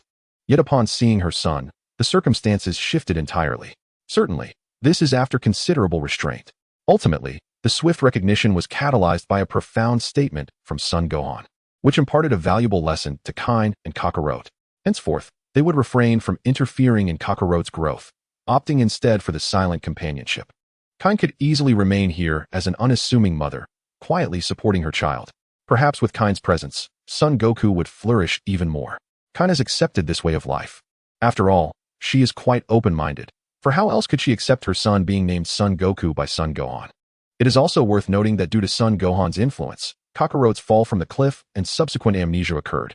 Nonetheless, Son Gohan indeed saved her son, and Kain, in a sense, is grateful to Son Gohan for this. Additionally, there is another factor. Kain observed Kakarot's remarkable closeness to the elderly Son Gohan and his acceptance of the name Son Goku. Thus, the current state of affairs is that Son Goku is Kakarot, and Kakarot is also Son Goku. In West City, upon arriving at Bulma's research facility in her backyard, Talat immediately sought out Brief. After some time apart, Brief had made significant advancements in his research. Firstly, progress had finally been made in the construction of the spaceship, and according to his most optimistic projections, a new model would emerge within a few months. Secondly, during his work on the spaceship, an epiphany struck him regarding improvements to the gravity training chamber, which has now been upgraded to support 100-fold gravity. This is not the limit, given more time. The gravity chamber can be further refined, with calculations provided by Bulma suggesting that the final gravity multiplier could reach between 300 and 500 times. These two pieces of news undoubtedly invigorated Talat, while also astonishing Bulma, for her seemingly minor contributions had yielded such significant benefits. Genius is indeed incomparable to the ordinary. In this regard, Talat felt that even 100 of himself could not match the prowess of Bulma's little finger. In his eagerness to assist Brief, Talat could not contribute directly to the research, so he offered ideas and creative concepts, naturally stemming from the insights of a time traveler. Additionally, he brought the spaceship that had fallen on the Buns Mountain to Brief for study, hoping it would expedite the creation of a superior spacecraft. As for the spaceship that the Supreme Kai Piccolo used to travel to Earth, it was completely overlooked. The existing spacecraft are already quite advanced by the standards of the current era of Frieza's army. Even Piccolo's ship would only marginally enhance the existing knowledge by 1 to 10%. This minor breakthrough pales in comparison to granting Brief more time and innovative ideas, which may yield unexpected surprises. For the next 2 months, Talat returned to his previous state of rigorous training. Aside from his training, Talat found himself unable to engage in any other endeavors for the time being. The sole advantage he possessed over his previous circumstances was the separation of the gravity training rooms, allowing him to practice alone in the 100-fold gravity chamber for extended periods. Cellari, on the other hand, entered the 50-fold gravity chamber daily for her own training. Occasionally, Talat would invite Cellari to train alongside him, but in pursuit of swifter progress. He often focused solely on his own rigorous regimen, disregarding her presence. Cellari, in a sense, understood that her presence might hinder Talat's advancement, and thus she would patiently await his completion of training after finishing her own. In simple terms, for the past 2 months, Cellari had been silently accompanying Talat while enhancing herself, providing timely support and care. With a combat power of 3,000 points, Cellari had finally reached this milestone after 2 months of diligent effort. She had adapted to the 50-fold gravity, and although not perfectly, for a 6-year-old, it was quite an impressive feat after all. Not everyone could be compared to the adult forms of Son Wukong and Vegeta during the original storyline. Even Talat struggled in this regard. Over the course of these 2 months, Talat made gradual progress, having only adapted to 70-fold gravity thus far, breaking through 60-fold in the first month and 70-fold in the second. In Chapter 71, combat power surpassed 10,000. At last, a stable combat power of 12,000. Within the 100-fold gravity chamber, the space was suffused with a vibrant red light. The gravity display screen indicated a value of 75. On the foundation of seeking stability, Talat advanced step by step, accomplishing his second major goal in life over a month ago, and achieved a breakthrough to his current level. To put it simply, in the past, when watching cartoons, reading comics, or fan novels, One might have thought it merely involved the continuous increase of numbers. However, the challenges faced were far more formidable. It was not merely about enhancing strength, but also about transcending limits in various aspects of oneself to fully overcome this barrier. After this breakthrough, Talat distinctly sensed an elevation in his life level, a sensation he had never experienced before. At that moment, Talat realized the realm that Bardock had attained upon surpassing 10,000 in combat power. It seemed as though a lock had been unfastened, revealing a new world to him, where subsequent growth would accelerate even more. One could imagine that after a month and a half of challenging the 60-fold and 70-fold gravity, he had barely managed to increase his combat power by 2,000 points to surpass 10,000. In the following half-month, even with an increase of only 5-fold gravity, he achieved a remarkable enhancement of 2,000 points in combat power. Through this experience, Talat gained a deeper understanding of martial arts within the Dragon Ball universe, especially regarding Sun Wukong's substantial gains from merely training under a 100-fold gravity in the original story, leading him to reevaluate the various factors that could interfere with and limit the enhancement of one's strength. Under similar conditions, Talat believed he would not be outmatched by anyone. However, when comparing his current state to that of Sun Wukong from the original tale, it is akin to seeking torment. Even if he were to complete training under a 100-fold gravity, Talat could never achieve a battle power of 90,000 points, to say nothing of 90,000. Even reaching 50,000 points would prove exceedingly difficult, a notion that seems as fantastical as a dream. Despite the completion of the 100-fold training, even augmented by weighted exercises, the outcome remains unchanged. Of course, given him more time, he might accomplish it. Upon concluding his training and deactivating the gravity system, Talat exhaled with relief and began his daily reflections. This routine evaluation was essential. Otherwise, his training would merely amplify brute strength without fostering any growth in his martial comprehension, rendering him unable to fully harness his power. This practice was inspired by his exchanges with Son Gohan regarding martial arts. The guidance of Master Roshi was also instrumental in his advancement. Therefore, Talat frequently sought the wisdom of the Turtle Hermit, whose knowledge far surpassed his own understanding. It is no wonder that he would one day grace the stage of the Tournament of Power. Talat had been steadily progressing, though the initial demand for combat prowess on Earth was not high, thus limiting his potential. As the narrative unfolded and the era of the vast universe commenced, Master Roshi had been quietly enhancing his own strength, albeit remaining considerably weaker compared to the warriors, and unable to reclaim his former glory. Times had changed. The older generation had exited the historical stage, making way for the youth. It was not until the Tournament of Power in the Ultra era that Master Roshi's circumstances became known. In their discussions, Master Roshi sought to elevate his own abilities through Talat, whom he genuinely admired. Were it not for Talat's formidable strength, he would have eagerly taken him as a disciple. Who wouldn't he cherish a gifted student? Who wouldn't he appreciate a disciple who had made such remarkable strides on the path of martial arts? Unfortunately, Talat showed no inclination towards apprenticeship, preferring to refer to him as Master Wutian. Having solidified his realm, Talat finally exited the gravity training chamber. The moment he stepped out, he spotted Celery a short distance away, her legs elegantly draped over a swing as she awaited his emergence. Her long, shapely legs were a sight to behold. Celery maintained her figure remarkably well, and at her age, it was evident she would undoubtedly possess an incredibly attractive physique in the future, coupled with her striking facial features. Her beauty needed no embellishment. Although there is a saying that a girl changes significantly as she matures, it is likely that Celery's appearance would remain consistent. As Saiyan features are often set from birth, barring any major upheaval, they do not undergo drastic transformation.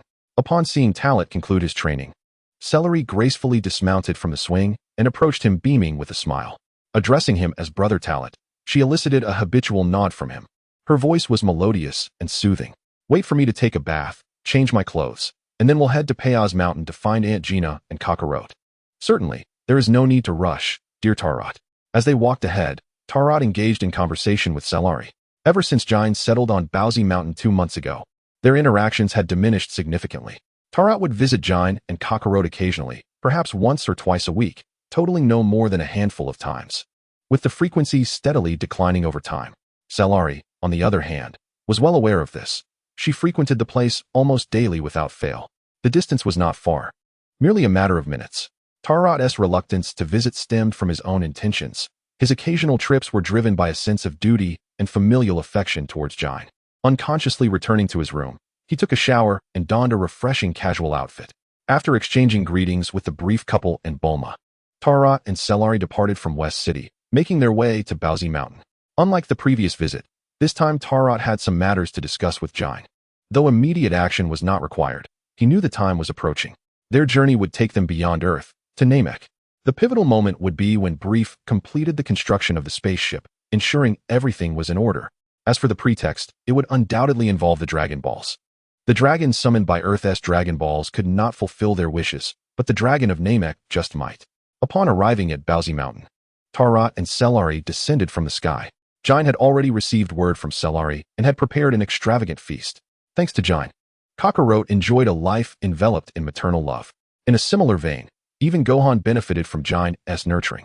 Gohan, being somewhat of an elder, might have risen from his grave if Bardock had passed away, though this is merely a jest. For Gohan, in a sense, he had tacitly acknowledged Jine as a goddaughter. Upon seeing Jine, Tarot greeted her with joy. Having not seen Tarot for nearly 7 or 8 days, Jine playfully scrutinized him. Chapter 72, A New Journey Awaits. To Namek? Are you certain, Tarot? As the group finished dinner and engaged in conversation around the table, Tarot revealed his plans, which left Jine astonished. Nodding slightly, Tarot spoke without hesitation. As I mentioned, the wishes that Earth's dragon cannot fulfill may perhaps be granted by Namek's dragon. Thus, this journey is imperative. When might that be? I shall prepare in advance, Jine responded decisively. Perhaps her resoluteness stemmed from the previous entanglements involving Bardock and Raditz. As for Kakarot, she had been by his side for 2 months. Though she felt reluctant, her foremost thought was that Kakarot would be safe on Earth, under Gohan's watchful eye. Upon hearing Jine's words, Tarot was not surprised. He had anticipated her instinctive desire to accompany him. In Jine's eyes, despite her acknowledgement of him and allowing him to make decisions, he always remained a child. Regardless of strength, as an adult, Jine constantly worried that Tarot was still too young to adequately care for himself. Shaking his head slightly, Tarot adjusted his posture and stated, "This time, Aunt Jine, you should stay on Earth to look after Kakarot. Cellari and I can handle it. Moreover, with my current combat power, even if the Namekians are not friendly towards us, I am not afraid of danger." Jine was momentarily stunned, while Cellari displayed an excited expression. It was not that Tarot intended to leave her behind.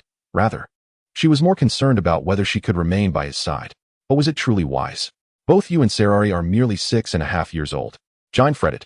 Yet, she understood Tarot's intention. He and Cellari possessed sufficient strength to confront the perils of Namek. However, she did not, despite her combat power resting at 1500. The past 2 months spent caring for Kakarot had hindered her progress, making it difficult to fully harness even that level of strength. Even if she endeavored to catch up in the coming days, her various concerns would impede significant breakthroughs. Thus, accompanying them would only be a hindrance. Observing Tarot and Cellari, Jine suddenly felt at a loss for words. Ever since the destruction of planet Vegeta, it seemed everything had changed. Time marched on, and where she once stood alongside them, now the gap had widened. Tarot had achieved a combat power surpassing that of Bardock, while Cellari's strength could rival that of elite warriors. It's all right, Aunt Jine. I will take good care of Cellari. Do you not trust me? I would never embark on something without confidence. Besides, let us not forget that we Saiyans have always ventured into battle from a young age, even when our combat power was low, let alone now. Tarot had already prepared his words for Jine. They were Saiyans, after all, a race known for their fierce combat spirit. I will not be a burden to Tarot, brother, Cellari affirmed, echoing Tarot's sentiments. Seeing her earnestness brought a smile to Tarot's eyes, accompanied by a hint of affection. Jine glanced around, ultimately letting out a sigh and conceding to Tarot's decision. In truth, Tarot had contemplated bringing Cellari for quite some time. Firstly, Cellari had always been by his side, diligently training to earn his regard. Could any young girl, devoted wholeheartedly to someone, be overlooked by someone who had lived for 30 years across past and present? How could he possibly hurt her or cause her to harbor resentment? Furthermore, while Jine might disrupt his future development, Cellari would not. He would not need to put on a fade in front of her. As the past 2 months unfolded, Talent found himself entirely liberated in the absence of Jine. He no longer had to contemplate his actions with such gravity. This is not a lamentation, but rather an acknowledgement that Talent must inevitably grow, and there will come a time for him to embark on his own journey. In other words, Jine has her own pursuits and future to consider, just as Talent and Cellari have theirs. Furthermore, it is essential to enhance Cellari's ability for self-preservation in the times to come. Traveling to Namek. Aside from obtaining the Dragon Balls for wishes, will undoubtedly require leveraging the abilities of the Grand Elder of Namek to unlock latent potential. By bringing Cellari along, her potential can also be developed, thereby at least augmenting her strength. It is inconceivable that Cellari possesses no potential at all. After all, with such extensive gravity training, how could there be no accumulation whatsoever? One might ponder why they have yet to seek the super divine water. This has been a point of hesitation for Talit, ultimately deciding to reserve the super divine water for future use. At present, utilizing the super divine water to unearth his own potential seems of little significance, especially since employing it now and subsequently having the Grand Elder further develop his abilities would be redundant. Once arrangements were finalized, Talit and Cellari stayed at Bowsy Mountain that night. It was not until the following day that they returned to West City.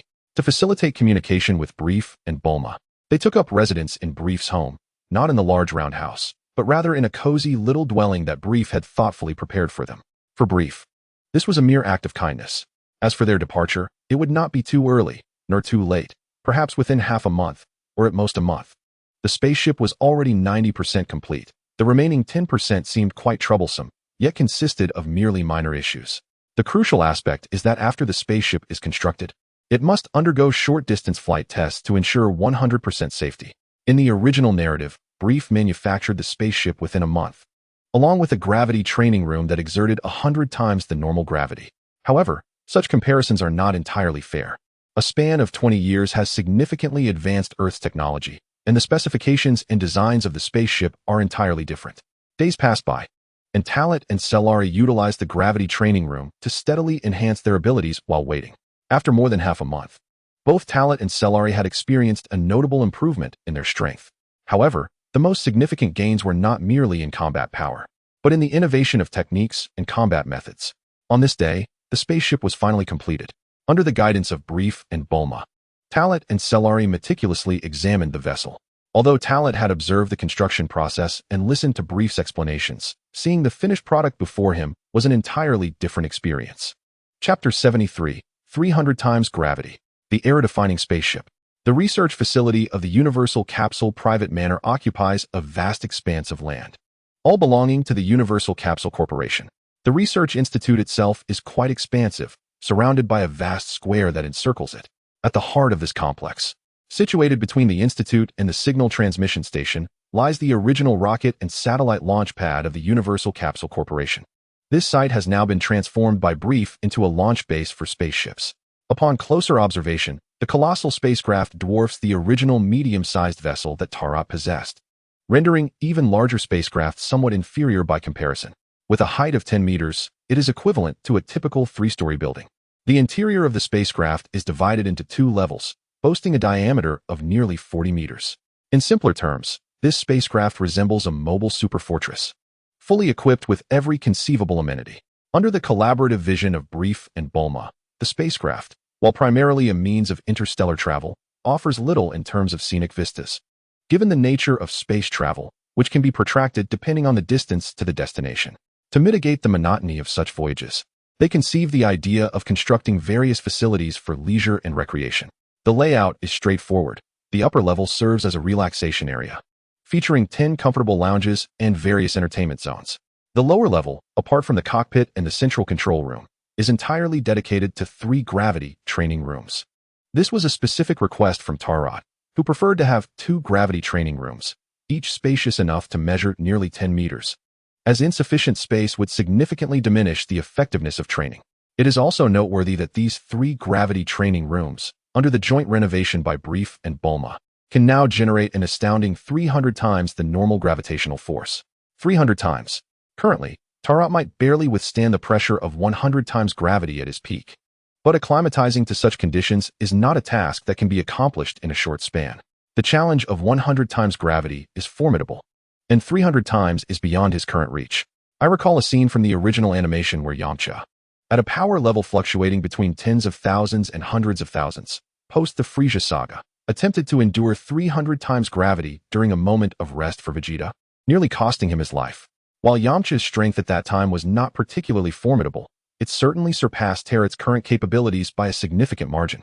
Prepare yourselves. We are about to conduct our first test. The initial target planet is Mars, followed by Venus and Mercury. culminating in a close examination of the sun and an assessment of the spacecraft's thermal protection levels. Finally, we will perform a test for gravitational escape. Once this series of operations is completed, we will be able to return to Earth. At Brief's prompt, Tarot, Celery, and Bulma secured their seatbelts in their respective positions. As the spacecraft's systems powered up, it began to ascend slowly. The pace was not swift, it was merely the prelude to the ascent. After several rounds of self-checks on all equipment, the massive vessel soared into the sky in a matter of seconds. In a fleeting moment, they broke through the Earth's atmosphere, arriving at the expanse of near-Earth space. This velocity of movement was undeniably swifter than that of Frieza's fleet. Although the stability of their vessel did not match that of Frieza's interstellar crafts, it was merely the initial testing phase. There was confidence that Brief would swiftly rectify any encountered issues. Short-range cosmic voyages, from Earth to Mars, and from Mars to Jupiter, were the order of the day. Jupiter? Indeed. Bulma was eager to behold the wonders of Jupiter, thus adding it to their objectives, coincidentally allowing them to test whether a sudden alteration in their destination would cause any glitches in the spaceship system. It turned out there were no issues. The intelligence system surpassed even that of Talet's vessel. From Jupiter to Venus, then to Mercury, they ultimately reached a position not too distant from the Sun, testing the spaceship's thermal protection and its capacity to withstand gravitational forces. Upon completion of the tests, Brief acquired a plethora of desired data, and the group returned to Earth, landing smoothly. To encapsulate, this epoch-defining spacecraft possessed an unparalleled technological prowess for its time. While some aspects might still seem tenuous, Brief and Bulma were already engaging in discussions on improvements. Time passed swiftly, and after a fortnight, the spacecraft was finally perfected. Talet and Celery were fully prepared for their journey to Namek. As for determining the coordinates of Namek, that was facilitated by Talet's spacecraft system, which contained star maps, thereby compensating for humanity's lack of understanding of the cosmos. Calculating the time required, they anticipated that within a week, they would reach Namek, barring any unforeseen circumstances. I shall refrain from elaborating further. The spacecraft is equipped with real-time communication capabilities, and your power detectors have been enhanced. We will remain in contact to ensure your safety, Brief stated, his words resonating with Talet and Celery, prompting them both to nod in agreement. After all, having resided there for a considerable time, it was impossible for them to lack emotional ties. Why can't I go? Bulma interjected, somewhat vexed. She had envisioned joining in the cosmic adventure, especially after contributing to the creation of the new spacecraft. Instead, it felt akin to crafting the Dragon Ball radar and being excluded from the quest for the Dragon Balls. Bulma, you must stay at home. Your brother Talet and his companions are undertaking an important mission. Bringing you along would be quite inconvenient, Jine reassured her, understanding the bond between the two children who had grown up together. How could she not see them off? Be sure to prioritize your safety. If circumstances become dire, return to Earth promptly. Aunt Jine does not wish for you to undertake any reckless endeavors. After bidding farewell to Talet and Celery, Jine enveloped them both in a warm embrace. At the moment of parting, a multitude of thoughts flooded the mind. Indeed, everyone has much to express, yet in the end, it all distills into a singular, heartfelt concern. As Talet and Celery boarded the spacecraft, they proceeded to the cockpit to initiate the systems. For Talet, a profound sense of nostalgia enveloped him. Previously, on planet Vegeta, he had long contemplated how to leave for Earth. Upon arriving on Earth, his thoughts shifted to rapidly enhancing his strength and hastening his journey to Namek. Chapter 74, A 7-Day Voyage. Arrival at Namek. Departing from Earth. It was not until the spacecraft stabilized in a state of superluminal travel that Talet and Celery could exhale in relief, unfastening their safety belts. The journey to Namek would take 7 days, a day longer than the voyage undertaken by Sun Wukong in the original tale. Naturally, the exact duration would depend on the condition of the spacecraft and the circumstances encountered in space. For instance, when Talet and his companions set off from planet Saiyan to Earth, they were expected to arrive more slowly. However, due to a fortunate journey, the navigation system automatically switched to the fastest route, thus reducing their travel time. Brother Talet, are you already eager to commence your training? With the spacecraft stable, Talet had removed his outer coat and donned a more agile outfit conducive to movement. Strengthening oneself is not a matter of mere days. Our continuous improvement stems from relentless dedication to our training. Moreover, we had paused our training to test the spacecraft. If we squander these 7 days solely on rest, upon reaching Namek, we might barely harness 70 to 80% of our capabilities. Talet spoke to Celery, striving to set an example. If he were to succumb to laziness, not only would their aspirations of becoming stronger wane, but their very goals would become obscured, leading to a life of stagnation. Having spent many years in this world, Talat had no desire to return to an ordinary existence. His path was unequivocally directed towards greater strength. Very well, I shall train as well. Striving to adapt swiftly to the 50-fold gravity, Sailari nodded in response. Motivated by Talat's resolve, she appeared invigorated. Observing her eager demeanor, Talat was momentarily reminded of the female Saiyan from Universe 6. It is worth noting that Sailari's temperament bore some resemblance to Caulifla's. While it is true that one cannot squander all their time on rest, training also necessitates a gradual approach.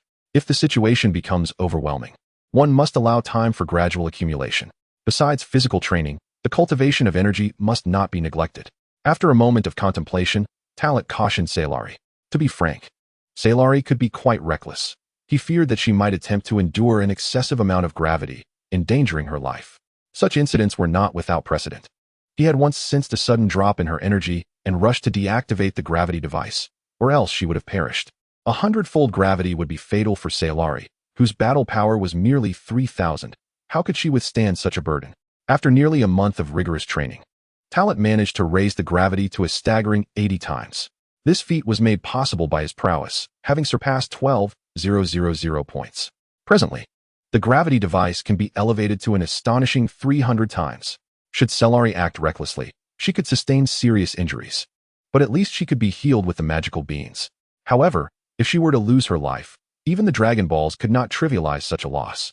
I understand, Brother Talat, Sailari replied somewhat dismissively, yet that was simply her nature.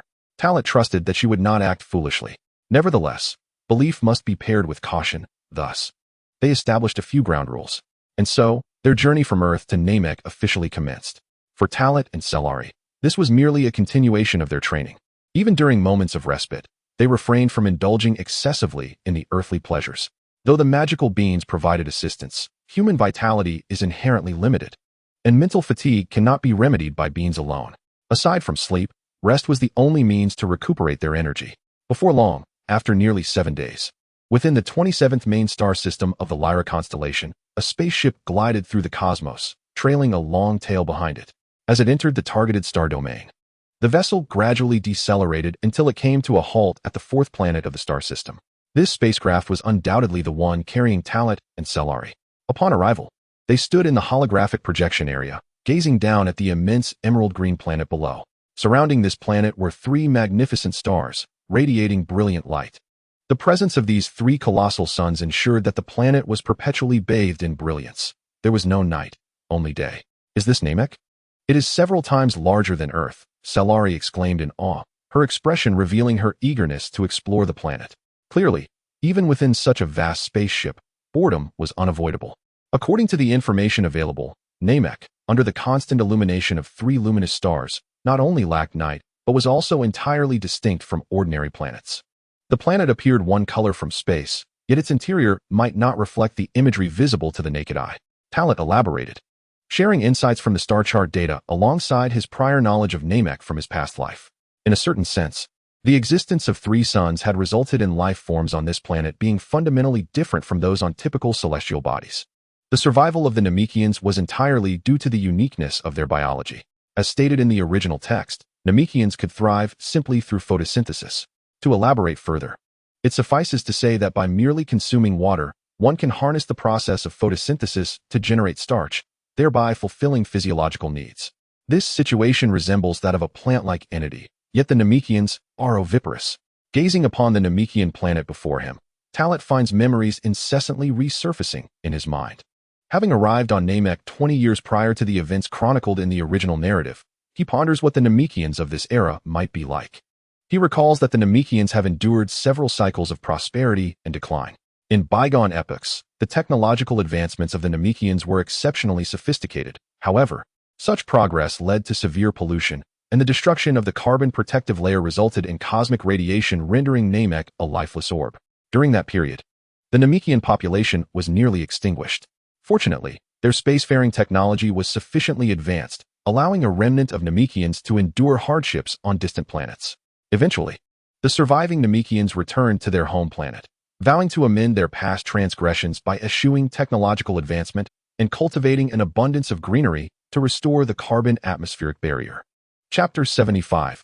An invitation from the Grand Elder of Namek. Talit. Are you alright? You seem preoccupied, inquired Celery, shifting her focus onto Talit.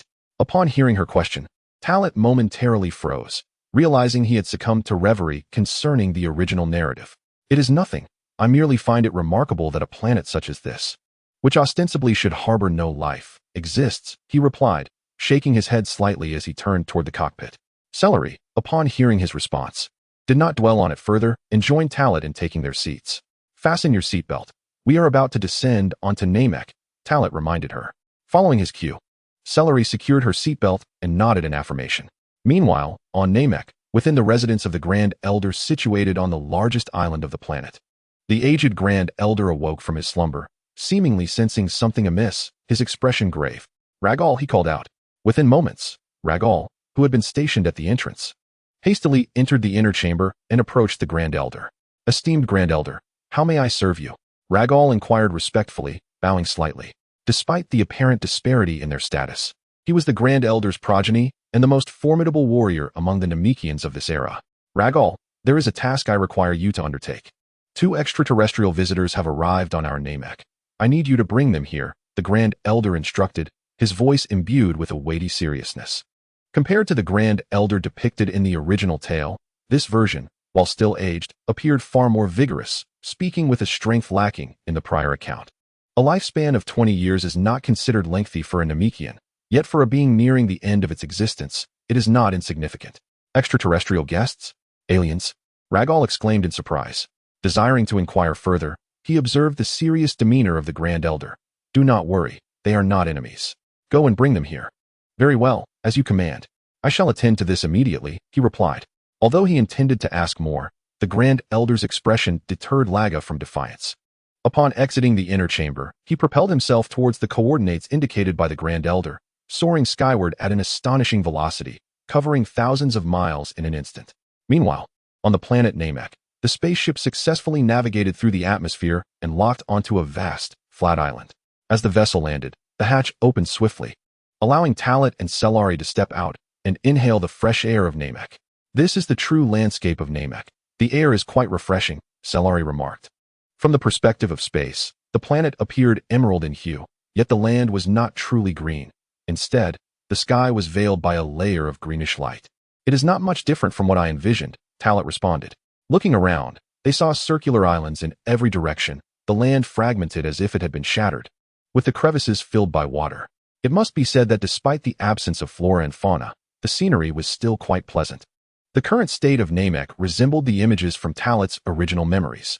Evidently, despite the passage of 20 years, the environment of Namek had not significantly improved. After all, 20 years is a long time for ordinary life forms, but merely a fleeting moment in the realm of nature. Suddenly, a formidable presence emerged within their perception, heightening their alertness. A powerful being approaches. It has sensed our presence, Talit remarked, his expression shifting as he gazed into the distant sky. The overwhelming aura enveloped them, causing Talit to draw a sharp breath.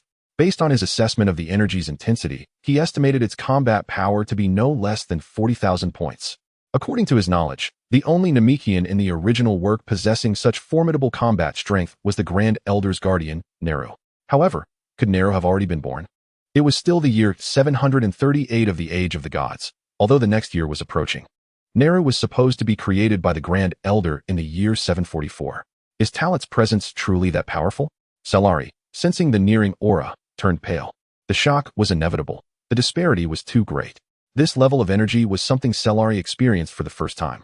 A combat power exceeding 10,000 was beyond her comprehension.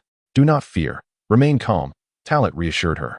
Initially, he believed that with his current combat power of 14,000, he could face the Namekian warriors without fear, but now his plans had been completely disrupted. It was evident that he had underestimated the Namekians, revealing a gap in his understanding. In the gaze of the two individuals, a streak of light emerged from the horizon, swiftly approaching until a towering Namekian landed upon the ground. An overwhelming aura of intimidation enveloped the scene, rendering Celery motionless, while Talit furrowed his brow, a chill racing down his spine. The disparity in power was staggering. The combat power detector before them emitted an alarming warning, rapidly calculating and displaying the combat index, 55,000 points. This formidable prowess surpassed that of future Nalu's 42,000 by an astounding 13,000 points. Who is he? His existence was absent from the original narrative. Are you the ones? Guests from another world. Regal's gaze swept over Talent and Celery, a flicker of astonishment crossing his eyes. He had not anticipated that the visitors to Namek would be mere children. Chapter 76. Potential Development. The only combat type. Talent, brother. The combat power is. It's 55,000. Celery's fear expanded relentlessly, reaching unprecedented heights. Talent was acutely aware of Celery's mental turmoil, for he too was gripped by trepidation. If this Namekian chose to strike, both he and Celery would meet their demise without the slightest chance of resistance. Grasping Celery's hand, Talent forced himself to remain calm, regulating his breathing. The Namekians were a friendly race. At least in the era of the original tale, it was inconceivable that they could be otherwise. Coupled with the visitor's words, Talent believed this individual would not harm them. Otherwise, he would not have referred to them as guests from another world. Talent was taken aback. Even without concealing his energy, it was evidently impossible to sense extraterrestrial visitors globally at all times. Yet, this Namekian spoke as though he had anticipated their arrival. Could it be that the Grand Elder of Namek foresaw our coming and arranged for him to greet us? This is far too absurd. Talent mused to himself. Not receiving a response, Regal discerned the tension and caution emanating from Talent and Celery. Realizing that only 2 alien children had arrived, and that their strength was far inferior to his own, Regal ceased to exude his earlier intimidating presence. After suppressing his energy, he spoke again. I sincerely apologize for frightening you, esteemed guests from another world. I am a Namekian. You may call me Regal. Welcome to the planet Namek. With these words, Regal displayed a friendly smile, no longer appearing as daunting as before. Talent and Celery exchanged glances before inquiring, how did you know we had arrived on Namek? Regal, unhesitant, responded, when you approached Namek, our Grand Elder sensed your presence and arranged for me to guide you. Internally, Talent thought it preposterous, as his mind raced with thoughts. At present, it is certain that there is no imminent danger. With the alleviation of this apprehension, the sense of panic within Talent and Celery gradually dissipated. Even if a trace of vigilance remained, it was, to be frank, utterly meaningless. Their adversaries possessed superior strength and had no need to feign courtesy. Even if they truly intended to act, under such a vast disparity of power, exercising caution would be futile. It was indeed unexpected that such formidable Namekians did not exist in the original narrative. Greetings, Regal. My name is Talent, and this is my companion, Celery. With this introduction, he expressed sincerity to facilitate smoother communication moving forward. We have come to the Namekian planet to seek your Dragon Balls for a wish, hoping for your assistance. Regal nodded in response, unsurprised. After all, the only allure of the Namekian planet for outsiders was the Dragon Balls. It remains unclear who disseminated this information in the past. Yet despite the passage of years, it is still known by some. Since you have arrived on Namek, as long as your intentions are not malevolent, you are considered guests of our people. However, I cannot authorize the use of the Dragon Balls. That decision rests solely with the Elder. You will need to meet with him first. As Regal spoke, he took flight once more, signaling Talent and Celery to follow. Under Talent's direction, Celery quickly transformed their spaceship into a versatile capsule, and together they trailed Regal toward the Elder's location. As Regal mentioned, no one except the Elder had the authority to grant access to the Dragon Balls, not even their own kind, who had refrained from using them for many years. With Regal leading the way, Talent and Celery enjoyed an unobstructed journey. Of course, even without Regal's guidance, they likely would not have encountered conflict with the Namekians. But they would have needed to remain and explain their origins and intentions. With Regal present, all troubles vanished. Talent gleaned from Regal's conversations with other Namekians that he was indeed a prominent figure among them in this era, akin to the later figure of Nail. Serving as the Elder's personal guard, guided by Regal, Talent and Celery arrived at the Elder's abode and beheld the Elder himself. Gazing upon the Elder, who resembled a small mountain, Celery was taken aback, mouth agape in astonishment. He was significantly larger than other Namekians, which was quite surprising. Talent, however, was not astonished, as this aligned closely with his recollections. The only notable difference from the original narrative was the Elder's demeanor. What truly astonished Talent was the profound depth of the Elder's aura when he utilized his energy perception to probe. Although he could not ascertain the Elder's strength at his peak, the intensity of the aura he sensed indicated a formidable power level of at least tens of thousands. If one were to consider various possibilities and expand their imagination, It would not be far-fetched to speculate that the Elder's might at his zenith could have reached a formidable strength of at least 1 million, perhaps even scaling to tens of millions. Greetings, young visitors from another world. Welcome to Namek. The Elder greeted Talat and Sailari with an amiable demeanor.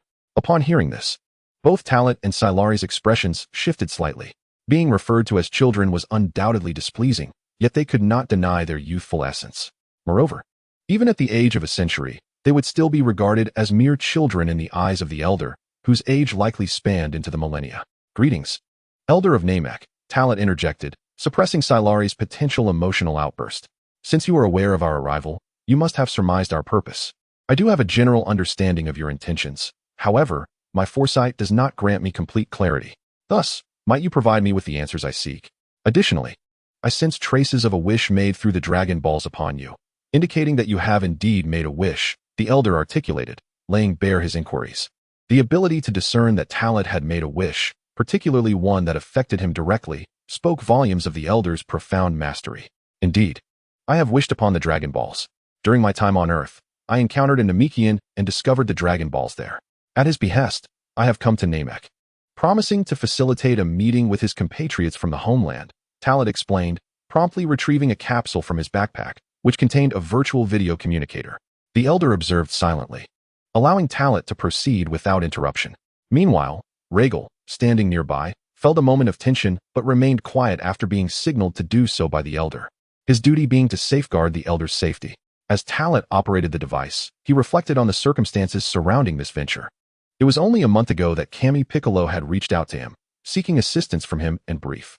This led to the unfolding of the current events. Talat was not devoid of empathy. Despite Kami Piccolo not having aided him significantly, he had nonetheless played a role in his endeavors, prompting Talat's willingness to assist in this minor matter. Setting the interstellar video communicator on the ground, Talat swiftly activated it, recalling the operational procedure from memory. After a brief moment of manipulation, far away in the heavenly realm on Earth, Kami Piccolo hurried to the communicator at Bobo's urging. For the past few days, they had awaited news from Talat. With the arrival of the message, Bobo felt a surge of joy for Kami Piccolo, who was overwhelmed with emotion, tears glistening in his eyes. Although he could not return to his homeland, this moment had finally arrived. He could witness the faces of his kin and the world he once called home, under the technological marvel of virtual video communication.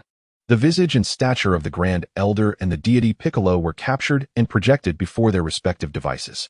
Thus, two Namekians, separated by an unfathomable expanse of light years, found themselves face to face, as if they stood in proximity, yet unable to bridge the gap with a mere touch.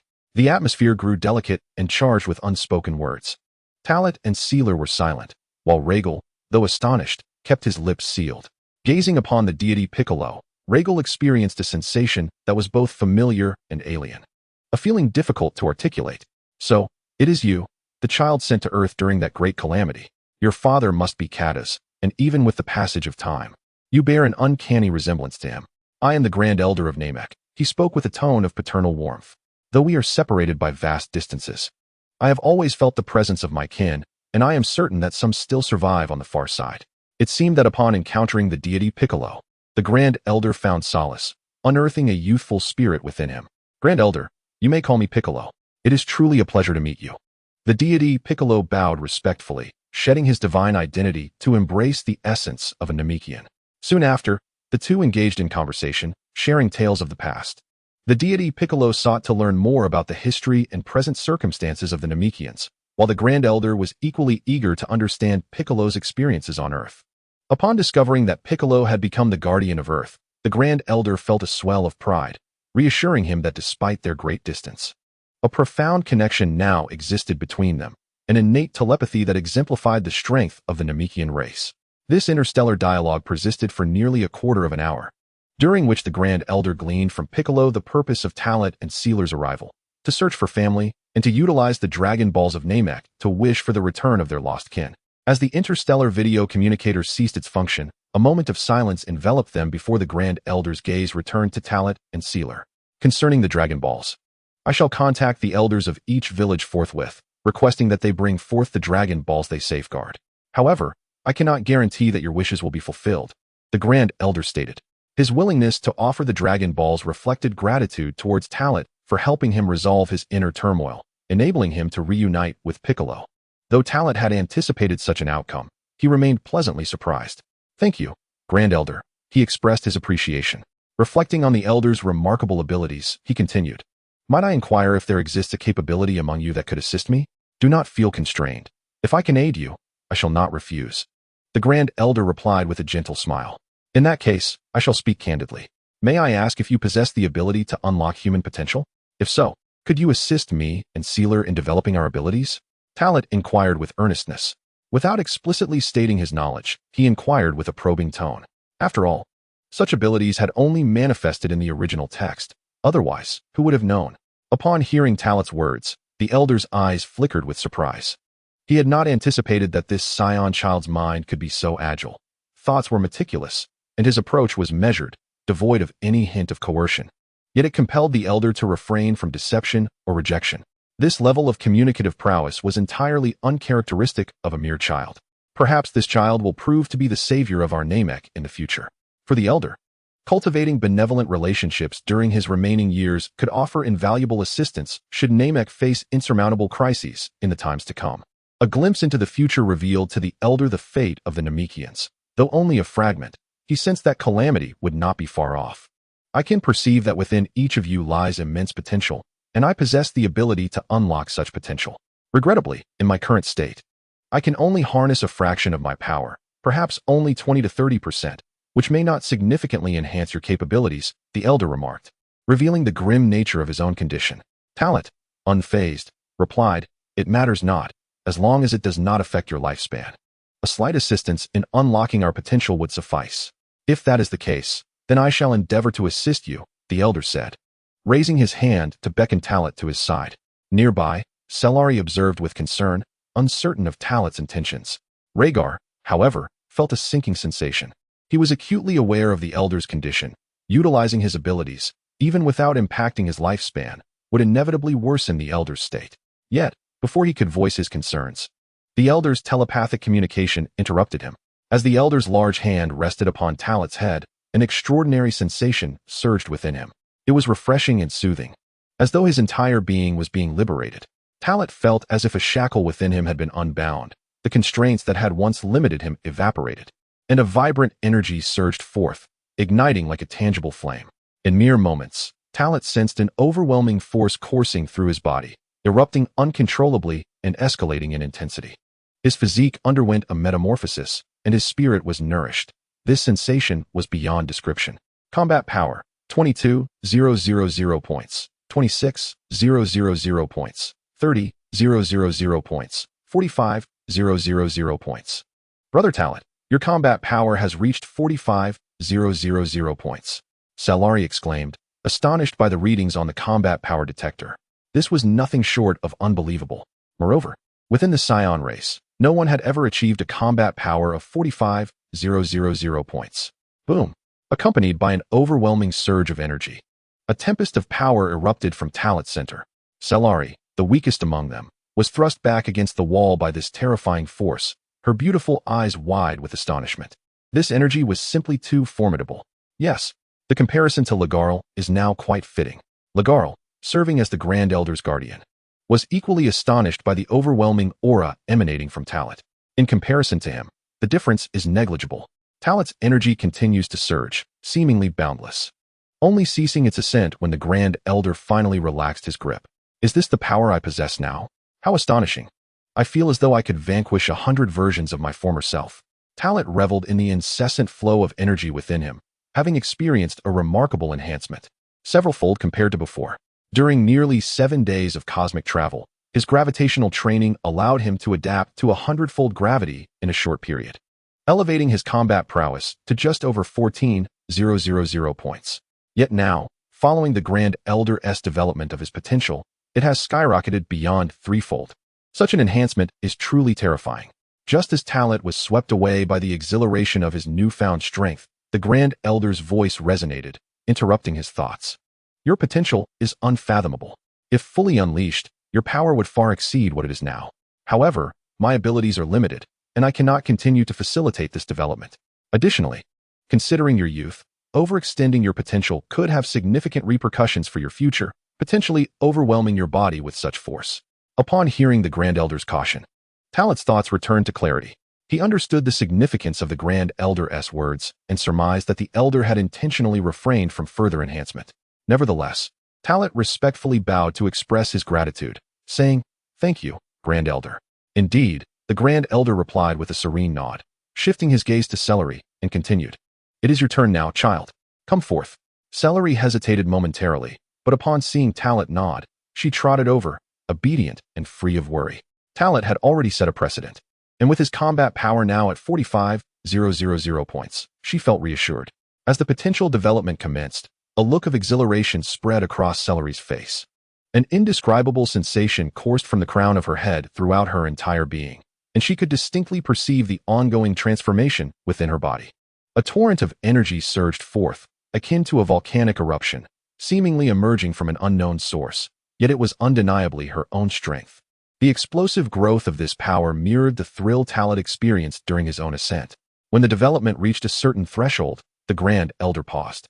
Just as he had done for Talat, he considered Celery's future and made several considerations, opting to only unlock a portion of her potential. "This is my current strength. Unbelievable. I can truly become this formidable," Celery exclaimed, her mouth agape as she felt the ceaseless energy within her. She now possessed the sensation that a mere strike could obliterate a planet. This feeling was unprecedented, so astonishing that she questioned whether she was dreaming.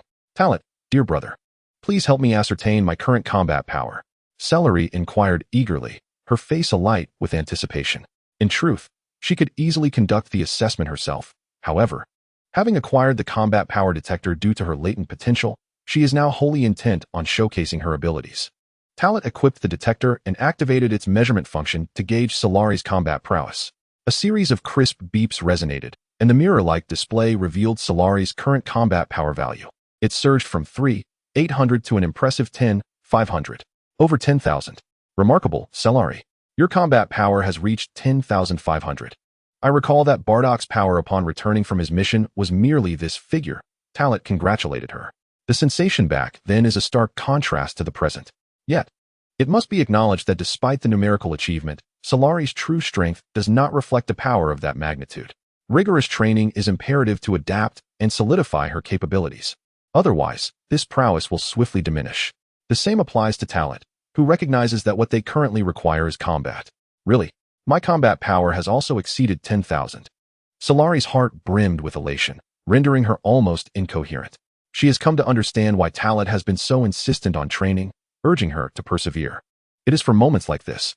The Grand Elder observed the scene without interrupting Celery's excitement, choosing to remain silent until both Talat and Celery had regained their composure. He then remarked, "After enhancing your strength, maintaining your core essence so swiftly will undoubtedly lead to greater accomplishments in the future." Upon hearing this, Talat expressed his gratitude once more to the Grand Elder. However, his gaze soon shifted to Lagarl, whose combat power had reached an impressive 45,000 following potential development. For Talat, Lagarl's 55,000 combat power made for an excellent opponent. Despite the disparity of 1,000 points, it was possible that Lagarl was concealing further strength. As a Saiyan, his combative nature compelled him to engage Lagarl in battle, not only to familiarize himself with his newfound power, but also to gauge where he truly stood.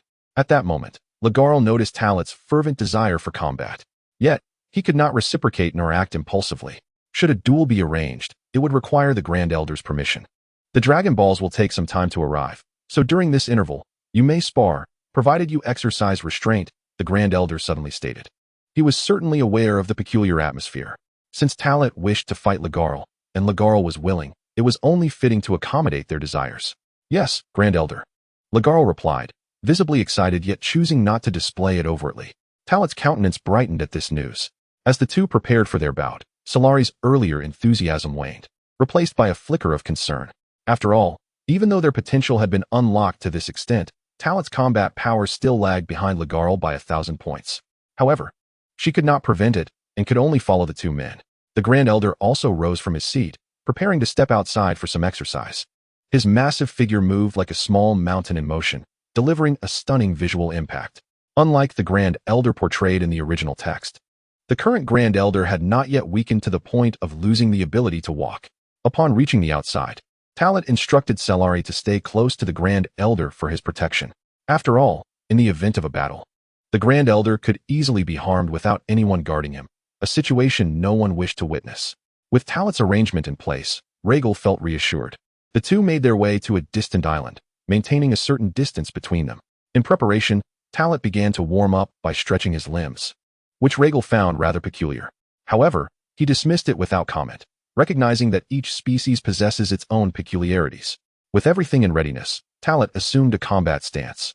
This battle held profound significance for him, marking his first confrontation with an outsider since his arrival in this realm. Moreover, his opponent was the formidable Namekian Rhaegal, boasting a fighting power of 55,000. With preparations complete, he beckoned Rhaegal to attack. Although Rhaegal had indeed enhanced his strength following the unlocking of his potential, he still felt a considerable gap remained between them. He adopted a battle posture, his expression remarkably calm, granting Talat the opportunity to strike first. It had been quite some time since he had engaged in a serious fight, although this skirmish was intended to be lighthearted. He was eager to witness the extent of Talat's newfound strength after the Grand Elder's enhancement. The only disappointment for him was that Talat was still a child. Should he genuinely unleash his power, he would have to worry about various repercussions. At this moment, he was entirely unaware that he had underestimated Talat. Very well, I shall not hold back. In response to Rhaegal's condescension, Talat remained unfazed, acknowledging the significant disparity in their strengths. His gaze shifted slightly, a fierce glint flashing in his eyes as he gathered his energy, shattering the ground beneath him. In an instant, he surged forward, attacking Rhaegal head-on. In the blink of an eye, he had closed the distance, launching a punch infused with all his might directly at Rhaegal's face. Rhaegal, recognizing Talat's trajectory and technique, raised his hand to block this incredibly destructive blow. The impact resonated with a thunderous boom that shook the entire island, causing waves to erupt on the nearby water's surface. Yet, such a level of force was insufficient to unsettle Rhaegal. As he felt the surge of Talat's power, a flicker of surprise crossed Rhaegal's eyes. Even with the Grand Elder's enhancement, it was astonishing that Talat's diminutive frame could unleash such formidable strength. Undeterred by his initial failure, Talat chuckled and summoned his strength once more. A swirling aura of pure white energy enveloped him as he launched another assault on Rhaegal. Bang, bang, bang, bang, bang, bang, bang, bang. Talat launched attack after attack, his powerful strikes executed with ferocity and without mercy, showing no intention of holding back. Given the evident disparity in strength and size, to restrain oneself would be an exercise in futility. This distinctive combat style caught Rhaegal's attention, as it was astonishing to witness a child exhibit such prowess. Talat's onslaught was fierce, yet Rhaegal's defenses were equally impenetrable. Regardless of the angle from which Talat attacked or the nature of his strikes, Rhaegal responded with impeccable timing, successfully blocking Talat's moves. Truly, as the Elder stated, he is the only warrior among the Namekians of Namek, and this level of power is indeed formidable. Talat was internally astounded, his blood beginning to surge with excitement. Such a feeling was rare. Previously, it required considerable time to evoke, yet now, even in a warm-up battle, it had emerged. Talat altered his strategy. If close combat could not penetrate Rhaegal's defenses, he would adopt a different approach. Suddenly, he leapt, channeling energy into his legs, and propelled himself with tremendous force. With a thunderous impact, the explosive force of this strike, while powerful, was predictably blocked by Rhaegal. However, this time, the enhanced strength caused Rhaegal to stagger back a step. Seizing this opportunity, Talat clenched his right hand, energy swirling within his palm like a cyclone, transforming into a spiraling energy sphere. With a deft throw, Talat launched the spiraling energy sphere, which, upon breaking free of his control, surged forward at an alarming speed towards Rhaegal. As the spiraling sphere approached, Rhaegal's keen combat instincts detected an unusual trajectory. He quickly formed an energy sphere of equal mass and hurled it in response. At the moment of collision, a stunning spectacle unfolded. Rhaegal's energy sphere was utterly obliterated by Talat's spiraling sphere. So that is how it is. What a remarkable technique, Rhaegal realized, swiftly analyzing the formidable nature of Talat's attack. In the next instant, he tapped into a portion of his strength, his right hand enveloped in energy, transforming into a blade that cleaved downward, splitting the advancing spiraling sphere in two. Instead of an explosion, the severed sphere emitted a dazzling, otherworldly light, shattering into stardust. Talat, taken aback, felt his mind racing as he pondered the events. It was evident that in the moment of cleaving, Rhaegal's power had deconstructed the spiraling sphere. As the most powerful Namekian of this era, such a display was indeed remarkable. Incredible. Not only is my brother Talat strong, but Rhaegal is astonishingly powerful. Sylar, who stood beside the elder, was rendered speechless by the caliber of this battle. The elder nodded slightly and remarked, "This is merely the beginning. They are only utilizing 1/10 of their strength in this exchange. Only 1/10, and they are this formidable." Sylar was even more astounded. Chapter 77. The Stronger, the Vietnam War. Upon the island, the air grew increasingly heavy due to the fluctuations of the two combatants' auras. Neither Rhaegal nor Talot made a move. Instead, they stood in a tense standoff, their keen eyes scrutinizing one another, reassessing their opponent. To possess a distinctive fighting style and remarkable techniques at such a young age, one could only be deemed a prodigious talent in combat. After a prolonged silence, Rhaegal finally spoke to Talot, offering a rare commendation that seldom escaped his lips. Indeed, Rhaegal held a deep admiration for Talot. Although Talot's rise in strength was facilitated by the elder's potential development, his combat methods and techniques were undeniably impressive, suggesting that he had devoted years to relentless training. Otherwise, such prowess would be unattainable. "You flatter me. Compared to you, Rhaegal, I still have a long way to go," Talot humbly replied. Upon hearing this, Rhaegal chuckled, appearing relaxed. Yet inwardly, he remained vigilant. As Rhaegal revealed his true self, his aura surged rapidly. The formidable energy he exuded unabashedly conveyed to Talot that he was about to become serious. "Has the warm-up concluded? Excellent. What I seek is a genuine battle." Talot's expression grew solemn, a flicker of excitement flashing in his eyes, though he skillfully concealed it. The previous skirmish had merely been a playful exchange of tentative strikes. Rhaegal had maintained a defensive stance, barely retaliating. Now that Rhaegal was taking the initiative, the nature of the encounter had shifted entirely. "Young one, you must tread carefully from here on. I shall not show mercy simply because of your youth." As Rhaegal's words hung in the air, he launched an aggressive assault, unleashing a fearsome velocity toward Talot. "I shall not allow you to close the distance so easily." Talot, fully focused, swiftly retreated while gathering energy in his right hand. In a fleeting moment, a golden spiral energy sphere coalesced, its size magnified tenfold compared to the previous spiral energy blasts. Spiral split bomb. With a flick of his hand, the colossal golden energy sphere instantaneously fragmented into numerous smaller spiral energy orbs, resembling a dense web as they hurtled toward the advancing Rhaegal. Faced with the onslaught of densely packed energy orbs, Rhaegal demonstrated his unparalleled speed. His body moved with a coordination that Talot could not hope to match. As the mightiest warrior of Namek, his agility was honed to perfection. Even confronted with such an attack, he could react in the blink of an eye. Like a phantom, Rhaegal weaved through the barrage of spiral energy orbs, evading them all, and closed in on Talot. This time, Rhaegal showed no mercy. Although his strength was comparable to Talot's, this was a direct engagement. His enormous hand transformed into a razor-sharp blade, descending towards Talot with a swift strike. The air sliced through with a whoosh. At first glance, Rhaegal's hand strike seemed to have struck Talot, yet no tangible sensation followed. It was not until Talot completely vanished from sight that Rhaegal realized the truth. An afterimage? Had his speed increased 2- or 3-fold in an instant? A sudden shock coursed through Rhaegal's mind as he assessed the situation. The next moment, sensing something amiss, he abruptly raised his head. To his astonishment, Talot had ascended into the air, with a sphere of terrifyingly destructive golden energy coalescing in his hands. "Explosive strike," Talot bellowed, thrusting his hands forward as the golden energy cannon erupted from his palms, its might unparalleled. For a warrior of Rhaegal's caliber, giving one's all was the greatest form of respect. In this strike, Talot held nothing back, channeling all his energy to fully manifest his current strength. As Rhaegal sensed the overwhelming power of Talot's full-force assault, his expression turned grave, not out of fear of injury or inability to withstand it, but out of concern for the Namekian planet beneath his feet. However, excitement soon flickered across his face. The unique thrill of battle, along with the hesitation and apprehension it brought, had not been felt in ages. The pressure Talot exerted awakened within Rhaegal a genuine desire to engage in a serious fight. Such an opportunity was rare. After all, with his prowess, he had no peers on Namek to truly challenge him. His existence had always been solitary. An extraordinary attack. "Allow me to reciprocate," Rhaegal murmured to himself, and in the next moment, the muscles in his right arm swelled as powerful energy surged forth from his palm, colliding with Talot's explosive strike. Boom! In an instant, the winds roared and the skies darkened. The shockwaves generated by the clash of their energies swept across the vicinity like a tempest of unprecedented magnitude. The force of their confrontation caused the entire island to tremble, and even the surrounding land quaked. Countless rocks and trees were hurled into the air, Waves on the water churned violently, creating whirlpools and monstrous surges that were increasingly terrifying.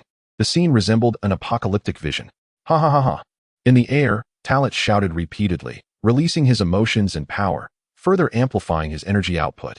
As his intensity surged, Legel also felt the mounting pressure. His smile grew ever more vibrant, and the energy within his palm intensified. Crackling sounds erupted as the collision of energies unleashed countless arcs of electric light that lashed through the space around them. With a battle power exceeding 10,000, they had already reached the threshold of planet-destroying prowess. Now, combining their energies, they may not have reached 100,000, but they certainly surpassed 60 or 70,000 in strength. The ripples of their clash expanded endlessly, the tempest sweeping across an ever-widening area. Nearby, Celery, standing beside the Grand Elder, struggled to maintain her energy barrier against the relentless surge of the expanding storm.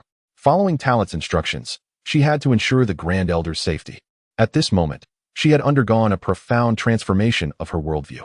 The intensity of combat, reaching levels of 40 to 50,000, surpassed her expectations by an extraordinary margin.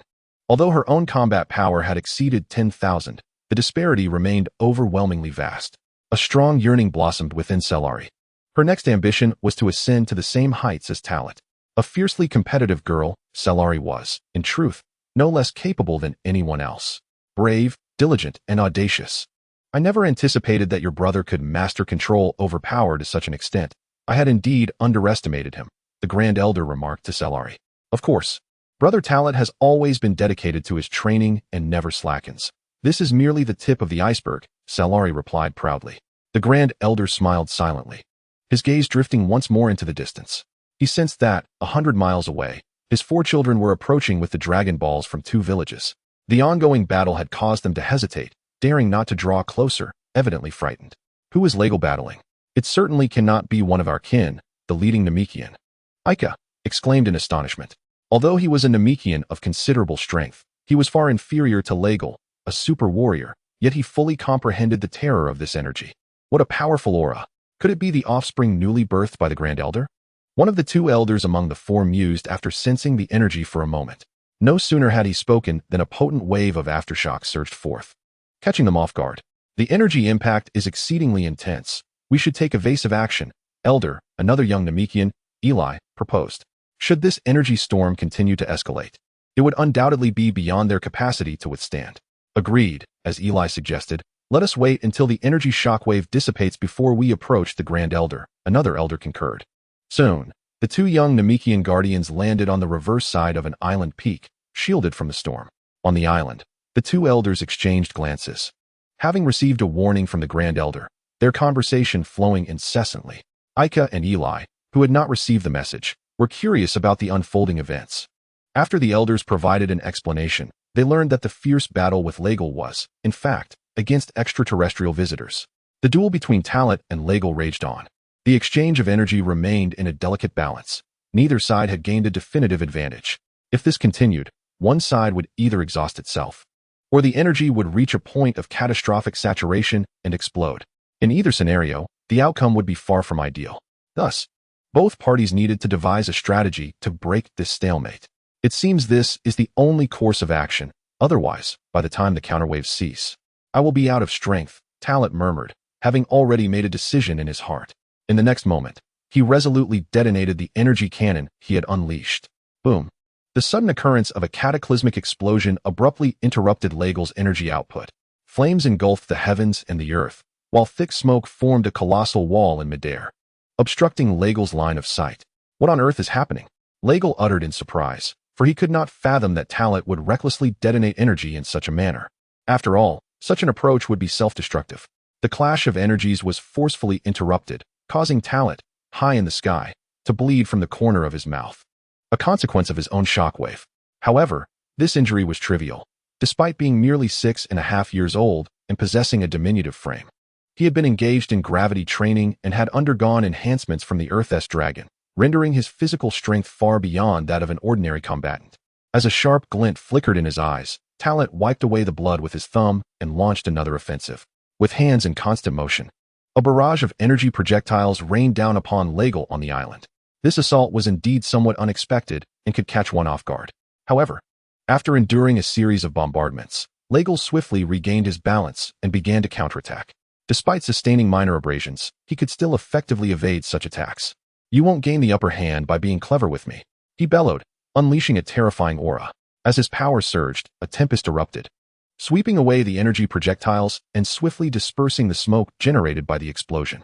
With the obscuring haze cleared, Legel quickly pinpointed Talat's location, channeling his energy into his legs for a powerful advance, initiating an assault on Talat. How fast? Upon facing Legel's aggressive approach, Talat sensed peril and assumed a defensive stance. Bang! Bang! Boom! The heart-stopping contest reignited.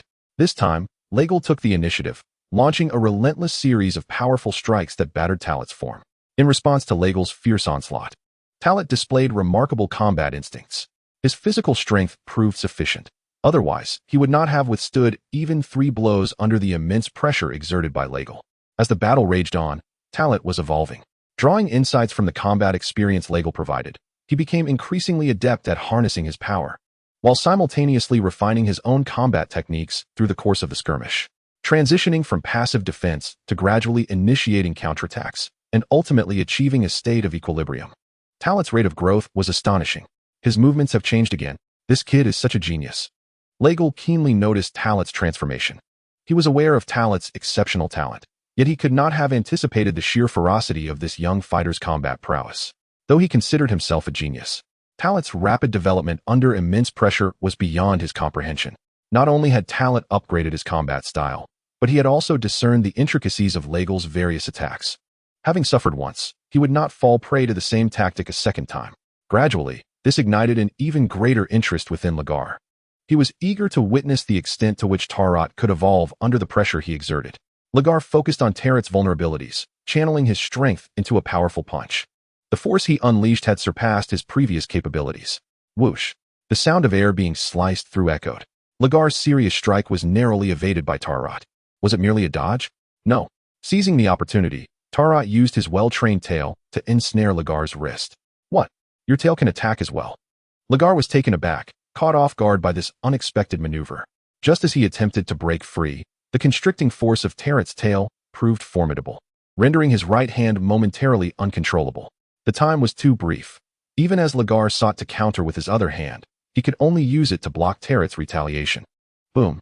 The concentrated strike hit Legel's arm as Talat poured all his strength into it. With a thunderous explosion, Legel did manage to deflect Talat's earth-shattering kick. Yet it caused him to lose his balance, plummeting from mid-air onto the island. The entire island fractured under the immense impact, much of it sinking beneath the waves. But it was not over yet. In the air, Talat took a deep breath, swiftly extending his arms, gathering potent energy within his grasp. When the energy reached its zenith, Talat swung his hands violently, unleashing a crescent-shaped energy wave that sliced through the air with unparalleled force. The power of this strike was no less formidable than the previous energy wave. Only the form of attack varied, resulting in different devastation. Amidst the ruins of the island, Legel suddenly erupted with energy, breaking free from the debris. Sensing the threat posed by Talat's technique, he decisively thrust his hands forward, conjuring an energy barrier to shield himself. Boom! In an instant, the already devastated island was cleaved into quarters once more by the crescent cross slash, with Legel's energy barrier cut through effortlessly. Feeling the pain coursing through his body and face, Legel instinctively glanced down, raising a hand to wipe away the crimson fluid. The purple blood was as conspicuous to the Namekians as the bright red blood was to Earthlings and Saiyans. He was injured. Legel was utterly taken aback. Despite having evaded the previous attack, he was still harmed by the residual force of the strike. A gash marred his cheek, while a long wound adorned his arm. Although such injuries could be swiftly healed for Namekians, he was undeniably far superior in strength to Talat. At that moment, even the elder observing the battle was left in shock, along with the other Namekian elders and warriors escorting the Dragon Balls to the elder's position. The strongest warrior of Namek, Legel, had been wounded by a mere alien child. What an astonishing turn of events. Amongst it all, the only one who shouted with excitement was certainly Saiyari. Due to Talat's evident superiority, she appeared even more exceptional in her eyes. The disparity in combat prowess was staggering. Saiyari was unaware that this confrontation was merely a sparring match. Had it been a true battle, Legel would not have faltered so greatly. Talat slowly descended from the air, finally standing upon the shattered remnants of the island, locking eyes with Legel. After a brief moment of astonishment, Legel began to reassess Talat.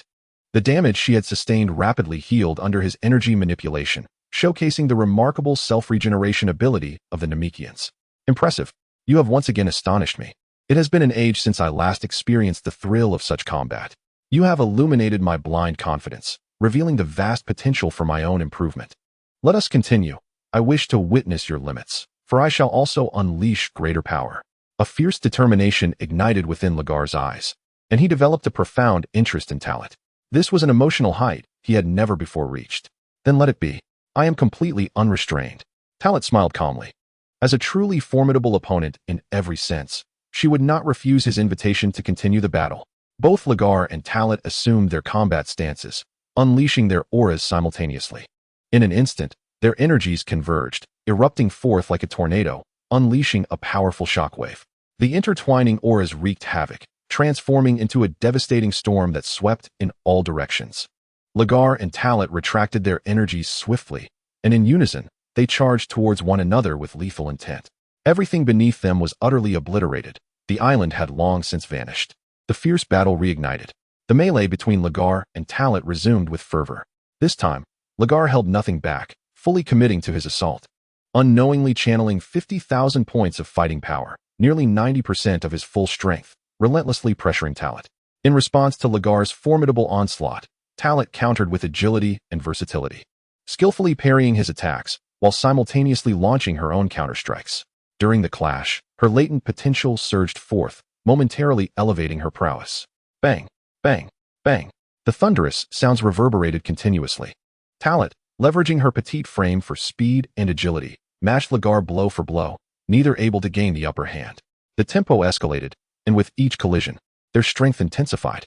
The battlefield shifted incessantly as Talat and Lagar became mere afterimages, soaring between sky and earth, engaging in a series of relentless clashes.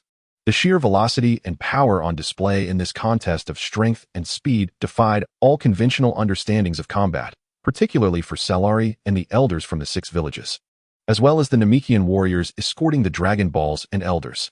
They could not see.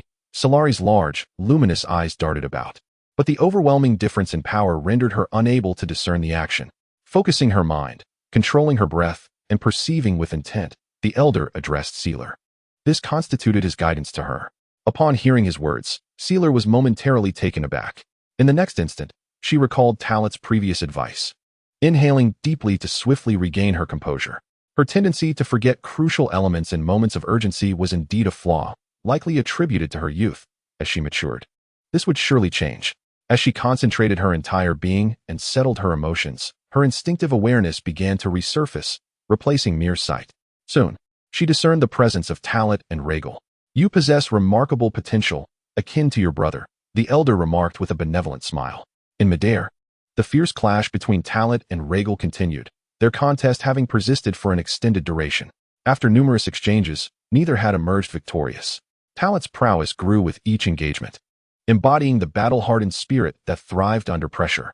As Rhaegal ignited his fighting spirit, he unknowingly entered a state of complete immersion. From initially showing restraint to gradually intensifying his focus, he ultimately poured every ounce of effort into the fray. After countless encounters, both Rhaegal and Talat arrived at the same conclusion. They concentrated their strength to its zenith and unleashed a formidable strike. A thunderous explosion echoed as their fists collided, the overwhelming force propelling both combatants backward. Rhaegal stumbled 10 paces before regaining his footing, while Talat was thrust 20 paces away before stabilizing. Once both had steadied themselves, they refrained from further attacks. Their eyes met, and smiles broke upon their faces as they descended to another relatively intact island. Thus, their sparring match reached its conclusion. This exhilarating battle reminds me of my past. When I was your age, my strength barely equaled a tenth of yours. Thus, this victory belongs to you. Rhaegal conceded unexpectedly. His words resonated with the Namekian audience, both the young warriors and the elders, all displaying astonishment. Rhaegal, the mightiest warrior of Namek, had acknowledged his defeat voluntarily. Such a declaration was beyond belief. Even Talat was taken aback by Rhaegal's admission. You are too modest. Not only did you deliberately hold back to allow me to gradually adapt to this power, but you also facilitated my growth during the battle. Had you truly fought seriously, I might have been defeated long ago, Talat responded. By not accepting Rhaegal's concession and instead elucidating the reasons behind his victory, Talat garnered the admiration and respect of all the observing Namekians. Rhaegal no longer regarded Talat as merely a child. This battle, along with Talat's performance, earned him Rhaegal's recognition. Thus, the encounter between Rhaegal and Talat concluded in a stalemate. As the battle concluded in a stalemate, Talat and Rhaegal swiftly returned to the side of the Grand Elder. At this moment, the Dragon Balls had been escorted by 6 Namekian warriors and 6 elders, along with the solitary 1-star Dragon Ball from the Grand Elder's residence, bringing the total to 7. Despite knowing the immense power of the Dragon Balls on Namek, Talat expressed his astonishment. Celery was utterly taken aback. Having not fully grasped the situation earlier, she now realized the stark contrast between them and the Dragon Balls on Earth. The 7 Dragon Balls were arranged neatly, resonating with each other, their internal orange pentagrams shimmering intermittently with golden light, radiating a mesmerizing allure. This spectacle heightened the attention of all Namekians present.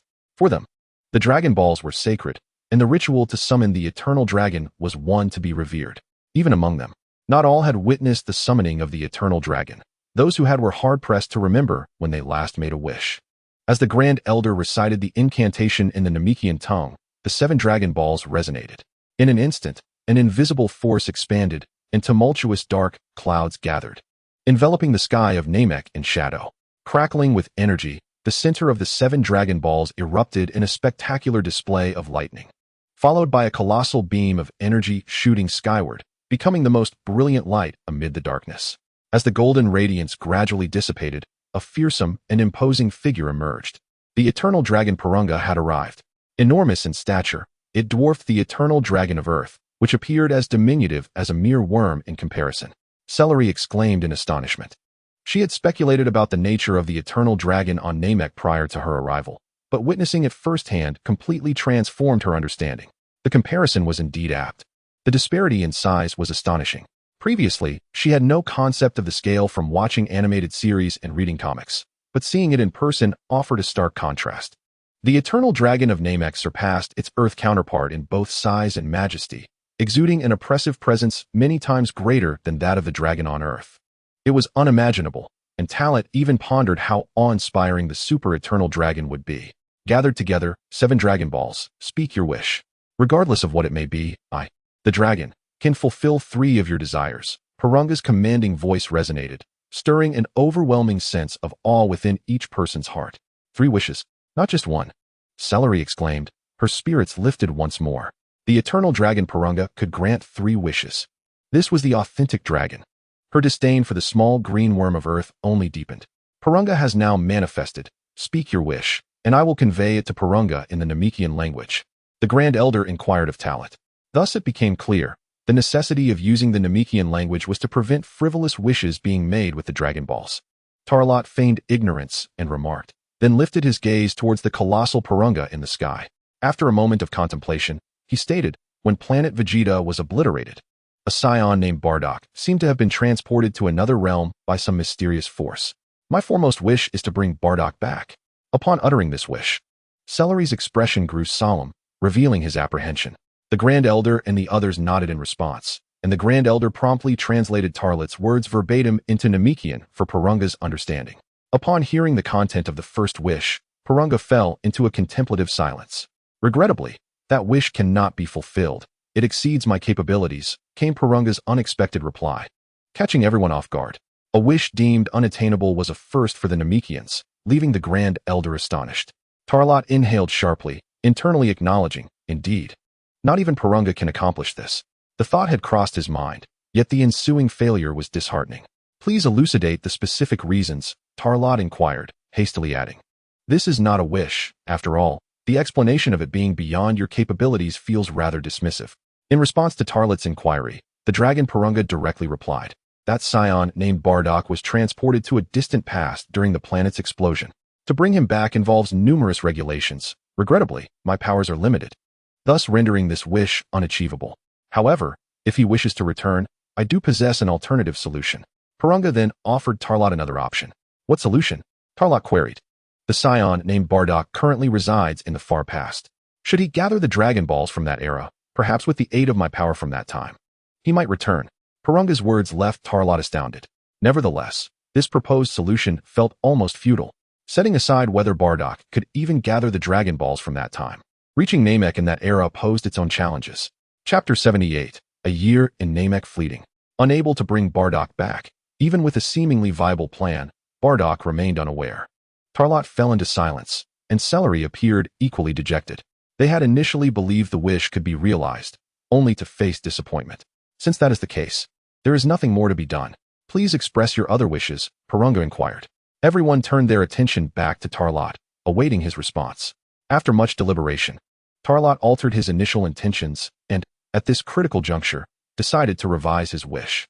Originally, the first wish was to either bring back Bardock or transfer Raditz. Anticipating that even Purunga might be unable to retrieve Bardock, he had intended to wish for Purunga to transfer Raditz instead. Now, however, that idea had shifted. Talot has only recently come to this realization. In the past, while making wishes on Earth, he had been significantly influenced by Jine, and thus felt compelled to act in accordance with her expectations. Now, endowed with newfound strength and complemented by an upgraded spacecraft, he is fully capable of proactively monitoring the movements of Frieza's army, pinpointing the Saiyan team, and seeking them out on his own. Simply put, it seems rather extravagant to use a wish to summon Raditz at this juncture. As nearly 10 minutes elapsed, with the conclusion of Talot's wish, Shinron Purunga took his leave. The golden light dissipated, and the 7 Dragon Balls, having expended their wish energy, transformed into stone, requiring a cooling period of 180 days on Namek before they could regain their original state. Notably, the Dragon Balls on Namek do not scatter across the globe after a wish is made, thus there is no need to search for them. With the disappearance of Shinron Purunga, the shroud of darkness enveloping Namek also lifted. Talot, feeling the changes within his body, marveled at the remarkable abilities of Shinron Purunga, who also grants benefits, far surpassing the capabilities of that green-skinned worm on Earth. It vividly illustrates the adage that those with lesser abilities often boast the loudest, while those with greater power tend to be more approachable and unpretentious. As for the 3 wishes, for the first, Talot acquired the instantaneous movement ability of the Yardratans. Not only was this wish fulfilled, but Purunga also graciously provided an upgrade. Following this enhancement, Talot can now execute long-distance spatial jumps by locking onto the energy signatures of his targets. Furthermore, he can traverse space to varying degrees based on his own power, all without the need for a medium. The significance of no medium is profound. It means that as long as Talot desires, he can summon the skill to transport himself to any location he wishes with but a thought. In the heat of battle, such an ability is nearly undetectable and can serve as the decisive factor. For the second wish, Talot initially sought a method to cultivate divine power, especially considering that in the later stages of the original story, it is the era of gods. However, this wish encroached upon the domain of deities, despite Purunga's formidable powers. He cannot contravene the constraints of the rules. According to Purunga, only a god possesses the means to cultivate into divinity. Purunga willingly engaged in dialogue with Talot and ultimately revealed the transformation method into Super Saiyan God, which can be considered an alternative pathway to divine power cultivation. Yet, gathering 5 righteous-hearted Saiyans in this current age to assist him in becoming a Super Saiyan God seems utterly impossible, even with the aid of Jine and Serari. After all, aside from them, the known Saiyans are rather few. Moreover, Talot himself is uncertain if he meets the criteria of righteousness.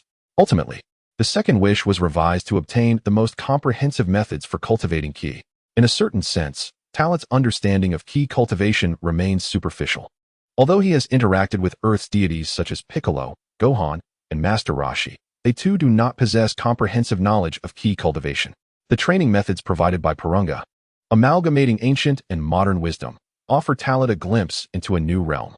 The third wish was to endow his body with an extraordinary self-healing ability. Without altering his original form, Purunga granted Talot a skill akin to self-regeneration. As long as he possessed sufficient energy, he could convert it into life force to mend his injuries. This ability was remarkable. According to Purunga, it could even facilitate the regrowth of severed limbs. In summary, after these 3 wishes, Talot became increasingly perfect. As for any further desires to be fulfilled, that would have to wait until next time. With the wishes concluded, Talot communicated with the Elder, confirming several matters, and subsequently, through the introductions by the Elder and Rhaegar, he became acquainted with the Namekian elders and warriors from various villages. Afterward, they took their leave, each carrying the Dragon Balls safeguarded by their respective villages. Talot and Celery, under the Elder's arrangements, temporarily remained on Namek. With enhanced strength and wishes granted, although there were future goals yet to pursue, they were not in a rush to depart from Namek, especially since Talit wished to utilize the Dragon Balls for 3 more wishes. Moreover, with Rhaegar as a formidable opponent, he could significantly elevate his power in a short span if he made the most of it. Namek lacked nightfall, yet according to Talit and Solari's biological clocks, it was indeed nighttime, calling for rest. However, unlike previous days, the surge in their strength left both Solari and Talit unwilling to rest. They were brimming with vitality. To test her prowess and ascertain the extent of her powers, Solari proactively engaged Talit in combat. After a sparring session, Talit encouraged her to refine her control over her abilities in the gravity training chamber. During this interlude, Talit used the spaceship's communicator to establish contact with Earth, updating Brief and Bulma on the current circumstances and also relaying some messages to Jain. Although the Namekian dragon could not fulfill the wish to bring Bardock back, it offered an alternative. Perhaps Bardock would return on his own in the future. As for Raditz, there was no need to rely on the dragon. With the improved intelligence system of the spaceship, it could intercept and receive intelligence from Frieza's forces. By monitoring Raditz's future movements, Talit could directly pilot the spaceship to seek him out. Having assured Earth of their safety and severed communication, Talit breathed a sigh of relief, feeling an alleviation of pressure. The matters at hand were few yet intricate. He was a straightforward individual, rarely overthinking. However, since his journey began, he had become indecisive whenever it concerned the original plot and issues regarding Jain and Solari. From this day forth, I must utterly transform myself. One must look forward. Without personal evolution, one can never achieve progress. This time, having departed from Earth, Talit had resolved that he would not return in the near future. Outside the spacecraft, Talit leapt gracefully to the top, settling into a cross-legged position and closing his eyes to cultivate his energy, fortifying his strength in the process. Meanwhile, atop a nearby cliff, Lagarl, stationed outside the Elder's abode, took notice of Talit's actions. The previous battle had greatly benefited him as well, with his innate talent and insights. A breakthrough in his power was imminent. Lagarl, what are your thoughts on these 2 children? The Elder's voice resonated beside him. Startled, Lagarl quickly replied with reverence. Forgive my candor, esteemed Elder. I am uncertain of Solari's talent, but Talit's abilities indeed surpass my own by a significant margin. Given time, he will undoubtedly eclipse me. The Elder nodded slightly, a smile gracing his face.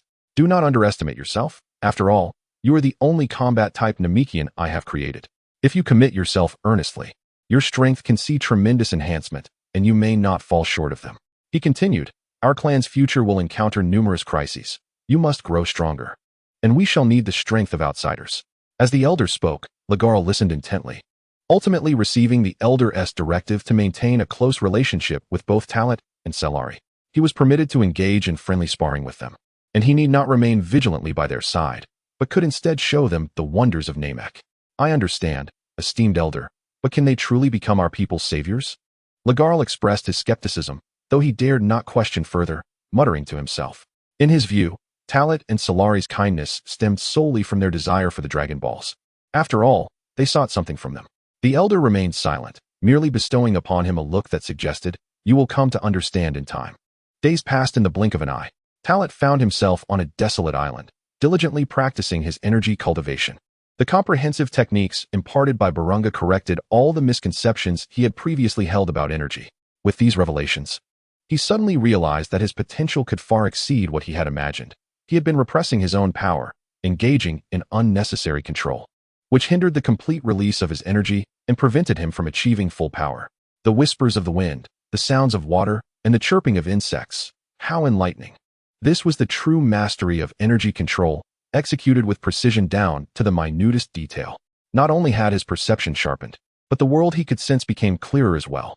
His prior understanding of manipulating energy had merely skimmed the surface. As he reflected on these epiphanies, Talit, over the span of several days, continued to gain new insights. The essence of energy and body must be fully integrated. Every movement should embody the best possible adjustment. In stillness, he was like a tranquil pond, reflecting all that surrounded him. In motion, he would not stir ripples, but instead amplify his presence, concealing all else. Congratulations. You have transcended to a new height. A sudden voice echoed from behind Talit. He had long sensed the approach of another and stood up, responding with a smile. There has only been a slight advancement, far less dramatic than you suggest. Yet, your aura is even more potent than when we last clashed. It seems you two have surpassed your limits. The newcomer was Rhaegar. How about another sparring session? Let us measure not strength, but technique and combat skills. I wish to witness your understanding of the art, Rhaegar proposed eagerly. With you as my opponent, I could not ask for more, Talot replied, smiling in agreement. Despite the apparent age difference, Rhaegar communicated with Talot as an equal. Strength spoke volumes, and Talot indeed exuded a sense of maturity that resonated with Rhaegar. They exchanged smiles, reflecting on their previous encounter, which had been a test of sheer power. This time, however, it would be a display of techniques and the nuances of energy manipulation, lacking the grandiosity of their initial clash. In essence, this exchange held profound significance for both Talot and Rhaegar. Meanwhile, aboard the spaceship, the fierce energy emanating from Talot and Rhaegar's duel startled Celery, who was honing her own abilities. She quickly disengaged the gravity device and rushed to the scene. However, upon her arrival, she could only witness the final moments of their match. The battle concluded in a draw, though neither emerged victorious. Both had gained advantages in their respective domains. This encounter was devoid of a definitive winner, serving merely as a means for each to validate their progress through the other. Talot, brother, why are you both sparring again? Celery inquired, her tone laced with concern. Rhaegar smiled silently. Over time, he had discerned that Celery and Talot shared a bond that transcended mere sibling ties. While Namekians may not distinguish between genders, Saiyans certainly did. It was merely a friendly exchange, nothing to worry about. By the way, since you're here, Rhaegar intends to show us more of Namek, he added. Intrigued by this prospect, Celery felt a flicker of excitement. After arriving on Namek from Earth, she found the experience rather monotonous. Although she had encountered various events, they had not alleviated her boredom. Now, the opportunity to explore other parts of Namek promised to provide some much-needed diversion. Thus, time flew by. 6 months on Earth equated to a year on Namek, and during this period, Talot and Celery truly immersed themselves in the lifestyle of the Namekians, gaining a comprehensive understanding of their customs and traditions. To them, the Namekians were remarkable beings, possessing immense power, yet choosing to refrain from its use, instead relying solely on their hands to rehabilitate and restore the planet's ecological balance. Initially, Talot struggled to comprehend why the Namekians adhered so rigidly to this principle. It was only upon witnessing the Namekians tirelessly and selflessly laboring day and night to forge a brighter future that Talot truly grasped the essence of those who had survived devastation. They possessed a deeper appreciation for life.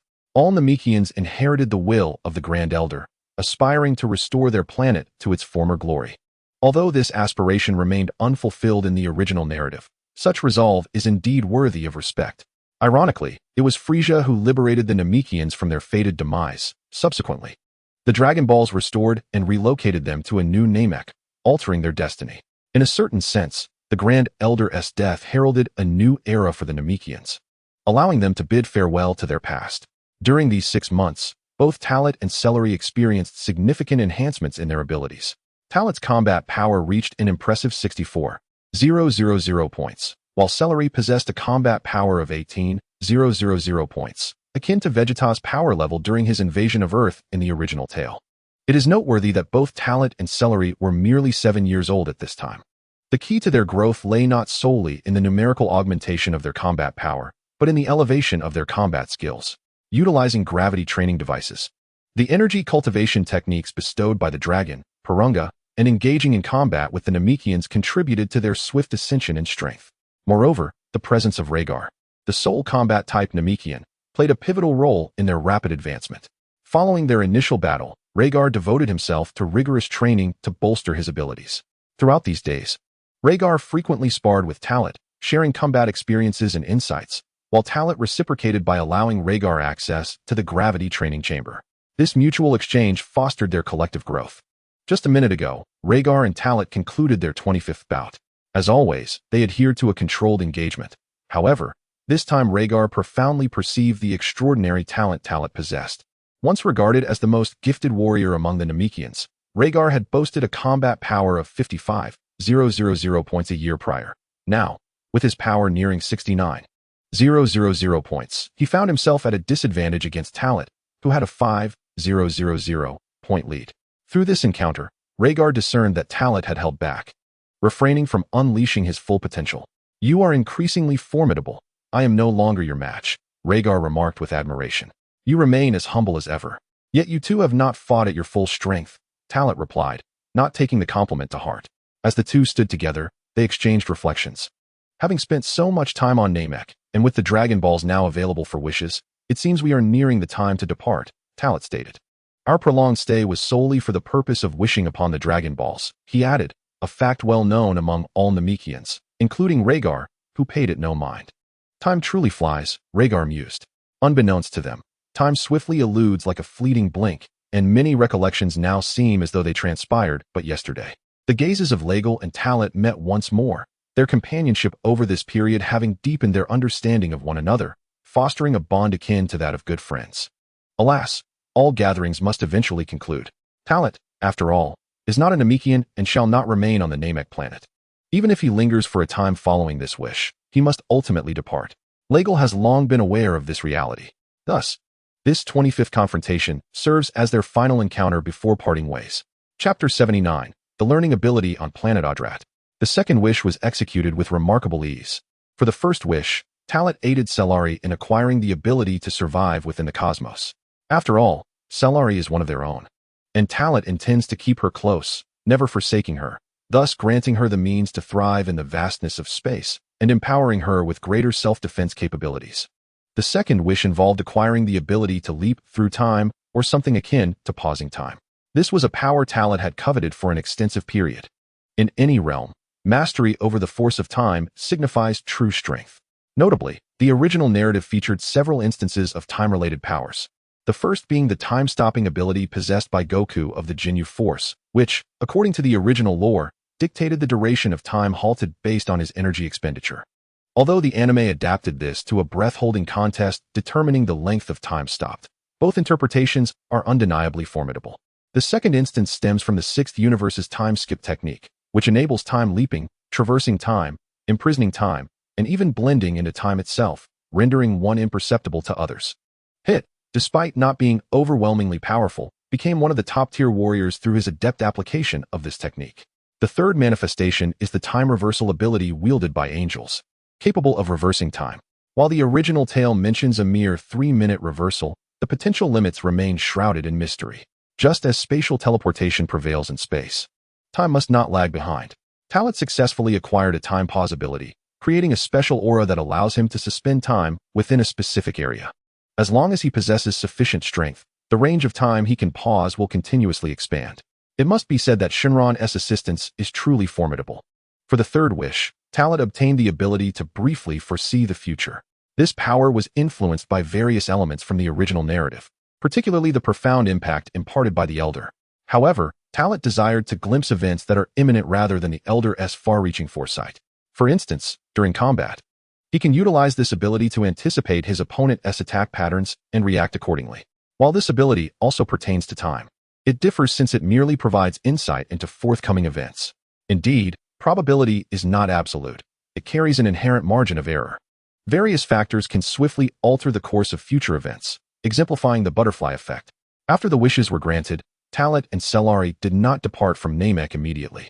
It was only 2 days later that Talat, accompanied by Cellari, bid farewell to several familiar Namekian friends before boarding their spacecraft, embarking on their journey to the next destination. As they gazed back at the position of Namek, Talat and Cellari reflected on their 6-month sojourn there, a period marked by comfort devoid of intrigue and deceit. In many ways, it resembled their time on Earth. Unbeknownst to them, it had been a year and 9 months since their departure from planet Vegeta. In retrospect, the contrasts are stark and incomparable. Had they possessed their current strength at the outset, their circumstances might have unfolded differently. However, what has transpired cannot be altered. All Talat can do is face the future with unwavering resolve. Brother Talat, are we heading back to Earth next? Cellari suddenly inquired. She had refrained from asking earlier, assuming it was a given. Yet, Talat's lack of intention to return piqued her curiosity. No, we must hone our skills in the cosmos. I have already decided on our next target planet, Talat replied, simultaneously accessing the ship's internal star map to locate the planet Audrat. Cellari expressed her surprise and mused aloud. Audrat, I recall it's the race you mentioned when you wished for instant transmission. Indeed. Cellari, your memory is remarkable. You still remember what I mentioned 6 months ago. As far as I know, the Adratans possess more than just the ability of instant transmission. They have numerous other skills as well. Learning from them would significantly enhance our own capabilities. Talat had meticulously planned this endeavor. Ultimately, he sought to seize this opportunity to accomplish everything in one fell swoop. A visit to Adrat was imperative, particularly to learn the technique of Spirito's forced separation. This technique displayed terrifying power during the Moro saga, following the power tournament of the Super Era. It not only forcibly extracts foreign energy absorbed by the target, but also has the potential to disrupt fusion, merging, and assimilation techniques. Mastering this ability would be crucial in preparing for the future arcs involving the androids and Majin Buu, especially given the multitude of foes in the Dragon Ball universe who absorb external powers to augment their strength. Talent believed this technique would be undeniably effective against Cell and Majin Buu. While their absorption methods are coercive, Spirito's forced separation might enable them to regurgitate what they have absorbed, akin to breaking fusion, merging, and assimilation. It remains uncertain whether one could counter mechanical absorption-type androids, such as those designated as 19 and 20, particularly whether the energy they absorb can be unleashed. Having established their destination, Talent, accompanied by Cellari, journeyed for 10 days to arrive at the planet Adrat. As anticipated, upon encountering the outsiders, the Adratans, much like the Namekians, did not regard them as adversaries. In fact, due to the prolonged absence of visitors to Adrat, Talent and Cellari were welcomed as esteemed guests and graciously hosted by Elder Pabala. In the original narrative, it was this very Pabala who imparted the art of instant transmission to Sun Wukong, as well as teaching Vegetus the technique of forced separation and instant transmission. They expressed their intentions candidly, without any semblance of concealment. To Talent's surprise, Pabala not only exhibited enthusiasm for teaching him skills, but also harbored a profound desire to facilitate the transfer of knowledge. It appeared that as long as outsiders mastered these abilities, they could perpetuate the powers of the Adratans indefinitely. This process of transmission was referred to as the passing of the torch. The race of the learner was inconsequential. Should the Adratans face extinction in the future, these abilities would stand as a testament to their existence. One cannot help but note that this tendency stems from the Adratans' excessive timidity, a trait that is particularly evident in the original work. Time spent training on the planet Adrat flew by swiftly. Immersed in rigorous practice for half a year felt akin to the blink of an eye. Initially, the hospitality of the Adratans was overwhelming, creating a sense of discomfort, but as familiarity grew, it became reminiscent of his experiences on Namek. Located on the outskirts of Adrat's most bustling residential area, in an expansive training ground, Talent was presently engaged in his exercises. As the duration of his training extended, he became enveloped in layers of verdant energy particles. These energies were not ordinary. They represented the essence of vitality, the natural energy of Adrat. This natural energy resonated closely with Talent, who manipulated it through sheer will, utilizing it for both offensive measures and personal enhancement. Talent's training had now reached a pivotal juncture. Crossing this threshold would mean mastery of his technique. Meanwhile, not far off, within a certain building, Elder Pabala and the leader of the Adratans, Pabama, observed Talent's progress. Cellari was also present, closely monitoring Talent's development. Talent's innate talent was truly the most formidable I have ever witnessed. Even the most gifted among us Adratans pale in comparison. Not only his peers, but even within our entire lineage, none could rival his prowess. In this brief span of 6 months, he had mastered the techniques of force separation, foresight, and spiritual transformation, and astonishingly, he had begun to merge himself with nature. Should he fully realize this, he might even achieve the art of invisibility through the quantification of natural energy. Pabala could not help but exclaim in astonishment. Reflecting on half a year ago when Talent arrived on the planet Adrat, he humorously remarked that for a small creature like him, mastering even one skill of the Adrat people would be exceedingly challenging. Even for the Adrat themselves, each ability typically required several months to even begin grasping. Particularly, the skills Talent chose to learn were such that they demanded years, if not decades, to fully master. Who could have anticipated that merely 6 months later, Talent had already acquired several of their esteemed techniques? This astonishing rate of learning completely shattered Pibara's understanding. Underestimating Brother Talent, are we? Now you are amazed, aren't you? He will undoubtedly become the most formidable warrior in the universe. Thus, mastering your abilities will be a mere trifle, declared Cellari with immense pride. Becoming the most powerful warrior in the universe? That goal is not easily achieved, yet with such innate talent, perhaps one day it could indeed be realized, Pibara thought, dismissing Cellari's youthful naivety. After all, his breadth of knowledge was extensive. As far as he knew, despite their considerable power, the gap between them and the universe's pinnacle was immense. Talent has succeeded again.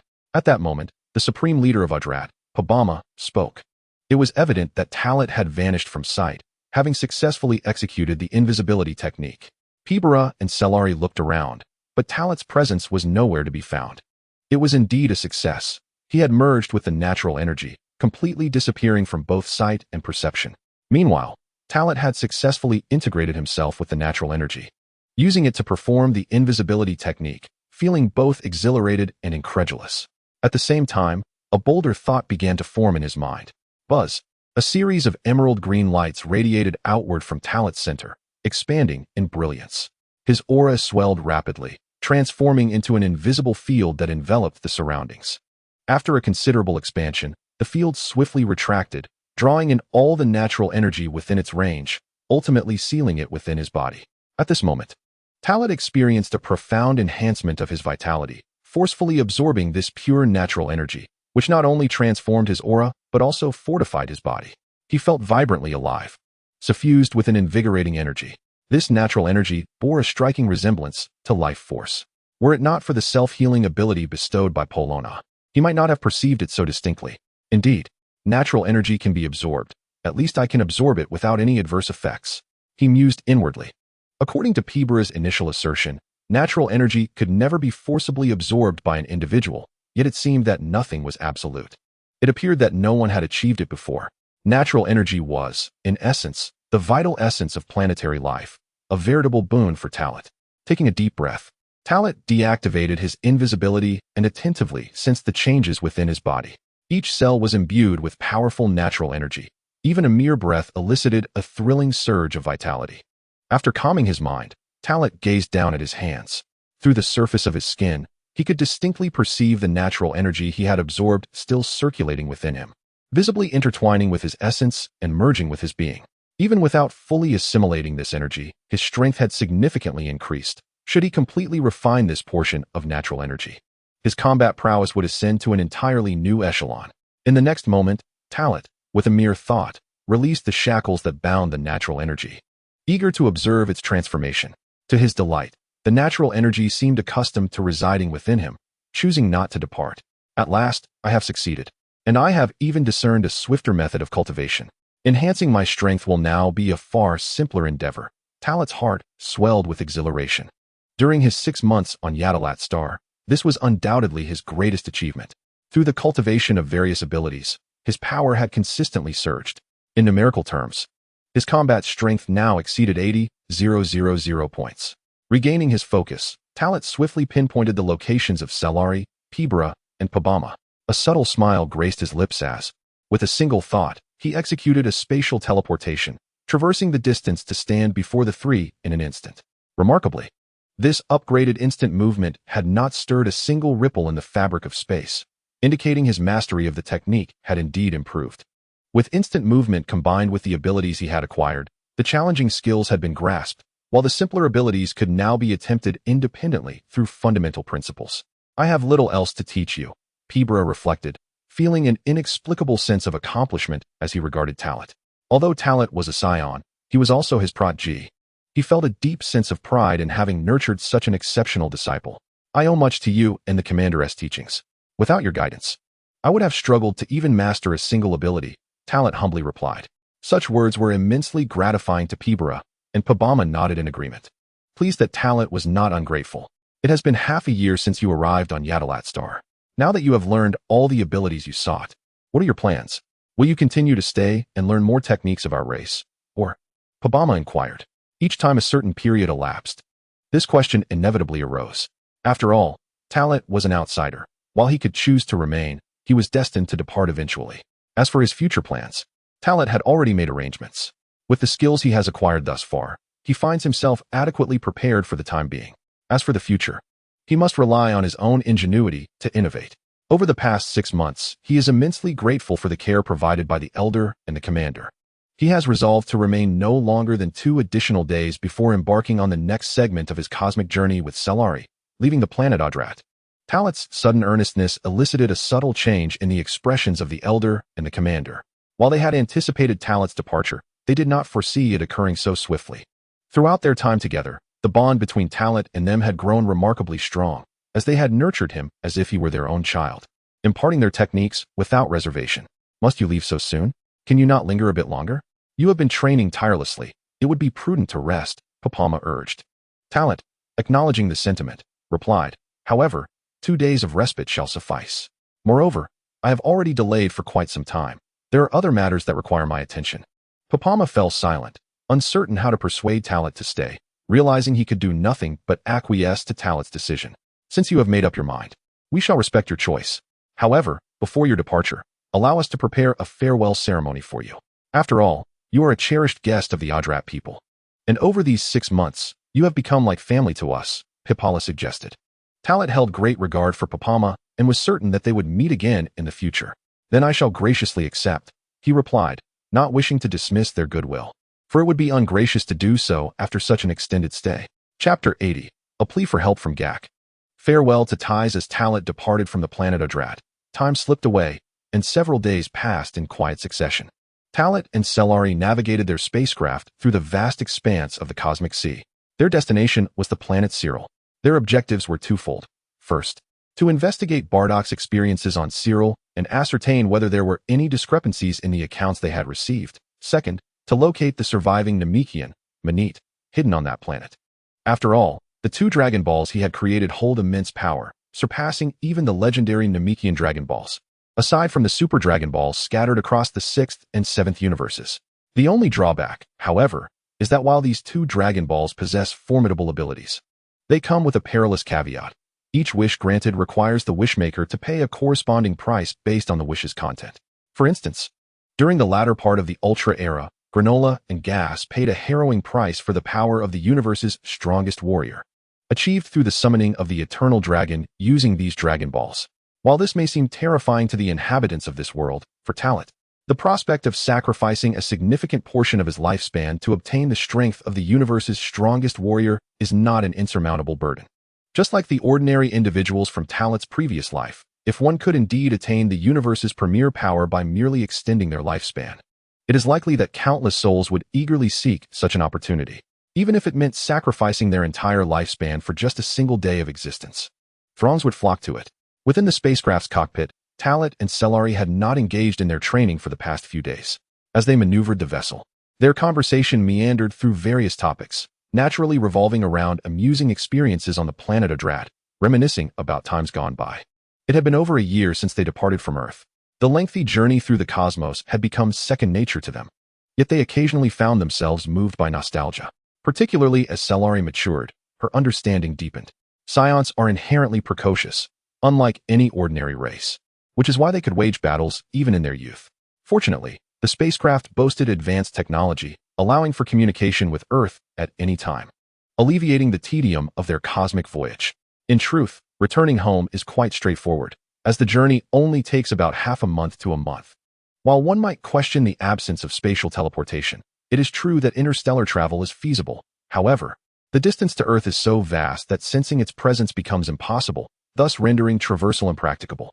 As for spatial movement without a medium, it is limited to short distances. For instance, while on Adrat, Talat attempted to sense the aura of Namex Regal, but the distance proved too great for detection. This can be summarized as a deficiency in his own strength, as his ability to sense auras cannot cover such an extensive range. Regarding a return to Earth, it is clear that the time is not yet ripe. Talat still has numerous tasks to undertake, and Raditz has yet to be located. That said, although there is no news of Raditz, the spacecraft did intercept information regarding the Saiyan squad of Frieza's army. Under Brief's modifications, this spacecraft seamlessly blended the advantages of Frieza's fleet and the Galactic Patrol's vessels. Furthermore, Brief enveloped the outermost layer of the system with his framework, transforming Talat's spacecraft into a mobile main server. The spacecraft system can autonomously receive messages from various surrounding factions, intercepting all communications from both Frieza's forces and the Galactic Patrol. The most formidable aspect is the spacecraft's automatic shielding capability, which can obstruct all forms of counter-tracking. Of course, the extent of its efficacy remains uncertain, as it has yet to be tested. With my current strength, as long as I do not encounter beings with combat power exceeding 100,000, I should not face any peril. Solari's battle power has now surpassed 20,000 points, and having mastered instant transmission, she can effortlessly escape from danger. After concluding his exchange with Solari, Talat closed his eyes to rejuvenate, delving into introspection. The reason he dares to venture to Cyril is that he has indeed met the requisite strength. Strictly speaking, As long as he does not cross paths with Frieza, he is assured safety. Even if he encounters the Jinyu force, he possesses the capability to engage in battle. According to his estimations, the Cyril people have likely been decimated by now. The soldiers of Frieza's army stationed on Cyril Star, along with members of the Zito organization, are the targets this time for Talit. Brother Talit, there is a peculiar message. Take a look. Suddenly, an urgent notification popped up on the spaceship system, which was noticed by Sailari. Talit opened his eyes and focused on the display.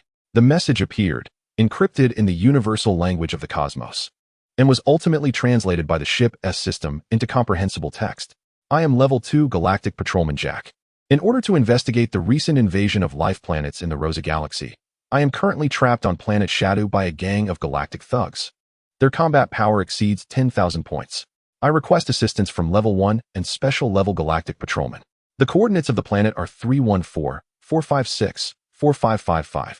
Upon comprehending the content of the message, both Talit and Sailari were momentarily taken aback. They had encountered Galactic Patrol intelligence before, but this time it was different, as it involved Patrolman Jack. Jack, the one who had previously visited Earth and whom they missed. Dr. Brief had even aided him in repairing his spacecraft. Sailari's memory was remarkable. She remembered this detail vividly. It had to be him. Who would have thought that his distress signal would reach them at this moment? Was it sheer luck or destiny? When leaving Earth, Brief had entrusted Talit with the task of inquiring about Ties. Ties had departed with Jack, so finding him would likely lead to Ties. With that thought, Talit directly manipulated the system to alter the spacecraft's course, redirecting their destination to Planet Shadow. Brother Talit, are you going to save him? The enemy's combat power exceeds 10,000 points, as indicated in the message, Sailari remarked. Fear not. With our strength, even an opponent with 10,000 points pales in comparison. Talit reassured with a smile. While Sailari had indeed grown stronger, she had not yet faced a true bloodbath, which left her somewhat unsure of her capabilities. After hearing Talit's words, she finally regained her composure and nodded. She had forgotten that the times had changed significantly. In the past, a combat power of 10,000 would have been terrifying and insurmountable for them Saiyans. Now, her own battle power stood at 21,000. Her brother Talit, on the other hand, boasted a staggering power of 82,000. In her understanding, he was the strongest Saiyan ever recorded. It's relatively close, right within this star system. Talit remarked in surprise upon seeing the nearest route indicated by the navigation system. It seemed that Jack's distress signal had been received just as it was sent out. With Talit in close proximity, Jack had always had a touch of the fated hero about him, his luck astonishingly fortuitous. This time, his fortune had placed him in danger, and Talit and Sailari were poised to rescue him. Meanwhile, on planet Shadow, Jack and Ties were hiding deep within a dense forest cave, evading the pursuit of their enemies. Initially, they had come to Shadow merely to gather intelligence and liberate the enslaved Shatuans. According to the secondary task, this seemed like an easy job, yet unexpectedly, the formidable strength of the galactic marauders enslaving the inhabitants of Saudi Star left us astounded. What are we to do next? Jack, is there truly hope for rescue? Ties felt a deep despair creeping over her. She relished adventure, yet this perilous escapade was far from what she had envisioned. Who could have anticipated that the notorious galactic marauder Armando would be present here? His associates are notoriously ruthless throughout the northern galaxy. Jack lamented, his eyes brimming with tears. Armando's combat prowess is a staggering 10,000 points. How could a secondary patrol officer of his caliber hope to contend with such a formidable opponent? He was on the verge of a mental breakdown, uncertain whether the informant had purposefully led him astray or if he was simply cursed with misfortune. Damn it. I thought this would be a straightforward task, a chance to impress Ties and establish my reputation. Who could have foreseen that these marauders would be here? Though internally distressed, Jack maintained his composure. He believed that support from headquarters would arrive imminently, and their immediate task was to remain concealed and undetected. He reassured Ties, despite his own nerves leaving him drenched in sweat, terrified of being discovered. Ties, upon hearing him, quickly calmed her fears. At least Jack had never deceived her. Unbeknownst to her, Jack was merely comforting her, gambling with their lives. Taking out her notebook, Ties shifted her focus, documenting the events unfolding around them. Are you perhaps a tad too dedicated? Jack remarked, unable to suppress his sarcasm upon noticing her diligence. I understand your passion for writing, but this is hardly the time for it. Ties paid no heed to Jack's comments, continuing her creative endeavor. This experience, in fact, ignited a surge of inspiration within her. Time slipped by unnoticed for half a day. During their anxious wait, suddenly, a spacecraft locked onto their location and descended from the sky. This vessel was piloted by Talit. Huh, what is that? Jack immediately noticed the change. Gazing skyward at the descending spacecraft, the unfamiliar craft left him perplexed. It was evident that this was not a galactic police vessel, nor did it belong to any faction he recognized. Wait, it bore some resemblance to a Frieza army spacecraft, but it was not quite the same. Could it be a newly developed model? Or have unknown alien invaders arrived on Saudi planet? Standing beside Jack, Taiz observed intently until, as the distance closed, she was suddenly captivated by the emblem above. Is that the universal capsule symbol? With a single glance, Taiz recognized the emblem on the spacecraft. She doubted her own eyesight. Rubbing her eyes vigorously, it was indeed the universal capsule insignia. Oh my, did your father create a spacecraft? With heightened insight, Jack quickly spotted the emblem of the universal capsule after receiving a hint. However, a sense of bewilderment filled his mind. Although brief was indeed formidable, this seemed utterly extraordinary. The technological advancements on Earth had merely reached the level of manned spaceflight, far from the capability of constructing a spacecraft. Amidst the confusion experienced by Taiz and Jack, the spaceship locked onto their location, ultimately landing steadily in a nearby clearing within the forest. Jack remained vigilant, his alertness heightened. To him, the situation appeared suspicious. He drew his high-energy pistol, a standard issue for galactic patrol officers, as the ship, despite bearing the Capsule Corporation's insignia, could not be definitively identified as friendly. Should the circumstances turn dire, he was prepared to strike and flee with Taiz. With a series of mechanical sounds, the spaceship's hatch slowly opened under the watchful gazes of Jack and Taiz. Talat and Cellari emerged at the threshold, leaping down. Two children? Jack stood in stunned disbelief. He had braced himself for the worst. Even if adversaries emerged from the ship, he had not anticipated the appearance of two seemingly 10-year-old children. Something is amiss. These children exude a sense of danger. Upon further scrutiny, Jack was convinced this was no mere illusion.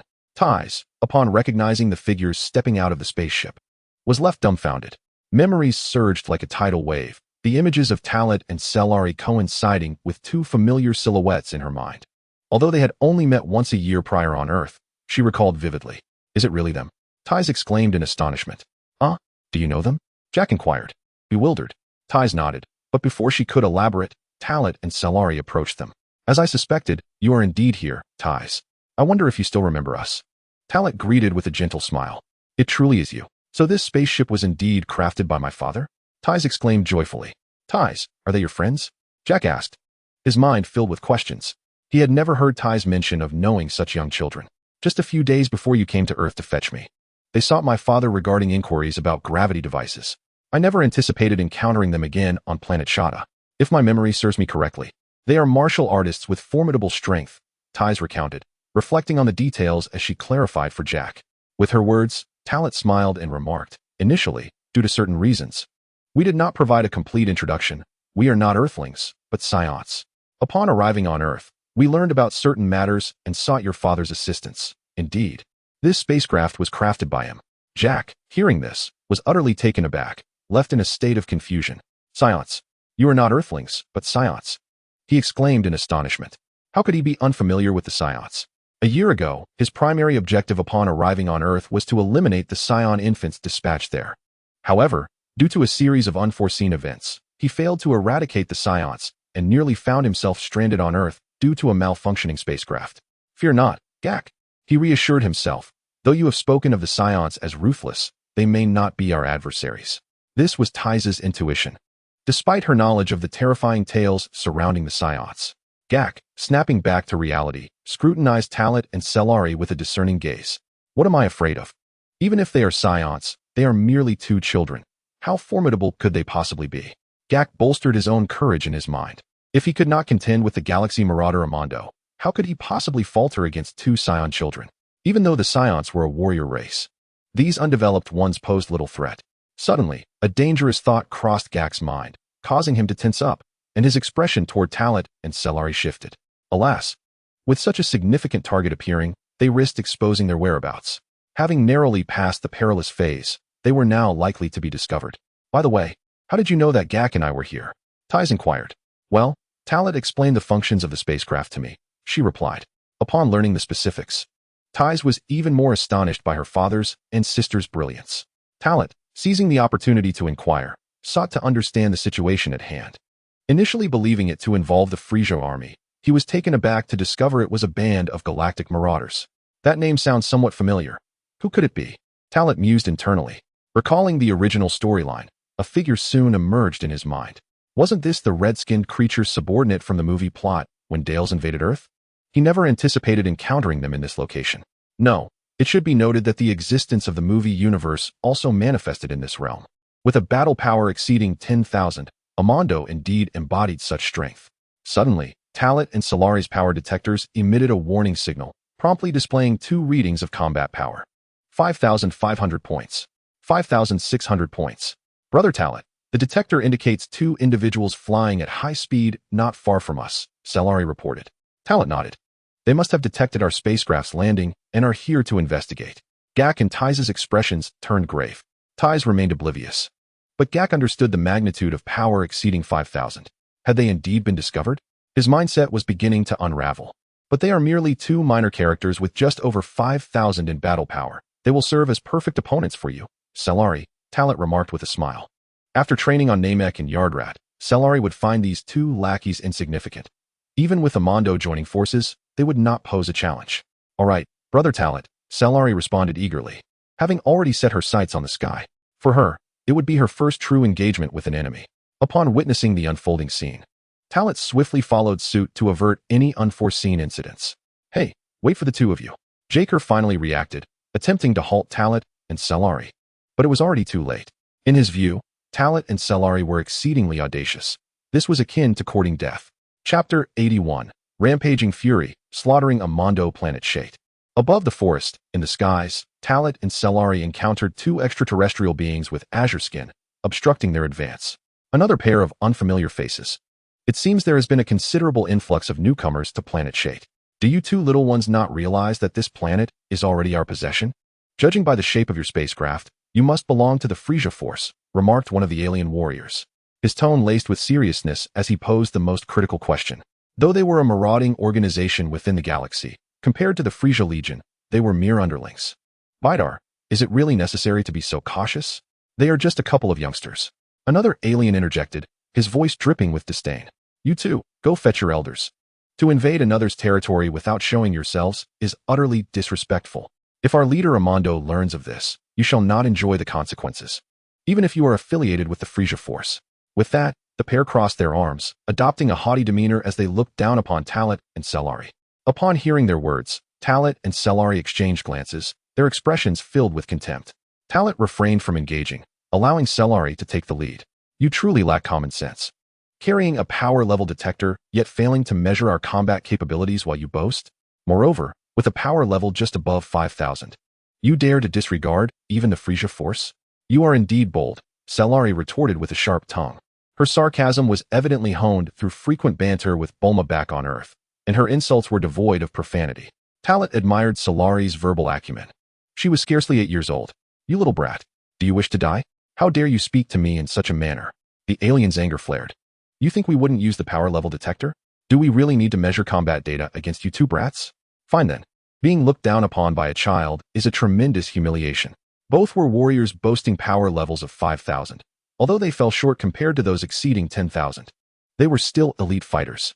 However, the moment he activated the power level detector, Solari surged forward with unparalleled speed, landing a casual punch. With a resounding thud, her seemingly delicate fist unleashed unimaginable destructive force. That single strike penetrated the alien's combat suit and severely damaged his internal organs. Blood sprayed forth as the first brave warrior's eyes widened in shock, feebly gasping for breath. Power level 10,000. His body trembled violently. He could no longer maintain consciousness and uncontrollably plummeted to the ground. Solari did not take his life, but rather inflicted severe injuries upon him. In her first encounter with outsiders, she misjudged the intensity of her actions, intending merely to engage in playful combat. Such opportunities for battle are exceedingly rare, igniting the warrior instinct inherent within her Saiyan blood. Meanwhile, the brave one, designated as number 2, stood in stunned silence. As Solari's aura erupted, her battle power detector emitted alarming readings of 10,000 combat units. To their astonishment, this little imp's combat prowess reached an astounding 10,000 points. Their leader, Amando, possessed a mere 10,000 points as well. However, this number was inflated. Amando's actual combat capability was a mere 9,100 points. consistently overstated by his subordinates, or perhaps he always considered himself a 10,000-point warrior. As Sailari shifted her gaze towards Brave One Number 2, he was already drenched in cold sweat from fear. Realizing the precariousness of his situation, he instinctively sought to flee but failed to comprehend that Sailari had no intention of letting him escape. In an instant, she struck again, teleporting behind him and delivering a swift chop. With fierce precision and unwavering resolve, she executed her move without the slightest hesitation.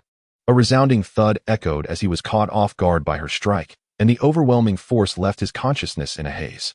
Like Brave One Number 1 before him, he plummeted from the sky to the ground, landing precisely where Gak and Ties were rushing to intervene. TCH, that was utterly unimpressive. Those two were not even as formidable as the warriors from Namek and Yardrat, dispatched with such ease. Sailari remarked with a hint of disappointment. It was not that the two adversaries were particularly weak. Rather, her strength was simply overwhelming. The disparity was too vast, facing entities with combat powers in the thousands. If one could not easily dispatch them with a single blow, that would indeed signify true weakness. Just two insignificant underlings. Now, let us proceed to confront Amando. Talent nodded at Sailari and spoke. Their exchange did not go unnoticed by Gak, who was now utterly bewildered. These two aliens possessed combat powers exceeding 5,000 points, a level he could never hope to match. Sailari not only dispatched them with a single blow, but now they intended to confront Amando. Am I perhaps dreaming? These little Saiyans are so fearsome? In the Saiyan race, those with combat powers surpassing 5,000 points are considered elite warriors. Are they elite fighters at such a young age? Gak mused silently. Following this unexpected turn of events, he no longer questioned the prowess of Sailari and Talent. They were undoubtedly far more formidable than he. At that moment, he even began to hope that if Sailari and Talent could assist him in dealing with the galactic marauder Amando, it would be a significant triumph.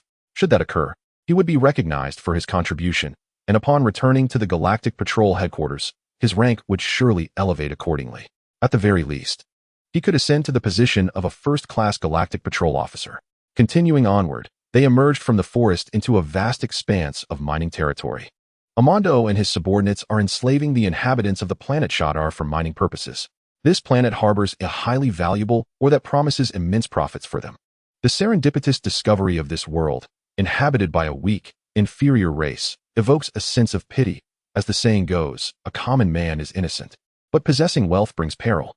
It is indeed a lamentable plight for this tribe, as their lack of self-defense capabilities has relegated them to the status of slaves, sighed Sailari.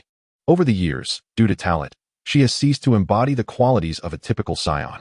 In essence, a conventional Saiyan is characterized by ferocity and a strong inclination towards aggression, making it inconceivable for one to express such sentiments. Thus, we must strive to grow even stronger. The inhabitants of Shatar, reminiscent of the ancient Saiyans, are subjugated by mightier forces. We too were nearly driven to extinction, Talent proclaimed. After this moment of introspection, the conspicuous nature of their aspirations quickly drew the attention of Amando and his henchmen. They also confirmed the disappearance of Bid and Steer. Upon receiving his subordinate's report, Amando furrowed his brow in evident discontent. Clearly, his plans had been disrupted, and his men had been eliminated, dressed in attire reminiscent of the Frieza force. Yet lacking the formal military insignia, Amando's crew bore the hallmark of many extraterrestrial invaders, who are often associated with Frieza's army. No, that is not accurate. It should be the Kurdish Legion. After Frieza supplanted the Kurdish king, all cosmic factions either negotiated with or relied upon Frieza's forces for survival.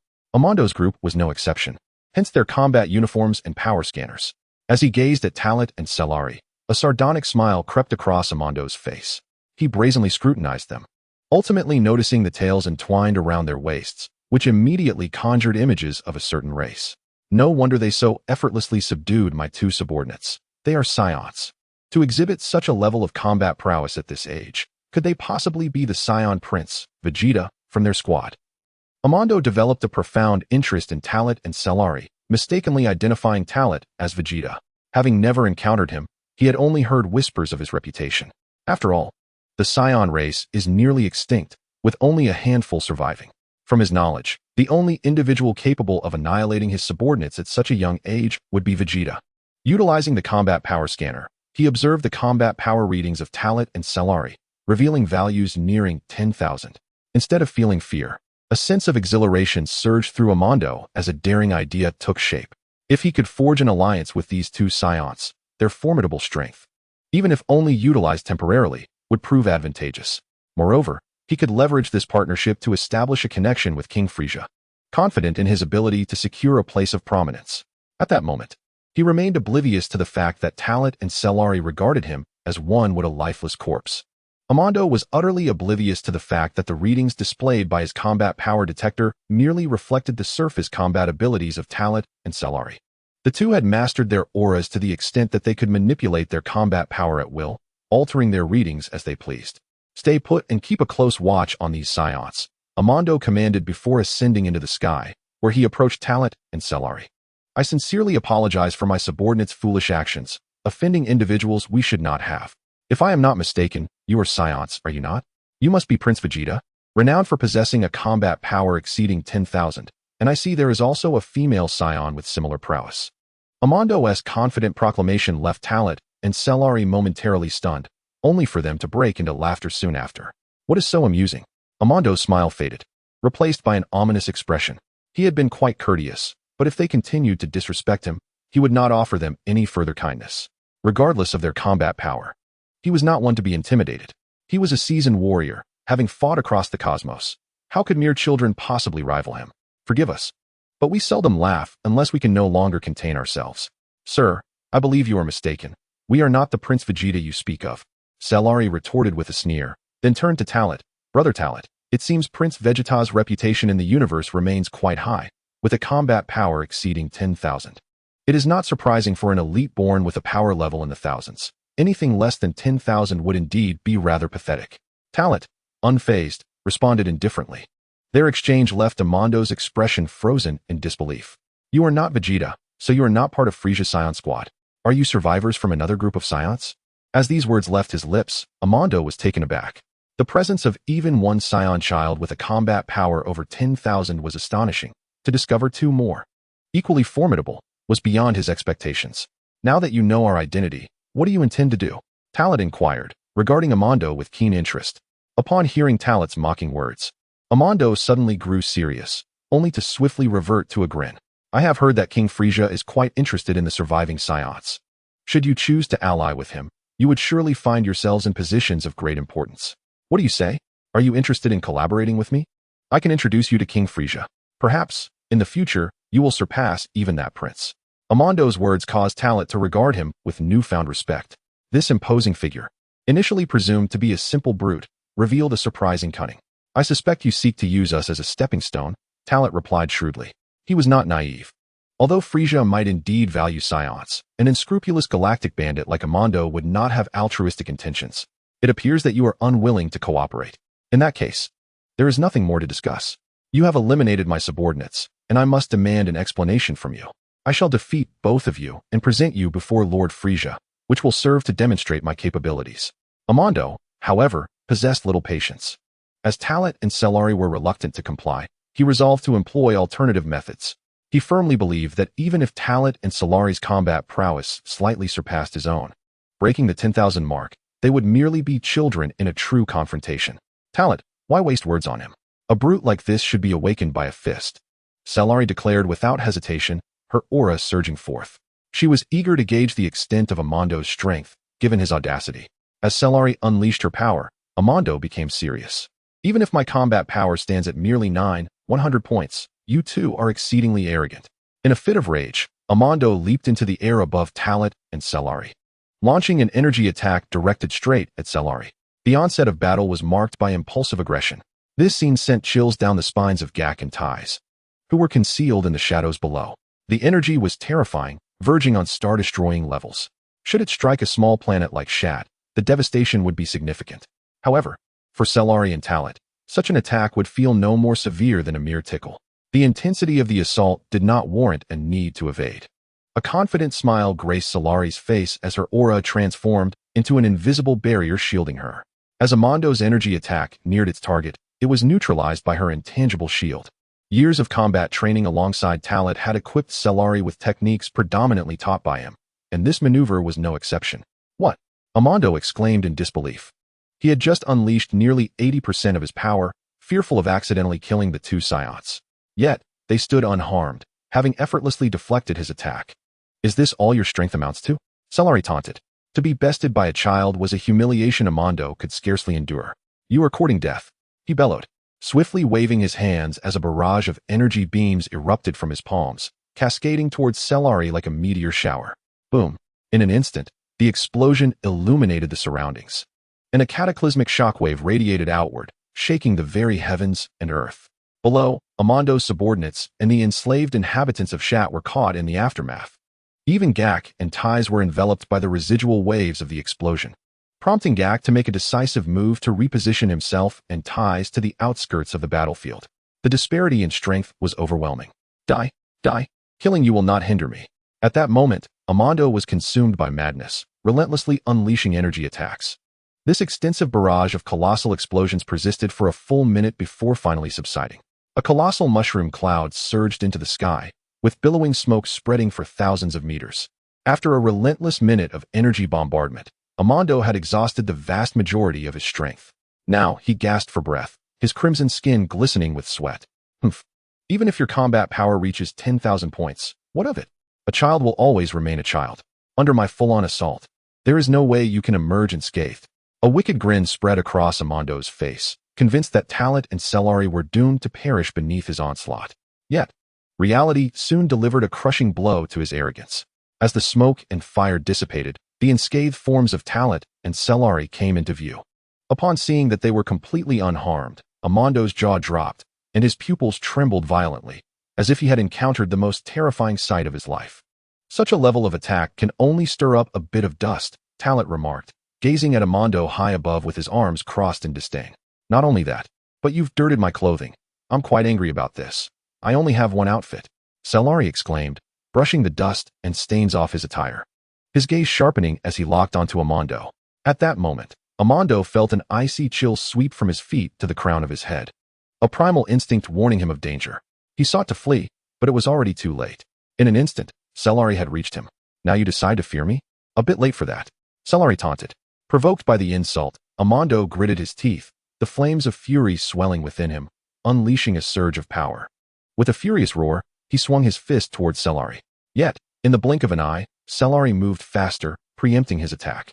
A thunderous sound erupted as Celery's powerful strike landed squarely on Amando's chest, shattering the combat armor that shielded him.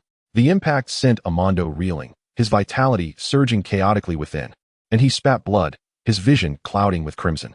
But the assault was far from over. Celery delivered a devastating kick to Amando's neck. Unparalleled force sent Amando's body tumbling through the air, akin to a kite severed from its string. Seizing the moment, Celery's aura exploded forth, propelling him at an astonishing speed to catch up with the airborne Amando, delivering yet another crushing blow. A resounding bang echoed as this strike struck Amando's back, shattering his protective armor and fracturing his spine in the process. With such grievous injuries, Amando was left with no ability to resist. His consciousness faded into darkness. With a thunderous crash, Amando's body plummeted to the ground like a meteor, creating a massive crater 10 meters deep and several dozen meters wide.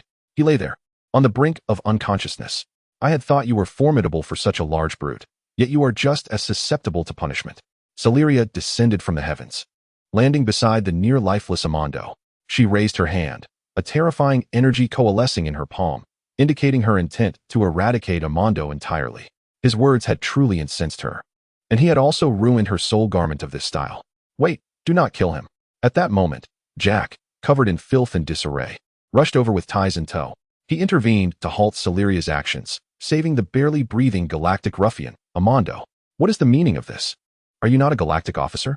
Are you truly going to protect this scoundrel who nearly cost you your life? Celeria questioned, incredulity evident in her tone. Certainly not. Jack replied. This band of miscreants has wreaked havoc upon numerous planets. Killing them would merely grant them an undeserved reprieve. It is far better to deliver them to the galactic prison. Celeria, upon hearing this, was not inclined to relinquish Amando to Jack just yet. She glanced towards Talat. Talat, however, seemed indifferent. Yet, noting Jack's proactive stance, he surmised his intentions. Let him have it. You have already vented your frustration, Talat suggested, approaching Celeria. Since Jack desired Amando, it could be seen as a favor, especially since Amando was unlikely to cause further trouble. This could also serve to forge a friendship with Jack, possibly aiding in her future relations with the apprentice angel, Melis. Very well. With Talat's endorsement, Celeria lowered her hand, relinquishing her gathered energy. Jack swiftly retrieved energy-binding handcuffs and shackles from his waist pouch, tools designed to suppress an individual's power and prevent unforeseen incidents. "Thank you for your assistance. My mission is now effectively complete," Jack declared. While he appeared outwardly composed, internally, he was eager to escort Amando to the nearest precinct. However, he still needed to apprehend Amando's subordinates. Chapter 82. I am the protagonist. Frieza's death gaze with the aid of Talat and Celeria. The crisis involving the galactic ruffians on planet Shadar was thoroughly resolved. Having assisted Jack, Ties promptly communicated with those on Earth to assure them of her safety. She expressed her profound gratitude for the support from Talat and Celeria, recognizing that without their intervention, she and her companions would have struggled to navigate their perilous situation. During a video call with her father and sister back on Earth, Ties truly felt the warmth of their concern, leading her to momentarily regret her departure from home. However, nostalgia aside, she was determined to make a name for herself now that she had ventured out. Though she had always been intelligent, she did not share her father's passion for scientific endeavors and felt overshadowed by her sister, Bulma. Thus, she was even more resolute in her quest to achieve something uniquely her own.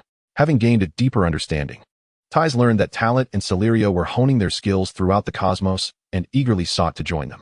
Perhaps upon realizing that Gak lacked the capability to protect her, and knowing that Talat and Celery possessed such abilities, she began to entertain thoughts of accompanying them. Ties expressed her desire to join, and Talat found it difficult to refuse. Although she was somewhat of a burden, her eagerness to assist and the support from Breve made it unwise to decline outright, as doing so might jeopardize the rapport he had established. After all, Breve and Bulma had provided him with considerable aid. Before he could respond, Celery eagerly grasped Tice's hand, clearly welcoming her into their fold. Unlike the potential hostility she might harbor towards Bulma, Celery felt no aversion towards Tice.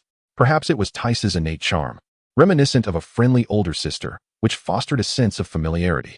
The solitude of cosmic travel likely made the prospect of companionship appealing to Celery, alleviating the monotony of the journey ahead.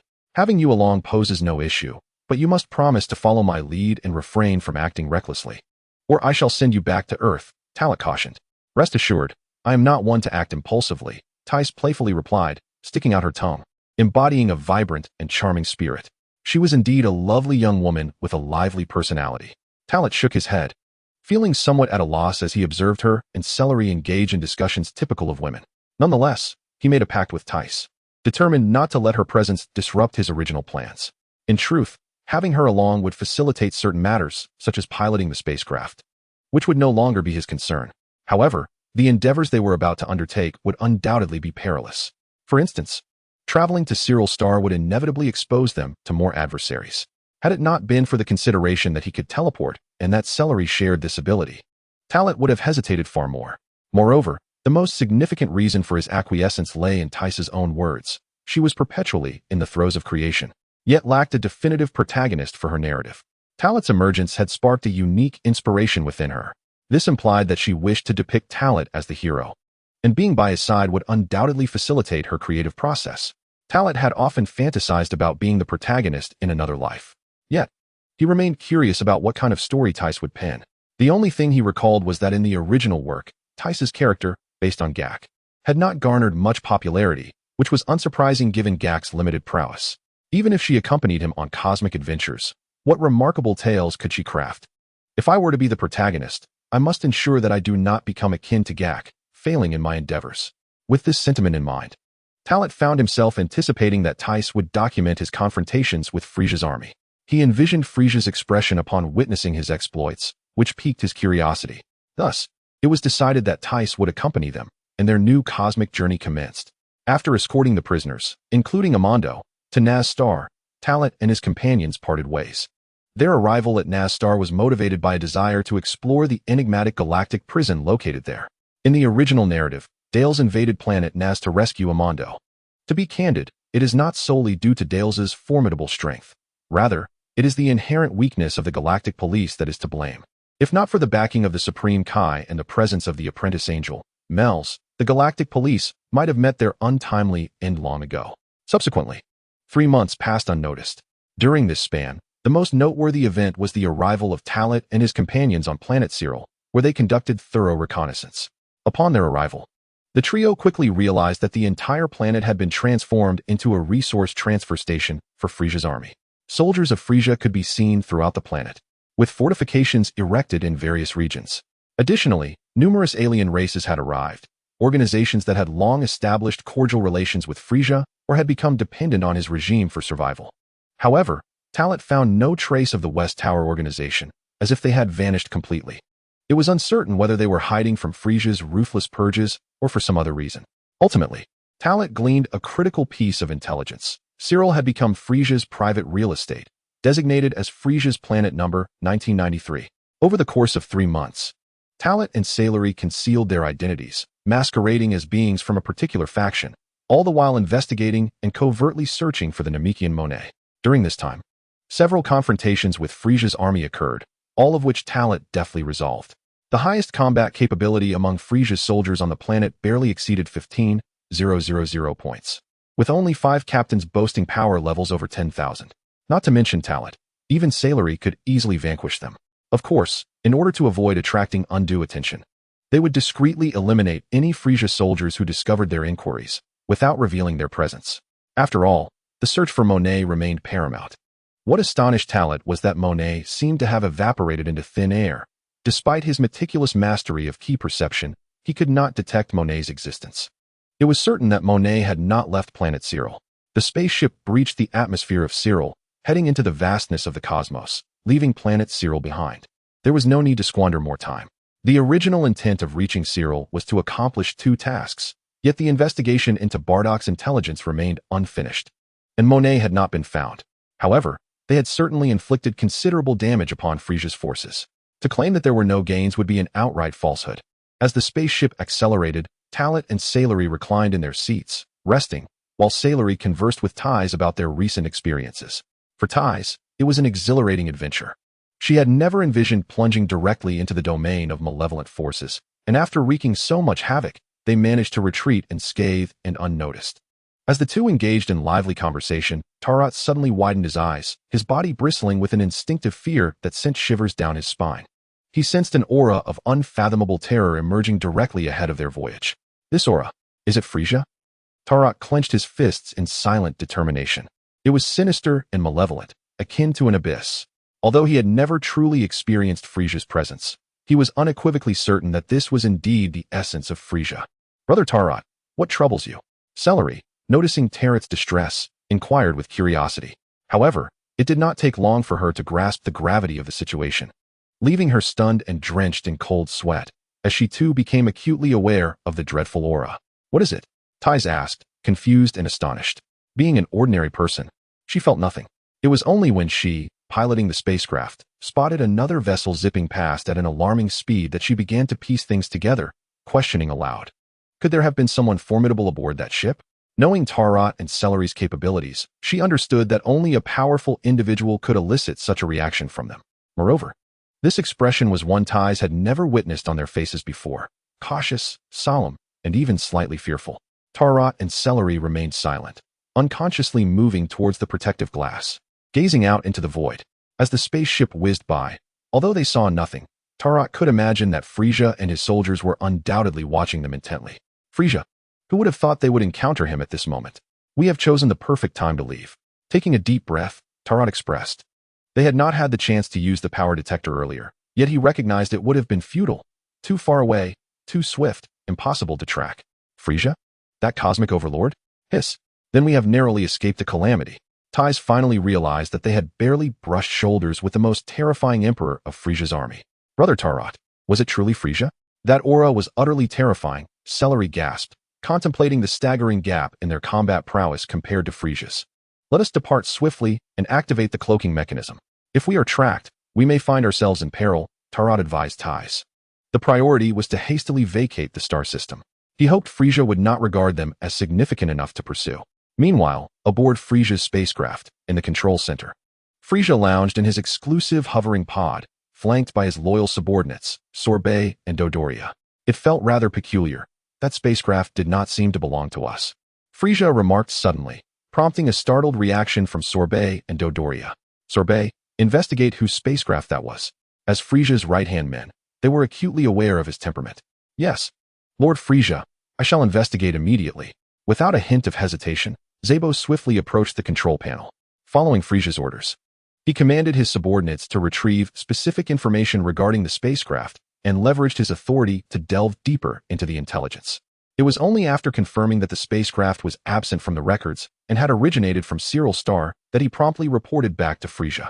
My Lord Frieza, the spacecraft in question is not recorded. According to the intelligence, it appeared on Cyril Star 3 months ago and then seemingly vanished, only to re-emerge now. As Zabo spoke, a sense of unease began to creep into his heart. As anticipated, Frieza's response was accompanied by that sinister laughter, his voice particularly somber. Ho ho ho. A spacecraft unrecorded, appearing and disappearing from Cyril Star. Did it merely brush past me? Are the inhabitants of Cyril Star nothing but a bunch of fools? Self-proclaimed as the Emperor of the Universe, he detested any disruption to his plans. Both Zabo and Dodoria were filled with dread. My Lord Frieza, there is something I am uncertain whether to voice, a low-ranking soldier interjected abruptly. Zabo and Dodoria broke into a cold sweat, while Frieza regarded the ungainly pilot with keen interest. Oh, I do enjoy it when my subordinates volunteer their thoughts. Speak freely, and you shall not be punished. Frieza's taunt was laden with menace. The soldier who had spoken up was Sorbet, who would later be pivotal in resurrecting Frieza in the original storyline.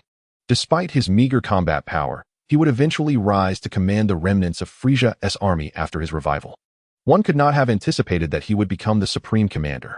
To assert his boldness, Sorbet must have possessed a certain audacity, yet at this moment, he dared not speak further. May I be so bold as to suggest that this might be a hidden spacecraft belonging to the Zeta organization? Although they collaborate with you, my Lord Frieza, they have never truly submitted, especially after we occupied Cyril Star, at which point their members vanished. Sorbet's remarks successfully diverted everyone's attention. Frieza was no stranger to the Zeta organization, and Zabo and Dodoria shared this familiarity. You have indeed reminded me. Well done. From now on, you shall serve as the commander of this flagship. A casual decree elevated Sorbet from a mere control system soldier to the commander of the spacecraft. Overwhelmed with excitement, Sorbet bowed respectfully, while the other soldiers looked on with envy and resentment, wishing they could voice their thoughts, but refraining from doing so. Should I pursue further investigation? Ignoring Sorbet, Zabo eagerly sought to assert himself. Proceed with your inquiries. If they are indeed members of the Zeta organization, dispatch the Ginyu Force to eliminate them entirely. Frieza replied, his smile chilling. Long ago, Frieza discerned the grand ambitions of Elec, the leader of the Zeta organization. That individual aspired to usurp his position and ascend to the throne of the Cosmic Emperor. Yet, the throne of cosmic supremacy is not a coveted prize that mere insects can covet. He commanded his subordinate, Sabor, who promptly departed from the control center. Observing Sabor's exit, Dodoria expressed his confusion, asking, Lord Frieza, according to our reliable intelligence, the highest combat power possessed by members of the Zeta organization barely exceeds 10,000. Would deploying the Ginyu Force not be an overreach? Even a single one of us, myself or Sabor, would suffice. Dodoria was overly confident. Frieza chuckled, indeed. The Zeta organization is merely a rabble. Deploying elite operatives might indeed grant them undue respect. However, Dodoria, it appears you have overlooked a crucial detail. Back on Planet Meat, due to your negligence, a Saiyan managed to survive and nearly confronted me. As Frieza spoke, his blood-red gaze shifted slightly, causing Dodoria's complexion to change dramatically. Beads of cold sweat cascading uncontrollably down his forehead. To eradicate the roots of the problem, the Ginyu Force's operational style is comprehensive, and their efficiency will not disappoint me. As for you, I have another task in mind. Frieza emphasized to Dodoria. At that moment, Dodoria was drenched in sweat, panic-stricken. Rest assured, such an oversight will never occur again. Ha ha ha, that is reassuring. I still place great trust in you. Dodoria, Frieza responded with a mischievous smile. Choosing not to pursue the matter further, Dodoria inwardly sighed in relief, astonished that Frieza still recalled an event from so long ago. He vowed never to commit such a blunder again, for in Frieza's character, even a trusted subordinate could face execution. Time swiftly passed, and in the blink of an eye, 10 days had elapsed. As Frieza's spaceship brushed past, to avoid drawing attention, under Talat's command, Thais piloted their spacecraft at maximum speed, fleeing the vicinity of the Cyril star system. Of course, the entire 10 days were not spent in frantic retreat from Cyril, even amidst fear. There was no need for such extremes. The initial 3 days were indeed spent evading potential surveillance, traversing 2 vast star systems. However, from the 4th day onward, that was no longer the case. With their advanced navigation technology, Even if Frieza's fleet pursued relentlessly, they could not catch up to Talot and his crew. In the ensuing days, their spacecraft received word that a Saiyan team was invading a particular planet, prompting them to hasten their journey to that location. For Talot and Celery, many tasks had already been accomplished, and their strength was sufficient. Knowing Raditz's whereabouts, failing to act would indicate a lack of concern on their part. Sometimes, it is merely a coincidence. Chapter 83, Raditz, Nappa, Vegeta, Planet Daedlar. Under the invasion of Vegeta, Nappa, and Raditz, the indigenous inhabitants of the planet were utterly annihilated, marking the completion of their assigned task. At this moment, the three were gathered around a flickering bonfire, roasting the flesh of an unknown creature. Were there only the three of them? Indeed. Originally, there had been another Saiyan, but he had fallen in ambush during an invasion of a higher civilization over half a year ago. Ironically, Raditz was meant to be the one who perished. It was his act of saving Raditz that led to the demise of that elite warrior. How tedious. This was the third consecutive time, 3 planets, all of the lowest caliber, utterly worthless. Nappa grumbled angrily while gnawing on his food. His frustration stemmed from the lowly targets of their invasions. The meager rewards they received were a direct reflection of the inferior nature of their conquests. Moreover, they were warriors at heart. And upon discovering that the combat prowess of the target species barely reached into the hundreds, they found no thrill in the endeavor. This was an unavoidable reality. As these tasks were periodically assigned to them by Lord Frieza, Raditz remarked timidly from the side. Since the death of that elite warrior and the experiences of the past year, he was no longer the same person he once was. His own feeble strength rendered him insignificant in the eyes of Vegeta and Nappa, who regarded him as a mere burden. Often, in their exchanges, they would express their grievances, lamenting the loss of a valuable fighter and the survival of a worthless superior like him. The Saiyan team, led by Vegeta and Nappa, relegated Raditz to the role of a subordinate warrior, compelled to obey their commands. The most arduous and laborious tasks invariably fell upon him, as he could only serve to clean the battlefield. The more he toiled, the less he could enhance his own abilities, ultimately leading to a widening chasm between himself and the prowess of Vegeta and Nappa. Raditz was certain that had it not been for the dwindling numbers of the Saiyan race, they would not care for his well-being. His former pride and dignity had been obliterated by the explosion of Planet Vegeta. After enduring the merciless scorn of others, he gradually came to understand that it was solely due to his father Bardock's influence that he had been nurtured as a promising candidate. Without the guidance of his elders, he had devolved into an inconspicuous failure. Raditz, if only your strength were greater, you could complete such tasks for us, saving us the time and effort, Nappa scoffed. Frustrated by his own inadequacy and his inability to match Vegeta, he desired to delegate tasks to Raditz, whose power level barely reached 900. Since last year, Raditz's combat strength had shown little to no improvement. Tears of despair welled up within Raditz, and he felt a longing for death, yet he could not voice a rebuttal. Across from him, Vegeta consumed his roasted meat, observing with a cold gaze, silent. He had no need for useless burdens, especially not for someone like Raditz, who would only hinder his progress. However, he would not voice it, for the Saiyans were indeed few in number. An additional member, after all, was still an addition. Just then, what was that? At that moment, Vegeta suddenly lifted his head, noticing the fiery glow in the sky. It was a spaceship, descending rapidly. Where could it have come from? Nappa and Raditz both stood up, gazing skyward.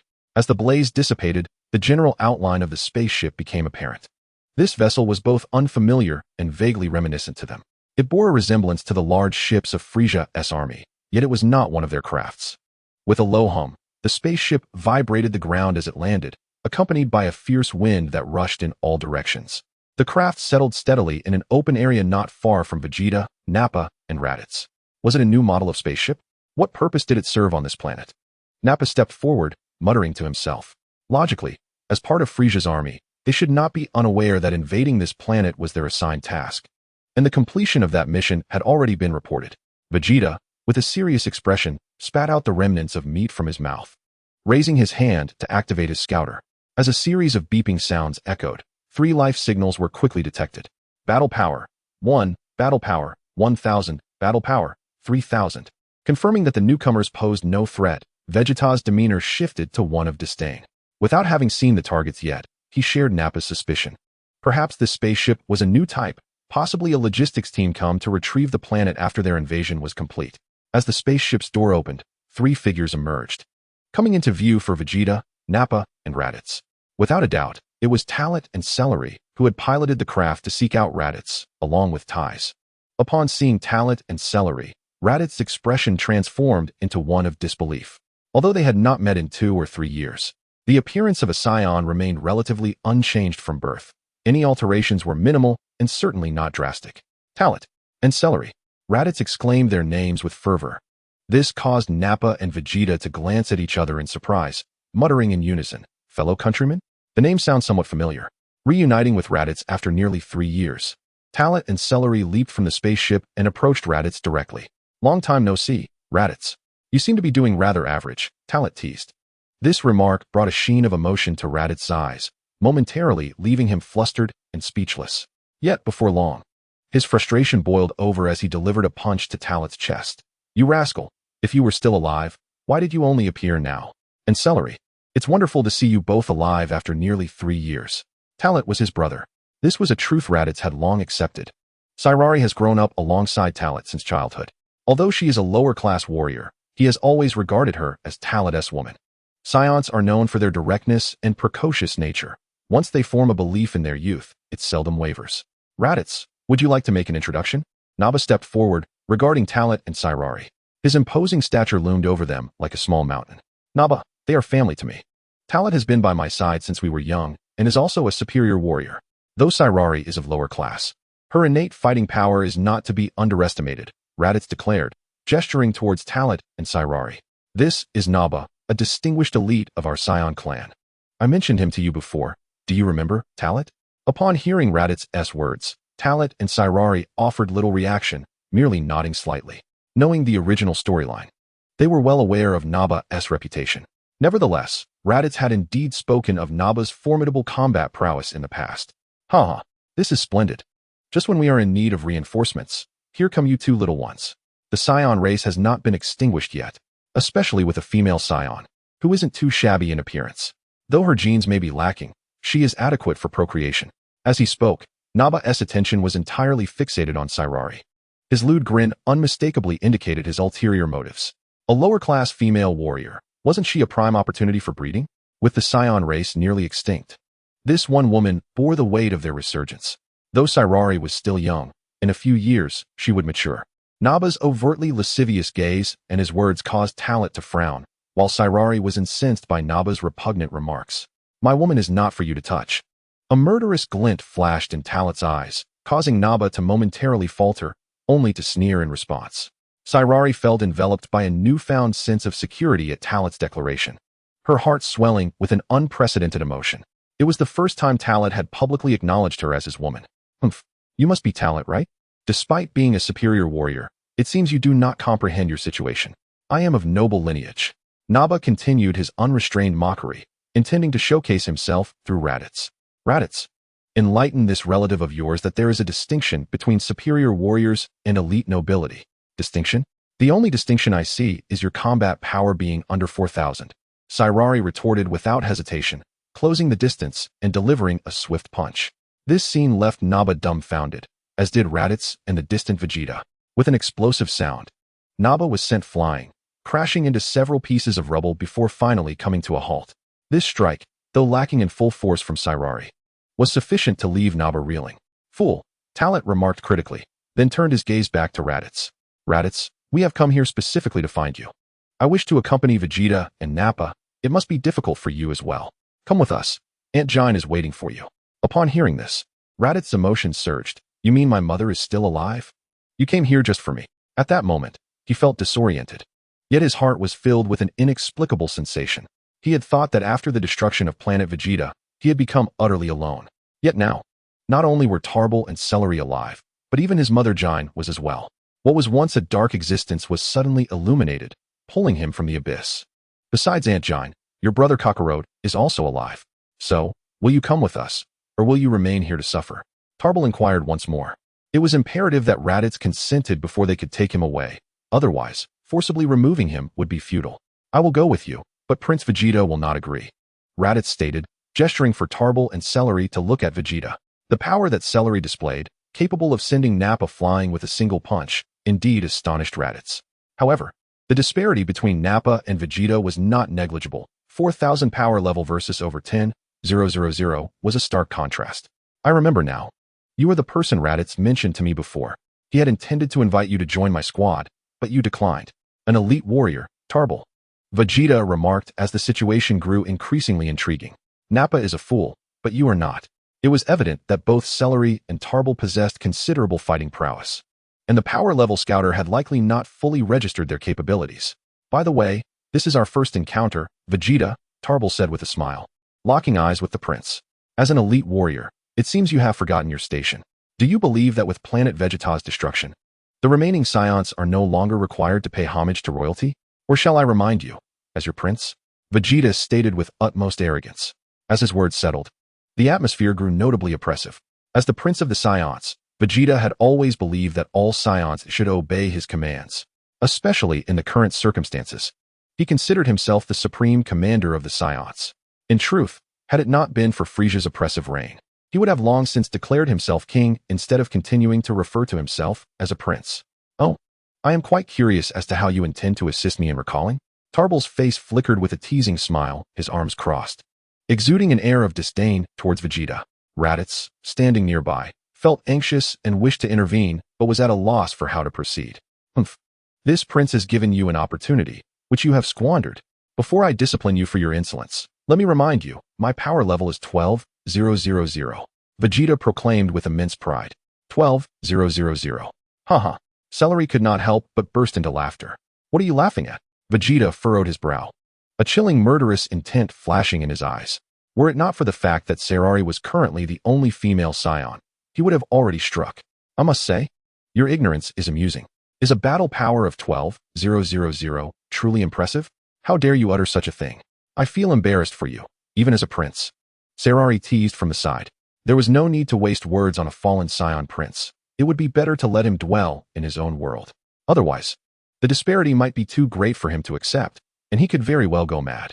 Vegeta's words were harsh, yet Talent was no pushover. In this moment, Talent would not grant Vegeta any courtesy, especially since Vegeta was actively seeking to provoke him. Such remarks utterly enraged Vegeta. You two are courting death. Anger surged within him, his fierce aura erupting, pressing down upon Talent and Celery. Wait, don't. Raditz sensed the impending disaster, but his warning was swiftly silenced. Vegeta was genuinely furious. In the next heartbeat, Raditz witnessed a scene that shattered his worldview. Not only was Talent unfazed, but Celery also remained unaffected. They showed no fear of Vegeta's power. How disappointing. You think this level of pressure can intimidate us? It seems you are unaware of our true strength. In that case, allow us to demonstrate. Observe closely with your power detector, and behold our battle prowess. Celery and Talent intended to impart a lesson to Vegeta that he would never forget. Beep beep beep. As Talent and Celery unleashed their powers, the battle detector Vegeta wore emitted a rapid alarm. In his line of sight, the values on the detector's display fluctuated wildly.